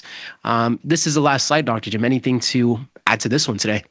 No, that's it. And we saw it happen today. It was pretty quiet this morning. Yeah. It was back and forth a little bit, but not much. 0.5% in the NASDAQ either way. The market was just waiting. The market was waiting for the information. And then once it hit right at 2:00, I'll tell you what I was surprised with. I don't know if you saw the tape, but the first move was down. I mean, the first move was a pretty significant drop, and then the follow-through move was also down.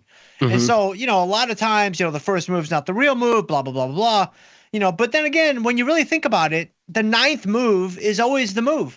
And so the first move and the ninth move are usually the same move. So there you go. Right, absolutely. Pick and choose wisely. 9th, 10th, 11th, 12th move. And we'll see what we get. That's a lot of the uncertainty on days like this, but it's always nice. It's always nice to have the anticipation. I know we were sitting at all-time high. So, Dr. Jim, I didn't really have a position on to capitalize on the meat of this move, but I was hoping for some downside movement heading into the end of the week. So it's nice to kind of come back from all-time highs. I know we were kind of looking on the daily. If you looked on the daily chart on NQ, it was looking like a parabolic MSTR for a minute there, like a minute ago. But we get a pretty big down move. But sometimes it's crazy to recognize that NASDAQ isn't even a Tesla we were looking at. And it was looking like a little bit of a Tesla over the last week. But anyways, big down move on the day, Dr. Jim. We'll see how the market digests it. Anything to add on this segment before we, prep for this day or wrap up? Yeah, look at the VIX now. The VIX is now 19. So now, if you look at the VIX, this thing was 15 a couple days ago, right? It was 13 a week ago or 2 weeks ago. Yeah. So now all of a sudden, right? I actually talked about this. I talked about this on the show yesterday on From Theory to Practice. I was like, nobody knows what's going to happen tomorrow. I said, but man, I feel like, we've all been kind of lulled to sleep. Like everybody's just thinking tomorrow's going to be nothing. It's 25 basis points. We kick into holiday mode. It's Santa Claus rally. If anything happens, it's at the end of the year or next year. And I'm like, I don't know, man. Maybe tomorrow's the day. Now, of course, I've been wrong many, many times before, so I didn't know what was going to happen. But I'll tell you what, man, the fact that we were all kind of lulled to sleep, myself included, that it was just kind of like, I don't know. I think they may do a little something tomorrow. And here we go. NASDAQ down 500. Yeah. What is Tesla doing? Can you bring Tesla up? What is Tesla doing? Tesla was going ham. If it's up today, that's going to be Tesla crazy. was going ham, Dr. Jim. It's getting crushed. Yeah, okay. It's getting crushed, but rightfully so. This thing was absolutely going berserk over the last. Yeah. We were trading at almost 500 on Tesla, which is insane. Look at this chart. Look at this. Look at this on Tesla. That's like a vertical line higher. Yeah, legitimately. Anyways, increase in volatility. I know I'm going to be looking out for more premium selling opportunities, especially with this elevated volatility. So, no. Any last words, Dr. Jim, before we hop out today? No, this is good. I hope it stays. I hope it sticks around for at least a couple of weeks. It'll be a fun end to the year for us as traders with volatility now 17, 18, 19, 20. That'll be fun. It'll be good times. Yeah, no doubt. Dr. Jim, again, we always appreciate you having you here. We're about 7 days away. Next week is going to be a shorter week in the market, but again, we'll see how the market digests the news the last couple of days this week. Increased vol, we'll keep an eye on that and then see where NASDAQ ends up by the end of the week. But that's going to wrap it up. Thanks for taking the time to hang out with us today. Be sure to stay tuned for Tim Knight coming on next, and we'll catch you guys next time. Peace. Peace.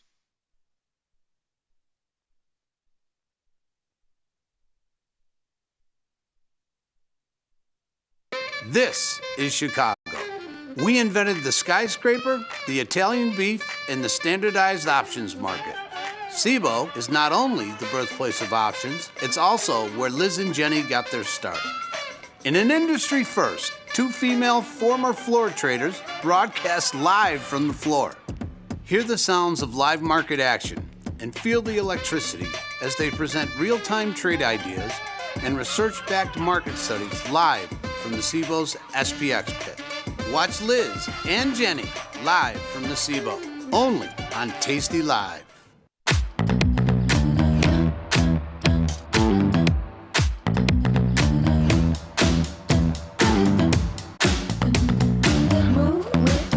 Shake it up, stop when the clock hits 13. Sing 1, 2, 3, 4. Cause no one can do it like we do it, like we do it, like we do it. Cause no one can do it like we do it, like we do it, like we do it. Oh yeah. Tasty Nation, good morning.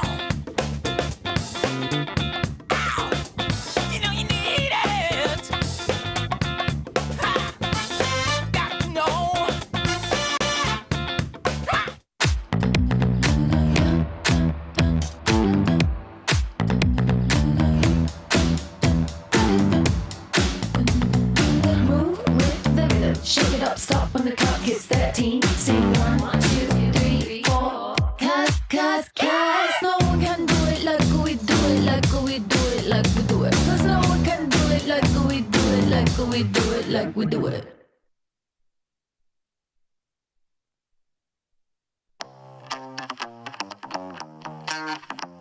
We just ripped higher up to 50 points, and I just thought we would stay there. But the thing the market does best is it keeps you very humble. You get paid a lot for being right, and you lose a lot for being wrong. So give me, I don't know, a couple hours, and I will give you everything that you need to start trading options. See you inside. What happens when two titans of trading come together to harness the power of their prowess? Let's watch these two master the precision of the short game. Wow, I've seen better putting at the mini golf in the Dells. Tom, do you see holes where there aren't any, mate? Well, lucky for box. Sign up at tastylive.com/newsletters.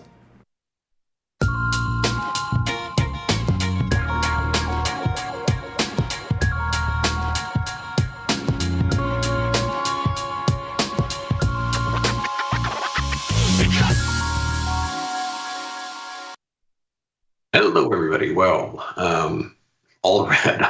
That's nice. So let's see. Start with a little preface here. So the president-elect during the campaign made one thing very clear, and it was instrumental in his winning the election.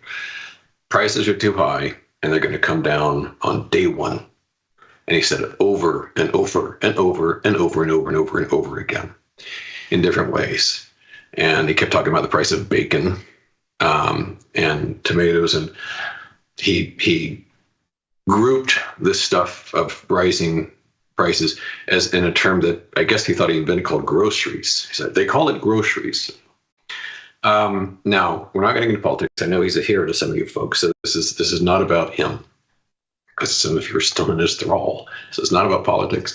What it's about is, this is a template, I think, for not just him, but a lot of beliefs, promises, pledges that are going to go next year. Because even now, a month before inauguration, in spite of the endless instances of like, I'm going to make prices go down, how he didn't say, but I'm going to make prices go down on day one. He has said quite clearly now, nobody can do that. Nobody can do that. So no, whatever. So it's been basically blown off, like forget about it. The blowback has been zilch. And, so for example, if I was here day after day after day for a month saying on January 20, I'm going to tell you a guaranteed way to make money in the stock market, no questions asked, it's absolutely guaranteed. I personally will back it. And January 20 comes, I'm like, talk about other things. You would be a little peeved, because I'd made this solemn pledge of something very valuable to you. I just blew it off. There'd be a lot of blowback in that case. But in this case, there's none. And get used to it. Get used to disappointment. Get used to promises being forgotten or broken. And Powell did his thing just now, the last time of the year. This is 8 out of 8. And he did exactly what was expected, which is he inched rates down 25 basis points. And the market is in a free fall. We've got a triple-digit drop on the ES, which I can't even remember the last time we saw that, I think decades ago, but big plunge across the board. Because it's pretty clear, based on what the Fed announced, that this is it, Bucky. There's no more guts after this. Why? Because inflation's going to come roaring back. And they're going to have to raise rates. So the cool part, I think, of the forthcoming year, it's going to be a ball. It is going to be a ball. I'm very excited about 2025. And it's going to be, I think, a very chart-friendly market.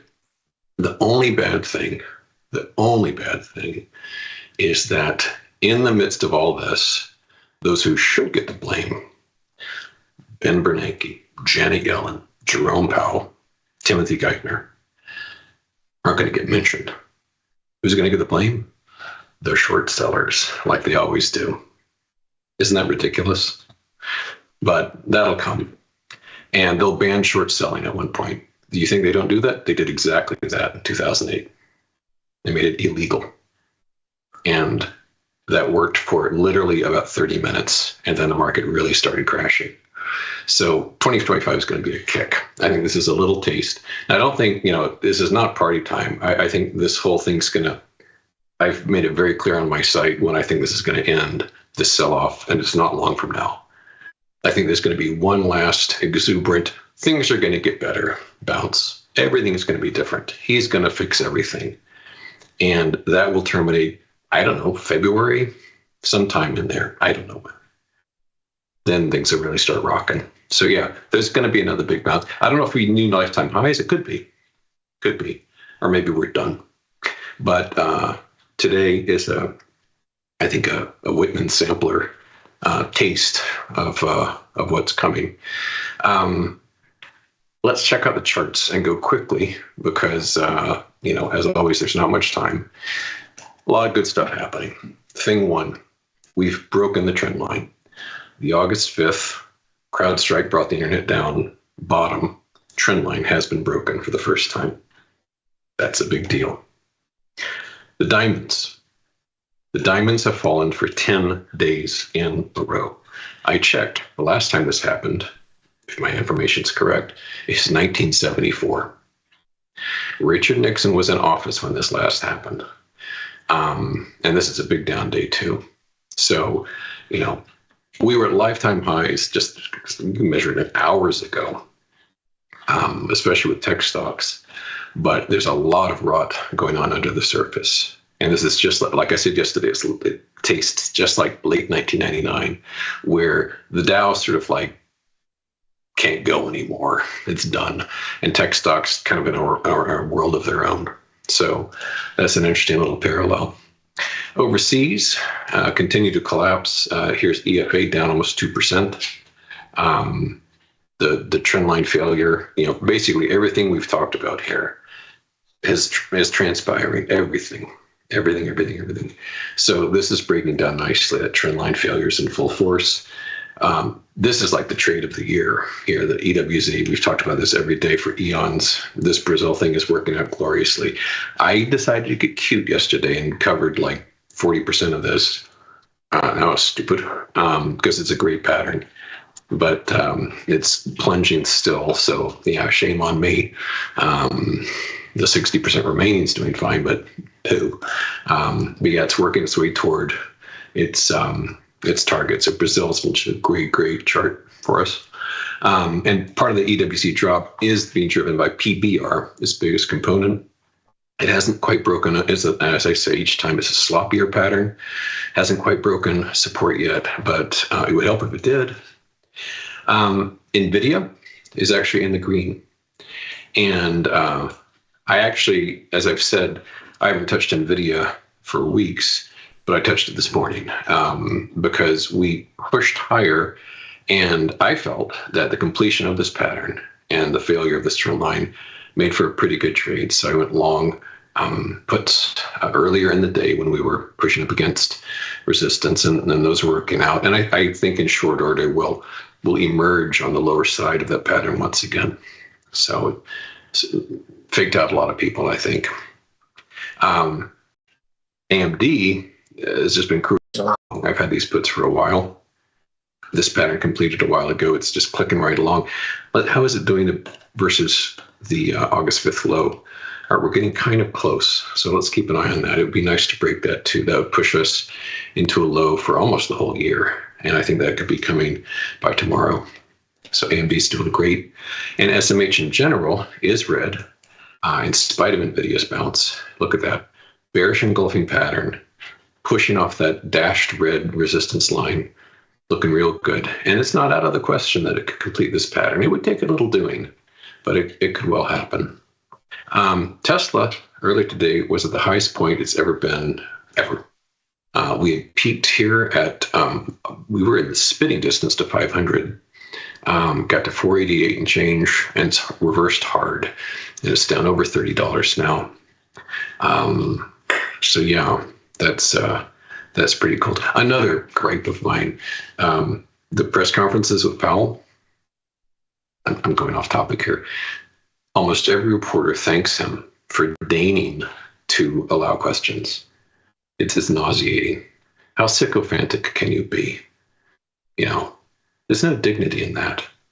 The man is paid a lot of money to, talk, and that's what he's there for. You don't have to thank him. You don't. Just ask your softball question and be done with it. Thank you for taking our questions. No, don't thank him. Just ask your question.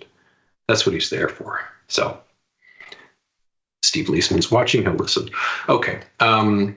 Tilt bonds down again. Interest rates have been rising for a while here, as you can see, because these are bonds that are falling. What have we talked about with respect to rising interest rates? What's going to kill home building is going to kill real estate. That long multi-decade channel that my long-time viewers have seen is going great.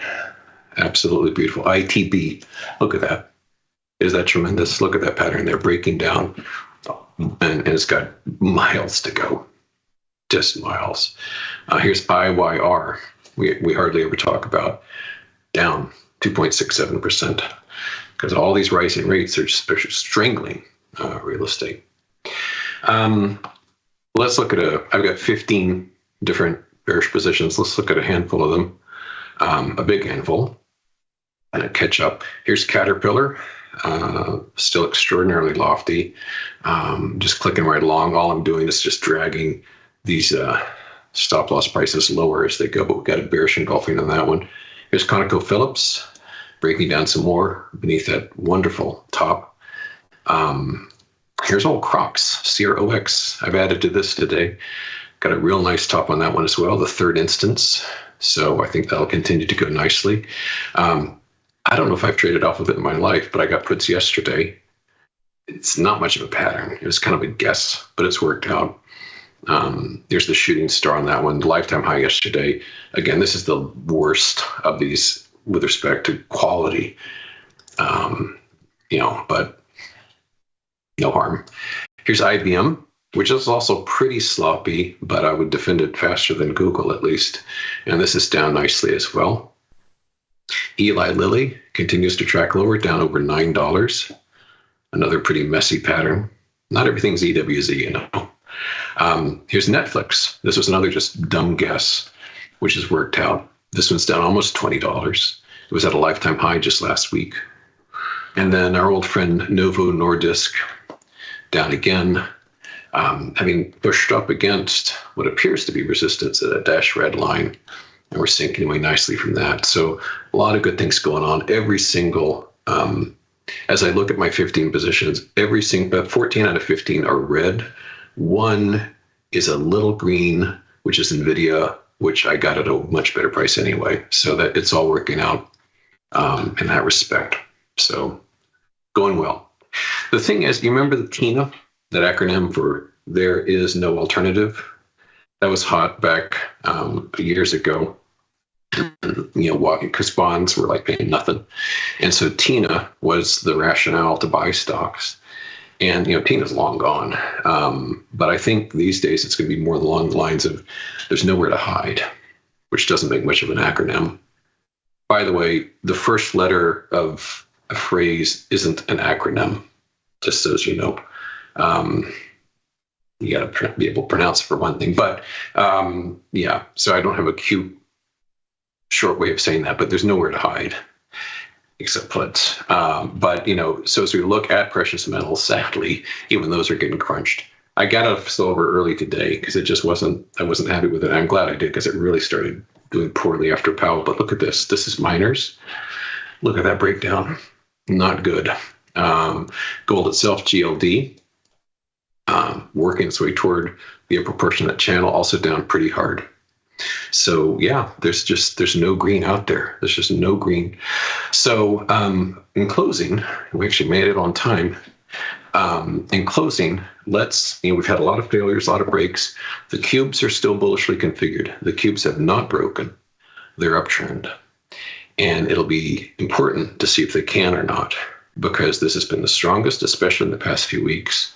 And this trend line here, which is also the CrowdStrike broken the internet trend line from August 5th, this is fully intact, and it's actually got a fair bit of sunshine between even the low of today and that trend line. But if we can break below this gap, 517.15, that would be both a failure of the breakout as well as, more importantly, a failure of that ascending trend line.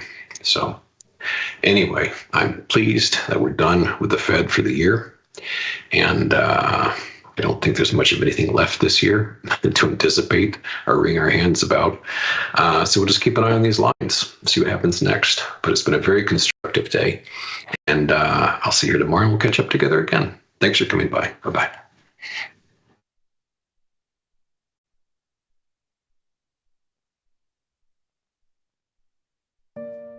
Morning, Uncle Craig.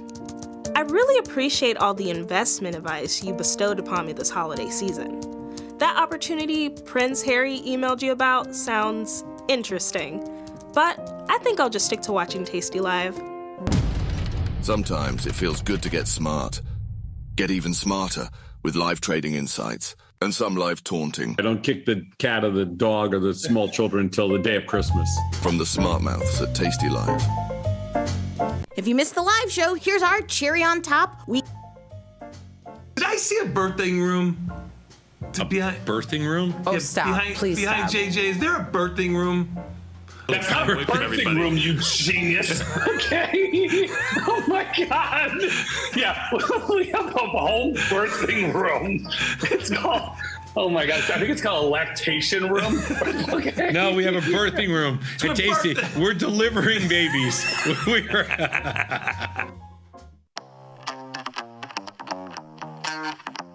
We just ripped higher up to 50 points, and I just thought we would stay there, but...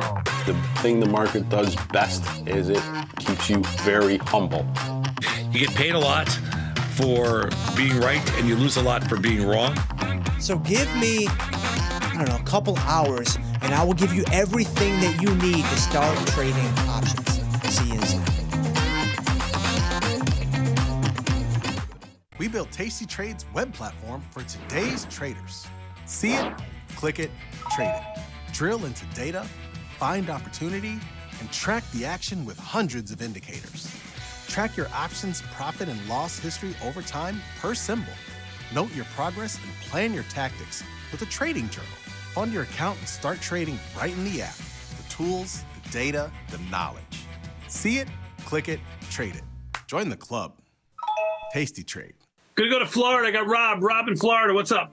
Hello, Tony and Nick. I am a big fan. My wife and I watch you guys for hours and hours every day. You can be very, very proud of your son. He is doing a great job. I really didn't know anything about stock prices or options or anything until I started watching probably 500 hours of Mike and his whiteboard from years and years and years ago and learned all about it. And we've been trading actively since February and just couldn't be more pleased. Awesome, man. Thank you so much for the kind words. Thank really you, do Rob. appreciate it.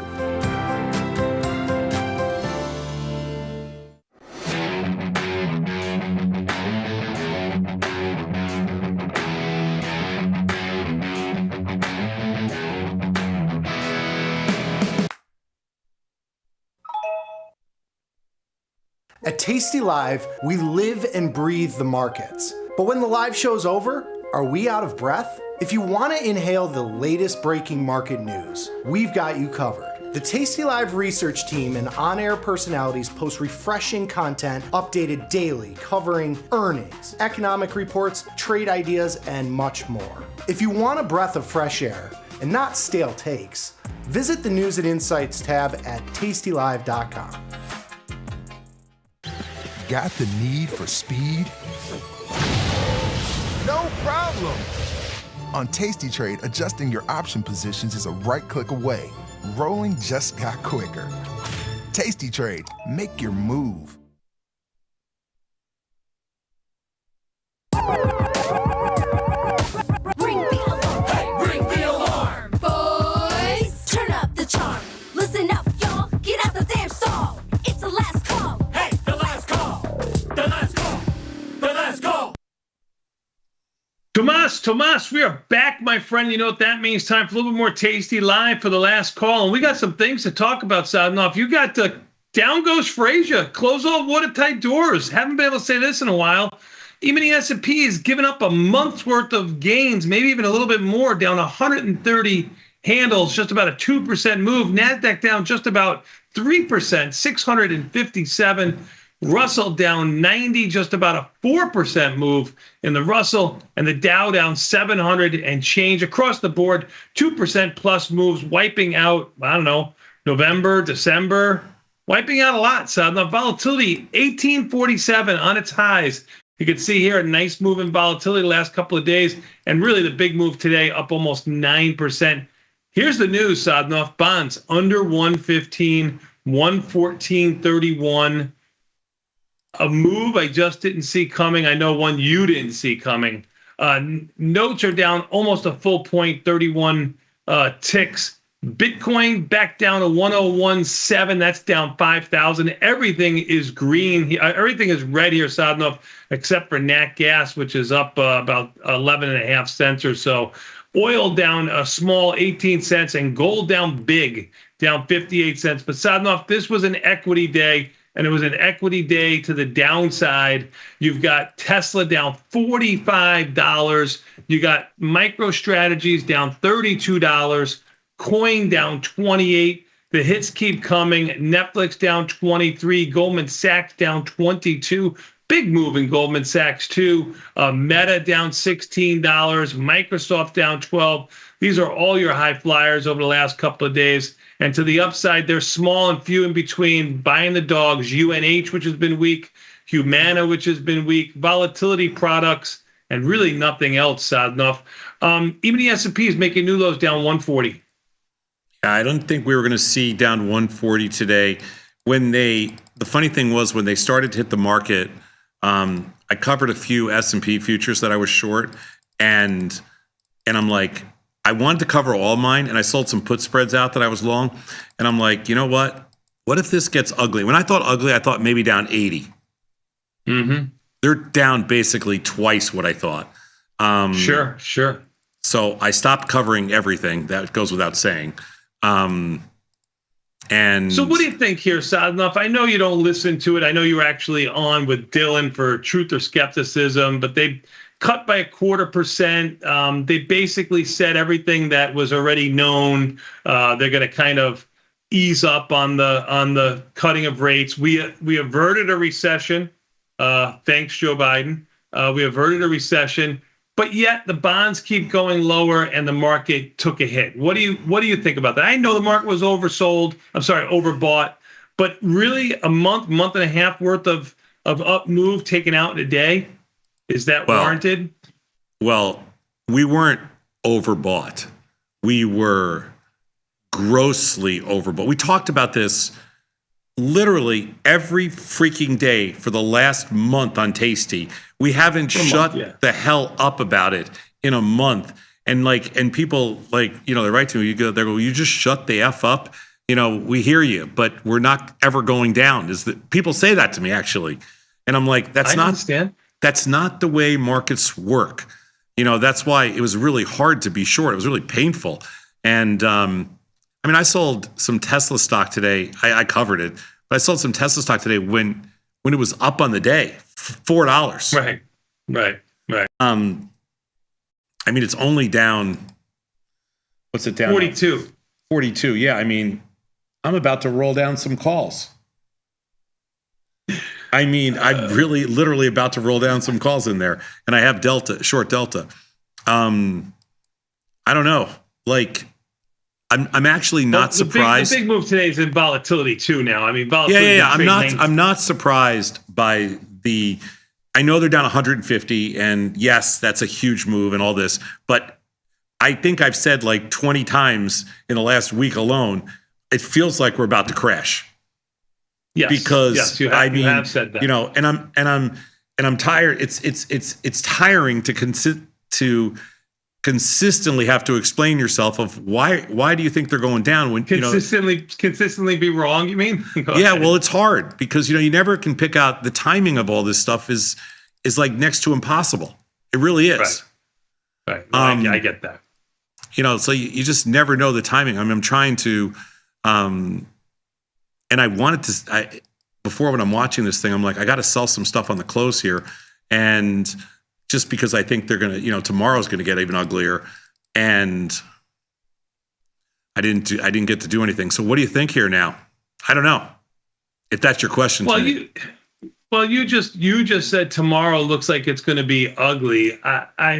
You're going to probably get an underwater close here. If you get the E-mini S&Ps, they're down 170 right now. So that's a big move. It'd be hard pressed to find buyers in this market looking for a little bit of a bounce on this kind of 2% move in the market. I mean, you really are back to lofty areas that we had in October, November. So I mean, there's some premium to be sold now. You got E-mini S&P. I wouldn't touch it. That's one thing I was just about to say.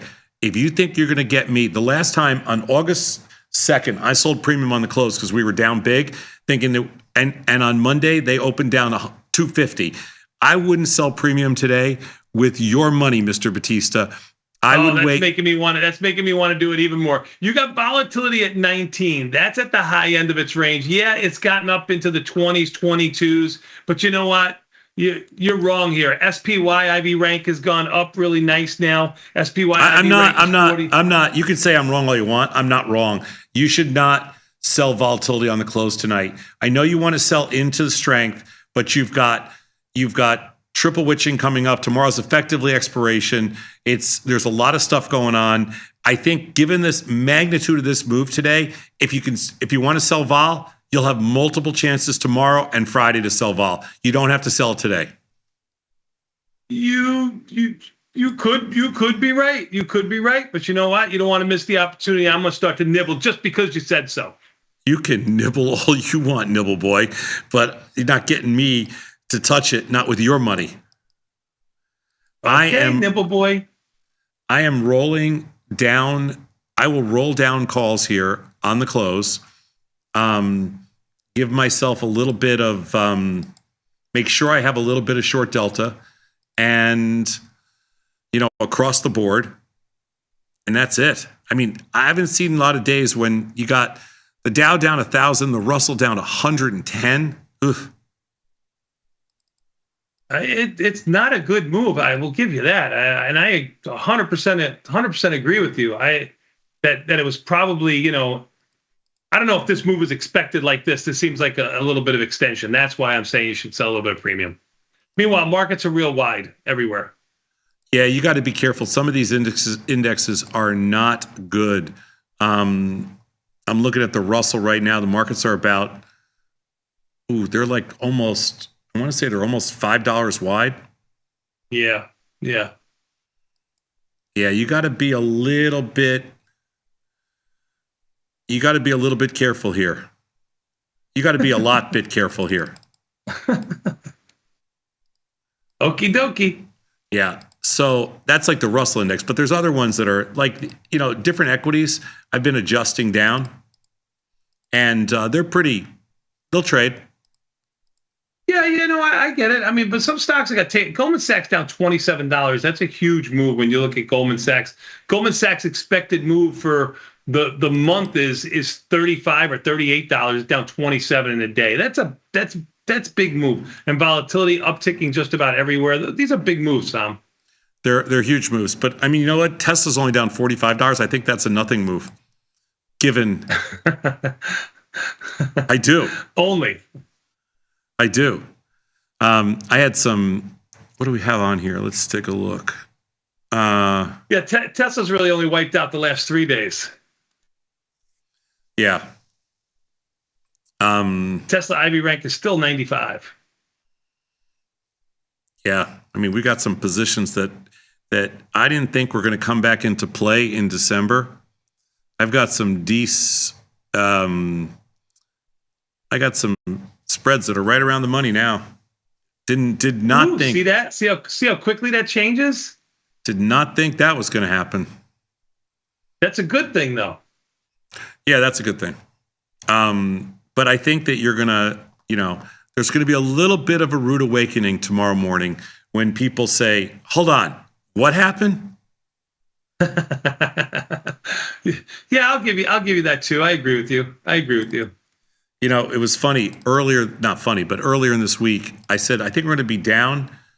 I think we're going to be up early and then down later in the week. I don't know if it starts Wednesday, Thursday, or Friday, but it started on this Fed number. And we haven't seen a big down move on a Fed number in a long time. But from our own research, what happens after Fed number 24 hours later? What are you supposed to do? Yeah, you can do whatever you want. I'm not. The last time we said that, they went up for a week straight. So that is true. That has happened. So the last time it didn't work the other way. So you can play devil's advocate with me as much as you want, but you ain't getting me to budge, trader boy. I think your Tesla call is better than the market call. The Tesla call, no, I don't think so. I think the Tesla call still is not there. No, I think you saying that Tesla down 40 is really not enough into this move is a better call. Oh yeah, than saying okay. I think Tesla should have been down 100. I mean, if you want to take out a month, yeah, you're looking at around $100 move. I mean, the market just took out a month. You know, yeah, you're about $100. You're right.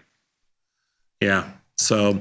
Well, I've got some put spreads here to sell in December, which is kind of interesting. Just so you know. Why do you have put spreads to sell into this? I'm curious. I'm long some December put spreads. It's kind of a weird thing, but I can sell some. So I didn't think they'd come into play, and then they came into play. Oh, look at you.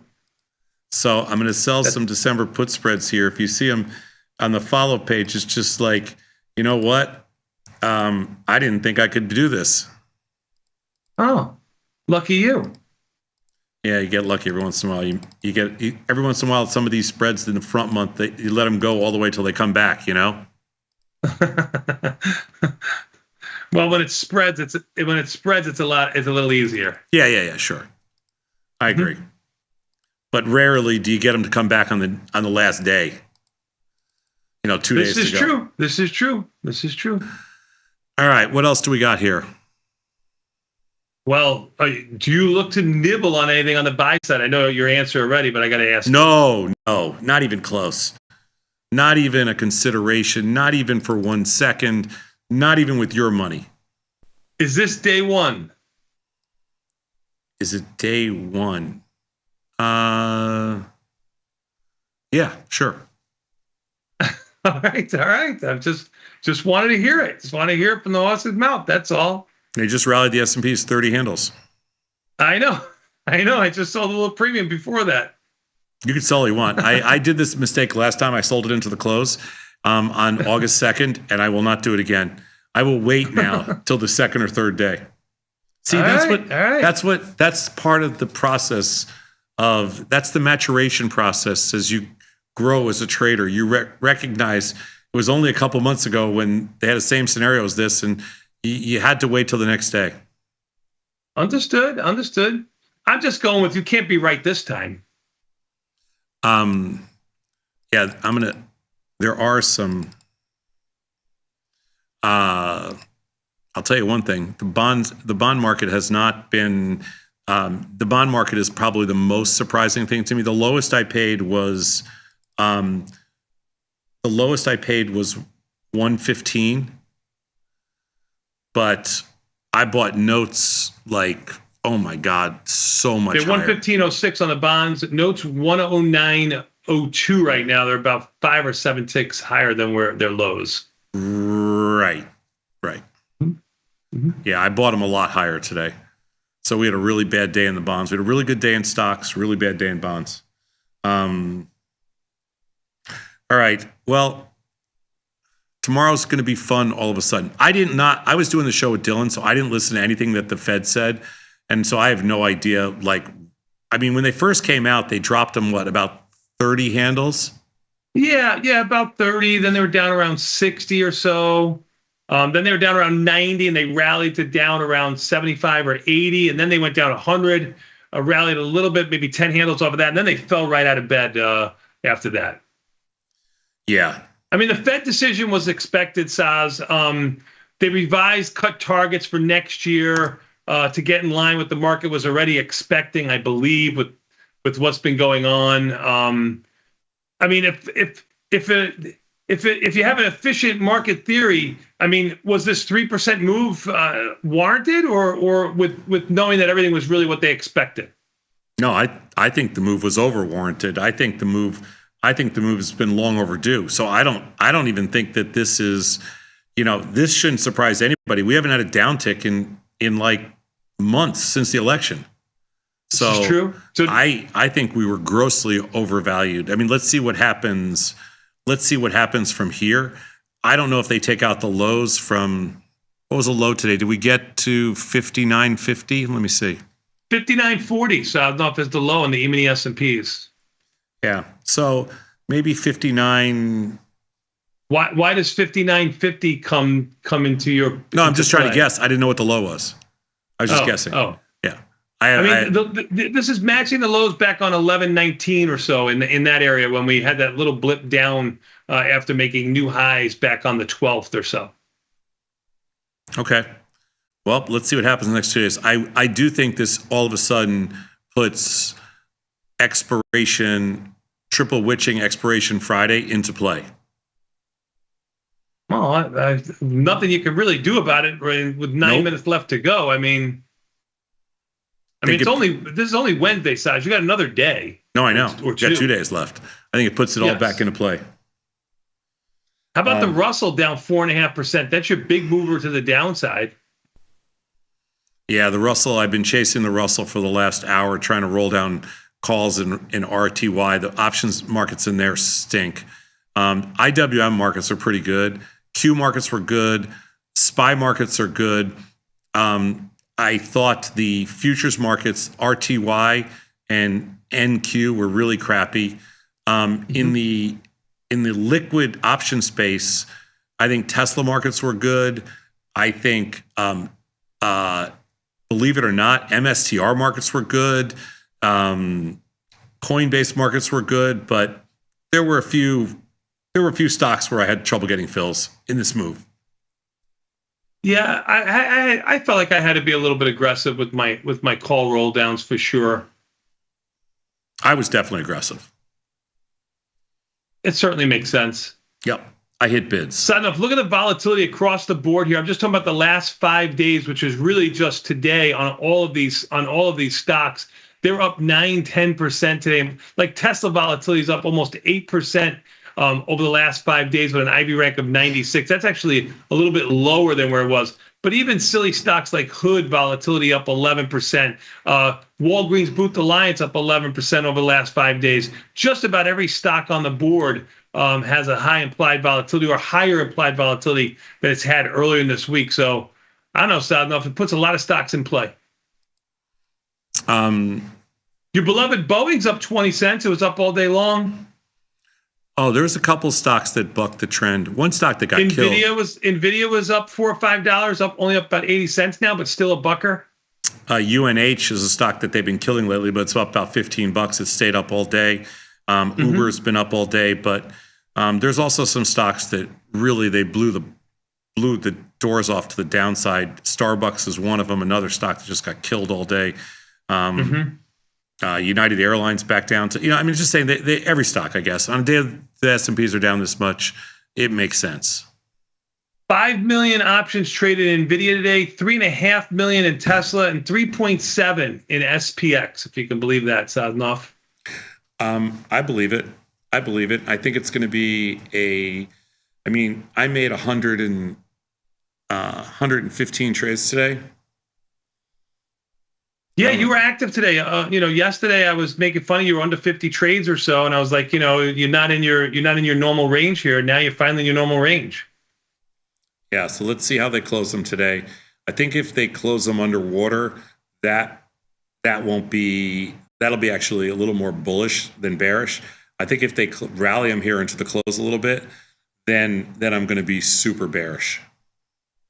I don't know. Volatility is already 45 cents off of its highs that it made just a moment ago when the bat suggested selling a little bit of premium. Yeah, you should have sold it then, because I told you it's all yours. I didn't sell it big enough, Sadnoff, but I can did. sell all you want. I just told you 12 times you can sell all you want. I did this on August 2nd. I am not doing it again. I'm trying to make a quick 50 cents here. I'll show you how Daddy does it real quick. Yeah, you can show me all how. You can show Daddy. You can show it's on the follow page, Sads. It's on the follow page. You can see it. It's in real time. You can show Daddy all you like. Daddy's got 35 cents in the pocket right now. He's just waiting for the other 15 to come in. A little bit of panic here. Yep. You can do all you want. All you people. I want them to close. I actually want the S&Ps to close down about 170, 175, and then I'll be very happy. 165 is not enough? No, 175. I said be perfect, because I got some put spreads to sell, and I'm offering them right now. I need them down about 10 more handles. Getting a little. And look greedy. At you, scalping a little bit of bonds, scalping a little bit of notes. Yeah, a little bit. I'm not scalping. No, I lost. My biggest losers today are bonds and notes, so it's not very good. Understood. Yeah, no, it's not. I'm not impressed. What's crazy is crazy. I'm not impressed either. No, I'm not impressed. What's crazy to me is the NASDAQ, which the last 2 or 3 days, they've tortured you to the upside, literally tortured. And then today, boom. You know? And yes, they give it to you all back. I got it. All of it. Not even,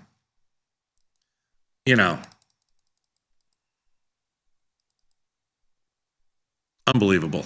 It's unbelievable. Well, listen, markets are allowed to be two-sided. Yeah, I know.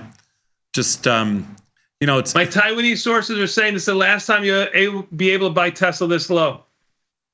Well, your Taiwanese sources are morons. So I don't care. I mean, I think it's the last time. Tell your Taiwanese sources, I think it's the last time you're going to be able to sell Tesla this high. And if I listen to your Taiwanese sources, I'd be living under the railroad tracks and on my way home.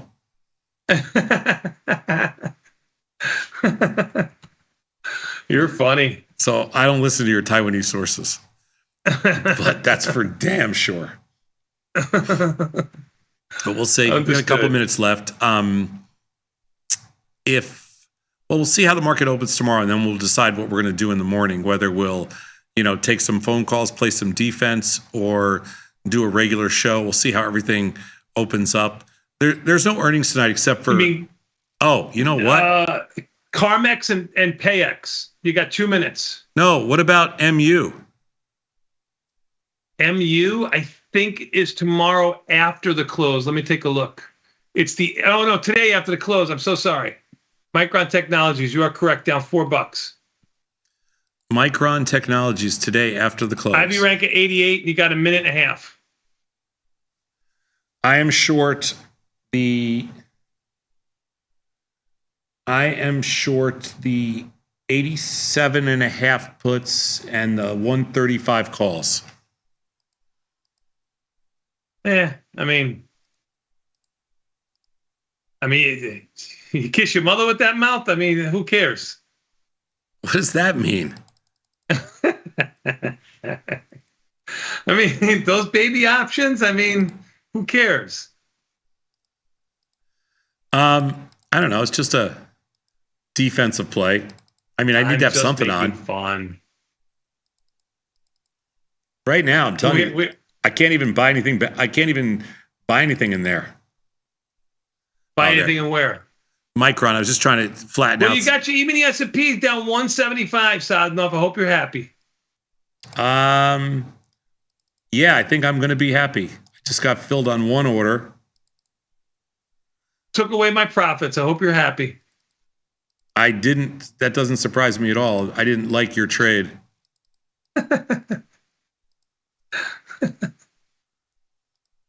Filled. I got filled. See, now I'm happy. Now you're happy. Now they're down 187. You could have got a better price. You would have waited. Now you're going to get your underwater close. Now you're not going to be set up for tomorrow. No, I'm good. I just got filled at my prices I wanted to. It's okay. I mean, I didn't think they'd get to here, but whatever, it's fine. There's your bell, Sosnoff. Even the S&P down 190 as we go into the close. NASDAQ down 820 and change.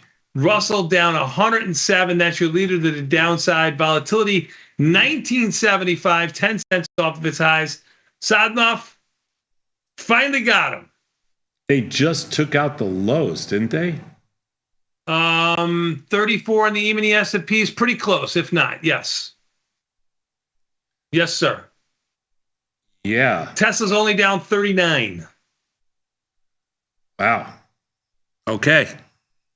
All right, my friend, let's take a quick 90-second break. We'll come back. We got more Tasty Live after this. Peace.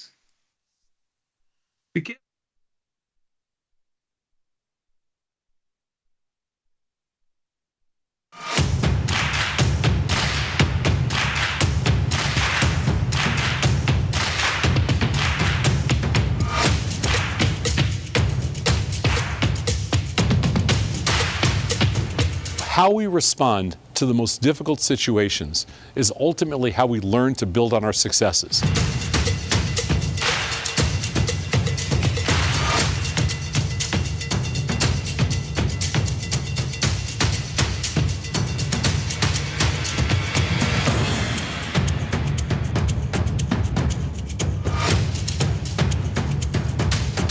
It takes the guesswork out of retail trading.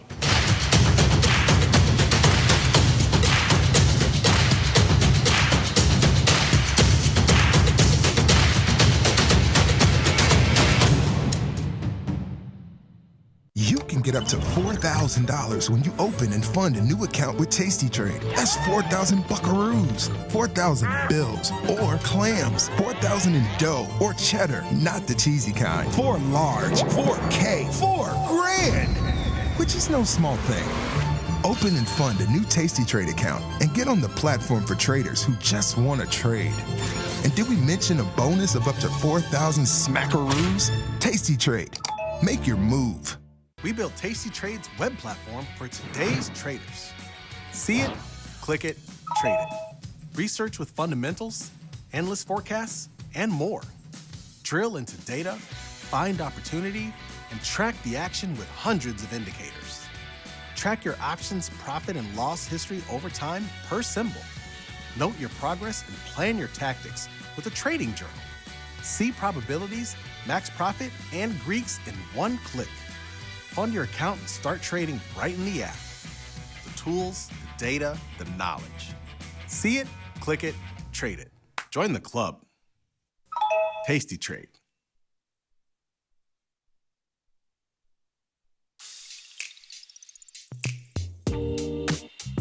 Me and Mikey, Valentine's Day. HR. Ready? 8 years and you say 9. Yeah. It's 8 to 9. Yeah. It's same thing. It was right there.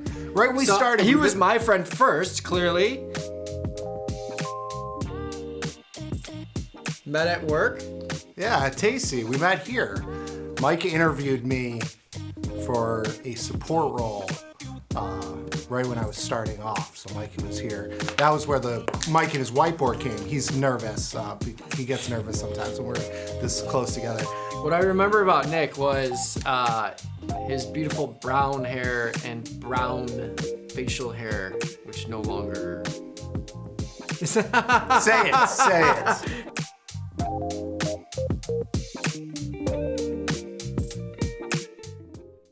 Stocks go up and stocks go down. Markets move. Beta is a way to measure the movement of a specific stock relative to the market as a whole. In simple terms, it tells us if the underlying has more volatility of price movement relative to the S&P 500. Beta of 1 is our control here, SPY being the underlying. If the beta of a stock is less than 1, it would mean the stock typically moves less than the SPY. If the beta of the stock is greater than 1, it means the stock tends to move with greater volatility than the SPY.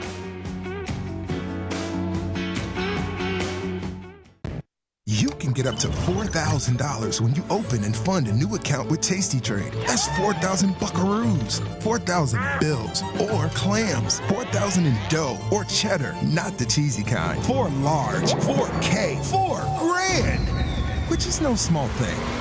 Open and fund a new Tasty Trade account and get on the platform for traders who just want to trade. And did we mention a bonus of up to 4,000 smackaroos? Tasty Trade. Make your move. Got trader's block? We've got the cure. Get data-driven trade ideas with Cherry Picks, our weekly newsletter that gives you insights into the market. Sign up at tastylive.com/newsletters.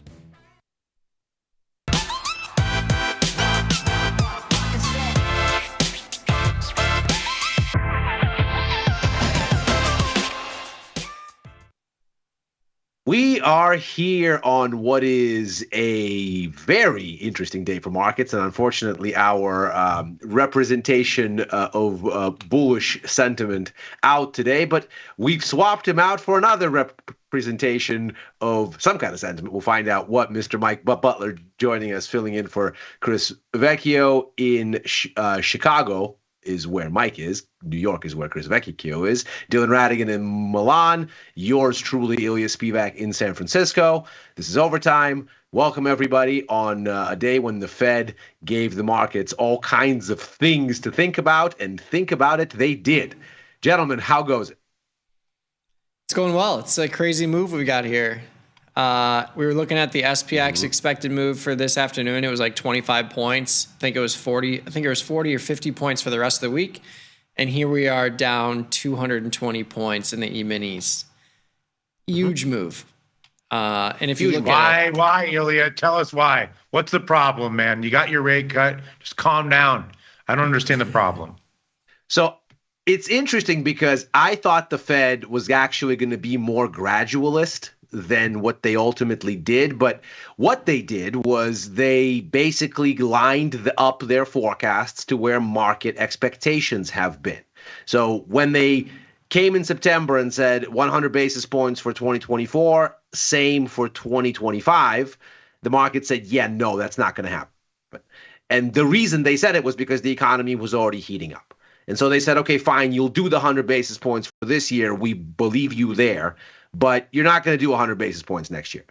And what they've done for basically 2.5 months, from mid-September into mid-November and into the beginning of December, was ride up yields, ride up the dollar, build out inflation, reflation expectations into break-even rates, which is the difference between nominal and real bond yields, as if to say, you're dumping stimulus on a hot economy. That's going to give you more inflation downwind. And what all of this is going to mean is you're not going to cut 100 basis points. So going into this meeting, they finished the 2024 forecast as foretold.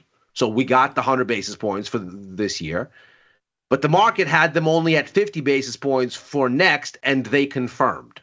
So they took their September forecast and cut it in half. I thought they were going to cut it by less. I thought they were going to be more gradualist. They were not of that mind, clearly. And the conversation that Powell had after was very hawkish. He basically came out and said, look, we're not saying this is the last cut, but we are saying we can move much more slowly now. The language of the statement echoed that. They adjusted the wording to basically say we can go slowly here. We're not in any kind of hurry. And the market clearly responded. Yields went up. Gold went down. Dollar went up. And stocks didn't get as much cheap money as they wanted. And so they got knocked back by a good amount here, basically across every. So how do you like the Sosnofian long bond extravaganza? Bitcoin rolls over, Mag 7 rolls over, dollar comes back in, and bond moves like a proper risk-off security. Well, so I still am a little bit long, the long end. I have a TLT call on still, basically on the idea that maybe we're going to hold these lows. So I'm looking at it and basically seeing how this is going to land. If we can look at a chart of ZB here, we can see it's basically sitting at the bottoms that we were carving out in mid-November after that big run-up in yields. So I think that's really where we're looking here. Yeah, we're seeing a big spike Would in the you 2-year. So go ahead, Bill. Sorry, Mike. Sorry. No, you're good. I was just looking at the 2-year and 10-year and 30-year, and we're seeing huge spikes there. But yeah, it's definitely needless to say, it's an outside of the expected move that we were looking at today. The market was basically snoozing with a 25-point move going into a Fed interest rate announcement, and we're seeing massive adjustments in the market today, reflected in the E-minis, the NASDAQ, bonds, but especially the VIX too. Like, this is pretty wild. We were actually talking about this today. We were like, what does it take for the VIX to go from 15 to 30? Here we are. Yeah. I mean, just looking at the NASDAQ alone. And he's saying that's the Powell, that's all in Powell's comments, basically. That's Powell, and that's the policy statement. Yeah, I mean, the guidance here clearly much more hawkish. So just to give you a sense, inflation for next year, the expectation adjusted from 2.1 to 2.5. Core inflation from 2.2 to 2.5. The unemployment rate down from 4.4 to 4.3. Economic growth from 2 to 2.1. Rates adjusted, they were supposed to end up at 3.4 at the end of next year. Now they're going to end up at the same level, 3.4, but at the end of 2026. So they've basically pushed out by a year relative to September. So now, instead of getting 100 basis points next year, we're going to get 50 next year, according to this, and then another 50 the year after that. So the Fed has essentially decided that they're now having to slow walk. It'll be really interesting if ultimately this is not how it works out, because the economy disappoints, and there's all kinds of reasons why it might. But Powell was very confident. He was talking about, we had a great year, growth has outperformed, I'm expecting the same thing next year. And the market clearly read that as the cheap money isn't coming nearly to the extent that we thought. Yeah, I think what's interesting about this move too is you're seeing kind of a risk off everywhere, except for the 30-year, 2-year, 10-year, some natty gas movements, some volatility. But when you look at the E-minis, the NASDAQ, silver's also down 3%, gold's down 2%. What do you make of that, where we're seeing kind of a macro everything sell off, as opposed to different sectors that are related to equities that have, in the Mag 7 stocks, that have gone nothing but straight up? I mean, there's a lot of this that comes directly to what happened with the dollar today and what happened with yields, right?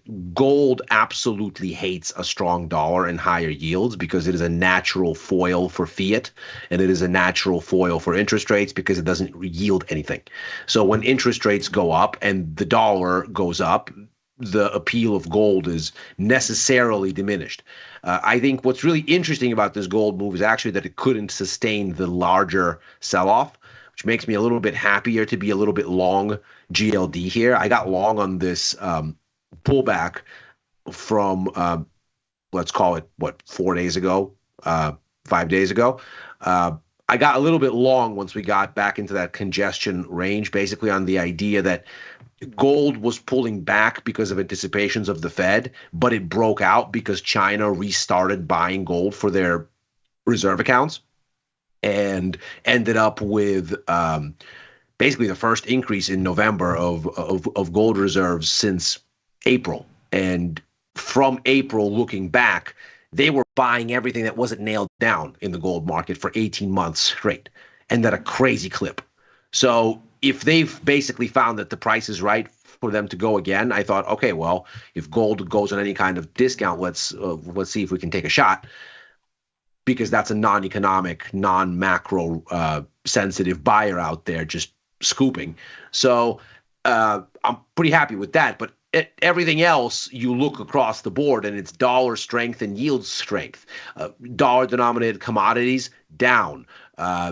Silver, obviously, very much a part of that story. Silver is kind of this mutant metal where it's a precious metal, but it's got some industrial uses, so it's got some sensitivity to risk and the business cycle. Absolutely smashed. You look at what's going on really across the board. Probably the only thing that tells you it's more a yields move than it is a risk on, risk off move is the yen. You would expect the yen to strengthen in a risk off move because what you'd see is an unraveling of carry, right? All of those people that essentially say, well, as long as sentiment is good, we can short a bunch of yen effectively because we can borrow in yen for next to nothing, use that money to buy other things. And so essentially we're shorting borrowed yen. And if there's risk aversion and we don't feel comfortable in those kinds of bets, we have to close them out, buy back yen. So and cover our loans. So yen tends to go up in a risk off market. Today it was obviously lower because the yield differentials moved in the dollar's favor with this jump in yields. So that's probably the only thing that sort of gives me some pause in saying this is a pure risk on, risk off kind of a dynamic. It looks more like basically the Fed just ran roughshod over everything. But I mean, it's the interesting thing, again, going to our sort of blasé attitude coming into this, not just ours, but the market, is that the Fed did something, in this case, adjusting expectations to much less cutting, higher for longer, right? Yes. To use our sort of cliched rhetoric. Yes. But they've introduced a bunch of higher for longer. Yes. They've introduced a very big dose of higher for longer. And I went into this thinking they were going to be more gradual because everything they've been saying is, look, economic data has been volatile. We don't need to over extrapolate. We don't need to over interpret. We're fine tuning. We're near neutral. We don't quite know where that is. We don't want to over tighten because we don't want to unduly hurt the economy. But at the same time, we very much want inflation to still get to 2%. We don't want to let that slip. So my sense was they were going to walk slower, but they did not do that. They basically said, okay, the market told us 50 basis points for next year. We're going to basically line ourselves up with where the markets are. But so how do you interpret that? In other words, you didn't expect it, and no one in the financial markets expected it based on price action. I think what I and what most of the markets expected was that the Fed was going to take the forecast in September and make it less dovish. This, I think, was not controversial to anyone. The Fed's been talking about it for long enough, and the markets have done the repositioning for it. The cut itself was fully baked in. If you looked at Fed funds futures ahead of this for a few weeks now. So that much, I think, was clear. I think the extent to which the Fed signaled maybe they're done for a while, maybe higher for quite a bit longer, I think that's what shocked. And I think the other element is it was pretty thin recently. Basically, since Thanksgiving, markets have been on the thin side, and that might be amplifying volatility here. Mike, how do you feel about volumes today? Did they seem a little light in your mind? I mean, it's felt pretty light this month, like you've said. We can usually see it just by looking at the speed of the ticks in the market, but looking at this on the lower half of this chart here, you can see we've had some high volume, but really nothing this month. If we look at and isolated for December in SPY, we can look at the E-minis, but just looking at SPY, like the volume today is significantly more than what we've seen if we were to take one day at a time for this month. Almost 85 million, yeah. Yeah. So yeah, volume in SPY almost 100 million today, which is huge. We were looking at days a couple of weeks ago. We were looking at like Tesla or even IBIT. IBIT at certain points when Bitcoin is moving around. IBIT had more volume than SPY and the Qs combined. So it was really more of like a Bitcoin runs everything now. Tesla's mooning. There's no down days there. And the rest of the market was kind of just fluttering around. But we're seeing a big difference today, especially looking at SPX expected moves for the rest of the year. At the beginning of December, we looked at this, and the December 31st cycle had closer to 100-point expected move, 130-point expected move. And that was December 1st. Now we're at December 18th, and we're looking at a 14-day, 13-day cycle that boasts a 220-point move now, which you would expect with the increase in implied volatility with the VIX ripping higher. But this tells us that this isn't something that we should just brush off. I think that we might see some more market adjustments given what we heard today. But so would you take this as an indication, Mike, of the Sosnofian reversal? Like, are we now short the Mag 7, short the crypto, long the bond? Like, bring a little convert, long a little Uber, short a little Tesla, all that extremity reversion kind of vibes? I mean, it's a good question. I've been of the mindset that this market moves faster than it ever has before in terms of the market adjusting and reversals happening. Of course, if you look at the size of this red bar in SPX, this is probably the biggest red bar we've seen for this whole year, honestly, which is kind of crazy to say. But at the same time, don't I know it? Yeah. As a frustrated bear. We've seen this happen before where you see a big red bar and then the next couple of days we've completely filled the gap. I think a couple of concerning things might be the VIX popping to 30 in one day. You don't see that all too often. Here's the where the Japanese yen unwind happened. Kind of a similar story where the markets sold off aggressively, but what happened after that? Of course, there's a different reason for it, but we've seen some volatile movements and some V bottoms before. So I actually went in and placed a bullish trade in the Qs, but I did it in a defined risk way, and I did it much further out in time. I did a call diagonal spread. I bought the March cycle 520 call, and I sold the Feb 540. So just playing for a reversal, even if we get a 50-point or 60-point reversal tomorrow, this will be a nice winner that can take off. But just looking to play the potential two-sided action here in the chop into this big sell-off that nobody saw coming. Well, and to your point, Mike, I think if you look at the S&P, you've had some major trend changing kind of moves. If you look at the situation in the Qs and in NQ, that's not what you see. Obviously, you get a really big down day here, but it ultimately lands where sort of former resistance became support around, let's call it the November 11th high. So you've basically erased all of the rally from the beginning of this month where you broke out to new highs, but you're kind of back to the mid-November top, and you're retesting it from the other side. So let's say this is a major top. Let's say this is a trend change. Over the course of the next day or two, you might get a reaction bounce off that level. So if nothing else, I'm not looking to sell NASDAQ here. Let's erase half of this red bar over the next day or two, and then I'm a much more curious seller.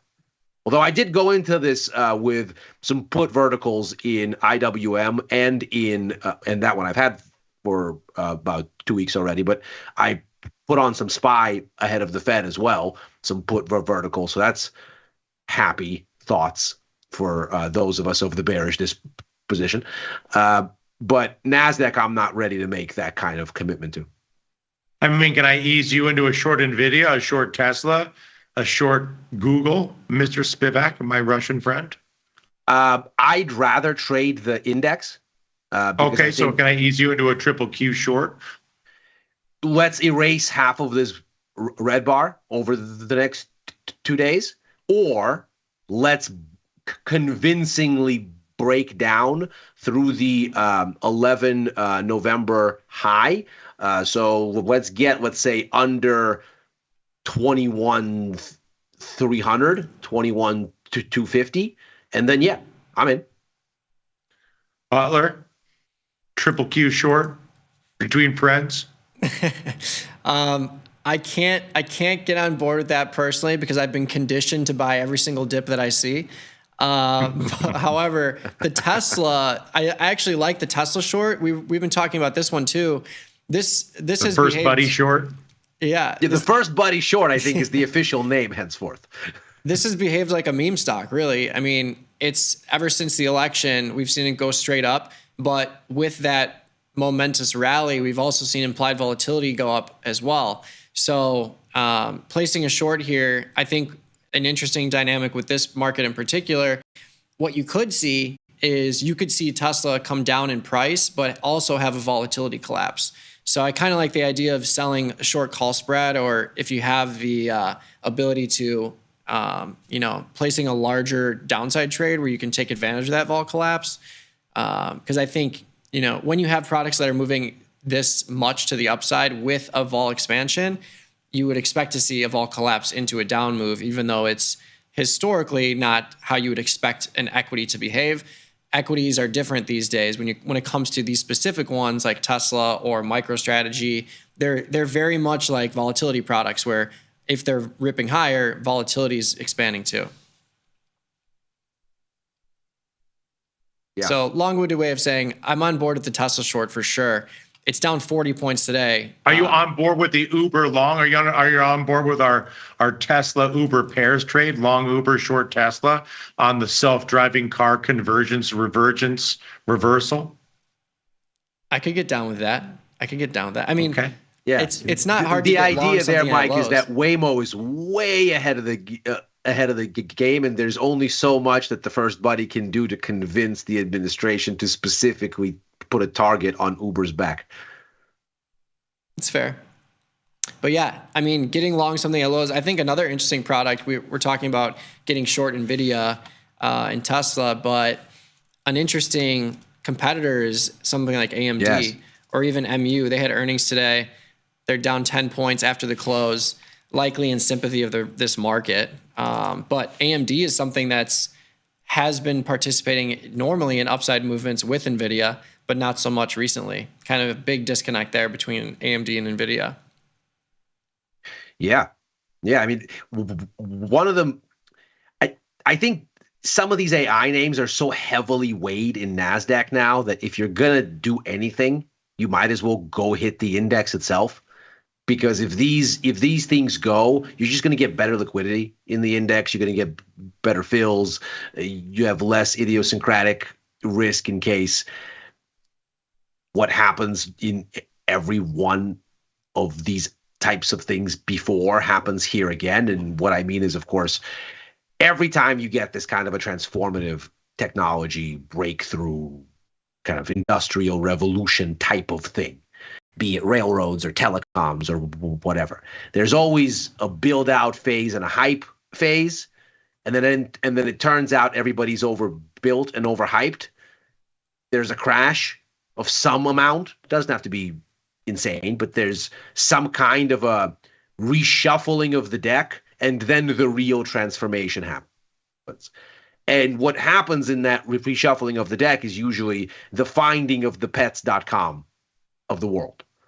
So a bunch of weak hands get shaken out, a bunch of fraud is discovered, a bunch of nonsense falls away because the valuations stop papering over whatever is hiding under the surface that sort of came out of the hype cycle. So with AI, I'm very reticent to pick names, but I'll definitely short the NASDAQ once it looks like it's crossed some sort of line. And Lord knows I've tried a few times this year. It's thankfully made more money than lost, just because I've always done it in a very risk-defined fashion. So although I've gotten more trades wrong than right, I've made more money on the ones that worked than I lost on the others.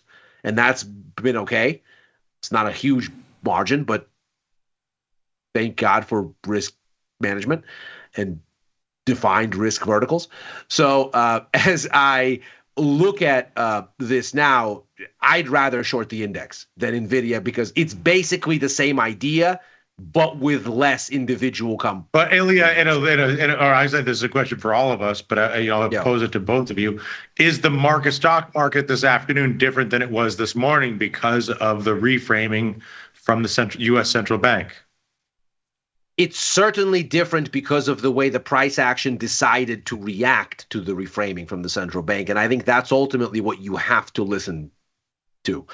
If the market decided that this was a catalyst, more direct. We've been in the most optimistic market ever in the history of humankind. Yeah. Is that over as of today? Maybe. The price action in the S&P certainly, I think, is telling you that what you're seeing, at least for the overall kind of, if you want to say the S&P is the catch-all, right? It's the thing that subsumes tech and this and that and the tariffs and whatever. Retail banks, whatever the whole thing, right? If you look at that, what you find today is that the series of higher highs and higher lows, by definition, an up move, a trend higher, since August is broken as of today. So the rally from the August lows is And what about the broken rally from here. the presidential election? Also broken. Oh, of course, gone. So you're saying the August? Butler, are you buying all this because you're the king? Butler's got $50 billion in the bank because he buys the dip. By the way, so Wait, hey, that's been the right move all year. And those of us that are you buying frustrated the dip, bears Michael? have looked at this and going, Well, it's funny. It's funny we're saying this because I'm thinking in my head, like, you're asking us, is it over? Is it over? My answer was going to be, let's see what happens tomorrow. Because honestly, if we see the VIX go from 30 to 20 and we see a 100-point rally in the E-minis and a 500-point rally in the NASDAQ, then, maybe you chalk this up to a knee-jerk reaction. But I feel like these markets are just moving so quickly now and everything is so efficient that there's no, like, the world of a bearish market that lasts for 6 months, like, where is it? How do we get back to that? What's going to be the catalyst to get back to that? And until that happens, I'm just conditioned to buy every dip. Like, I'm speaking for all millennials here. This is like every as an elder millennial that lived through 08, I disagree. but you're basically saying, show me why. You're saying, why would I not buy the lower price? To be simplistic. Yeah, and I feel like that's been the narrative of the year, right? Every single dip has reversed. Clearly, it's been crazy. Yes, but. Yes. Going back to picking different stocks, I think an interesting way to look at this is, here's the NASDAQ 100 watch list. We sort it by the products that have not moved in a big way. If you look at the biggest movers, Tesla leads the way, down 8%.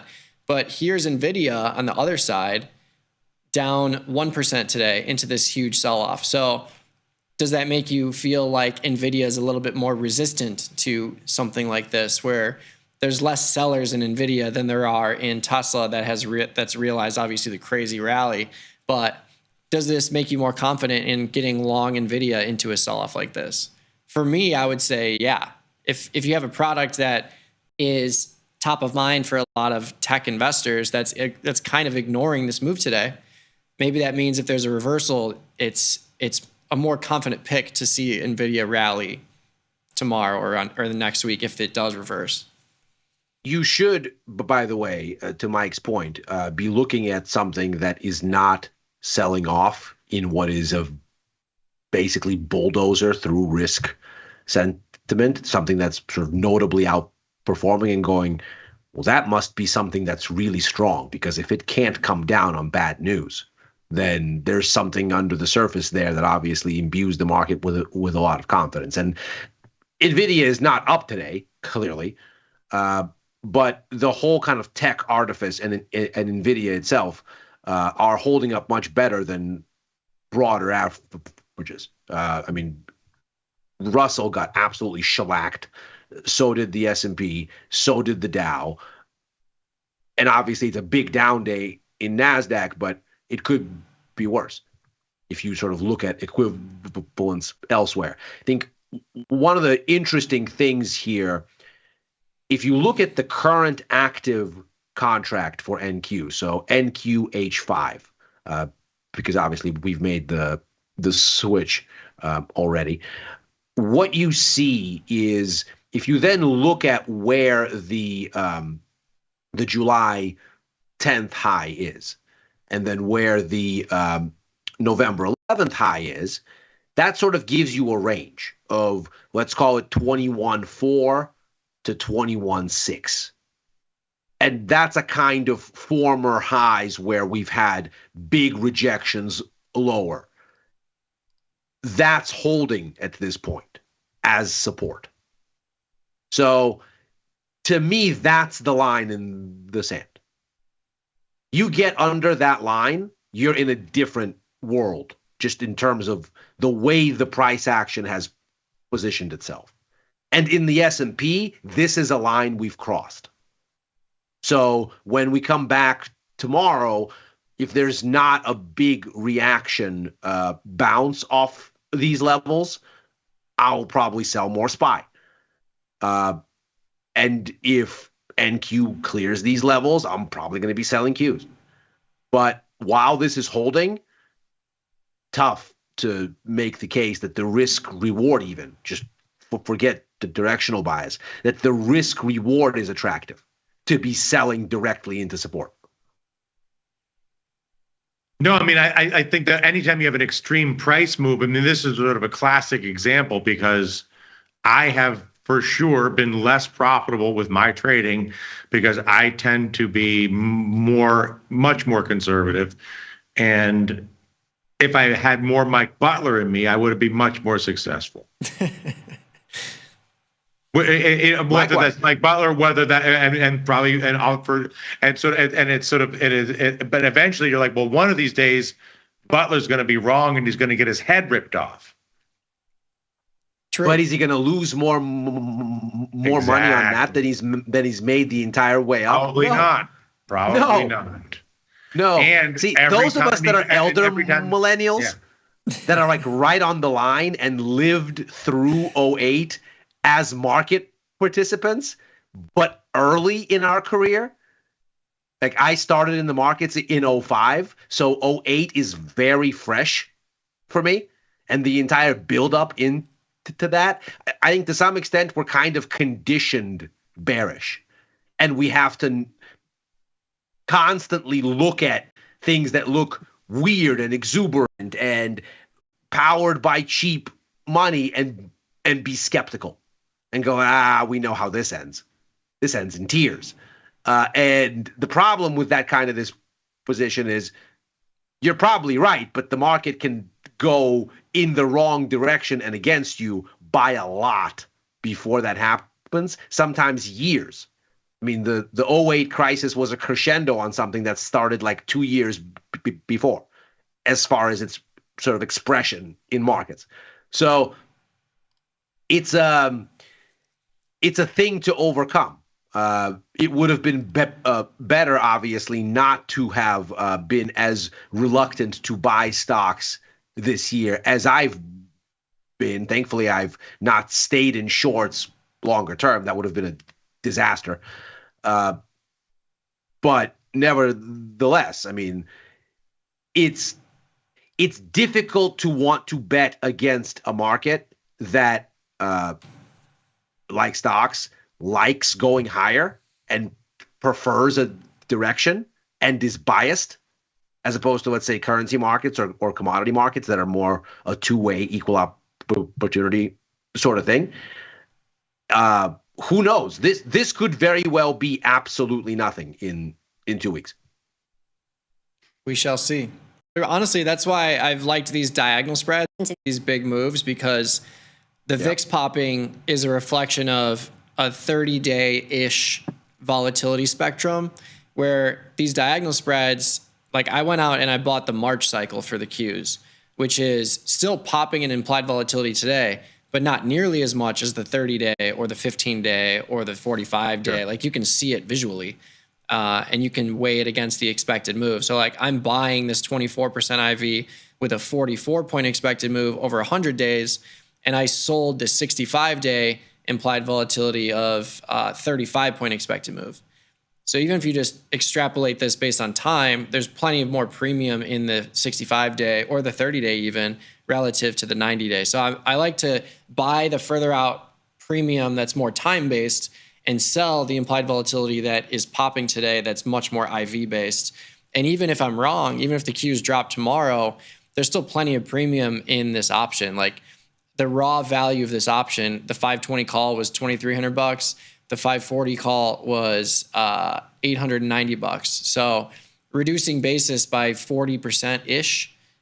And if the market continues to sell off, it'll dull the pain tomorrow. There'll still be pain, but my whole play with this is just to, see if we get a 40, 50 point pop.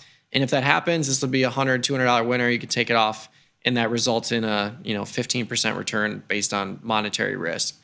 And especially into these big moves, I just like to keep risk defined because then you know exactly what you're getting into. And these trades have high potential return on capital too. So if there's let's say there's a 100-point reversal or 150-point reversal, like this could easily be a $1,000 winner tomorrow, just because of the profile that it has. So I don't know. I'm conditioned to buy the dip, and I'll cross that bridge when we come to it if it doesn't happen and we keep selling off. If the bird flu shuts us down again, then maybe we're looking at something different. Well, and to your point, which part of this risk remains on the table? Not very much, right? So the two big things for this year, if you want to kind of look thematically for what the markets have cared about this year, they cared about when the Fed cuts would be and how much of them there would be, and they cared about the election. Those things are in the background. We've crossed both of those things. And this was the last bit of Fed crossing that there was to do today. At this point, everybody is going back to sleep, most likely, for basically the rest of the year. There's really nothing much else that's on the calendar. The Bank of England is coming out tonight, but next week it's kind of light. Into the end of the year, it's kind of light. PCE data on Friday probably isn't going to break any new ground on this whole conversation unless it's beamed down from Mars and is completely different than expected. But that's very, very remote of a chance. So you have the ingredients after a big move like this for people to go, how much follow through are we going to get on this in the next 2 weeks? Maybe not much. And Santa still has yet to come do his global tour to ring the bell as well. So, according to Chris, yes, the Santa Claus rally seasonally hasn't even started yet. Yeah. So here's the bigger question. The market's either up on techno utopia, AI, superglide, sure, writ large, or the market's up on incoming Republican administration, deregulation, tax cuts, whatever, taxes, whatever. Or lower rates sooner, cheaper money. And obviously the obvious answer is all three, some sort of constant calculation of all three. And cheaper money sooner was taken away today. Mm-hmm. And inflation is real, or reflation, or whatever you want to call it, marginal, right? Yeah. We haven't really come down on inflation. We haven't had any disinflation in 4 or 5 months at this point. So now you kind of have a battle between the super glide plus, in Republican deregulatory optimism versus inflation and rates. And that deregulatory optimism is itself inflationary, because if you deregulate and then you have some tariffs on top and you have some labor market disruption from deporting immigrants, there as well. All of that is inflationary. All of that just gives the Fed more ammo not to cut. I guess what's interesting for me is, at least for the last month, we've been in this unanimous consent of optimistic glory where the Fed is aligned, rates are aligned, deregulatory optimism is aligned, and superglide is aligned. Triple optimism. And today, the optimism of rates and money was taken away, or was certainly meaningfully adjusted. Yes. What do you mean? In my mind, this is what this always that this comes thing's gonna but this thing's got to sell off. Come on, bonds are gonna go. This can't be a one and done. Like, look at these charts. But I got Butler over here. He's gonna buy this thing. He's gonna make a fool of me. I mean, I think this is what is so critical here. Mike can be absolutely right, and I frankly hope he is, because I want a better spot from which to short things like NASDAQ and from which to add to my SPY shorts, and I'd like those opportunities, but the time horizon for a trade is so critical. You could get a bounce in risk over the next 2 days, and then next week everything gets hosed again. Because the trend, at least in the S&P, looks to have turned. If you have 2 days of upside here, that turn is not going to get invalidated unless that upside is astronomical. Yeah, I honestly think if we get a turnaround tomorrow or Friday, it's probably a short covering versus the masses coming in and buying everything. We kind of saw that today in UNH. Interestingly enough, you had this crazy sell-off, of course, but you finally get, I would call this a short covering rally, honestly. I don't think people are actually coming in and buying this thing. But you might see a similar thing in the markets especially if we do continue to sell off. I think there will be 1 day or 2 days where you get a big green bar just for some short covering. But I feel like this may well is be tomorrow. Yeah, we'll see. What do you make of the divergence between the 30-year, 10-year, and 2-year? Because for me, I feel like we're obviously seeing the 2-year rip higher, but do you take anything away from the 10-year actually outpacing from a percentage standpoint the 2-year today? 10 years up 3%, the 2 years up 2%. Seems like what happened here, because the curve steepened a little, only a little, but nevertheless it did, and that's that outperformance for the long end. The move in notes was only the 2-year ZT went down only about 0.25%, and almost a full percent, 90 basis points for the 10-year, and even more aggressive, 134 basis points for the long bond. It seems like what the markets did was they essentially said, this is not just a Fed that's sort of short-term reluctant to cut. This is a Fed that's recognizing that the floor on rates is higher, that the economy is stronger, and that there's less scope to cut. Bigger picture. You saw that in the updating of the Fed's estimate for the long run rate, which is kind of their guesstimate at what neutral is, give or take. They upgraded that again from 2.9 in September to 3.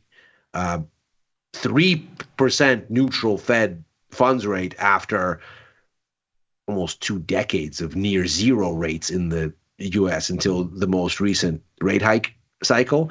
That's a huge structural difference. And almost a 300% structural difference, depending on when you look. Obviously, if you look, let's say 2014, 15, 16, when you get that baby tightening, then maybe not quite. But the difference is stark.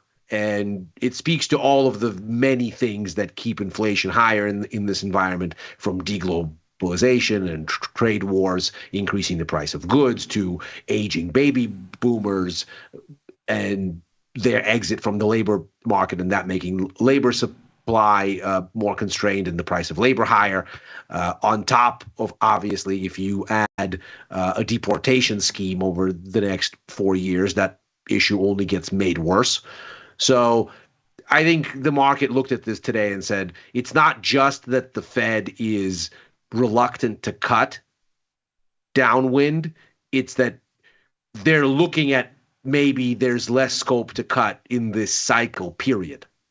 I would say what they're and they cut today. Yeah. So, and the underlying thing is, my goodness me, inflation, even if it's at a lower relative rate, is persistent and will persist.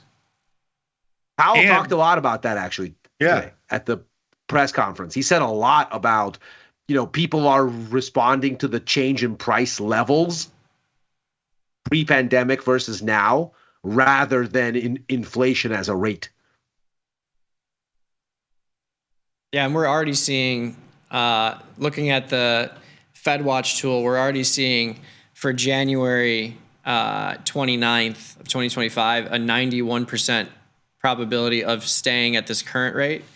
But if you fast forward to the end of next year, it's exactly what we're talking about.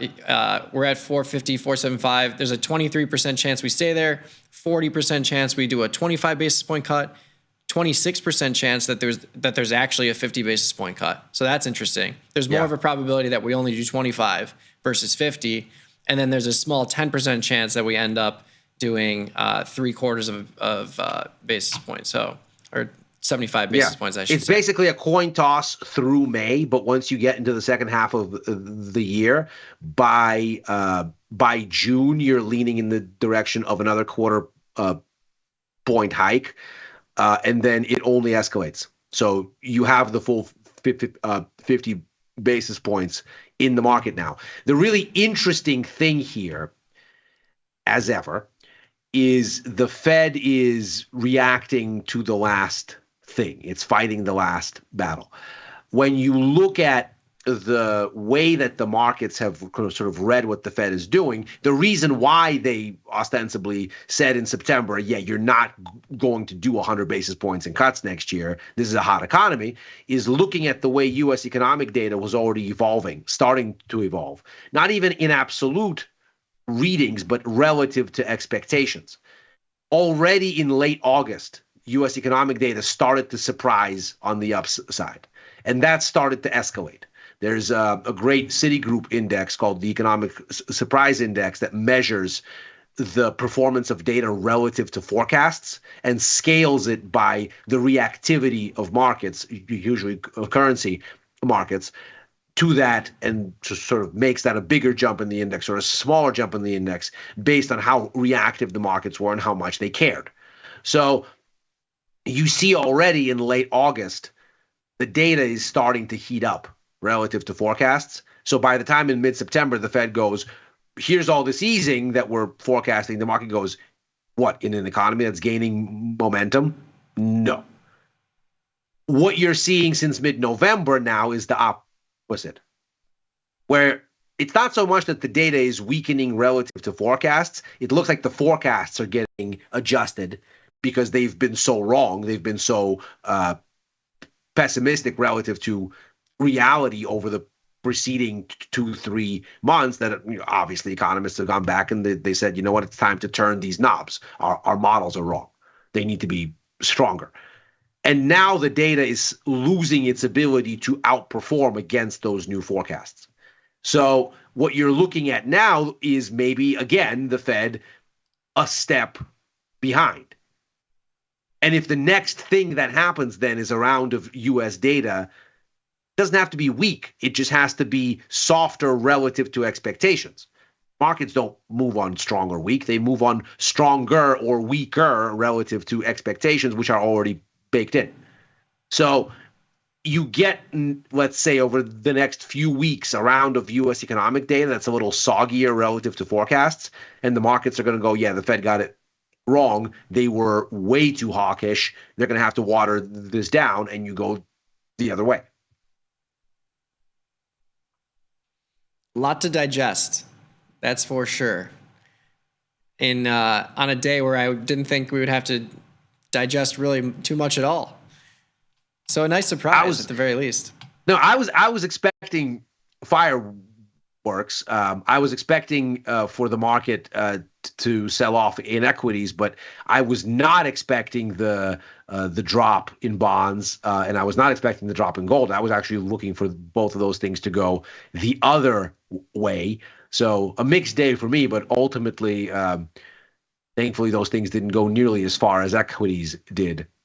Those things didn't go in the wrong direction nearly as far as equities went in the right direction for me. So I'm feeling a little bit happier today versus yesterday. Long may this equity sell-off endure. We will see. We will see. I don't know. I would say I still think the game is, if you're going to be short something, whether it's the NASDAQ, whether it's Tesla, whether it's Bitcoin, whether it's Google, what is the most tempting short? I still think it's Tesla, even more than the NASDAQ. Mm-hmm. And if you're going to be long something, what's it going to be? And I feel like it's got to be the bond. Yeah. I mean, if you look at ZB here, if you look at ZN here, it is very difficult to be a seller because you're basically directly at the bottom of the mid-November range. You're right there. So it's really difficult to want to be a seller of this. I'd say the parallel to this is the euro. If you look at 6E today, what you find is that, you certainly had a big rally in the dollar. The euro took a big knock back, but you're basically within a hair of the late November low. I mean, are you going to sell into that low directly? Probably not. And it's a similar story for the yen. It's a similar story to a lesser extent for other currencies. I mean, certainly the commodity currencies got absolutely shellacked. Canadian dollar got taken to the woodshed, as did the Aussie. But the euro here not pacing those losses. And if you're going to look for a buy here in some of this, and you're going to think about maybe buying the bond or at least staying long, the flip side of that is maybe going long euro. You're saying as opposed to being long the bond, those are parallel ideas. Right, but I'm saying in terms of an instrument, you're basically it's long the euro is another way of saying short the dollar. Yeah.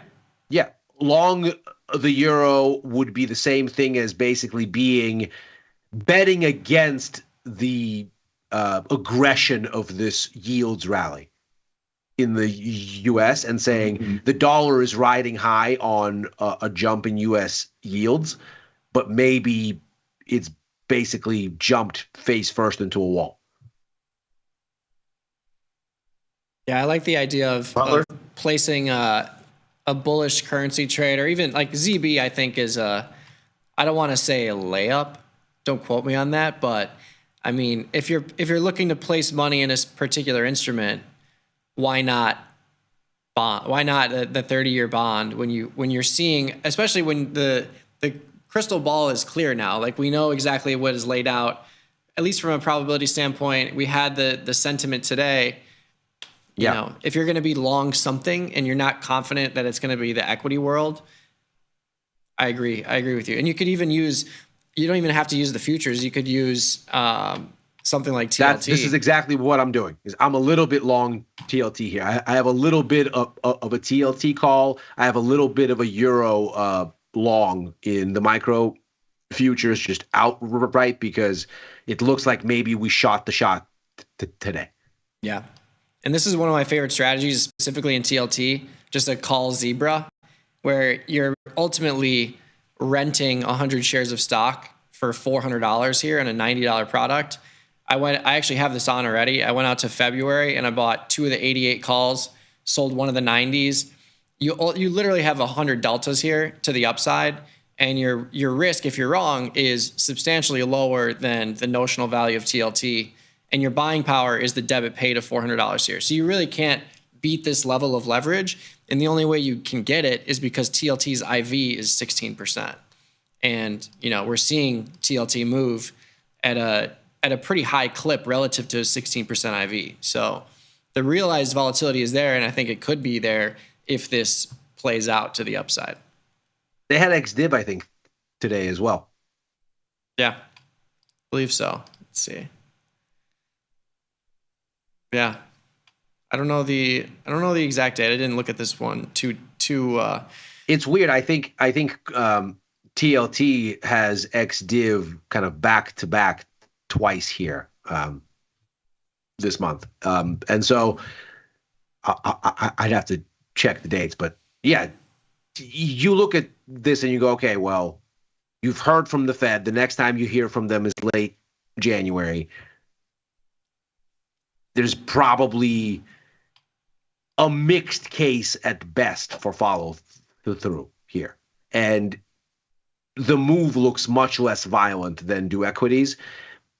I suspect, Dylan, to your earlier point, if there is massive risk aversion here and equities keep adjusting lower, at some point the bonds catch a bid, not because of anything other than just haven demand. It won't be about the Fed outlook changing. It'll be about money having to go somewhere. It'd be a risk-off vibe. Yeah. And with that happy thought, overtime is out of time here. Don't go anywhere because I'll be back for macro money after a brief break where we'll talk about a little bit more of this carnage, but then also look forward to the Bank of England policy announcement, which is coming up later tonight and might be another hawkish surprise. We'll see what the markets do with that. We just had their inflation data overnight, and that was hot. So we'll see how that goes. For myself in San Francisco, Mr. Mike Butler, thank you for filling in Chicago. Dylan Radigan in Milan. We'll see you all at market close tomorrow.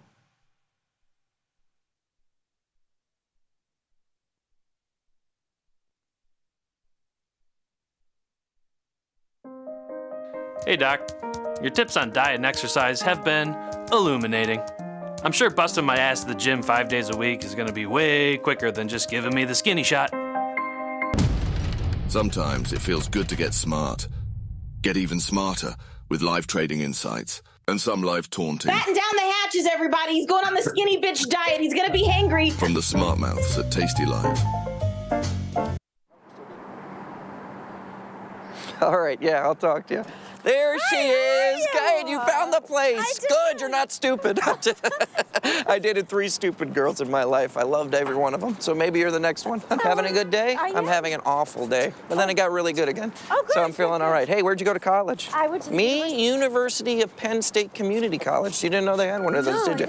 Yep, the Fighting Rams. Oh. I'm one of the Rams now. Do you have any sexual fantasies? Excuse me? I do. My parents are watching. They're sitting on a rainbow. I'm a half man, half giraffe, and I'm dressed like Brett Favre. What does that mean? I don't know. Yeah, talking about it gets me pretty hot, though. Uh-oh, there it is. His pants just got tighter. I'm a vampire. Can you believe that? Does that make me more mysterious and attractive? What? Uh-oh, watch yourself. We don't want to get hit by a car. No. My brother did that once. He can't talk now. Oh, my God, I'm serious. Yeah, pretty serious. Are we getting serious? I think so. How many kids do I want? 5? 11? Oh. First meal. Here we go. That was rude. This is on you. So much time is flying by. Yeah. You're very funny. Oh, thank you. Does anybody ever tell you that? Yeah. Well, you're not that funny, so don't worry about it. That's interesting. Not a big fan of Sam's anymore. But now you know everything about me. I feel like I'm opening up so much. God, I'm scared. This thing's moving so fast. Yeah. Oh, wow. I haven't cried like this in a long time. Are these tears? Uh-oh, here we are. Front door. Big first kiss moment. Oh.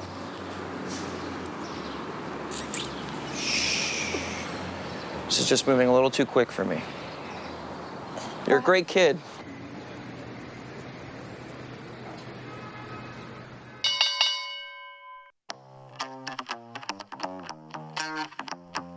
In the world of options, somebody once said, for every gimme, there's a gotcha. It's all about generating positive expectancy in your portfolio.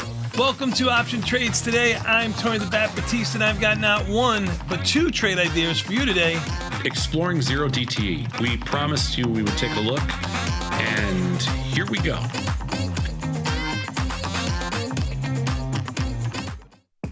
Ready to take your trading skills to the next level? Dive into the world of stocks, options, and futures with Tasty Trade courses. Whether you're a beginner or more advanced trader, our courses can empower you with the knowledge to succeed.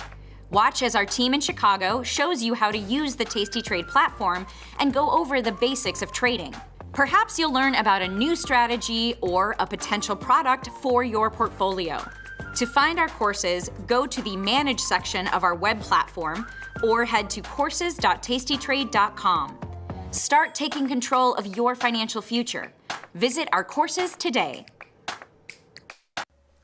It feels good to get smart. Get even smarter with the ultimate how-to guide.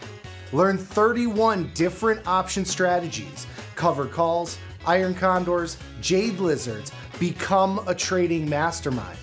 Get the guide at tastylive.com/guide.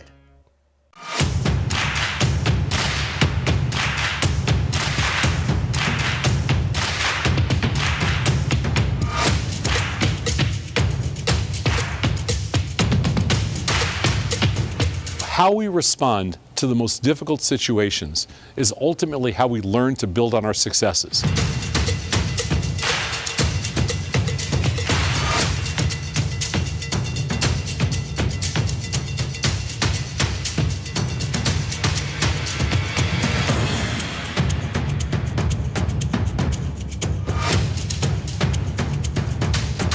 It takes the guesswork out of retail trading.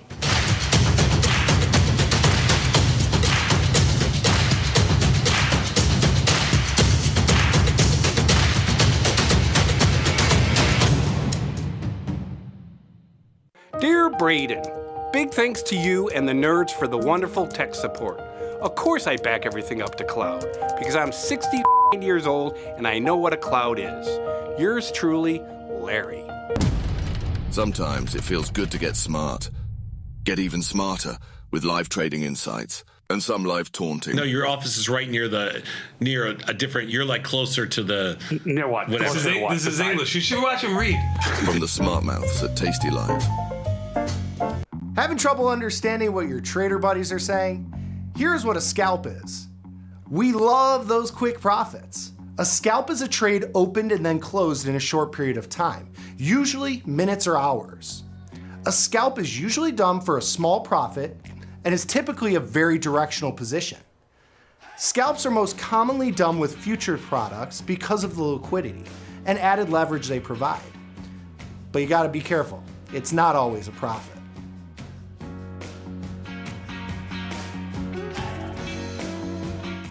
I started trading around 2018, as soon as I got out of college. Stumbled upon a couple of different YouTube videos and learned that way. Truth or Skepticism with Dylan Radigan was actually kind of what really caught me in the early stages, because Dylan was sort of the skeptic and like I was a skeptic as well. And Tom was able to sort of convince him, and that was kind of my favorite show from the beginning. The fundamental principle that present fear of future uncertainty is fundamentally overpriced. In other words, volatility and selling volatility is the key to getting a statistical advantage in financial markets is the biggest takeaway, and that's kind of just the overarching principle I follow.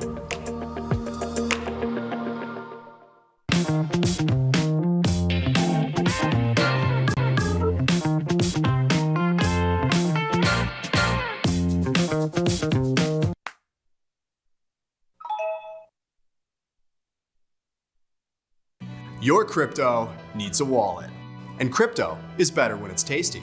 You can now do more with your digital currencies with the Tasty Crypto app. We're proud to offer a self-custody wallet for Bitcoin, Ethereum, and Polygon. Transfer your digital tokens directly in-app and access thousands of tokens available only on-chain. Your wallet is your key to decentralized finance. Download the Tasty Crypto app and get started today.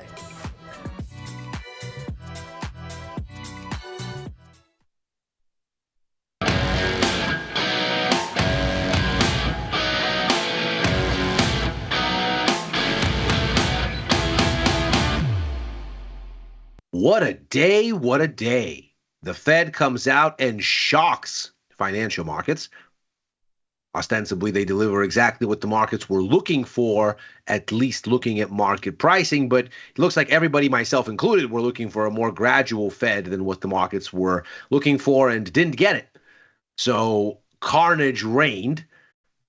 Now we have another central bank in the offing with still more volatility perhaps on the docket. This is Macro Money. I'm Ilya Spivak, head of global macro here at Tasty Live. And we're going to touch on the Fed a little bit. There's, of course, been quite a lot said already.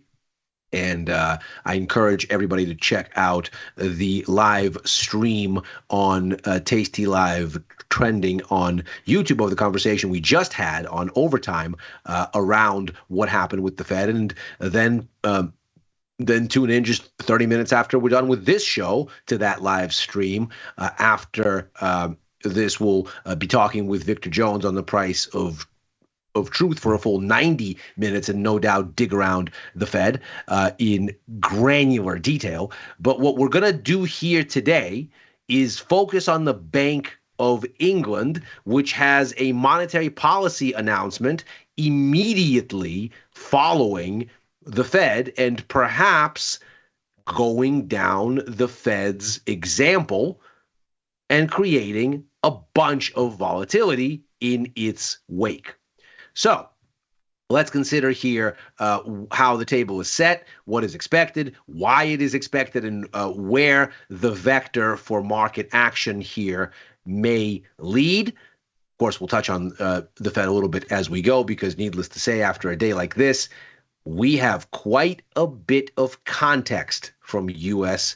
monetary policy. So the expectations here are that the Bank of England is going to keep rates unchanged this time. What we're looking at here is the equivalent of Fed funds futures. These are 1-month SONIA futures, the benchmark rates indication for the Bank of England. And we can see here the current target for the bank rate, the target interest rate, 4.75%. Looking at December, we don't quite have the cut there. We have the next one on the menu, it looks like around March. And then we can see here we get to another one by September, November. And as we can see here, the curve for this policy path into next year is a significantly less steep one than what we saw back in September. The markets were looking for a much more dovish Bank of England, and since then, things have adjusted to a less aggressive setting, to a more measured path forward for rates. We see here, if we look at what's expected for this year, for next year, and then in total going forward here is another 2 rate cuts basically through the end of next year. And that's been a significant adjustment from even just recently. 82 basis points was on the menu when we looked at this as recently as the beginning of this month. In fact, just last week, the beginning of last week, a much more dovish disposition for the markets. And now we're down to just 50 basis points, of which clearly we can see all of the cutting centered on next year. And a lot of this adjustment comes this week and indeed over the past 48 hours, because what we got here in the lead up yesterday was an update of UK inflation data giving us numbers that are plainly going the wrong way. And although we had a situation here where the headline number, the 2.6% here that we see for headline CPI, that was in line with expectations. The core reading, a little bit warmer than the markets were anticipating. And so what we end up with is a story about a central bank that is ostensibly being directed into a less dovish direction. Now, the markets, in fairness, had forecasts that looked for a 3.6 reading on the core. At 3.5, it was a little bit lighter, but also an uptick from the 3.3 in October, and at 3.5, the highest that it's been since August. The headline at 2.6, the highest that it's been since March. So inflation seemingly going the wrong way here for the Bank of England. And what's interesting even more than the headline numbers are the components. If we look here at what the contributing factors were to November's CPI, we can see that there was a bit of a bump from fuel, and we can see that was very close to where the contribution was for the previous month. So of the 2.6% year-on-year rise, about 39 basis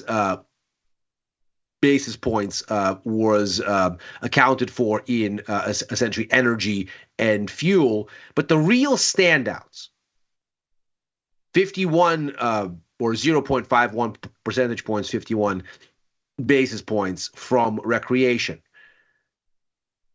about 0.6 percentage points or 58 basis points from hospitality. These were the real standouts. And this has been the case for a few months now, which is an interesting kind of a disconnect, because you would think these would be the parts of spending that would be the most vulnerable to the business cycle. If people were going to cut back expenditures on something, it would of course be not on food or clothing, or perhaps even on transportation or certainly fuel. It would be discretionary spending, recreation, hospitality. But it's these places where inflation is proving stickiest, even as the business cycle actually seems to be going in the wrong direction. So when we got the updated December Purchasing Manager Index figures earlier in the week, the story was, to put it gently, a disappointing one. We're basically back to standstill on the UK economy. If we recall, of course, PMI numbers work around a center line at 50, where that's neither expansion nor contraction. Above 50 is expansion. Below 50 is contraction. We came in at 50.5 on the composite, which subsumes within it both manufacturing and services.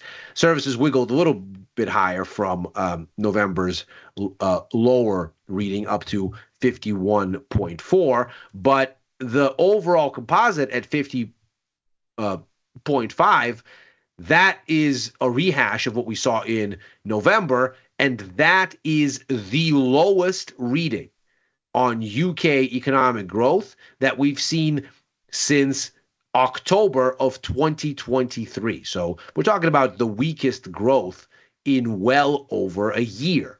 And what that's following is a steady deceleration from where we peaked in August. And if we look back even further, here's August. That's sort of the straight line down here. But the top on growth really occurs a little bit earlier. It occurs here. So there's a sort of pickup in the second half of 2023. And as we get into the beginning of 2024, much like in the Eurozone, for that matter, where there was some weakness toward the tail end of last year that the region tried to shake off at the beginning of this one and ultimately failed. Here, a similar story, although not as dramatic. The Eurozone now outright contracting in terms of economic activity growth for a couple months in a row.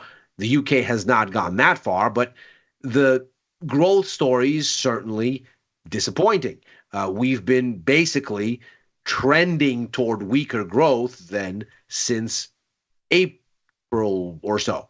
where we peaked for this year. So we're looking now at an economy that really should be putting a degree of pressure on discretionary spending and starting to eat away at the influence of those kinds of categories here in CPI, and is plainly not doing that.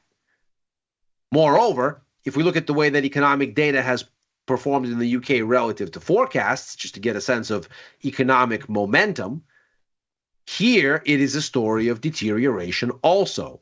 We can see here there has been a steady weakening in the performance of UK economic data relative to forecasts. So not only are things trending toward weakness, they're also weaker than expected. So not only is the economy weak, but the numbers that we see coming out here are weaker than even the forecasts have it. And so the upshot then is, we really should be seeing, against these kinds of economic conditions, now for a few months running, a diminished impact from discretionary spending. And frankly, at least when it comes to recreation, what we're seeing is the opposite. Its contribution actually increased as an influence on CPI from October to November, and didn't change very much at all when we look at the hospitality side of things, which of course makes for a very curious conundrum for the Bank of England as it ponders what to do next. Now, it certainly makes sense that against this backdrop, at least on the inflation side of things, we've seen a hawkish adjustment in expectations, but also the Bank of England has to be mindful of the fact that it's operating as central banks do with lags, and has to be mindful of the fact that ostensibly the weakness that you're seeing in economic activity growth will invariably land you into a place where you have to start thinking about more stimulus, not less. So how the Bank of England is going to walk this tightrope will be very interesting to see. It's not dissimilar from the tightrope that the Fed's been walking, although there it's a little bit clearer. The Fed had an economy that looked like it needed more stimulus in September. It promised big things, 100 basis points this year, 100 basis points next. It's had to walk back half of its 2025 forecast in today's update, which is what gave the markets the indigestion that they got once they saw it, even though they were already priced for that. And so you end up then with a situation where there is a balance of risks and a fine road through the middle. And for the Bank of England, it's even more overt, because the economy is weakening, which seemingly calls for cuts, but inflation, even though it ought to be responding, isn't. And so there's a difficult case to make for easing. So the way that policy decision-making happens at the Bank of England is it's actually a very straightforward democratic kind of process where the 9 members of the Monetary Policy Committee vote to either cut, hike, or hold rates unchanged. When we look at what happened the last go-around here, when the central bank met in November, we can see that no big changes here other than, of course, the policy change itself.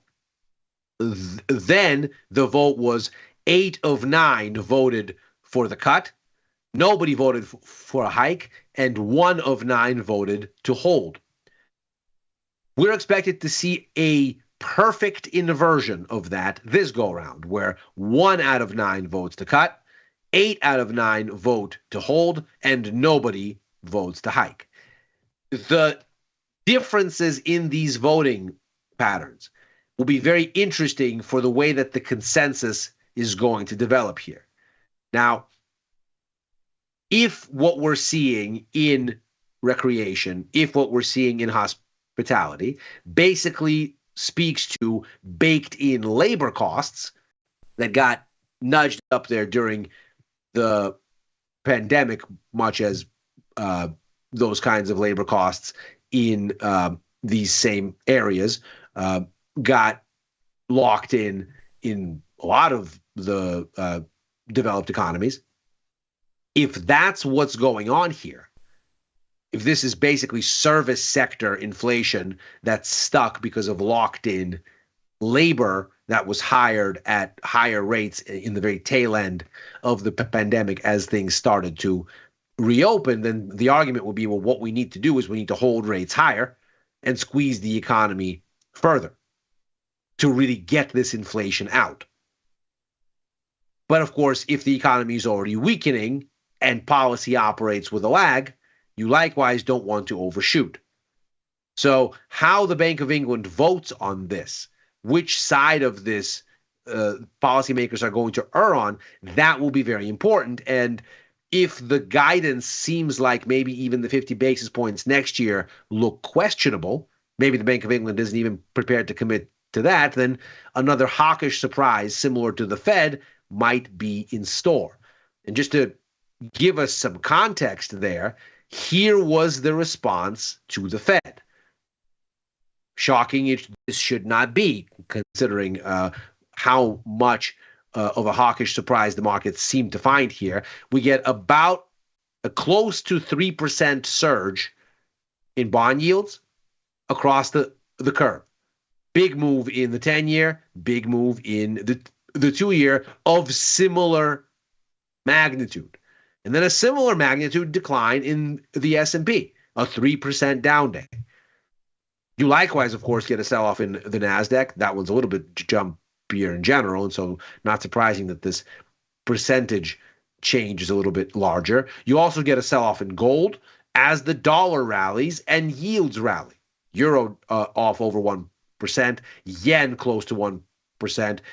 Bitcoin, obviously a kind of digital foil to fiat currency and also to yields, since it doesn't yield anything, gets absolutely shellacked today, down almost 6%. Not surprising in a higher yield, higher dollar environment, and also a risk-off environment, as we can see on the stocks side of things. But what this tells us is a sense for how markets feel about monetary easing here, which is to say risk appetite wants their rate cuts.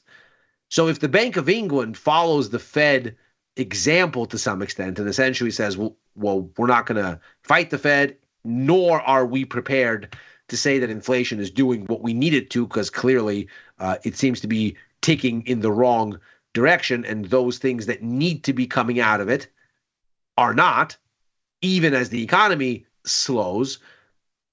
If that's the way this goes, well, then the upshot becomes very similar for the related markets. And in particular, where this is most interesting is the British pound, where, as we can see, we had a sharp move lower today as the dollar rallied, but we didn't really cross the Rubicon, as it were. We tried to dip back below support at the 126 level, give or take here, but we're still sort of within this digestive zone down here. If we get a more hawkish Bank of England, this has the possibility of reversing higher and bouncing off these levels. And so this will be a really interesting thing to watch, because, of course, if the Bank of England decides it wants to pay more attention to the economy and look through the latest inflation numbers and say, well, we expect that eventually this economic weakness will catch up, then the story becomes very different. And then you build on this move and perhaps even break through this low at about 24.50 or so, near the 25 figure, and extend further down. The major support here, of course, the lows from just before mid-year, late first half at 123. But anyway, you slice it here, the pound is coiled up for a move, and the Bank of England is walking a very narrow path to try to balance these conflicting influences. So almost any way you slice this, an expansion of volatility seems to be on the cards. Which way this breaks might well be the start of something either way, be it on the upside or the downside. And so opportunities here seem to be very interesting indeed. And that is Macro Money for today. As ever, we are here right after overtime, a show that I co-host with Dylan Radigan and Chris Vecchio, looking at the Wall Street close and where things may go therefrom. I am likewise on in just 30 minutes time, as we mentioned at the top of the show, on the price of truth with the great and powerful Victor Jones. That's going to be no doubt a spicy conversation today as we unlock all of what's going on around these markets. So definitely come and join for that. I'm back with Chris for Futures Power Hour Fridays and Mondays. Back with Victor and Tom for First Call on Sundays. Writing for the news and insights portion of tastylive.com and commenting on the platform formerly known as Twitter, as well as on Blue Sky at Ilya Spivak. Thanks very much for joining. Macro Money is back tomorrow.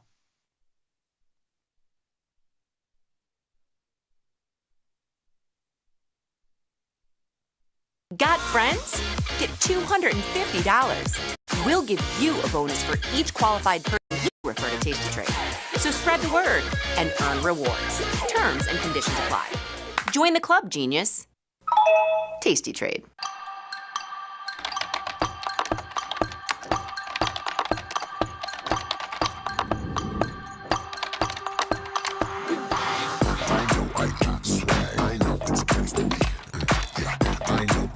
How much does it cost you guys to do simultaneous hair flips? Years of practice. Everybody wanna be like me, yeah.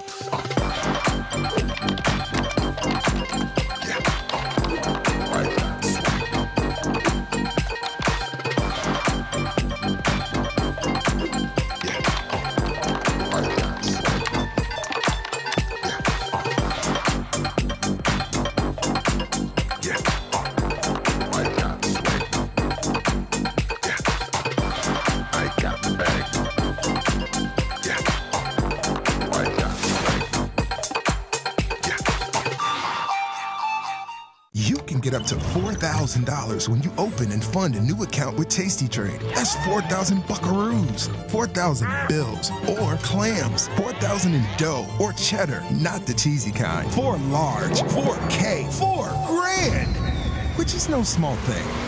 Open and fund a new Tasty Trade account and get on the platform for traders who just want to trade. And did we mention a bonus of up to 4,000 smackaroos? Tasty Trade. Make your move. So I've been trading for about 5 years, maybe 8 to 5 years, and I got in the options world because I wasn't making enough just holding long equity.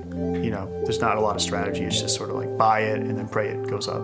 I found Tasty Live from my friend, and I started looking at the YouTube videos. My favorite part about it was just that there was math, there was probability, it was something you could consistently rely on. Once someone gets the right information, which they provide on Tasty Live, they can really change their financial situation for the better. Consistently, not, oh, I bought a stock and it went way up one time, but how can you do it consistently, over and over and over? And with Tasty Live, I was able to do that.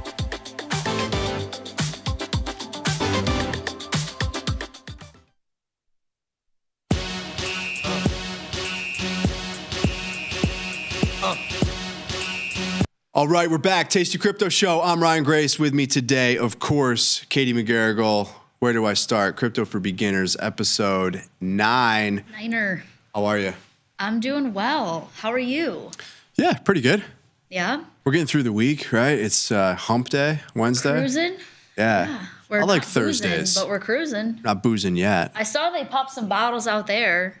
Without us. Without us. How rude. Per usual. Yeah, I know. We always get left behind, Katie. I know. Maybe there'll be some leftovers when we're done. Maybe. We can only hope. Katie, we got to shout out the chat. We're streaming live on YouTube. If you're watching anywhere else, get over to YouTube if you want to type something crazy into the chat. Grumpy Mike, what up? VW Diesel Dork, what up? Those are the only two I see thus far. So if anyone else types in there, I'll scream out your name as well and say what up. Where do you want to go first, Katie? This is going to be the last episode of Where Do I Start? I think you're going to continue to spend some time with me on air. We've got a lot of exciting things planned for next year, but it's going to be our last show of, I guess, pre-Christmas season. I'm out next week. I don't know what your plans are, but I'm not doing girly. this show. Okay. That's okay, though. You know, it gives people a chance to miss us. Yeah. You know? I'm sure you we'll want be to, missed. like, have a little mystique, a little, I don't know, je ne sais quoi, so that when we come back, it's going to be even better. Coming back, bigger, faster, stronger, 2025. This will be the last one for a week or so, but we will be back on Monday the 30th. Last episode of Where Do I Start? We're going to talk about DeFi, liquidity pools. We talked about Uniswap a bit on the last show.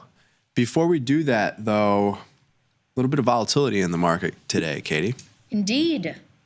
A little choppy chop after that little FOMC announcement. A hawkish rate cut, as I understand it, and everything's unraveling. I personally think this is a dip to be bought in crypto specifically, but in other areas of the market. How are you thinking about things over the last couple of hours? Because this is pretty quick unwind. I mean, the VIX went to, almost 30, maybe almost doubled. Yeah. 3% down in the S&P. I mean, that's a big move post FOMC. When you get the text from your dad, like, hey, Oh, no. what's going on? That's when you know. That's when you should be buying the dip. Maybe. Yeah. I mean, I'm with you. The fear is real. I think I don't think that Santa Claus. Mikey said it earlier in one of our side chats. He's like, Santa Claus fell off his sleigh before the rally. I'm with you. I think he maybe just lost his footing a little bit. I think we will see a little bit of a rebound. But as far as crypto goes, I wanted your thoughts on that because this is my first. I'm trying to think of when I bought like my first little bit of like Bitcoin or ETH. First or second FOMC announcement. And this is obviously the first one I feel like we've had a material reaction. Yeah. So what are you thinking in terms of like how does it normally work when you see, these larger market moves in terms of like correlated assets kind of all falling at the same time? Or do you just tend to see a little bit more volatility in terms of price action? You definitely see more volatility with the price action. I think as a result, you see the correlation strengthen. So there are periods of time where we see this positively correlated. There's a strong positive correlation across risk assets when you're moving higher. Right. You do see that at times.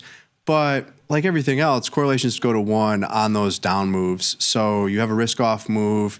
There was a catalyst today. Jerome Powell, FOMC, interest rate cut, but maybe not as dovish as everyone had priced into in terms of the forward projections into the market. So you see that correlation strengthen. How long does that last, though? Mm-hmm. No idea. I don't think it persists. I can look at pockets of crypto right now, some of the areas that we've talked about that are interesting, whether it's in memes or it's in these AI agent tokens and other areas of the market that in some cases, we've got stuff that's up 10 to 20%. When I look at the move to the downside, well, yes, everything is selling off. We were down a lot more in percentage terms, a couple weeks ago. Right. Down 4.5% right now. So a little bit of a recovery. We've got ETH back towards 3,700. This is kind of normal course of business. I think if you're, excuse me, I've got something popping up in my chart. But yeah, just looking at a couple of things here. I mean, we've got TradingView up. So what? It takes you to the bottom of the range off of the top of the range. We're going to ping back and forth in between that. We were here just a few days ago when you look at Ethereum. If we go back to Bitcoin, Right. Same thing. I think your range is, probably 105, 95, 110 to 100.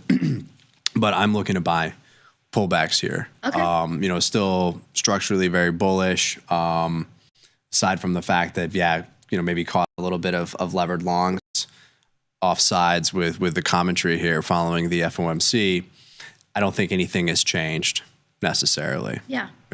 Could this be a redo of, I think, 2018 in December?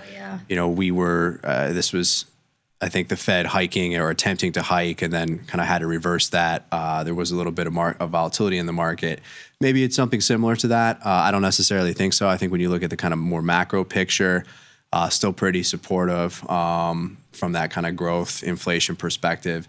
So yeah, again, just long-winded way of saying I think you have an opportunity to buy the dip. Does that dip extend into the mid 90s? Possibly. We know again that Bitcoin can move 10, 20% in a week. So down 4.6% on my screen right now isn't that crazy. I don't think you rush into it, but in terms of how you think about it, I mean, maybe that was it and this is the beginning of the end, but I don't think so. Yeah, I tend to agree with you. We'll see, right? I mean, and the interesting thing about this is that it trades 24 hours. So, like you're saying, you don't have to have like this lull period that like the futures are closed right now, right? And so is the U.S. market. So you can just keep watching it all night. That's a great point too. And I want to expand on that in that this is not just a U.S. thing. It's not the S&P 500. It's not a single stock. Do things like interest rates have an impact? Absolutely. We've done some research previously looking at this, though, and there's not that strong of a correlation. Over time, this stuff has gone up. So with a limited data set, it's hard to find a very strong relationship given that it's trended higher and you have volatility in between. Some FOMC announcements, it's up a lot. Others, it's down a lot. But there really isn't a strong correlation between that announcement and what happens, within the moments thereafter or the following day. We can't forget, though, that this is global. It's an internet digital asset. Yeah, rates matter. The Fed matters. Absolutely matters to global markets. But so does Chinese liquidity, liquidity out of the ECB, what the Bank of Japan does, what the Bank of England does. Like those things matter too. And so again, I just want to reiterate the point that this is so much more global in nature that I think Fed interest rate decisions probably matter less over the long term. Like, you remember what happened in the S&P, the last FOMC decision? Like, do you even know if it went up or down? I mean, I'm assuming it probably went up a tiny bit. I don't know. I don't remember. But, I think you kind of apply a similar perspective here. Exactly. I don't think this was a make it or break it FOMC announcement for the future of Bitcoin. Yeah. Well, something that I want to reiterate really quickly before we actually get into the meat of today's topic is that we have a couple of new digital events live on tastylive.com. And one of them, if you are just tuning into Where Do I Start Crypto Edition for the first time, Ryan is actually going to be doing our January digital Tasty Live event. So everything you wanted to know about crypto, but were too afraid to ask, hosted by you. I'm super excited for it. You can also sign up for 2 other events that we're going to be hosting in February and March. Yeah, look at that. Great pick of you. Not bad. They found one good one. Hey, trust me, there are so many it's the lighting. Awful pictures that are probably floating around after having been here this long. But yeah, sign up, tastylive.com/events. It's free. You will get access, of course, to the airing of the digital collectible, and it will be given to you as a collectible after the fact. Yeah, you can see the others here that are coming in 25 as well. We got Dr. Jim, Mike, his friends, and his whiteboard. Yeah. So, I wonder who his friends are. I don't guess know. we'll find out. Yeah, I'm excited to meet his friends. Yeah, I'm excited to meet his friends too. I'm excited that he's reviving the whiteboard though. Hell yeah. It's going to be great. So anyhow, I just wanted to give you that quick little plug because I have just gotten so much out of this, very short series with you. I'm looking forward to continuing it as we kind of enter 2025. But if you want to get caught up while we are, in a lull period, you can, of course, rewatch all the archives that we've already done, and then you can catch up again in late January. Yes. It's going to be dope.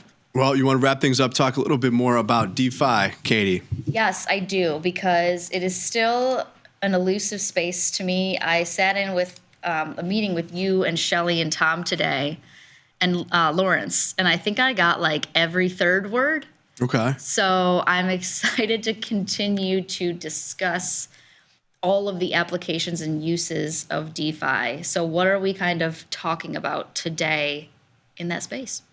I want to throw up the slides here. And today I want to talk about the other side of what we illustrated on Monday.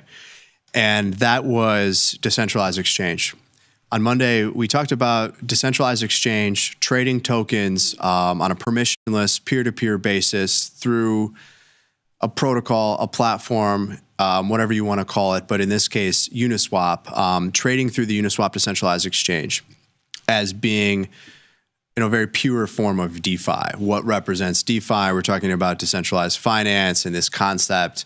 Here's a real use case, which is just trading tokens, but without a brokerage firm, without the New York Stock Exchange, without some of those traditional intermediaries or counterparties that you would think of. Instead, it's just using smart contracts, using code. So we talked about that. We hit on Uniswap a little bit. I want to talk about where that liquidity comes from and how you can also participate in DeFi as, I suppose, a market maker or a liquidity provider. And you can generate yield by allocating your capital to facilitate the trading process. Okay. In the same way that you have market makers that facilitate the trading process in the traditional sense, you can play a similar role on chain as an individual. And it can be quite lucrative. Okay. I'm curious. Tell me more. All right. Real quick primer on Uniswap, decentralized exchange built on Ethereum. We've talked about this last show. We've talked about this many times on the show. You can swap tokens. You can also provide liquidity. You need to do that from a self-custody wallet. You have to have control over your keys. You have to be able to sign the transaction yourself, and that gives you the ability to interact here. So you need a self-custody wallet. You plug the wallet into the exchange, connect it to the exchange, however you want to think about it, and then you can participate in this way. A couple high-level things, more jargon, stuff to explain here.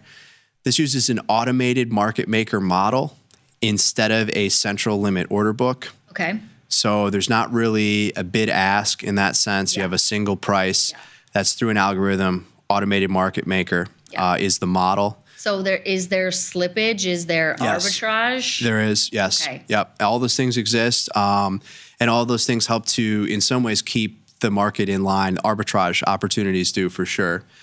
You interact with smart contracts to execute trades. We talked about that. You don't have a counterparty. You just interact with the code base, if that makes sense. Yep. It's non-custodial, self-custody wallet. You maintain control over your funds.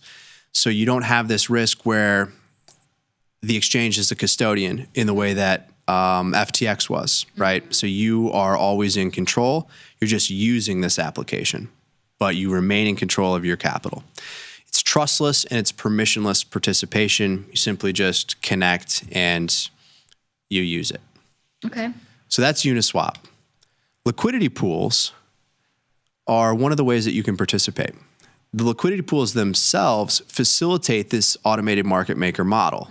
So the trading works because liquidity is provided in these pools. It's provided by individuals, institutions, you name it. My question is like, anyone can participate. okay, so is there a single wallet for the institution as well? Or do you think that that's kind of dispersed?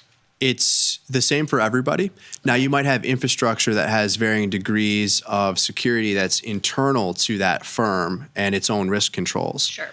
But the way that you participate is the same. At the end of the day, that big hedge fund has a wallet, and you have a wallet, and you're interacting in the same exact way. Got it. Okay. Now, what kind of security surrounds that wallet and what services support it might be different than what piece of software you use, but you're interacting in the same way. Got it. Okay.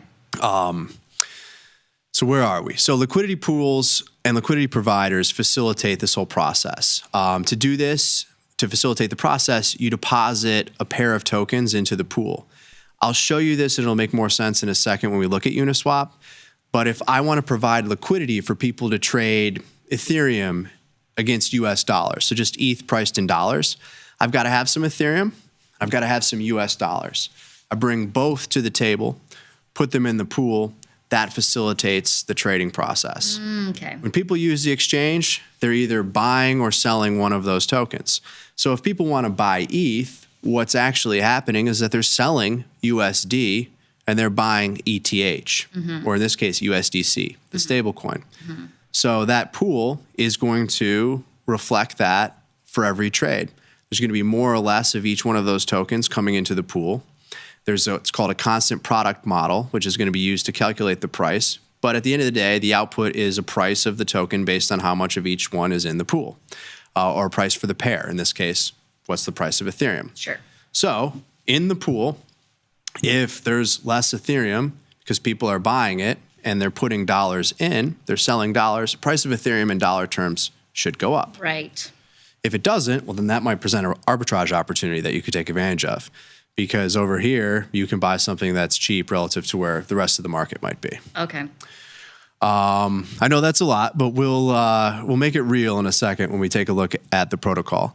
The thing that's important about this in providing liquidity is that when you're using this platform, Uniswap, to trade, I want to buy ETH, I've got stable coins. You're going to pay a small fee, 5 basis points in this case.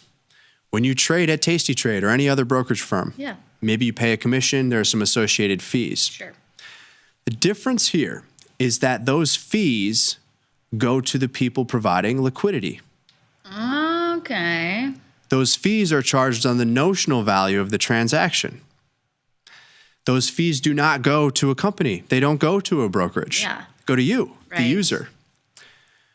In a way, you can run your own brokerage on a blockchain 24/7, collecting a portion of a fee that's charged on the notional value of the transaction. And when things are humming, like they have been over the last month or so, and this month's been pretty good as well, there's a lot of capital that flows through this. And if you're providing liquidity to facilitate the trading, you're making a lot of money. Yeah. Like we're talking about annualized rates that are at times, and you just look at the 24-hour period and you can annualize it. So it's not perfect. It's going to be wildly variable, but well over 50%. In some cases, well over 100%. Is there a minimum amount that you would say you would need in order to start participating? Used to be that you would need a lot more money because the gas fees were so high on Ethereum. When I started doing this, you really only could do it on ETH. And you would pay, $60, $100 in gas just to put your pool on. If you wanted to rebalance it, do something with it, interact with the network whatsoever, might cost you another $25, $50. So you had to have enough capital and you had to have a return that generated something, well in excess of the cost to put it on. To offset it. Okay. Nowadays, with layer ones, to set some of these pools up, it might be a couple of pennies.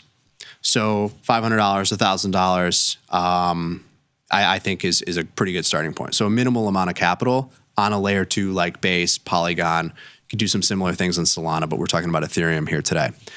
So we're probably going to run out of time, Katie, but I'll try to get through a bit more of this and show you the protocol and interacting with Uniswap. But how do you participate? We're going to take a look at that in just a second. One, get some crypto in your wallet, connect your wallet. So get a wallet, get some crypto, get on chain.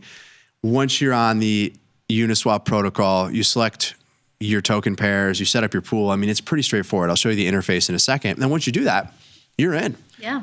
Generating fees, you can make some changes to your pool, but why don't we just look at it instead of talk about it? Because you can do this in the Tasty Crypto wallet. We've got the DeFi dashboard now. You can do this with the browser extension. You can connect to Uniswap with a browser extension. So just very quickly, and then I want to jump to the browser because I do have Uniswap pulled up there. But here is the current version of the Tasty Crypto wallet. Here's our DeFi tab.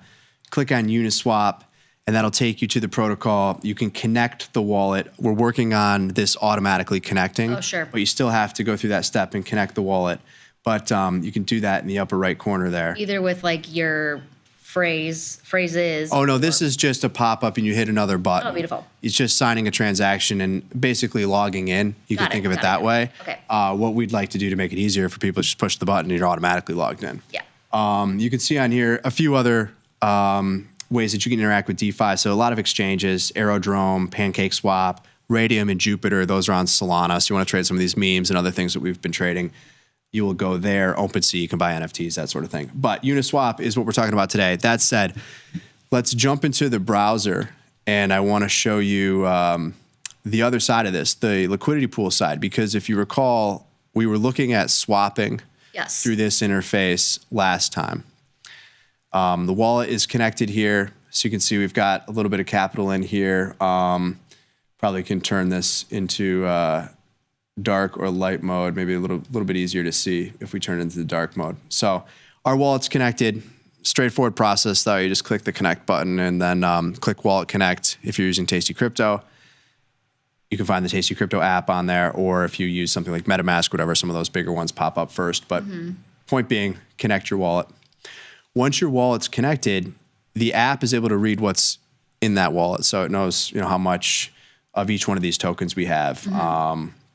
You can see we've got a couple different chains in here, a couple different tokens. That said, this is the trading interface where we can swap ETH for USDC and any other token that we want. What we want to do next, or instead, is go to pool. So here you can see all of the pools. We've got wrapped Bitcoin versus Ethereum. So this is Bitcoin, Ethereum on Ethereum. USDC, Ethereum. Ethereum, USDT. Another stablecoin, US dollar Tether. So you can see that these pools here are listed by TVL. This is total value locked. You can think about that as the amount of capital in the pool. Okay, that's what I was going to ask. Here is the extrapolated or estimated annualized percentage return, and then here's the one-day volume. My advice, if you're just getting started, is to probably go into something that's a dollar base, because now you only have to deal with the volatility of one token. If I'm trading a pair like Bitcoin and ETH, I've got to be aware of both their notional value, the volatility. They are correlated, but does that correlation ever break down? Sure.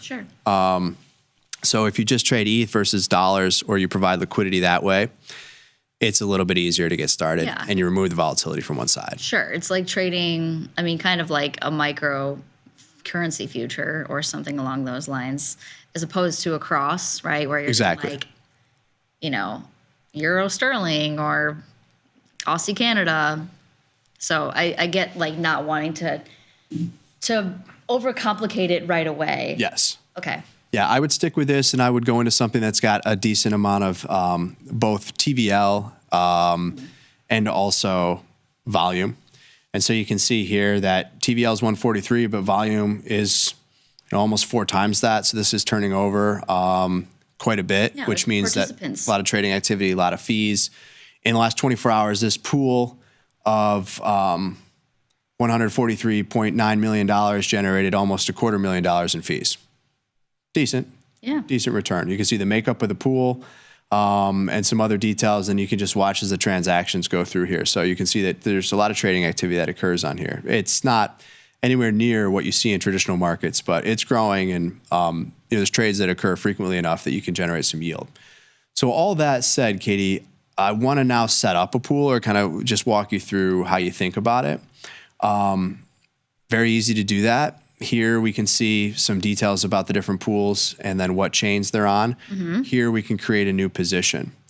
So when you create a new position, the first thing that you have to do is select the token pair. Okay.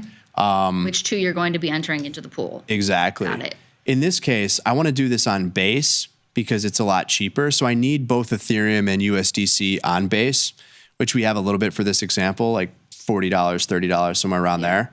But just make sure that you select the token, and then it's also on the right chain. So you can see there's... You know that that's on Base because of the small little icon in the lower right of it. Yeah, you have to know that this is the Base icon, I suppose, but this is the Base icon. This is Ethereum on Ethereum. It is a little confusing that way, and there are a lot of L2s, but you'll see Optimism, Arbitrum, you'll see Polygon. This is Base. This is Coinbase's L2 Base network. And you want to make sure that the token that you're going to put into that pool, this is the way that you would do it, is also that same network. Got it. So for here, it'll tell you the fee or the pool that you want to be in terms of the fee tier. When I first started this, the fee tier was 30 basis points. It's crazy. But that was on Ethereum. That was bigger transactions, lower volumes. What you've seen is that this has shifted over time. It's the lower fee, higher volumes. There's more money being made, even though there's a lower fee tier. It's like a ticket charge back in the day. Exactly. On the trading desk. Once you do that, and we are going to run out of time, but the next thing that you do, and we'll continue this conversation into the next show, is you just set your range for where you want to provide liquidity. I'll use a 1 standard deviation range for a weekly basis, given whatever the implied vol and the spot price is. You can provide liquidity across the entire thing, but if you concentrate your liquidity, it's a more efficient use of capital in that for the range, you're going to be providing liquidity only there versus the whole thing wherever it trades. So you're going to get more fees, if that makes sense. Sure. So once you do that, you click continue, and you then just simply pick how much of the balance of each token that you have you want to allocate to this. If you were to click the max and you have the appropriate amount of both ETH and dollars, you would just then click review. That'll ask you to sign your transaction. You create your pool. And I don't have one loaded up here, but next time I'll show you a couple live pools. It looks a little bit like a strangle in that you want the price to stay above the low end of the range and below the high end of the range. And as it trades around there, you just generate fees. Then you can collect your fees or shut down your pool. But this is a way to put your capital to work. Yeah. You are effectively constantly trading ETH for dollars at different prices around this curve, but you're receiving a fee for doing that.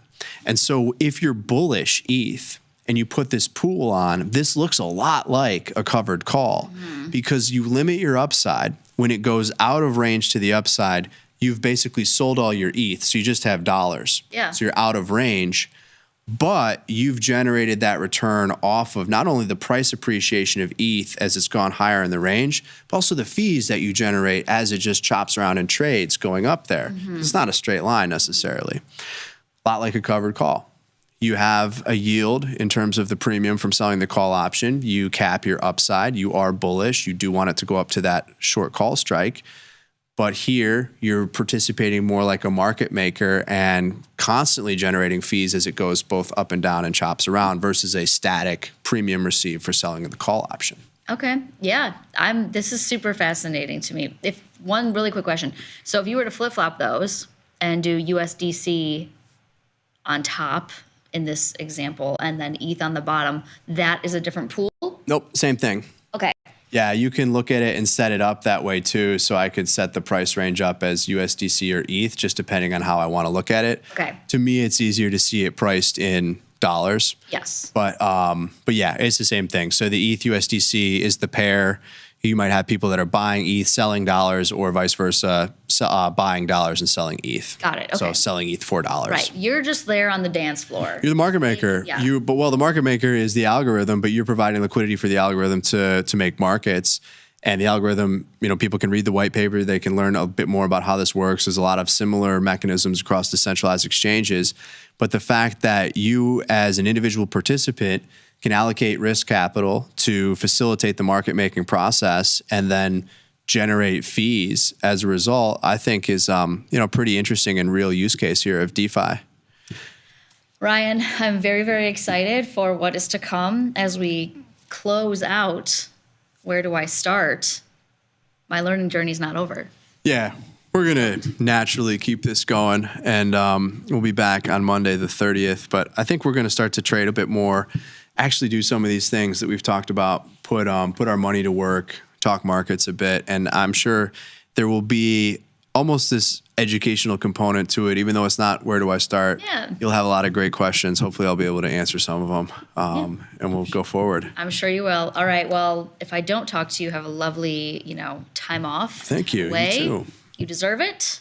And hopefully we see a little rebound this afternoon and into tomorrow. All right. Fingers crossed. That's going to do it for our show. We'll be back in another week or so. Until then, I'm Ryan. I'm Katie. Peace.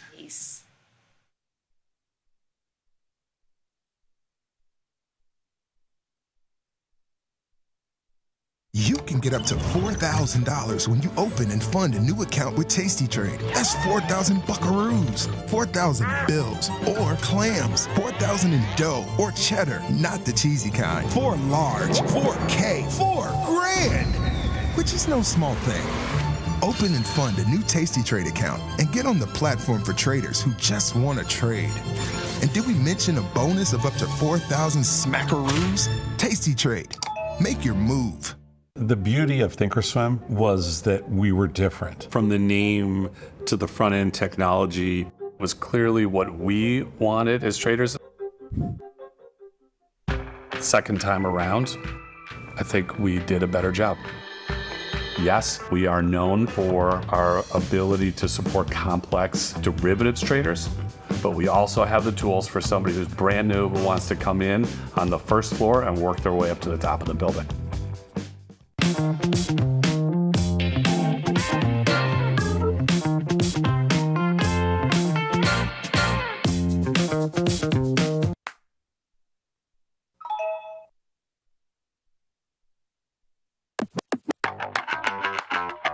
Explain pot odds.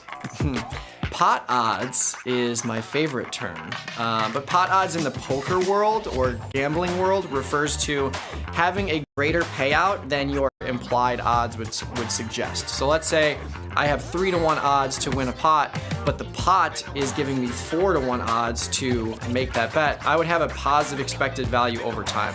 So in trading, let's say you have a defined risk debit or credit spread that's currently at a max loss, and let's say there's 30 days left to go. There's not really a reason to close that position because you're already at max loss. You can only go up from there. So in that scenario, that would be a positive pot odds scenario or something that would give us pot odds to stay in.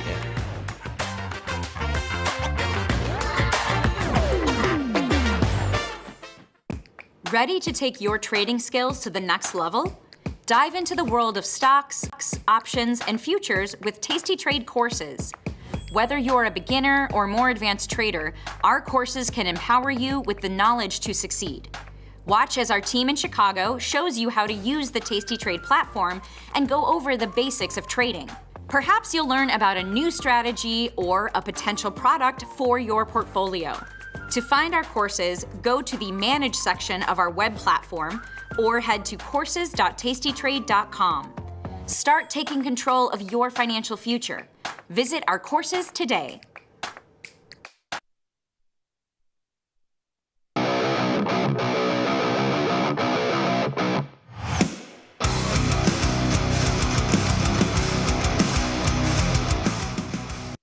Oh, yeah. It is Wednesday, December 18th, a little bit after 5 p.m. Central Time. The best time. You know what that means? It's time for Tasty Live's evening show, a little podcast called The Price of Truth, where we explore the incentives that govern our world. I am your little host of this little wacky show, but you're not here for me. It's Wednesday, so you're here for the one, the only, the global head of macro here at Tasty Live. Ilya Spivak. Ilya, how you doing, my friend? What a day! What a day! What a day! What a day! That's right. I'm still processing what we just saw. The chat doesn't have room for your gloating, my friend. But yes, finally, the market does have two-sided. I'm not giving it to you. I'm not giving you that pleasure. The market, my friend, has two-sided risk. For anyone who, this is a show where we celebrate trading, and yes. You need two-sided marketplaces. And some part of me wants to smile and gloat with you, my friend, because I saw some post before the announcement. It was like hawkish cut equals bullish, dovish cut equals bullish, neutral cut equals bullish. It was basically like no matter what they say or how they say it, Ilya, that number only goes up. And at some point, you got to keep the markets honest. Otherwise, this is going to get real stupid to the upside real quick. And you're not going to like the downside reflexive move that you'll get on the other side. Tell me, my friend, tell me why the markets moved down today. In your opinion. I actually did not get what was on my bingo card today. I was thinking that the Fed was going to be a little bit more gradualist than they ultimately were. But clearly, the markets were responding to the Fed adjusting their outlook for rates next year. And in my mind, it was even less about the adjustment itself and about the tone with which Powell made it. Because he was out there in almost completely different guise than we've seen him recently. Obviously, we're talking very nuanced because central banks don't say bombastic things as a matter of course. But the key here you can very clearly see in the view for the summary of economic projections, which was always where the action for this meeting was going to be. The markets had the rate cut fully priced in for weeks now. This was not going to be anything that was going to move anything or inspire anyone. It was a fait accompli a long while ago. Yeah, there was no Paul Revere moment where somebody's like, "Oh my God, they're cutting everyone, they're cutting." Wait a minute, what? That's my favorite. That's, by the way, that's my favorite part of days like today is that there is some part of the financial media world or just financial world, big or small. I'm not really sure how big this world is that always like thinks it's the cut or not. That is the news. It's like, no, we know that. That's never the news. That's almost never the news. If the central bank somehow changed policy in a way that wasn't at least significantly baked in, that's almost like central banking malpractice. Like you didn't do enough. Your communication strategy sucked, and you didn't tell the markets nearly enough. That wasn't always the case, right? Greenspan would just cut rates out of nowhere. But I just think post GFC and in a highly leveraged economy, global economy, it's really difficult to just come out there and just nobody knows what's going on. And then you're either going to cut rates, raise rates with nobody knowing. That's highly unlikely today. Yeah, I mean, I think you hit the nail right on the head. Basically, during the 2008 crisis, central banks around the world, at least around sort of the major central banks, basically decided that forward guidance was their friend, and that what they didn't want to do was they didn't want to shock anybody into anything. They didn't want to create credit market volatility. They wanted to walk markets into things. I would argue Bernanke's taper tantrum in 2013 was sort of the poster child for things you don't do when the markets are jumpy. He basically came out and was like, at some point, sometime, maybe we might have to raise rates. And the market said, what? Raise rates? What the hell are you talking about? He's like, Tell I us said when maybe and why. at some point. What in the world? And the market lost their mind. He then spent a year talking them into it. So the cut here was widely expected.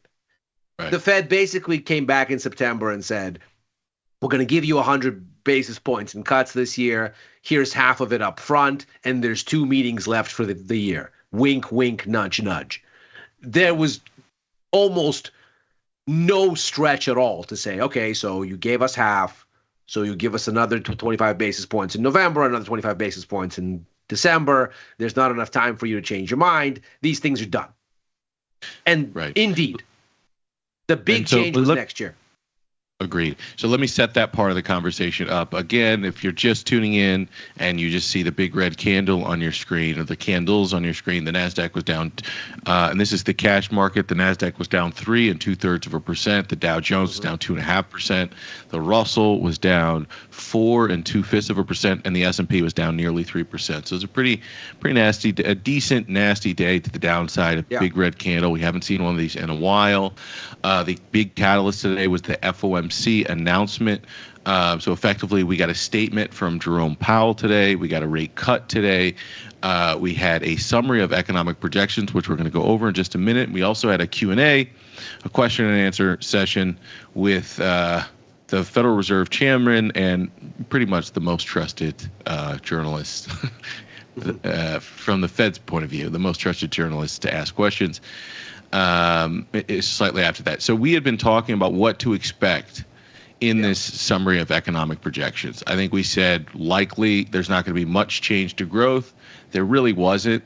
They upticked it to 2.1% in 2025. They downticked in 2027 to 1.9. All else equal, that's really, they shuffle a tenth of a growth, a tenth of a percentage point here and there. Not a big deal. They also trued up 2024 by moving it up to closer to reality. Which at this point is backwards looking. Right, exactly. 2024 does not matter at this point. 100%. Good point, Ilya. The next thing that they did, or that their projections did. Yeah. They claim that they don't do this on purpose. They claim to be totally independent, submit their own independent projections, and the median is what it is. We're just penciling some things in, baby. Don't worry about it. Yeah, we're totally. I would bet my last dollar that's not true. But anyways. We'll read the minutes. They downticked on it. We didn't think there would be much change in unemployment. Again, they shuffled 1/10 of a percentage point here and there. Not really a big deal. They took it down in 2025, but they raised in 2027.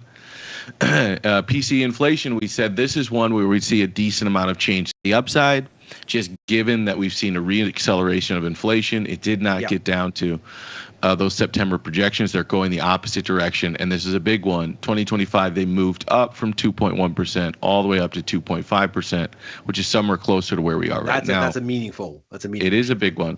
It is a big one, but we also said that was you and I think Chris all agreed this was the likelihood that we'd see three big changes, and this is one of the three. The third was core PCE. They ticked this one up in 2025. So core and headline at 2.5% into 2025, which is you're nowhere close to the Fed target. You're nowhere close to the Fed target at 2%.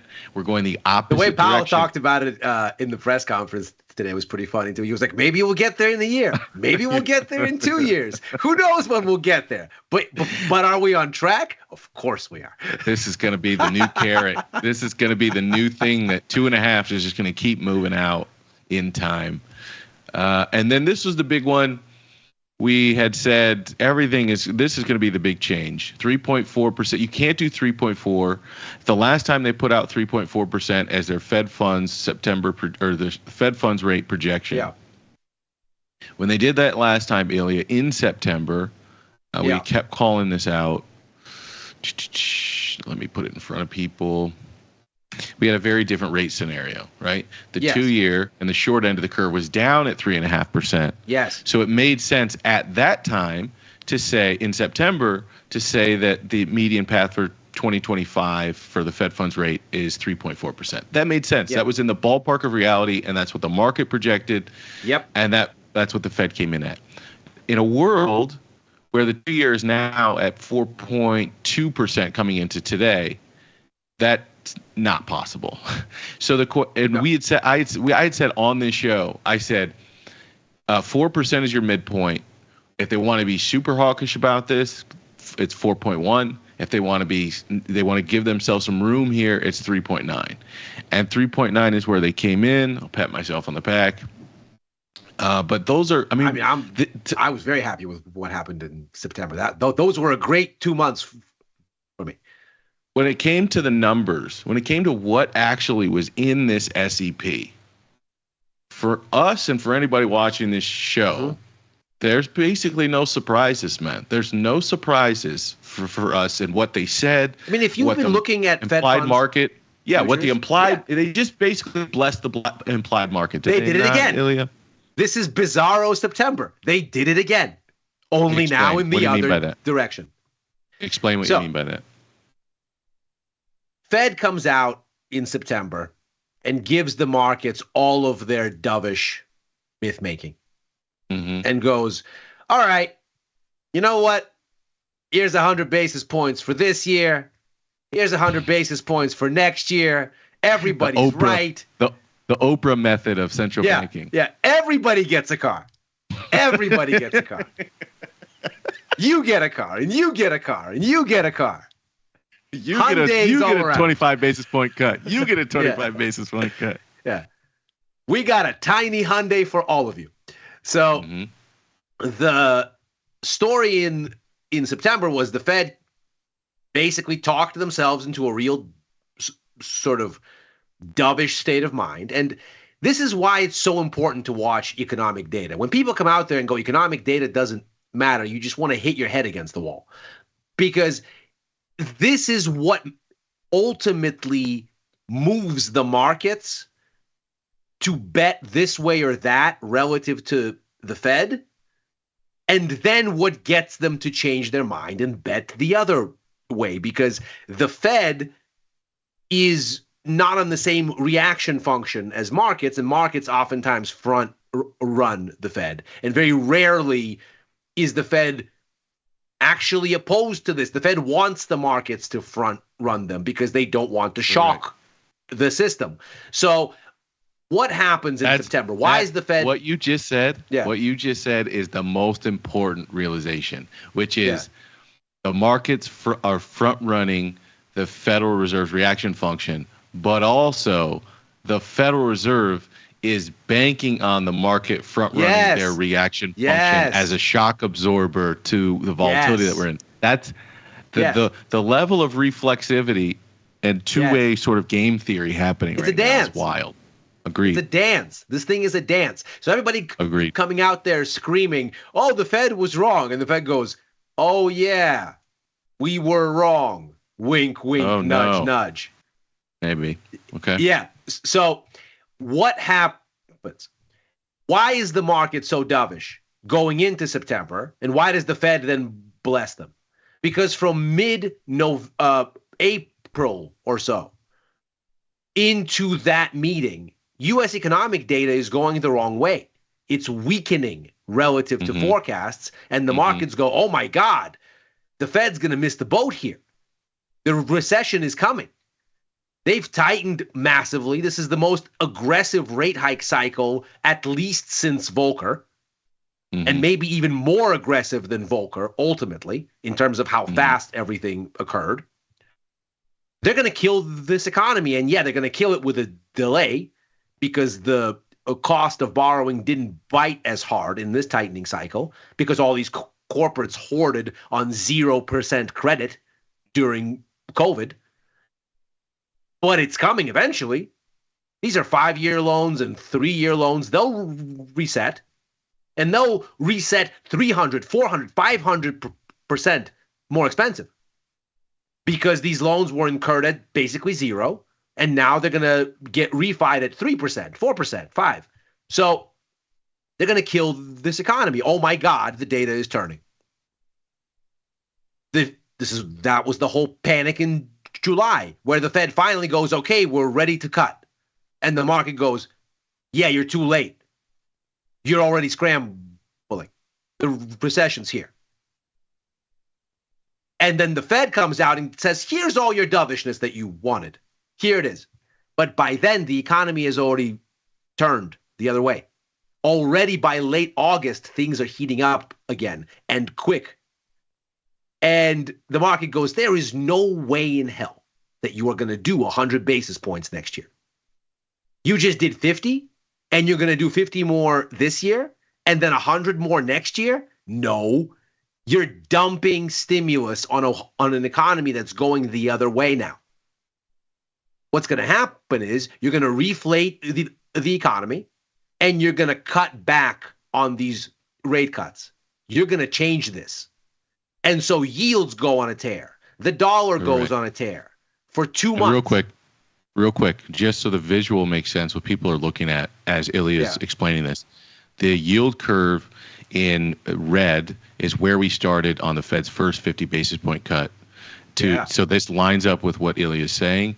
The next one, the green line is the yield curve at the second cut in November, and the blue line is where we are now. So you can see as the short end is coming down with Ilya's rate cuts, the long end is sort of lifting, and we moved out of inverted territory. Yes. Go ahead, Ilya. Keep going. Absolutely. So yield curve steepens, long end rallies, dollar rallies.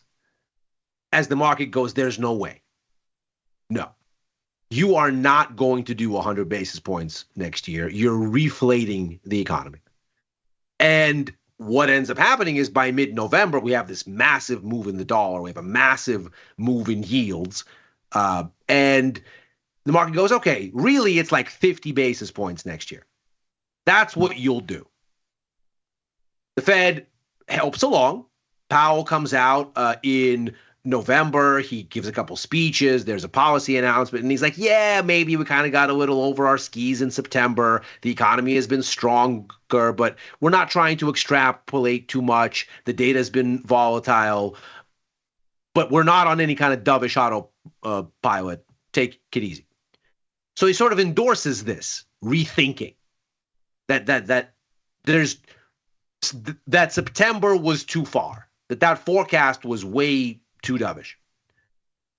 My thinking was going into this meeting, they would go from 4 cuts to 3 because they're saying we're going to look through data volatility, because we're going to look through inflation being a little bit stickier, because they think they're still on course.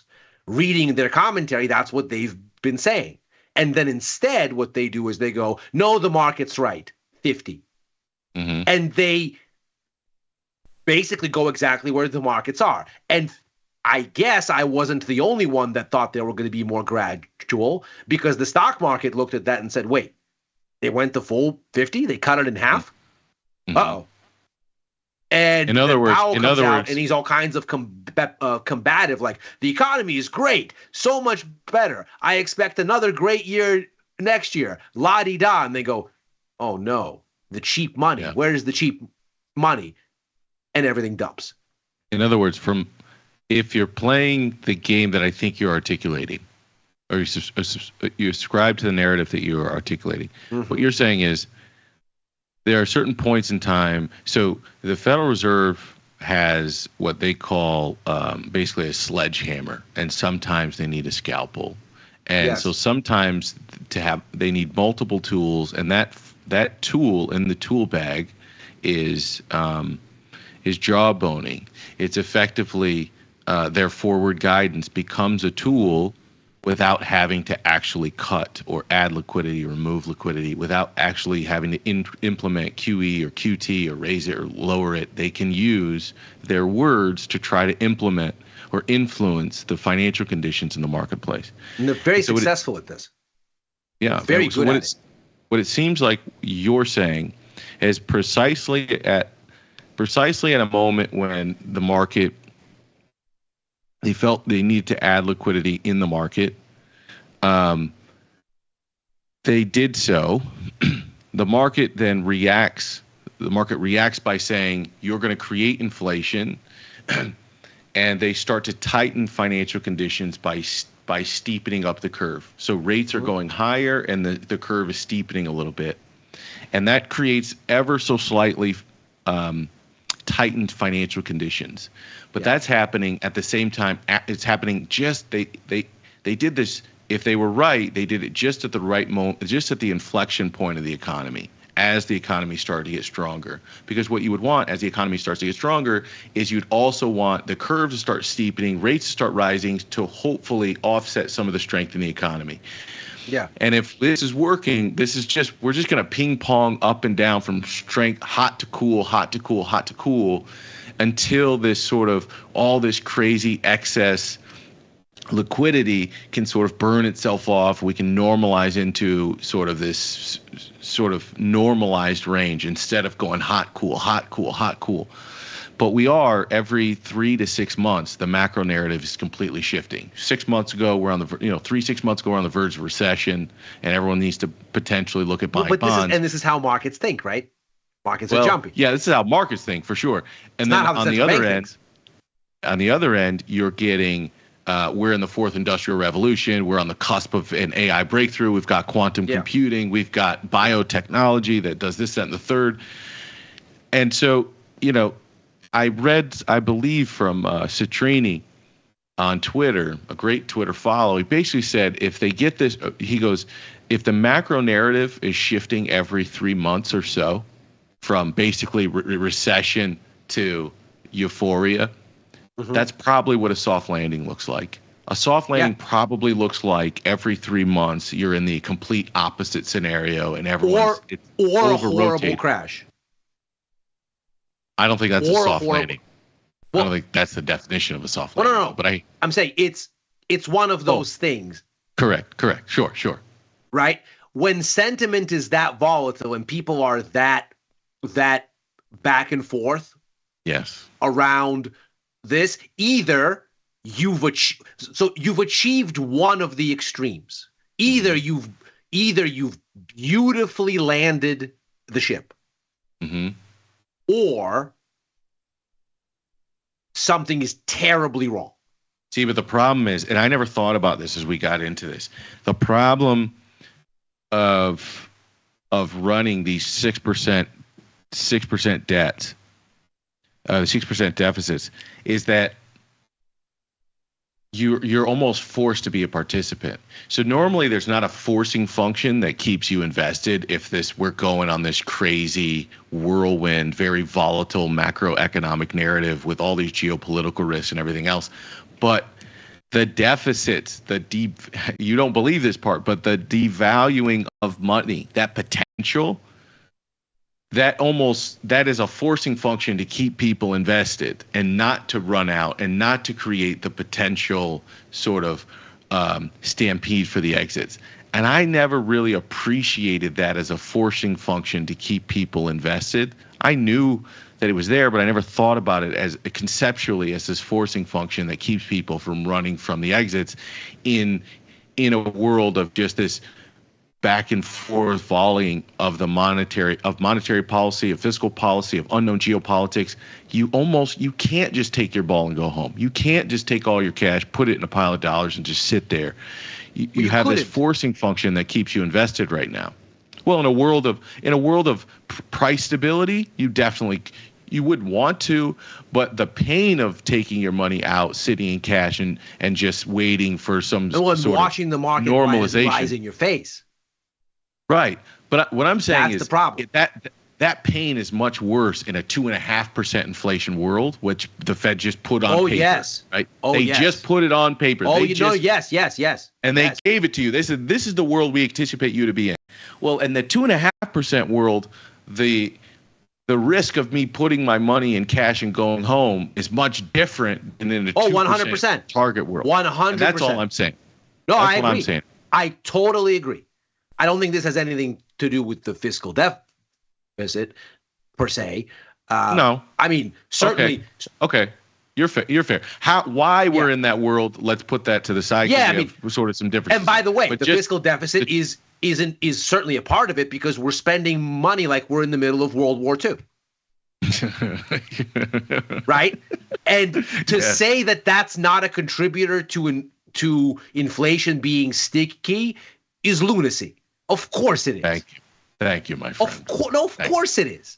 Of course it is. I thought we were gonna. But sometimes you like to debate all the way down to the nuts and the screws. You can't debate things that are real and obvious. I mean, where I have interest in debating you is in sort of what it means to define currency devaluation. It's really it's more a semantic conversation than saying when you dump a ginormous amount of fiscal stimulus on an economy that needs maybe half of it at best, you're going to get inflation. Yeah. Of course you are. So let me ask you this. We've gone through the obvious cut, the cut we knew was coming.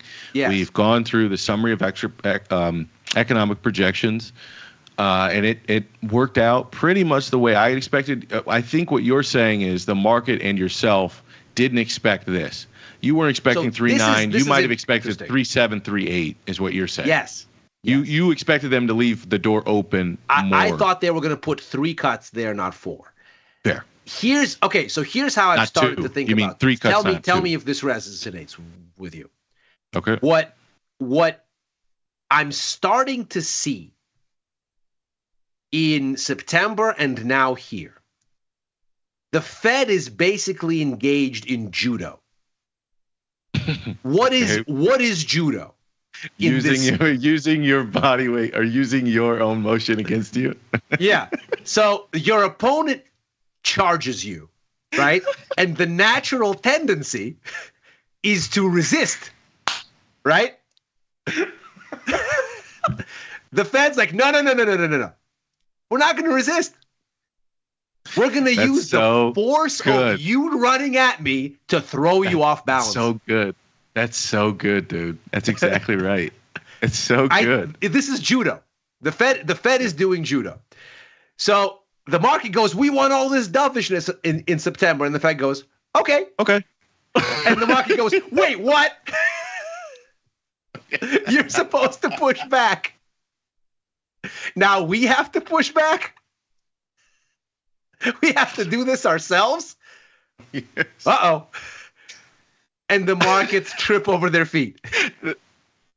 Oh, that's so And they just did it good. again. They just did it again. That's so good. The market goes, we need all this hawkishness. And the Fed goes, okay. So then, And the market trips over their feet again. so here's And what you're saying. Look what's going to happen now. Is you think the market over rotates here, and you actually think because this is what I've been betting. It's got to go back now. I've been This is betting going to be that- bizarro September. I was betting that this is the pinnacle. This is where not for the exact reason you articulated, because you articulate it much better. But I thought on the opposite end of this, we'll start moving the other way. Yes. So when they start cutting, rates are going higher and we steepen. I don't know if we invert again, but I think the curve perhaps steepens but moves down. This is as high as we're going to go. Yes. And I think the market is going to start pricing the other way. And I'll tell you why. Go ahead. I'll tell you why. This is I have not laughed this hard when the Fed did this and the markets responded this way in a while, because I'm like, oh my God, they just chucked the market over their shoulder, judo style again. Mm-hmm. Because what happens in September, right? We just said by the time the Fed gives them what they want, U.S. economic data has already started to heat up. Right. So when It's the market, opposite. so when the markets see it, they go, "Holy hell! What? Mm-hmm. You're not going to push back? All right, we got to do this ourselves." And for 2 months, yields go higher and the dollar goes higher, and they rejigger the entire thing. Well, guess what? Since mid-November, U.S. economic data has been cooling. Yep. And again, the Fed goes, "Oh, really? You want all this hawkishness? Here." Notice, 10-year didn't break its low today. 30-year kind of sniffed at it, but it didn't get very far. Yeah, but Gold got to the bottom of its range, but didn't break. 30-year got murdered. 30-year got murdered. It did. No, it did. It did. Yeah, I got. But nothing like what you saw in stocks. Yeah, fair. And so you look at what the 30-year did, and you're like, okay,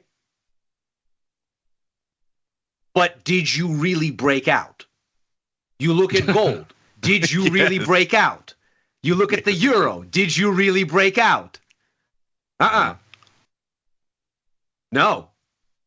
And so I'm looking at this and going, right, this was probably peak hawkish. Now we're going to start looking at economic data that's cooler for the next few weeks. And the market's going to go, oh, man, we overshot on the other side. Reel them back. To me, I read basically if we were playing liar's poker, I would go, they lied about everything. So to me, I go 0.1% increase in GDP means be concerned about growth in 2025. To me, the fact that they went down from 4.4 to 4.3 in unemployment means expect the unemployment rate to go up. We're like a hair away from 4.3. So you can say we're already at 4.3.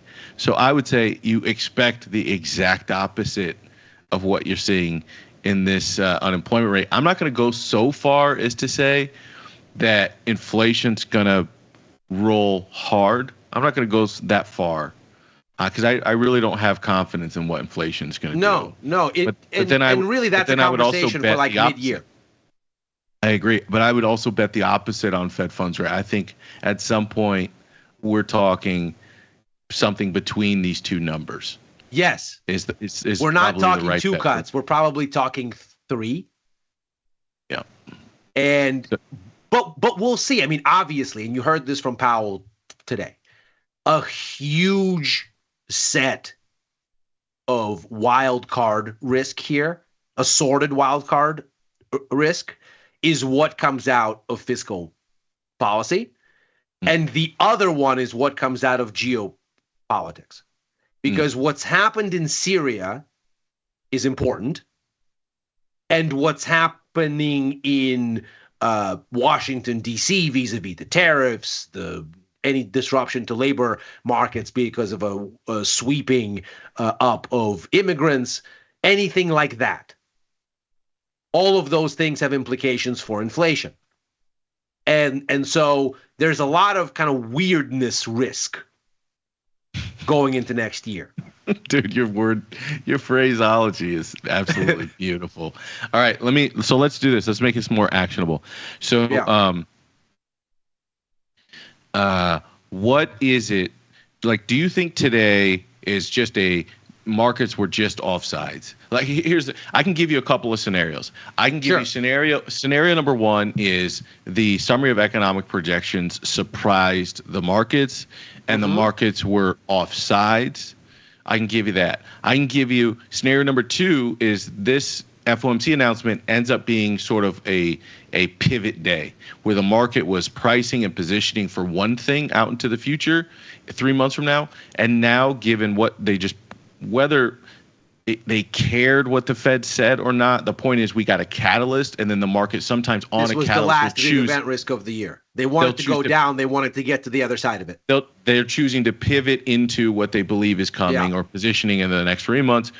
Or scenario number three is we had a little bit of excess into the markets, and it was easy money to run into all that excess bullishness and just take all that money for 100 points in the S&P and 1,000 points or something like that in the NASDAQ. It was just easy excess money to extract out on this catalyst, and that you shouldn't read too much into, even though it's a big percentage move. It's quad witching week. The markets were super extended. It hadn't given anything back. And this is just what happens in a marketplace. And this was a good catalyst to do it. So there's three scenarios. One is the market was not expecting what they got.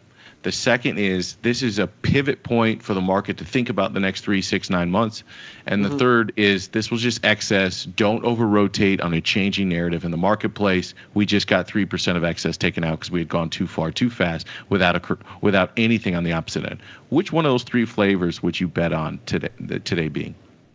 I think the answer depends on whether you're looking at the next couple of weeks or whether you're looking at the next couple of months. Okay. I think if you're looking at the next couple of weeks, I think you're going to find that finding follow through on these moves is going to be difficult. I don't think stocks collapse in a hurry here. Mind you, I am still short. So if they do, I'm not going to be mad at it.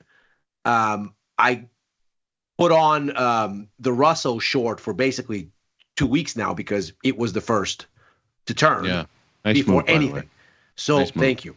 I've been sitting on that Russell short for 2 weeks now. Earlier this go round, I put on a SPY short because SPY wasn't going anywhere basically since the beginning of December. The Russell was doing what it was doing. It was falling. And NASDAQ was catching up because it'd been lagging what was a much more explosive run, bless you, in both the S&P and in the Dow, basically since September. Let's recall, what did the markets do if we look at the S&P with what the Fed did with this reflation narrative? It ran stocks higher. Stocks started to break higher on September 19th.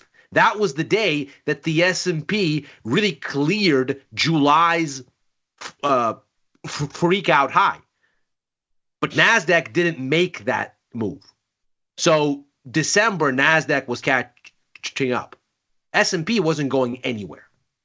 So I looked at it and thought, okay, well, NASDAQ's playing catch up, but the S&P risk reward wise looks like it's stuck. Let's take a shot. And so I had that short about a week and a half now, about 8 days, maybe. So I'm on the short side of this, but I think if you look at the S&P, if you look at the NASDAQ, you sort of start to think, okay, well, why follow through here? Everybody has basically every reason to go to sleep now. Event risk is over for the year. So what you probably now do, start to be concerned about your high water mark if you're a money manager, any kind of asset, buy side, anything. You go, you know what? Let's buy it here. And let's erase, let's say, half of this red bar over the course of the next few days. So I'm not necessarily extrapolating imminent collapse. But I think what this does tell you, longer term, is that a bigger shift is coming. Because what this did, especially in the S&P, NASDAQ held on a little bit better. It held November's swing top as former resistance come support. You can see it on the chart that we're looking at here. When you look at what's happening in S&P, you've crossed a bigger Rubicon. The entire up move from August here has been invalidated. You've set a lower low. You've broken down. So what you end up with then in the S&P, I think, is a larger shift. And there is every reason to look at next year and go, we just had a year of anticipating rate cuts. We don't have that next year. We had a year of anticipating the election. We don't have that next year. We had a year of all kinds of things going right in the AI space. Who knows if we have that next year? A lot of the build out is there. A lot of the hype is there. A lot of the valuations are there. Now we have to start thinking about, well, what happens if the tariffs really come? Does that disrupt the story? What happens if the labor market disruption really comes and that disrupts the story? These things stop being hypotheticals. Now we're going to start looking at fiscal policy for real as it actually occurs. And so I think when you overlay that with the idea that everybody's free COVID money is due to reset in 2025 and 2026 en masse, all of those loans, if you think about it, they're basically 5-year loans, mostly. It's 5-year money. This is, The Economist did a chart of this together with the IMF. It was an amazing chart. It showed that every single tightening cycle but this one, since the dollar got untethered from gold, so basically going back to 72, 73, every single tightening cycle has seen U.S. corporates pay more for debt through the tightening cycle to service it, except this cycle. Because everybody got all that cheap COVID money. Well, now it's all due. So if you look at all of this collectively, I think you start to see a much greater risk to equities next year, especially if the Fed is like, I don't know how much we want to cut, and give everybody a cushion. Rate cuts, to some extent, are almost better as a speculative bogey than as something that's already arrived, because as ever, the markets are always asking, what have you done for me lately? Markets are forward looking.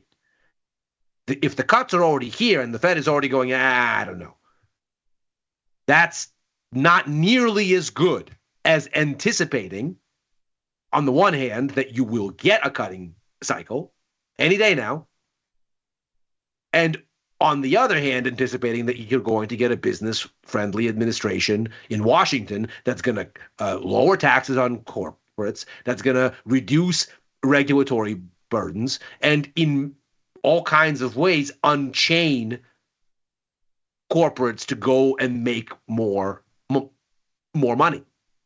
So a lot of that is gone next year. And so as a speculative catalyst, next year, it's no longer speculation. It starts to become reality, but of course the markets have spent all of this year pricing that in. It's in the market.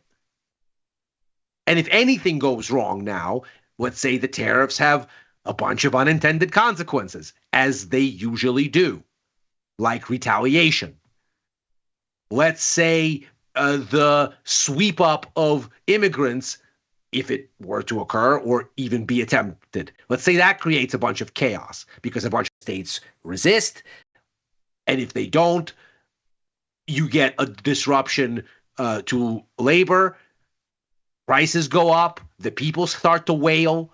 The stock market doesn't like it. We know the incoming administration watches the stock market as a barometer of how it's doing closely. Both of them do. Everybody has. Everybody does, as well they should. But we know this administration is not different in that sense. I agree. And so we're going to see maybe a whole bunch of risk where there wasn't that before.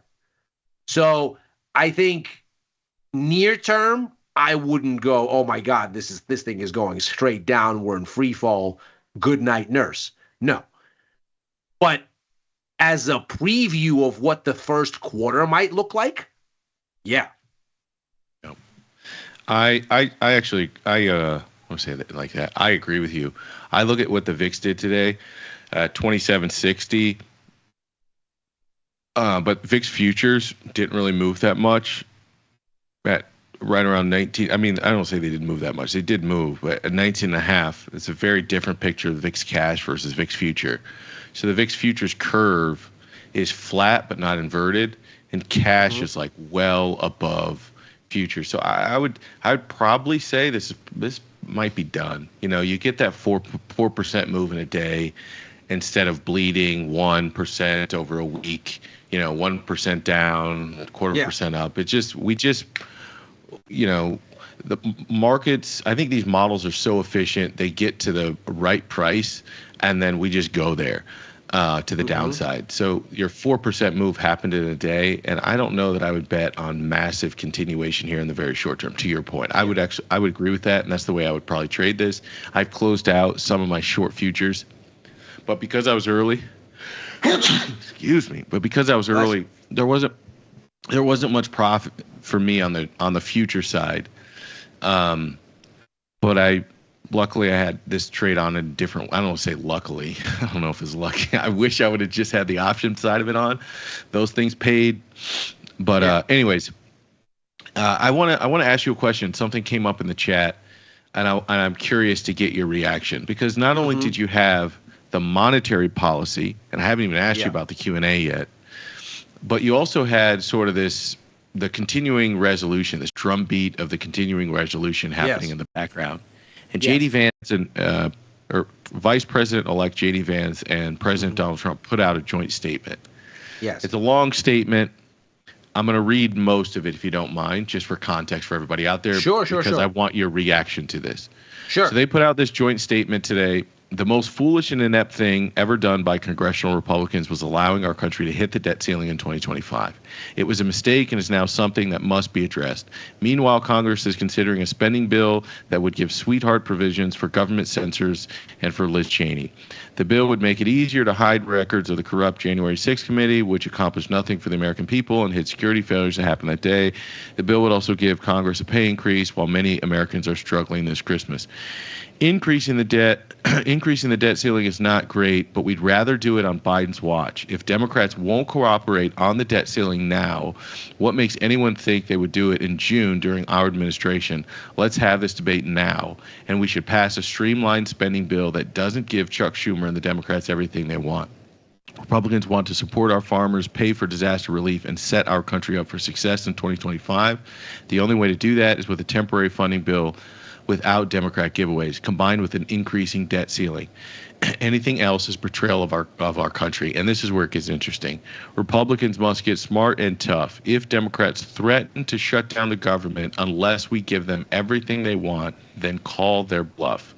It is Schumer and Biden who are holding up aid to our farmers and disaster relief. This chaos would not have happened. Blah, blah, blah. Blah, blah, blah, blah. So every side does this. every time side, that there is an you are increase right. in the debt ceiling and the other side is in power. Correct. This Correct. happens every time. Yep. And Blah, blah, I remember Schumer and Pelosi sitting in that meeting, and it was just Trump.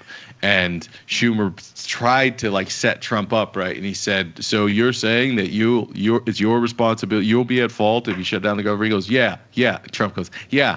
I'll do it. You could blame it on me if you want to. I'll do it." And then like Schumer got this gigantic Schumer smile sitting on there his face. like, keep talking. Because that's what That's all he wanted was that leverage of blame.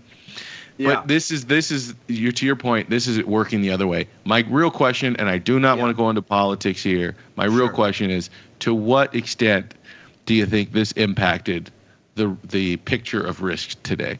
I don't think it did. Okay.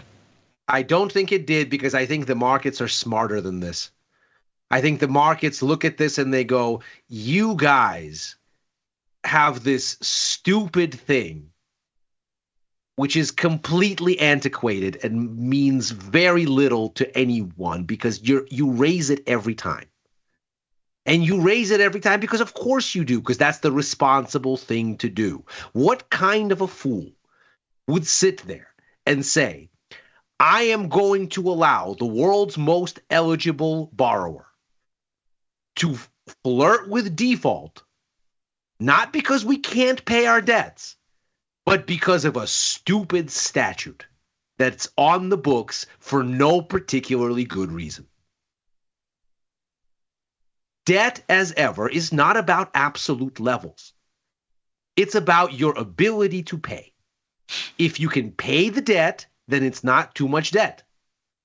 A person that can go into a car dealership with 10 years of great income and lots of assets and a high net worth is going to be able to buy a really expensive car with a really low interest rate. Why? Because they're credit worthy. They're good for it. The very same car is going to command a very different interest rate from somebody who's not as credit worthy, because it's not how much you take out, it's how much you can service. And the U.S. is the most eligible borrower in the world, for all its warts, which are many. But there's no more eligible borrower. Everybody else's warts are exponentially worse. And so if you are going to look at this from a market's perspective, the markets are going to go, well, this is stupid. Because what's going to happen is you're going to raise the debt ceiling because nobody is going to not raise it.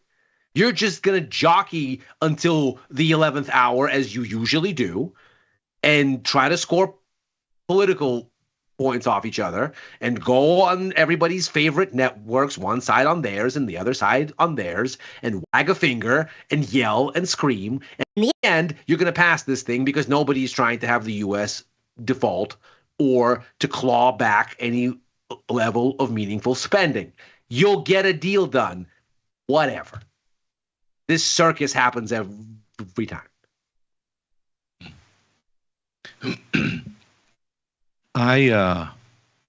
We find a point of contention in almost every episode, and I think we just found it, Ilya. Good. I'm going to pull a thread. Yes, pull the thread. I'm going to try to figure out the way to say this because I feel like if I say it correctly without stumbling over words you'll take objection with, then I think I've got a decent chance of you acknowledging. So I think you are right that a high net worth person goes into a dealership and their credit worthiness is what matters. Yeah. But even a high net worth person can rack up enough debt to where their interest payments have now crowded out, of course, other potential purchasing decisions. Of course. So I think when we have the debt conversation, I do hear your point. but I don't think anyone's having that conversation. I don't think anyone's having the question about debt, as in, is the U.S. good for it, or can we pay it back?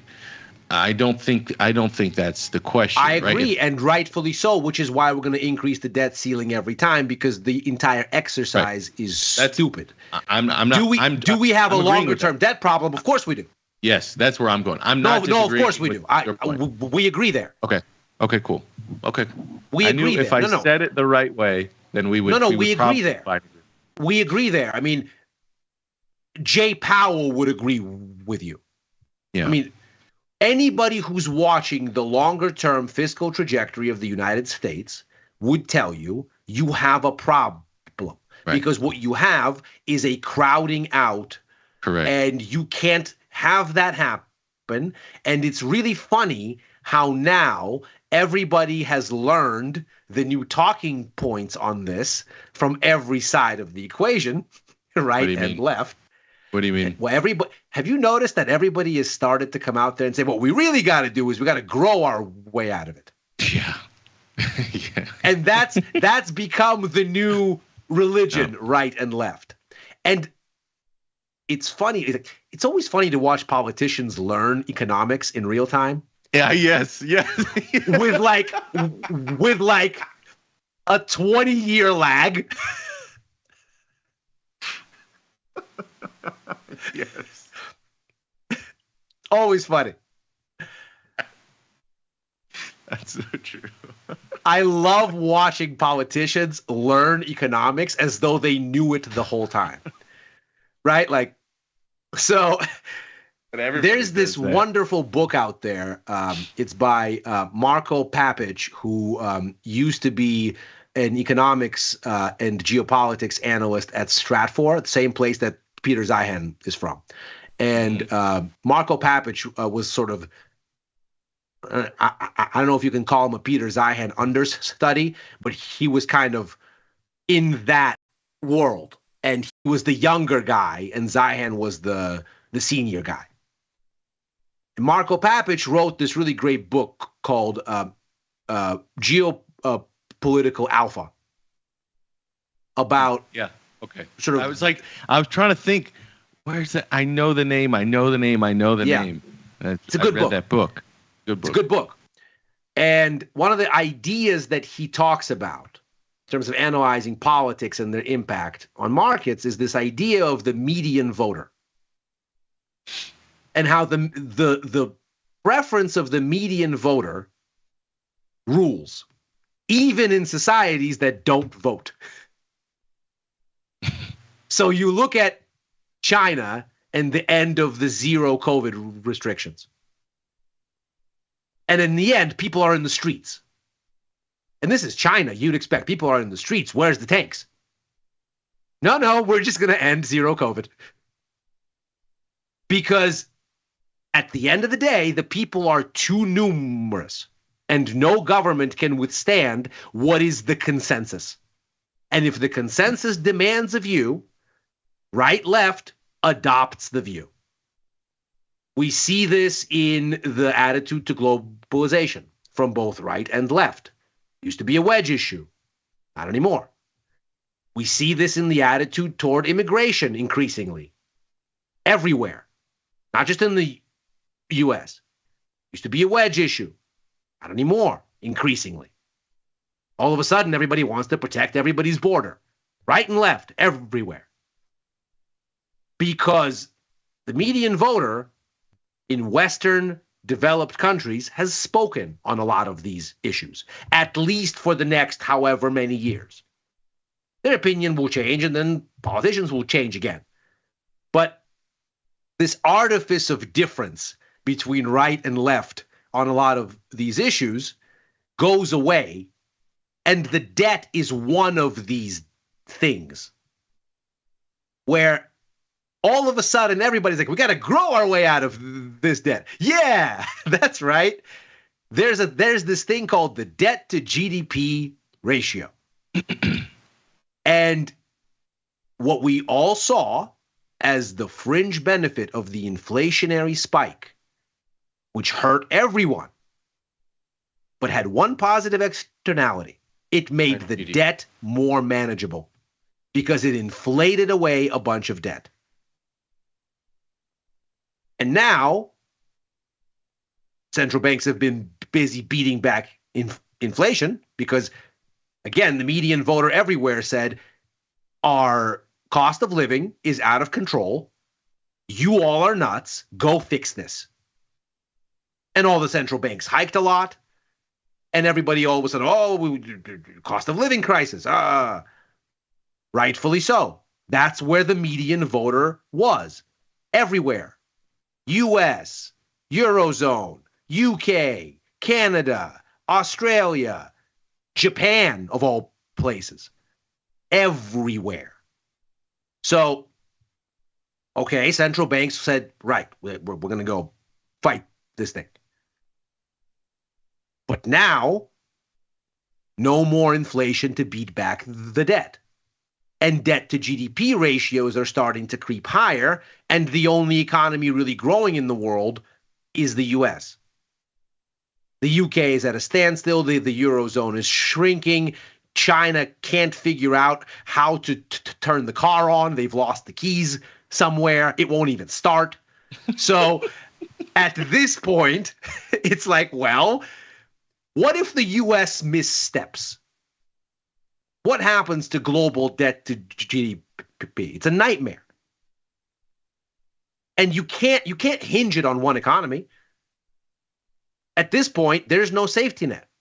Let's say the tariffs get pushback and there's a trade war for real. That's going to hurt GDP growth for everybody. Let's say there is a labor shock. It's going to hurt everybody. And so you look at all that and you go, well, if the U.S. screws up here and U.S. growth slows, especially if all these loans come due and suddenly companies don't want to splash money out there like they did, suddenly everybody's tightening their belts and the U.S. economy slows, we have an issue. And so everybody has adopted, everybody's learned economics suddenly, and they're like, debt to GDP ratios. You can bring them down by slashing debt, or you can bring them down by increasing GDP. Let's all find ways to increase GDP. We have to grow our way out of this. And of course, the flip side is higher rates. That's now the conversation.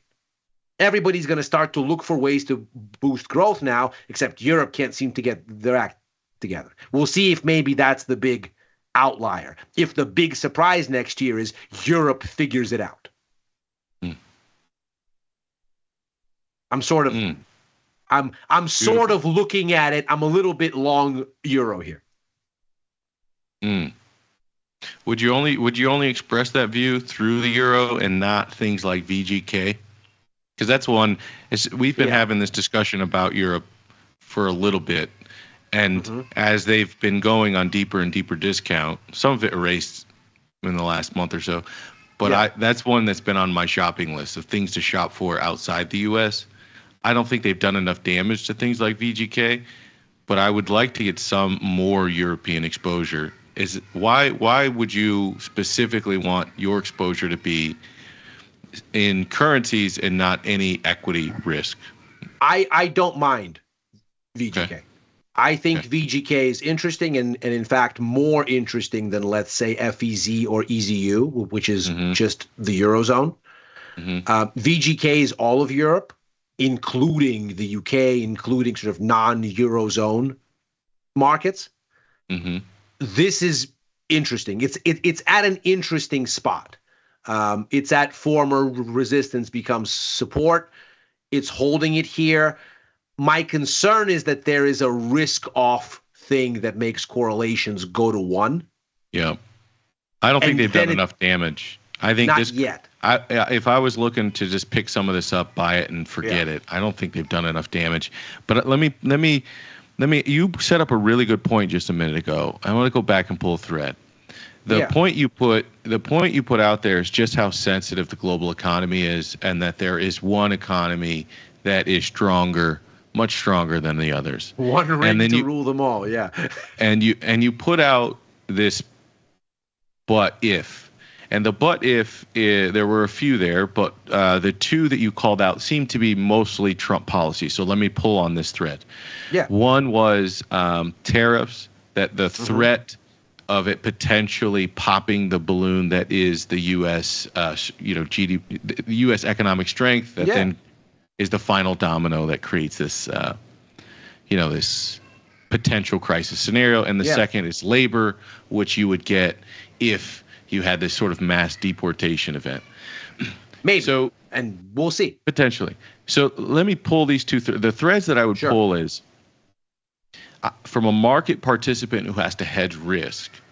I think that's the exact right frame, the right framing to think about this, and the right risks to be aware of, and the right risks to be trying to hedge. If you were a politician, though, and one with a mindset for negotiation, knowing where are your strengths and where are your weaknesses, where are your, let's say, the person on the other side of the negotiating table, where are their strengths, where are their weaknesses. If you know that most partners are economically weak, you're economically strong, and you have you're able to create this potential leverage point, these tariffs. Don't you think that you can see why somebody has this set of incentives to put these out there to then get better deals at the negotiating table? Of course. And I think this is the real question. This is what we have. This is what we have to learn. Right. Because, for example, you start to see a little bit already. I mean, obviously, you already hear from people like Lutnick, from people like Besant, that the tariffs are a negotiating tactic. And you already see a little bit that world leaders are feeling like they could be that and not something that's, let's call it, ideological. Because if you were to ask a Peter Navarro, he would spin you this dystopian ideological nightmare, which in my mind bears very little resemblance to to the way that economics works. But he's got a horse and he's riding it. This is his perspective. I happen to think Peter Navarro is wrong about pretty much everything. But within Trump world, by the way, not dissimilar from how Reagan organized his administration, there is a diversity of views. And he's taking input from, at the same time, people like Lutnick, people like Besant, but also people like Navarro, and trying to find a middle ground. So yes, of course, I think it's possible that it's a negotiating tactic. His conversation with Claudia Sheinbaum after he went and waved a fist at Mexico, then had a conversation with her, and all of a sudden they all come out all smiles after going, there's not going to be a trade war, and she's all happy and he's all happy. Sounds like he put his cards on the table and said, and she was like, hey, man, we're going to make a deal here. Take it easy. And got a favorable response. So it's absolutely possible that what this is a kind of negotiating first bid from a position of strength. I think Europe is going to interpret it in much the same way. I think Europe has something to give in that negotiation, because I think Europe recognizes they have to spend a lot more on defense. They know that the Trump administration wants that. And I think they take the combative rhetoric on NATO and they go, yeah, okay. How about we spend a lot more on defense? How about we figure this out? And we don't need to reinstate tariffs on aluminum, say. So I think there's a conversation to be had. The resignation of the finance minister and the deputy That's where I wanted to go. PM in Canada. That's where I wanted to go next. Was her screaming at her boss going, you got to engage with the negotiation, man. Basically, she called him a doormat. I mean, it's like, what are you doing? I read the resignation letter on air earlier this week, so I'm not gonna do it again. Well, and she was a huge architect of renegotiating NAFTA. Somebody she knows called her, what she's talking about. Somebody called her basically the Nancy Pelosi of Canada. I didn't even know what that means. But meaning like in her position of power and influence. That's what they were speaking to. I mean, I don't know her background enough. She comes from a journalism background. I know that. I don't know how long she's been sort of in the Canadian political stew, and whether she has the kind of cachet that Nancy Pelosi has, because obviously Nancy Pelosi commands a lot of influence. When you look at what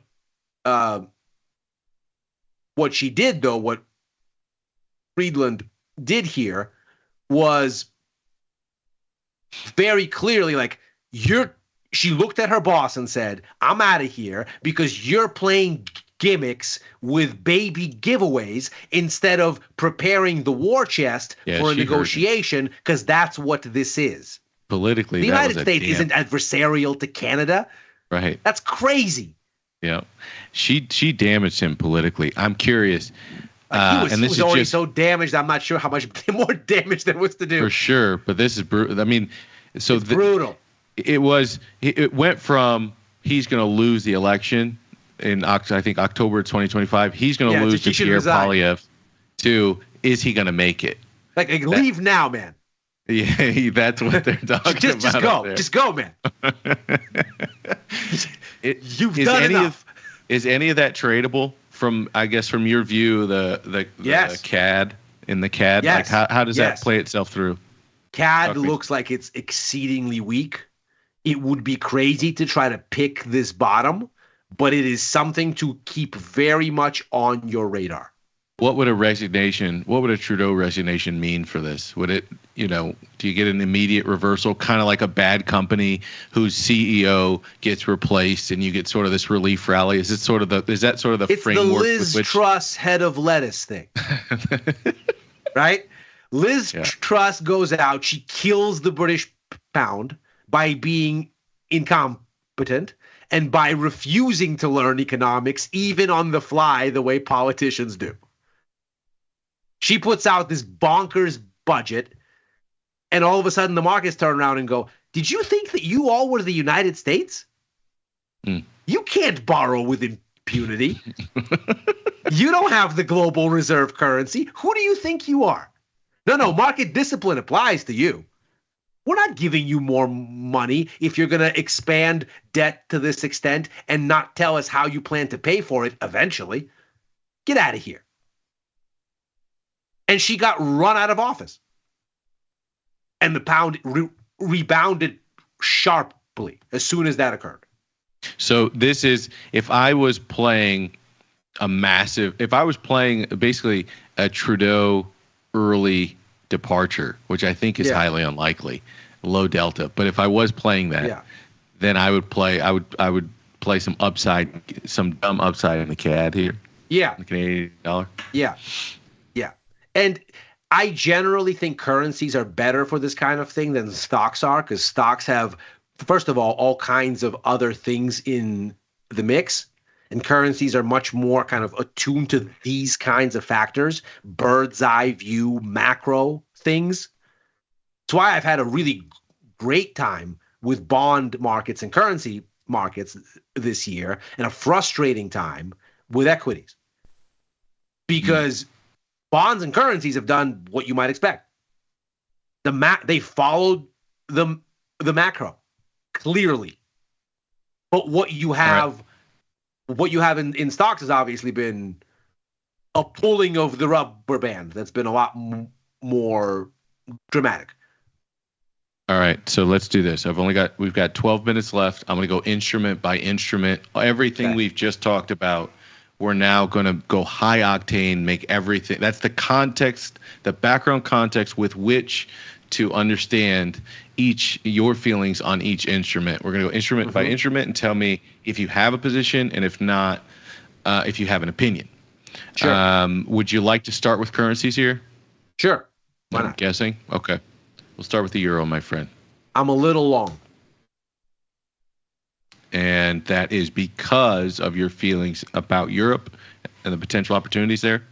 It Or is just the price because of action? my feeling that maybe the euro has gotten too cheap because people have gotten too negative, because the expansive easing that the ECB is likely to do has already been priced in, and because I think in the spirit of Fed judo, we're now on the other side. And so now bonds look like they're cheap, yields look like they're high, dollar looks like it's expensive. Oh, I hear you, brother. I'm hoping you're right. Me too. I'm a little upside down on this trade. So does rent money for December. Rent money is hoping you're right too. British pound. I'm a little bit short. So this has been underperforming. And whereas the euro until today was kind of stuck in a range, this was going lower, despite, by the way, an uptick in inflation that got reported this week. I'm a little bit short. So I'm of two minds on the dollar here, depending on sort of where you are in Europe. I'm a little bit annoyed that I got out of my Aussie short too early, because obviously today was a massive day. Should have stayed in that longer. I wrote it down almost all the way down from the peaks in September, and then I got out when it stalled 4 or 5 days ago. So I'm kind of annoyed that I didn't stay in. But for the pound, there's the Bank of England meeting tonight. They're not going to cut. That much is expected. Markets know this. The question is, how do they walk the tightrope? Because on the one hand, their inflation is sticky and won't go down. On the other hand, their economy has weakened significantly since August-ish and is basically back to standstill. We got the PMI numbers earlier this week. How the Bank of England is going to walk this tightrope will be very key. I might not be in this trade for very long if the pound bounces, if they are on the hawkish side of things. After all, their mandate is inflation. They don't have a two-sided mandate. So they don't necessarily have to care about the economy. They do, of course, but they don't have to, as a statutory obligation, care about the economy. They have to care about core inflation at 3.5%. Okay, So next. if they're hawkish, I got to get out. All right, next one is the Japanese yen. If I think that yields are overcooked on the top side, I got to be looking for yen gains. There's not a catalyst. There's not a signal yet, but it's one I'm watching closely and going, if I'm going to be long bonds, as I am already, I got a little early, but if I'm a little bit long bonds here, especially at the long end, I've got to be sniffing around a yen long as well. We just talked about this one, but just to put them all together, Canadian dollar. Got to watch this one. There's a lot of political risk here, but the moment this thing looks like it's getting ready to turn, this is a screaming buy. And one I don't often talk about, but I'm going to start, the Mexican peso. This is another one where I think the median voter, the one thing the median voter doesn't want is more inflation. And the one way you get more inflation is you pick a fight with Mexico or Canada that's real, as opposed to a negotiation as you get into the reauthorization of the USMCA, which, by the way, is coming up next year. So all of these tariffs being threatened now ahead of that renegotiation, it's all real cute and convenient. They're going to renegotiate. So I'm a buyer of Mexico. I think Mexico has, just in general, I think Mexico has tremendous opportunity because everything that China was to the U.S., Mexico is becoming and will be. It is already a larger trading partner for the U.S. than China is. As of 2 years ago. More is coming. Now we're going to get into dollar-denominated commodities here. Crude oil, a little bit of a head scratcher, tight range, hasn't done much. Your thoughts? So I think this is, aside from, I mentioned Syria as a kind of weirdness risk. If you look at what's going on in the Middle East, because obviously that factors into oil as a geopolitical premium of some amount. Iran is being defeated proxy by proxy by proxy. Hamas demolished. Hezbollah yelled uncle. Now Syria has fallen apart. The Russia-Iran power axis in the Middle East is crumbling. And Israel, along with obviously U.S. backing, is winning that contest here. So Iran has, unlike any time in recent history, an incentive to make a deal. I think, if nothing else, they have every incentive not to escalate and to kind of go in a corner and think about what they're going to do.